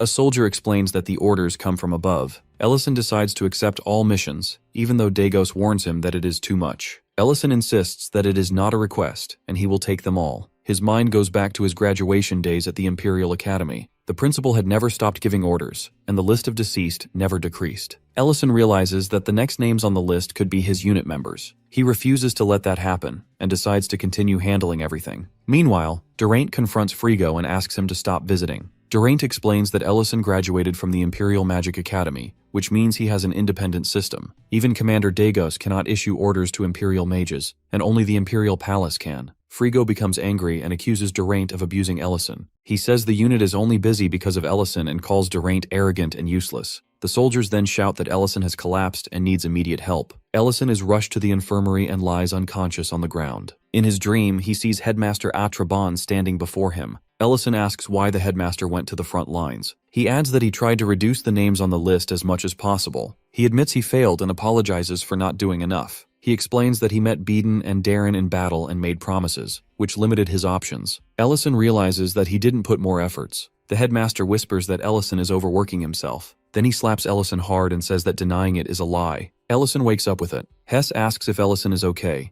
and Dronzer assures him that the mission is taken care of. Ellison understands that the headmaster never expected him to handle everything alone. He decides to stop overworking himself and trust his comrades more. At that moment, a woman enters the tent and informs Ellison that he has been assigned to the Holy Lance Order. She shows him a letter and adds that the commander who repeatedly sent him on dangerous missions will be disciplined. As Dagos reads the letter with shaking hands, he realizes it carries the Imperial seal. He cannot believe the Emperor would issue such an order. A soldier points out that the messenger did not come from the Imperial Palace, and Hess adds that the document might be forged. Despite the doubt, everyone turns to Ellison and asks if he is really leaving. Our boy leaves without answering, and the soldiers stay behind, stunned. Outside, Dronzer watches him sadly and asks if he is really going. He confirms that the order is real and comes from the palace. He tells Dronzer not to overwork himself while he is gone, and he asks him not to die. Dronzer draws his weapon and recalls the time when Count Frigo accused him of abusing Ellison. He admits that he was wrong and that he never protected him properly, even though he had the strength to do so. Dronzer then vows to handle everything from now on, saying there will be no more fallen soldiers under his watch. Dagos assures him that he will keep leading the unit's strategies. Hess promises to manage the cooking and daily tasks. They all thank Ellison for everything and urge him to leave without worrying about them.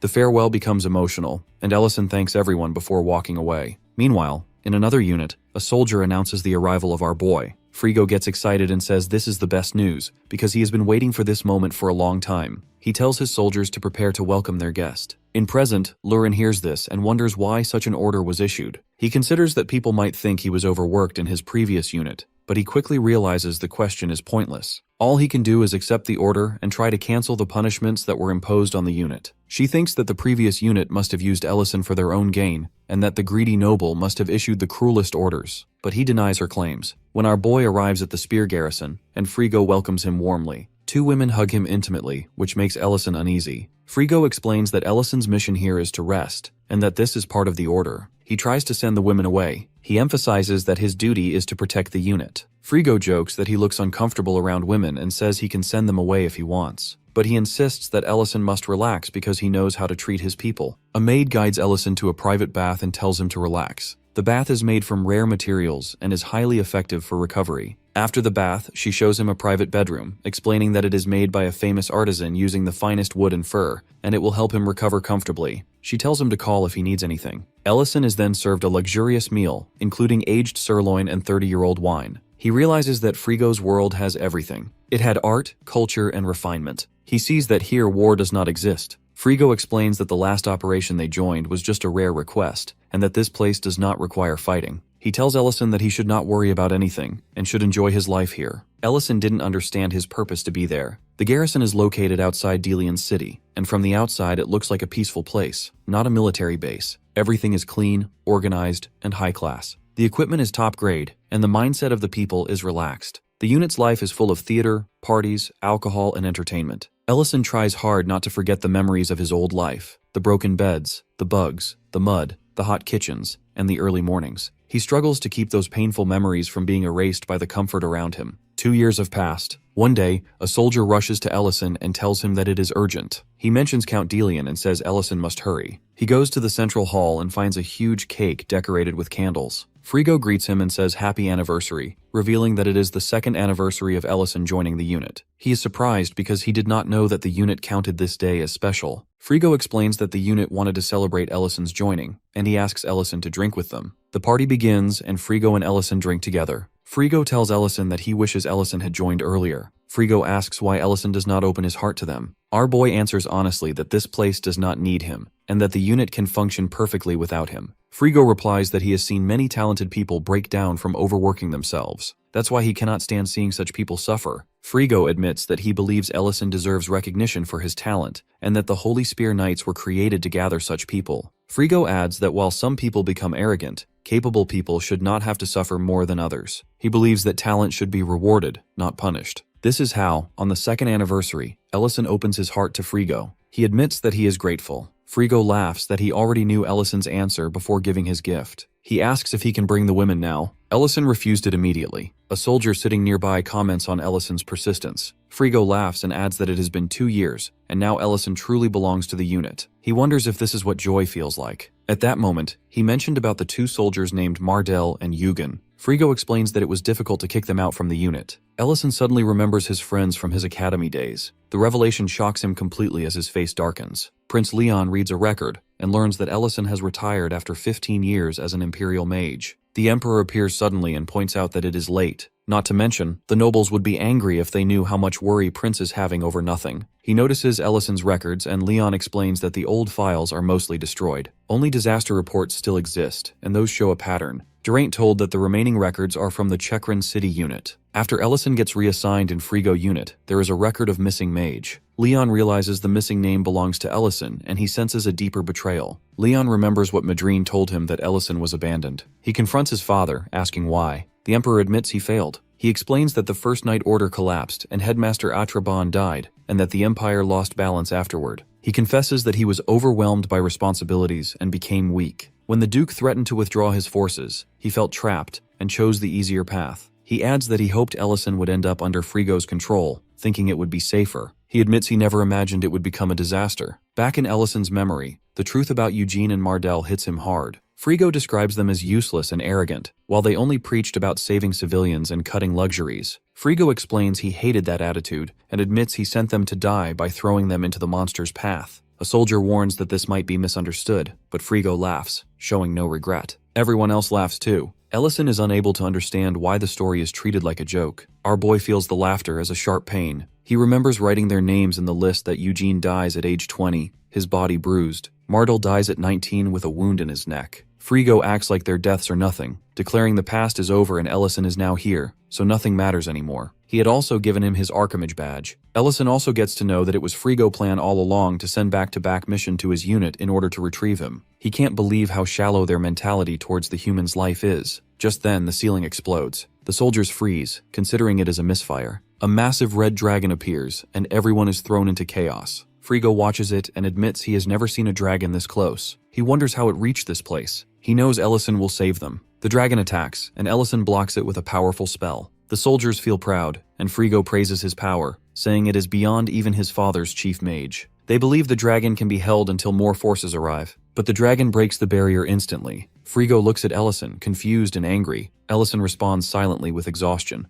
because he is tired of being used as a weapon. The dragon breathes fire, and the entire area turns into a burning hell. Frigo screams for Ellison, who is going to escape, but Ellison doesn't move. The dragon strikes again, and the flames spread, and the soldiers start to die. Ellison holds his diary tight and remembers the one thing he always wanted, a simple thank you for his efforts of cooking. He tears the diary pages, believing that this small gratitude was the only thing he ever needed. He throws the torn pages into the fire, as if burning the last piece of his own hope. The soldiers shout that he is a traitor. The dragon keeps burning everything. Ellison realizes he doesn't want to hear any words from them anymore. He leaves the burning battlefield behind. Days later, Beedon and Darren arrive to search for survivors. They find the place completely destroyed and burned. They search for 3 days and nights, exhausted and injured, but they refuse to give up. They decide that even if no one survived, they must defeat the dragon. Then they see Ellison standing there, alive but broken. Beeden confronts him, asking where he has been for 2 years. He thought Ellison was dead. Darren asks how he survived and why he returned.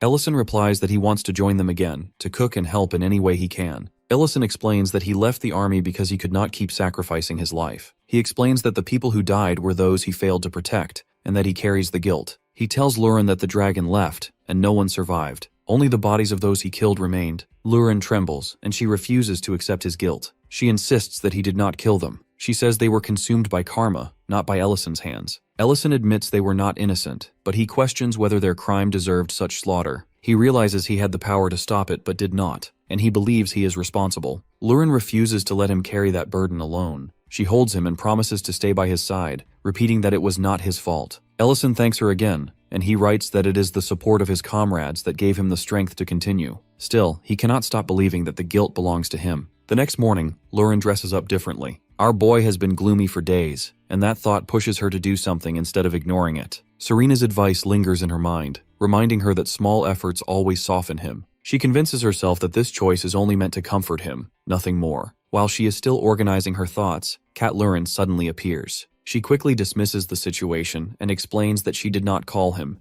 then shifts the focus to food. The cat brings out a packet, and she immediately realizes it is the same instant food Ellison once used for snacks. The memory of ramen and jjajangmyeon from his homeland clicks instantly. She notices the instructions printed clearly on the back, and understands that the preparation is simple and fast. After checking the portions, she decides that 3 packs are enough for 2 people and heads straight to the dining hall. The cat freezes when she casually announces that she will personally serve the meal today. Once the food is done, the noodles look dark and unappealing. The cat reacts strongly, but she shuts him down and explains that he is clearly looking down on cooking itself. When the dish is finally placed in front of her, she examines it more closely. The noodles look strangely glossy, as if the recipe was never followed properly. White bits scattered on top catch her attention, and she struggles to make sense of them. It seems impossible, yet it feels like he tried to invent something new without understanding the basics. Her patience runs out when she notices a hair mixed in. She immediately decides that this food does not even meet basic standards, and throws it away without hesitation, leaving the poor cat stunned and speechless. At the same time, Creston speaks casually to our boy while handing him palenku eggs. He points out how valuable the supply is and reminds Ellison that he was the one supplying these materials in the first place. Ellison notices that nothing about Creston has changed and reflects on how rumors about the Archmage should have already caused chaos across the city. Creston denies the idea and explains it was Rain who spread anything, and he only stopped her to protect Ellison's reputation. Rain suddenly appears and denies ever spreading rumors. Ellison prepares to leave after expressing his gratitude. Before going, Rain clears her side that she won't spread rumors and blames her husband. On his way, Ellison silently reflects on how long he has ignored the strange currents spreading across the Empire. He realizes that he only stepped in when problems became urgent and understands that this delay happened because his daily life mattered too much to him. On the way back, he meets people from town one after another. Someone mentions the dining hall, another talks about fresh eggs, and others casually mention visiting again or preparing more food next time. Each interaction reinforces the same feeling. This ordinary routine feels precious precisely because it brings simple joy. He hopes it never breaks. That feeling wavers when he reaches Elena, who is quietly placing flowers on Selly's grave. He listens as she explains how she has been planting flowers over time. He comments that Selly would have liked them. A heavy realization settles in as he reflects on how he can't steal his heart. He remembers the mistake he made during telling his story. His thoughts drift to the fear that revealing his identity would destroy everything he has built. If the truth spread like a rumor, his peaceful life would collapse. He keeps telling himself that it could not be helped. Despite everything, gratitude fills him when he realizes how carefully everyone has protected his secret. Not a single rumor has escaped. After cooking, he places the pancakes on the grave for Selly and leaves, once again thinking about the fragility of life. As Ellison nears the dining hall, Luren's voice comes as she scolds her guard cat. She pushes him to hurry and taste it properly. Ellison steps inside without drawing attention, and Luren only notices him when she turns around mid-complaint. She immediately explains that both the food and the outfit are for him, a small gift meant to cheer him up. She keeps it light, suggesting they eat first, relax later, or do whatever he feels like. That simple moment brings Ellison a sudden sense of clarity. He realizes he never wants to lose a life like this, and that realization makes it clear why avoiding the inevitable is no longer an option. He laughs softly, already aware that Serena is the unseen hand arranging this scene. He decides to eat, but the moment does not play out the way Luren expected. Ellison quietly reminds himself that protecting a peaceful daily life also means accepting the need to sacrifice it when the time comes. Elsewhere, Madrine arrives at the palace along with Porgo and opens the door to find Dariant, Lidon, Leon already waiting inside. Once everyone takes their seats, Leon makes the rules clear by stressing secrecy and demanding that nothing discussed leaves the room. The meeting starts on an awkward note when attention shifts to Madrine wearing a maid uniform. The topic clearly unsettles her, and she brushes it off as exaggerated gossip. That only makes things worse when Dariant calmly reads from a report he personally wrote.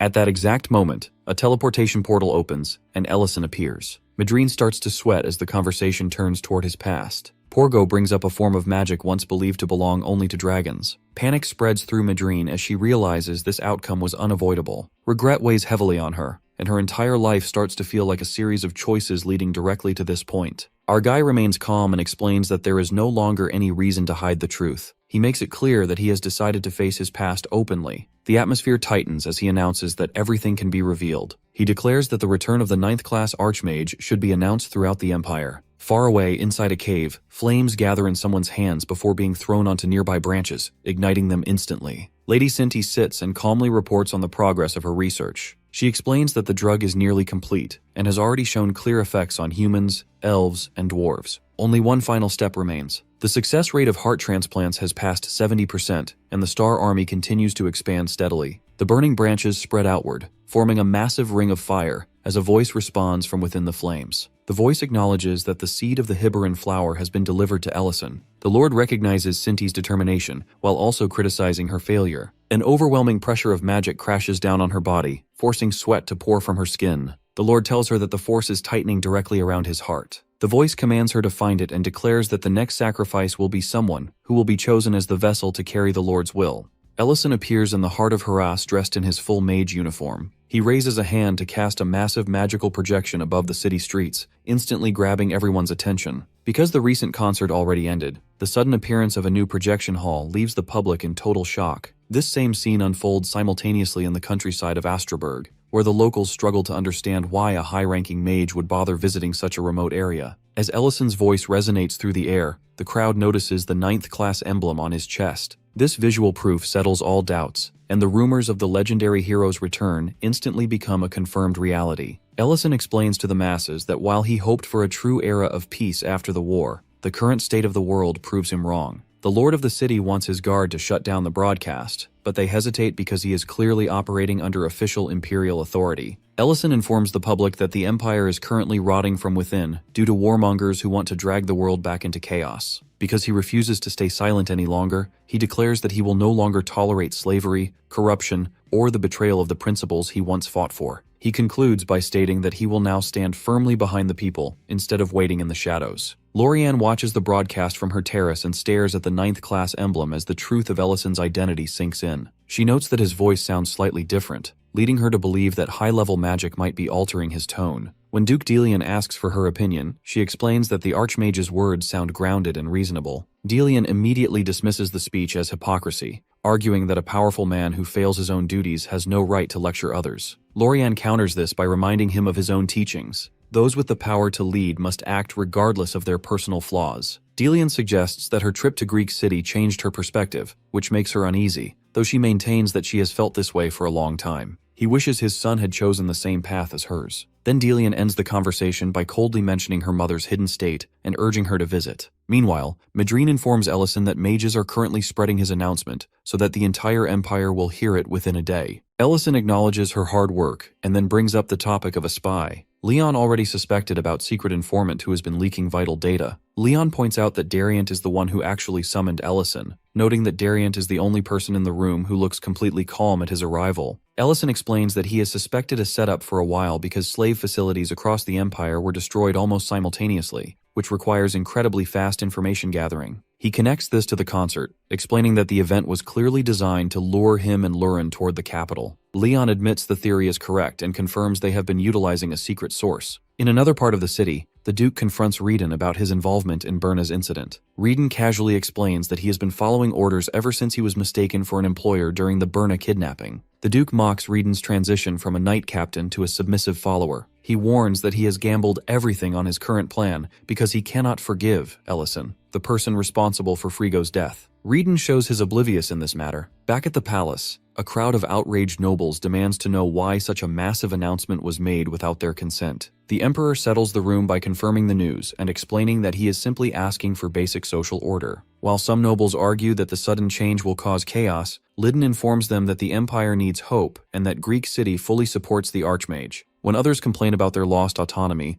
Leon enters the room and mocks a noble for being a buzzkill during a holiday. The noble's anger turns to fear when he realizes he is speaking to the crown prince. Leon ignores the complaints about his drinking and etiquette, choosing instead to mention Ellison's next destination. The panicked nobles demand to know where the mage is going. Leon jokes about a place called Purim before casually brushing of the name as a joke and walking out. Leon has returned to his role as spoiled prince and reflects on the tragedy of a hero's return being met with fear instead of joy. He accepts that if his role is to cut out the Empire's rot, he will do it regardless of the cost. At the same time, high in the sky, Ellison eventually wakes Lurin to inform her of their arrival. They land in Pendramel City within the Ruburn Empire, the location provided by the informant. Suddenly, a bird dives down and steals Lurin's earring. Because the jewelry is precious to her, she begins to panic. Ellison promises to get it back, but an arrow suddenly strikes the bird mid-air. As the bird crashes down, they both realize they aren't the only ones watching the area. Upon landing, Ellison inspects the bird and notices the earring is missing. Lurin panics and argues that this is the correct bird since it is the one she tracked, but Ellison calms her down to take a closer look. He realizes that the impact of the arrow caused the bird to swallow the jewelry. To prove his point, he pries open the beak while Lurin watches, ready to physically retrieve the item herself before Ellison stops her. The archer who downed the bird soon approaches and claims the catch as his own.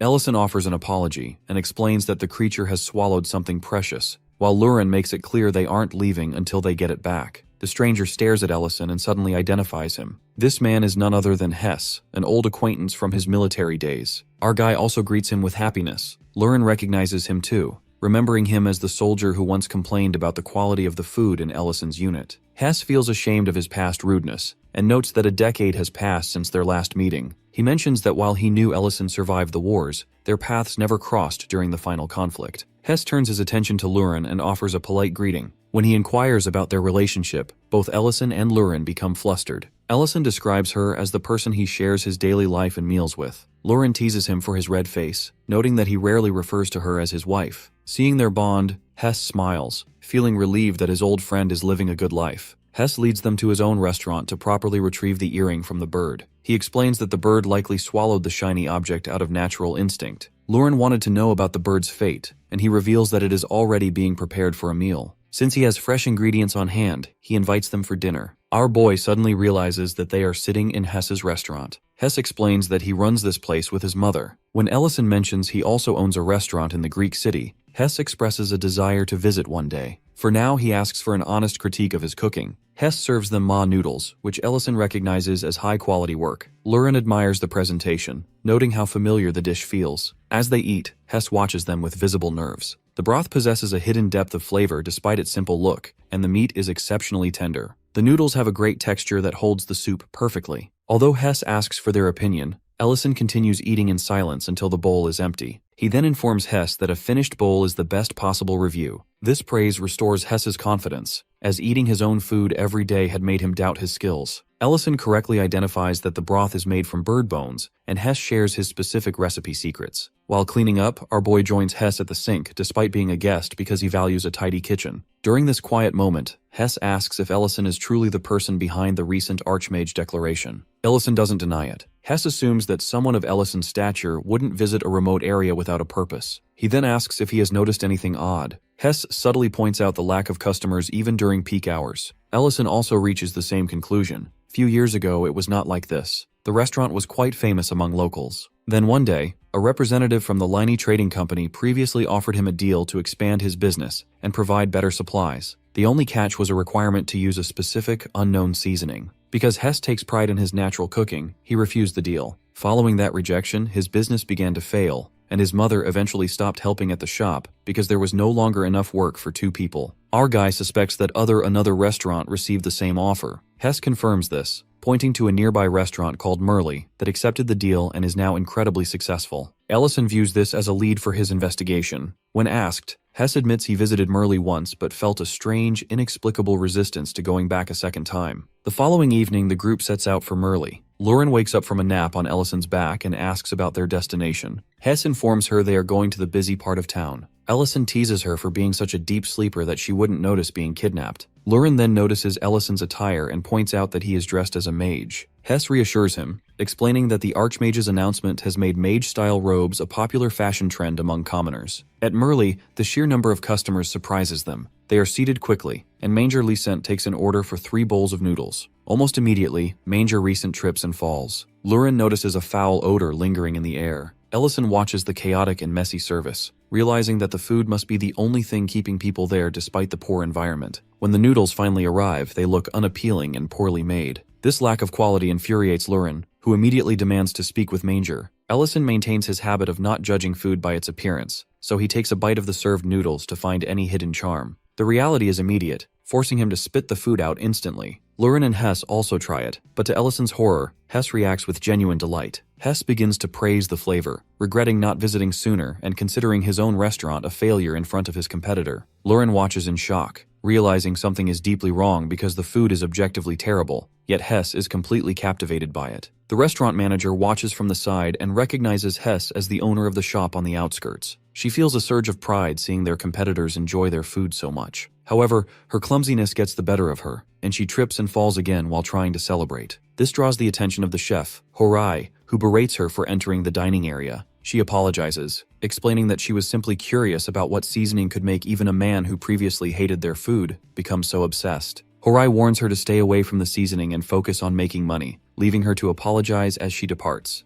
Outside, Lauren takes matters into her own hands by dunking Hess's head into water. She repeatedly asks if the noodles were actually tasty, and when he continues to insist they were delicious, she dunks him again to snap him out of it. Ellison intervenes, realizing that this isn't standard magic, or they would have sensed it. He suspects a form of mind control similar to what they encountered at the ranch, though Lauren points out that using such magic on humans usually results in brain damage. Just then, Madrine appears, announcing that the magic she studied during her past humiliations will finally be useful. She takes charge and brings Hess home to treat him. After casting a spell, she instructs Hess to breathe deeply. He suddenly snaps back to reality, realizing with disgust that he was happily eating something that tasted horrible. Madrine is thrilled by her success, noting she used a secret technique from Iramantium. Ellison notes she looks surprised that it actually worked. She informs them that the seasoning isn't traditional magic, but a stimulant that creates a state of blind devotion in the target, overlapping several mental effects. This triggers a memory for Ellison of a potent potion Leon once showed him, which was used on slaves to erase their egos and ensure total loyalty. Determined to help Hess get his revenge, Ellison sets up a plan. At a nearby construction site, workers discuss going to Merle for lunch, admitting that while the place is dirty and the meat smells bad, they feel an uncontrollable urge to eat the noodles for energy. Their path is diverted by the irresistible aroma of charcoal smoke coming from Ellison's new food stall. He is selling fresh Ma bird skewers, and the smell is so enticing that the workers decide to try them instead. The skewers are perfectly juicy and seasoned, providing a superior experience that breaks the singular focus the workers had on the noodles. He realizes that while restaurant cooking is far better, they just needed a strong catalyst like the charcoal aroma to draw people away. He informs the crowd that his skewers are sold out but mentions that a full-set menu featuring these skewers and noodles is available at Hess's restaurant. This creates a massive rush at the outskirts shop. Hess's mother is overwhelmed with joy at seeing the restaurant full again for the first time in years. Hess credits Ellison's leadership and the improved menu for the success. Meanwhile, Merle is completely empty. Horai and Manger are arguing over the lack of customers when the representative from the Lina Trading Company arrives. He is furious that his investment has been wasted. He insults manager's lack of talent. He then hands Horai a new, more powerful box of seasoning. He instructs the chef to open the windows wide when cooking this batch, promising that something interesting is about to happen. Later, Lauren walks back, grumbling because Ellison kicked her out of the kitchen for sneaking skewers. She hears a voice announcing free noodles from a new stall run by the Merle chef. Although she initially has no interest in going near that place, the scent of the new seasoning reaches her. Her eye color shifts, and she becomes visibly tempted by the aroma. Back at the storage room, Ellison is reflecting on the past 3 days of success and planning how to take down the Lina company. Lauren suddenly rushes in and greets him with unusual affection. Before he can react, she kisses him passionately. Ellison is startled and confused, wondering if this is another trick she learned from Serena. However, Lauren responds seductively, explaining that she ate some incredibly delicious noodles and wanted him to taste the lingering scent on her breath. Terrified by her behavior, Ellison realizes she has fallen under the influence of the new seasoning and demands to know exactly what she ate. Lauren's frustration boils over as she slams her fist into the floor, shattering the wood beneath her. She clenches her teeth, demanding to know why Ellison keeps retreating from her advances. When he points out that her intensity feels life-threatening, she insists she is just trying to share the flavor of the noodles through a kiss. He remains firm, ordering her to stop,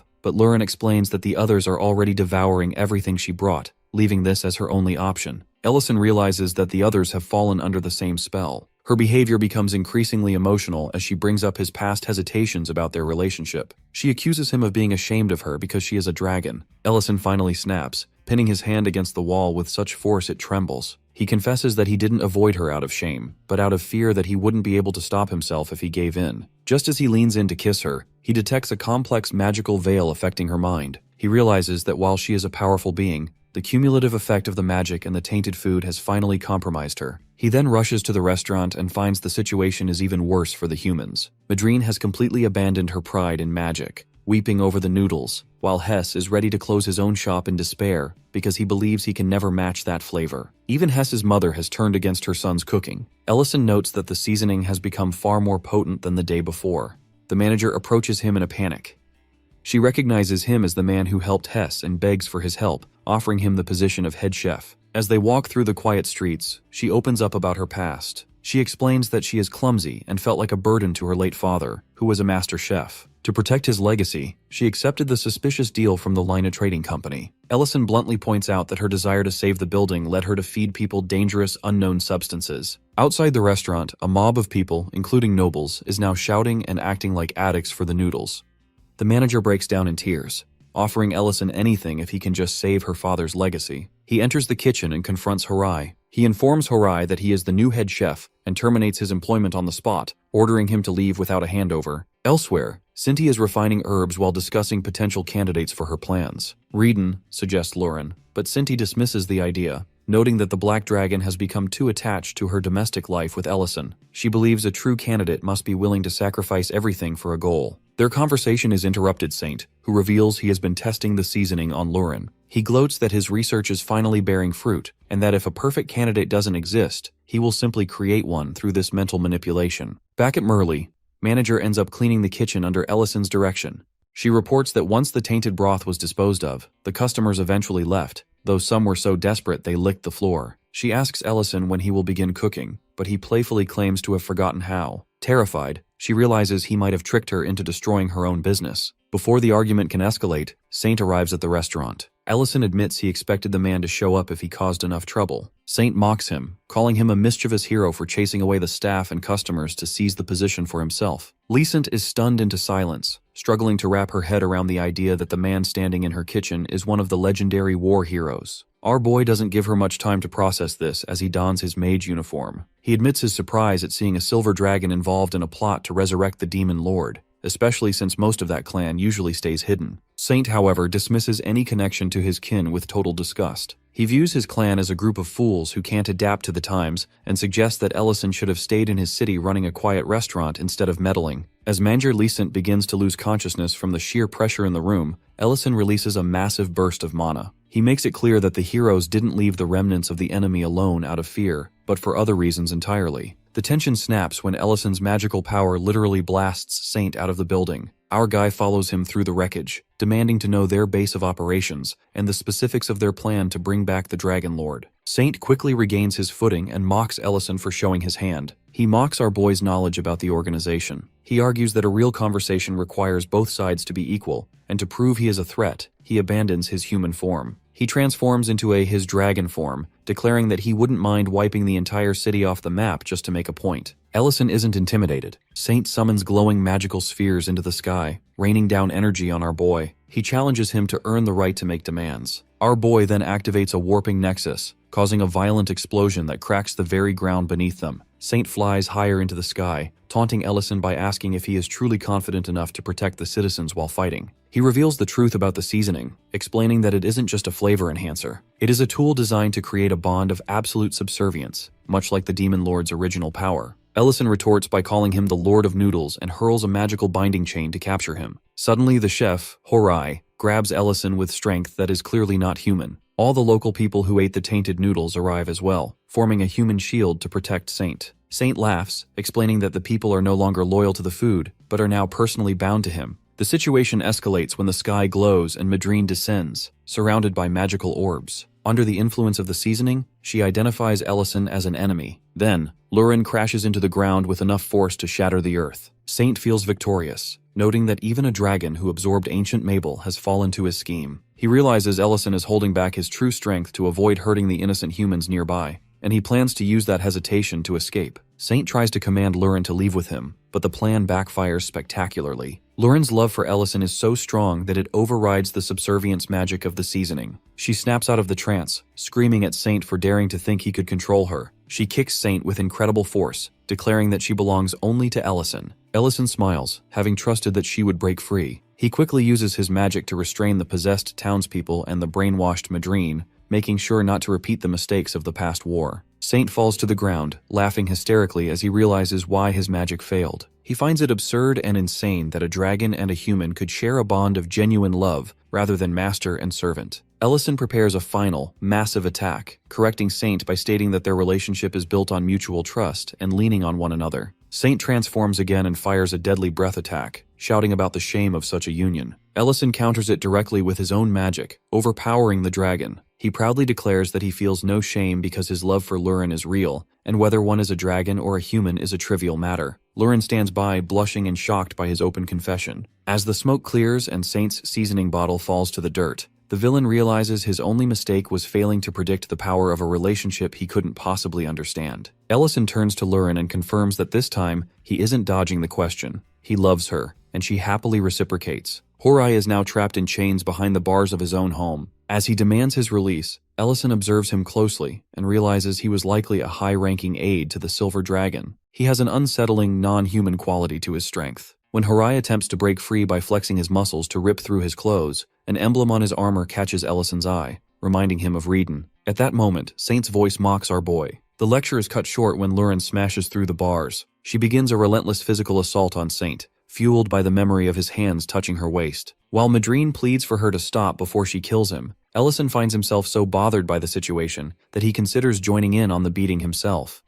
The narrative shifts to the manager, who is walking alone and reflecting on her conversation with Ellison regarding repairs. She recalls him refusing to teach her his recipes because she lacks an understanding of the process. He explained that following instructions without grasping the reason behind the ingredients is no different than her previous habit of throwing random assignments together. His advice to her was to analyze her own strengths and weaknesses to find her path forward. Back at his own lively restaurant, Hess speaks with his mother about the need for a manager to handle the chaotic storeroom. Right on cue, Leasant arrives with a proposal. She offers to manage his inventory and suggests a collaboration between their businesses, given her existing presence in the city. Meanwhile, at Ellison's restaurant, the atmosphere is buzzing. Everyone notices the absence of our boy and girl. Rumors have been circulating ever since the declaration of the Archmage, with people speculating about Ellison's true identity. Serena jokingly suggests that she should add that he fled after an affair with a noblewoman. The gossip ends abruptly when Ellison and Lurin walk through the door. After apologizing for their absence, they receive a warm welcome. When questioned about the rumors regarding him being an archmage, Ellison chooses a different kind of honesty. Holding Lurin's hand, he informs the crowd that their trip allowed them to be more open with one another. Lurin boldly declares that they will no longer hide their affection and will kiss anywhere. This public display of romance causes the rumors about Ellison's secret identity to vanish,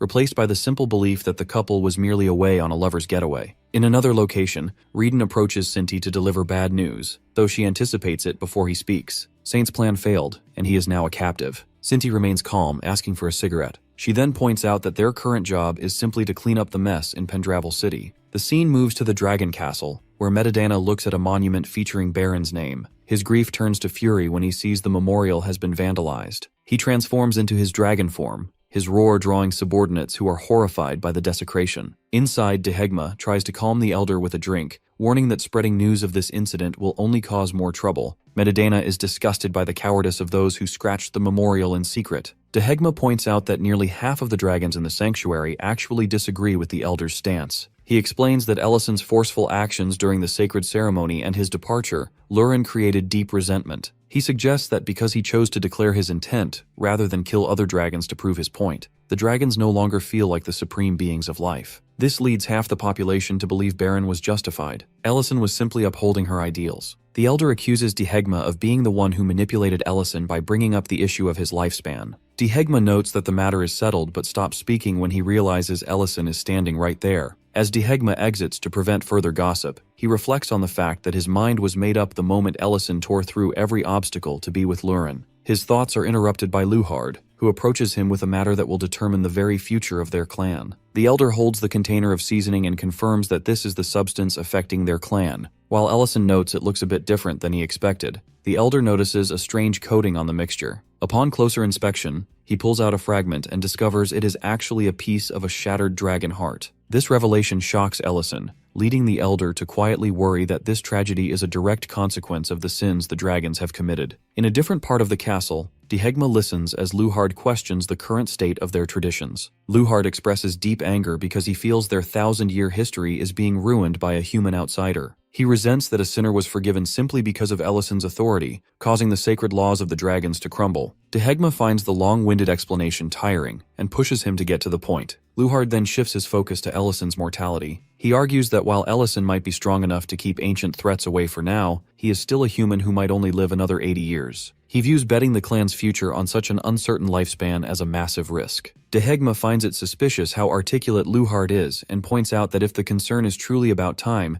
they could simply wait 50 years for the problem to resolve itself. This logic causes Luhard to snap, revealing his true motive is jealousy. He admits he cannot stand the thought of Lurin spending a long life with Ellison and being intimate with him. Realizing that Luhard is likely the one who vandalized the memorial, Dehegma feels a strong urge to lose his temper, but decides to play along instead. He suspects someone else is coaching Luhard because the argument started out so persuasively. To bait him, Dehegma pretends to offer support and mentions overlooking the destruction of the monument. This makes Luhard nervous, though he quickly claims that dragging Ellison down involves more than just a simple plan. Meanwhile, the Ellison informs him that the leader of their enemies appears to be a silver dragon known as Saint. Since simple magic is useless against dragons, the elder takes responsibility for a deeper investigation. When the conversation shifts to personal matters, Ellison mentions that he and Lurin are now being much more open about their relationship, even kissing in public. The elder laughs at the news but immediately asks for more significant progress. He becomes impatient for a great-grandchild, arguing that since the adulthood ritual is over, Lurin should be pregnant by now.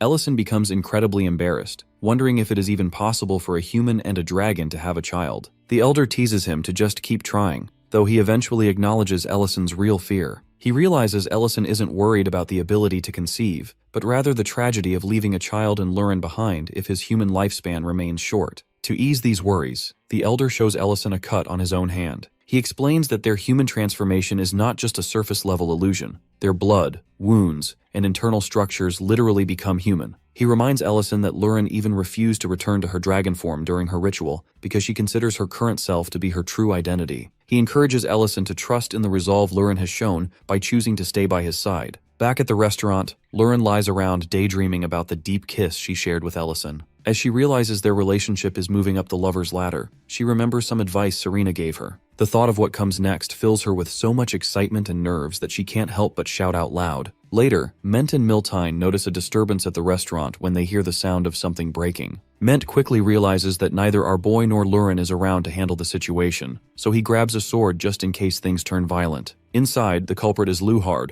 who has smashed the entrance and is currently terrorizing the customers. When Lint tries to stand up to him, Luhard dismisses everyone, claiming he only wants Lurin to come out. Ment and Miltine arrive to back Lint up, warning Luhard to leave before they report him, but Luhard radiates a terrifying mana that freezes them in their tracks. He finds it insulting to even speak more than a few words to humans. Serena intervenes, warning Luhard that the restaurant owner is not someone he wants to mess with. To avoid a public scene that might expose her dragon identity, Serena leads Luhard to a nearby forest. Luhard mocks her for being a regular customer at a human establishment, especially one owned by a man like Ellison. Serena fires back, pointing out Luhard's own hypocrisy since he is known for destroying human villages while pretending to hunt red dragons. This insult pushes Luhard to transform into his massive dragon form, but his intimidation is cut short when Lurin arrives and expresses her disgust at seeing his face again. While this confrontation happens, Madrine waits outside a different bar, feeling uneasy about leaving the silver dragon alone despite Ellison's instructions. Her worries grow when a mysterious figure arrives to ask about the sinner. Meanwhile, back in the forest, Luhard tries to convince Lurin to return to him. He claims it isn't too late because nothing serious could have happened between a dragon and a human yet, especially since they can't have children. Lurin decides to crush his hopes entirely. She lies and tells him that they have already done everything lovers do. She claims that Ellison took off her sacred dress himself on the night of the ritual, and that they spend their time intimately, even using the specific romantic details Serena once mentioned. Serena watches from the sidelines, shocked by Lurin's bold bluffing. Lurin makes it clear that she only went to the sacred rite because she felt guilty toward Ellison, not because she ever wanted Luhard. She declares that even if Ellison's life is short, she will never belong to Luhard in any lifetime. Our guy appears just as Luhard demands an answer from him regarding the lifespan gap. Luhard accuses Ellison of being selfish and making Lurin suffer for thousands of years after he dies. Serena quickly points out that Luhard is the one who broke the restaurant door. Instead of arguing about the future, Ellison hugs Lurin and acknowledges that his human life is indeed short. However, he explains that this brevity is exactly what makes every single day they spend together precious. Ellison picks Lurin up and prepares to leave, ignoring Luhard's confused shouting. As he carries her away, Lurin suggests he can put her down, but he wants to hold her longer. He recalls her wanting him to know the taste of something delicious she mentioned before, and suggests they pick up where they left off. Ellison is determined to fill Lurin's life with so many happy memories that she can cherish them forever, even if their time is limited. High above, Dehegma watches them and realizes that their choice to be together despite the short time they have given their lives meaning. He decides that this resolve is enough to trust Ellison with the future of the Black Dragons, hinting that Ellison's lifespan might not be as simple as it seems. Ellison and Lurin sit on the bed in a thick, shy silence, finally ready to continue from where they left. Ellison decides to initiate things with a kiss, holding her face tenderly as they lay back. However, the mood is abruptly ruined when the elder's voice echoes in his mind, demanding to know about his great-grandchildren. This mental intrusion creates a block for Ellison. He realizes that no matter how much he prepares himself, his nerves and the pressure of the future make it impossible for him to go any further right now. The scene shifts to the restaurant where Ment is undergoing a surprising transformation. Miltane is carefully shaving his face while a small crowd of regulars watches in anticipation. When she finishes, everyone is stunned to see that without his heavy beard, Ment looks nearly 10 years younger. This sparks a conversation about age, a topic Ellison has never heard them discuss. Ment reveals he is only 34, having served 15 years in the military before the war ended. This revelation makes Ellison uneasy. He realizes his own youthful appearance is likely a side effect of the Lord's heart, which makes his aging process different from normal humans. Creston warns him that humans age rapidly once they hit 35, which only fuels Ellison's anxiety about his limited lifespan. Later that night, Ellison is seen wearing a face mask in bed, trying to preserve his skin. When Lurin asks what he is doing, he explains he is trying to prevent wrinkles to narrow the visual age gap between them. Lurin reassures him that she doesn't care what he looks like, but Ellison's mind is elsewhere. He is determined to find Saint and demand to know how the man confirmed his lifespan was short. However, a bigger problem arises. Ellison learns that Saint has been released from custody in Pendravel City. Lord Hobb, the ruler of Pendravel, argues that there isn't enough evidence to hold him. Madrine is furious, explaining that Saint was brainwashing people and plotting schemes. Lord Hobb dismisses this, pointing out that providing seasoning to citizens doesn't violate the Archmage's principles. He even uses Madrine's own logic against her, noting that since Ellison is a dragon slayer, he couldn't possibly have been threatened by Saint's actions. Because no laws were technically broken, Saint walks free, leaving Madrine terrified of the consequences. Saint reunites with devastated Luhard,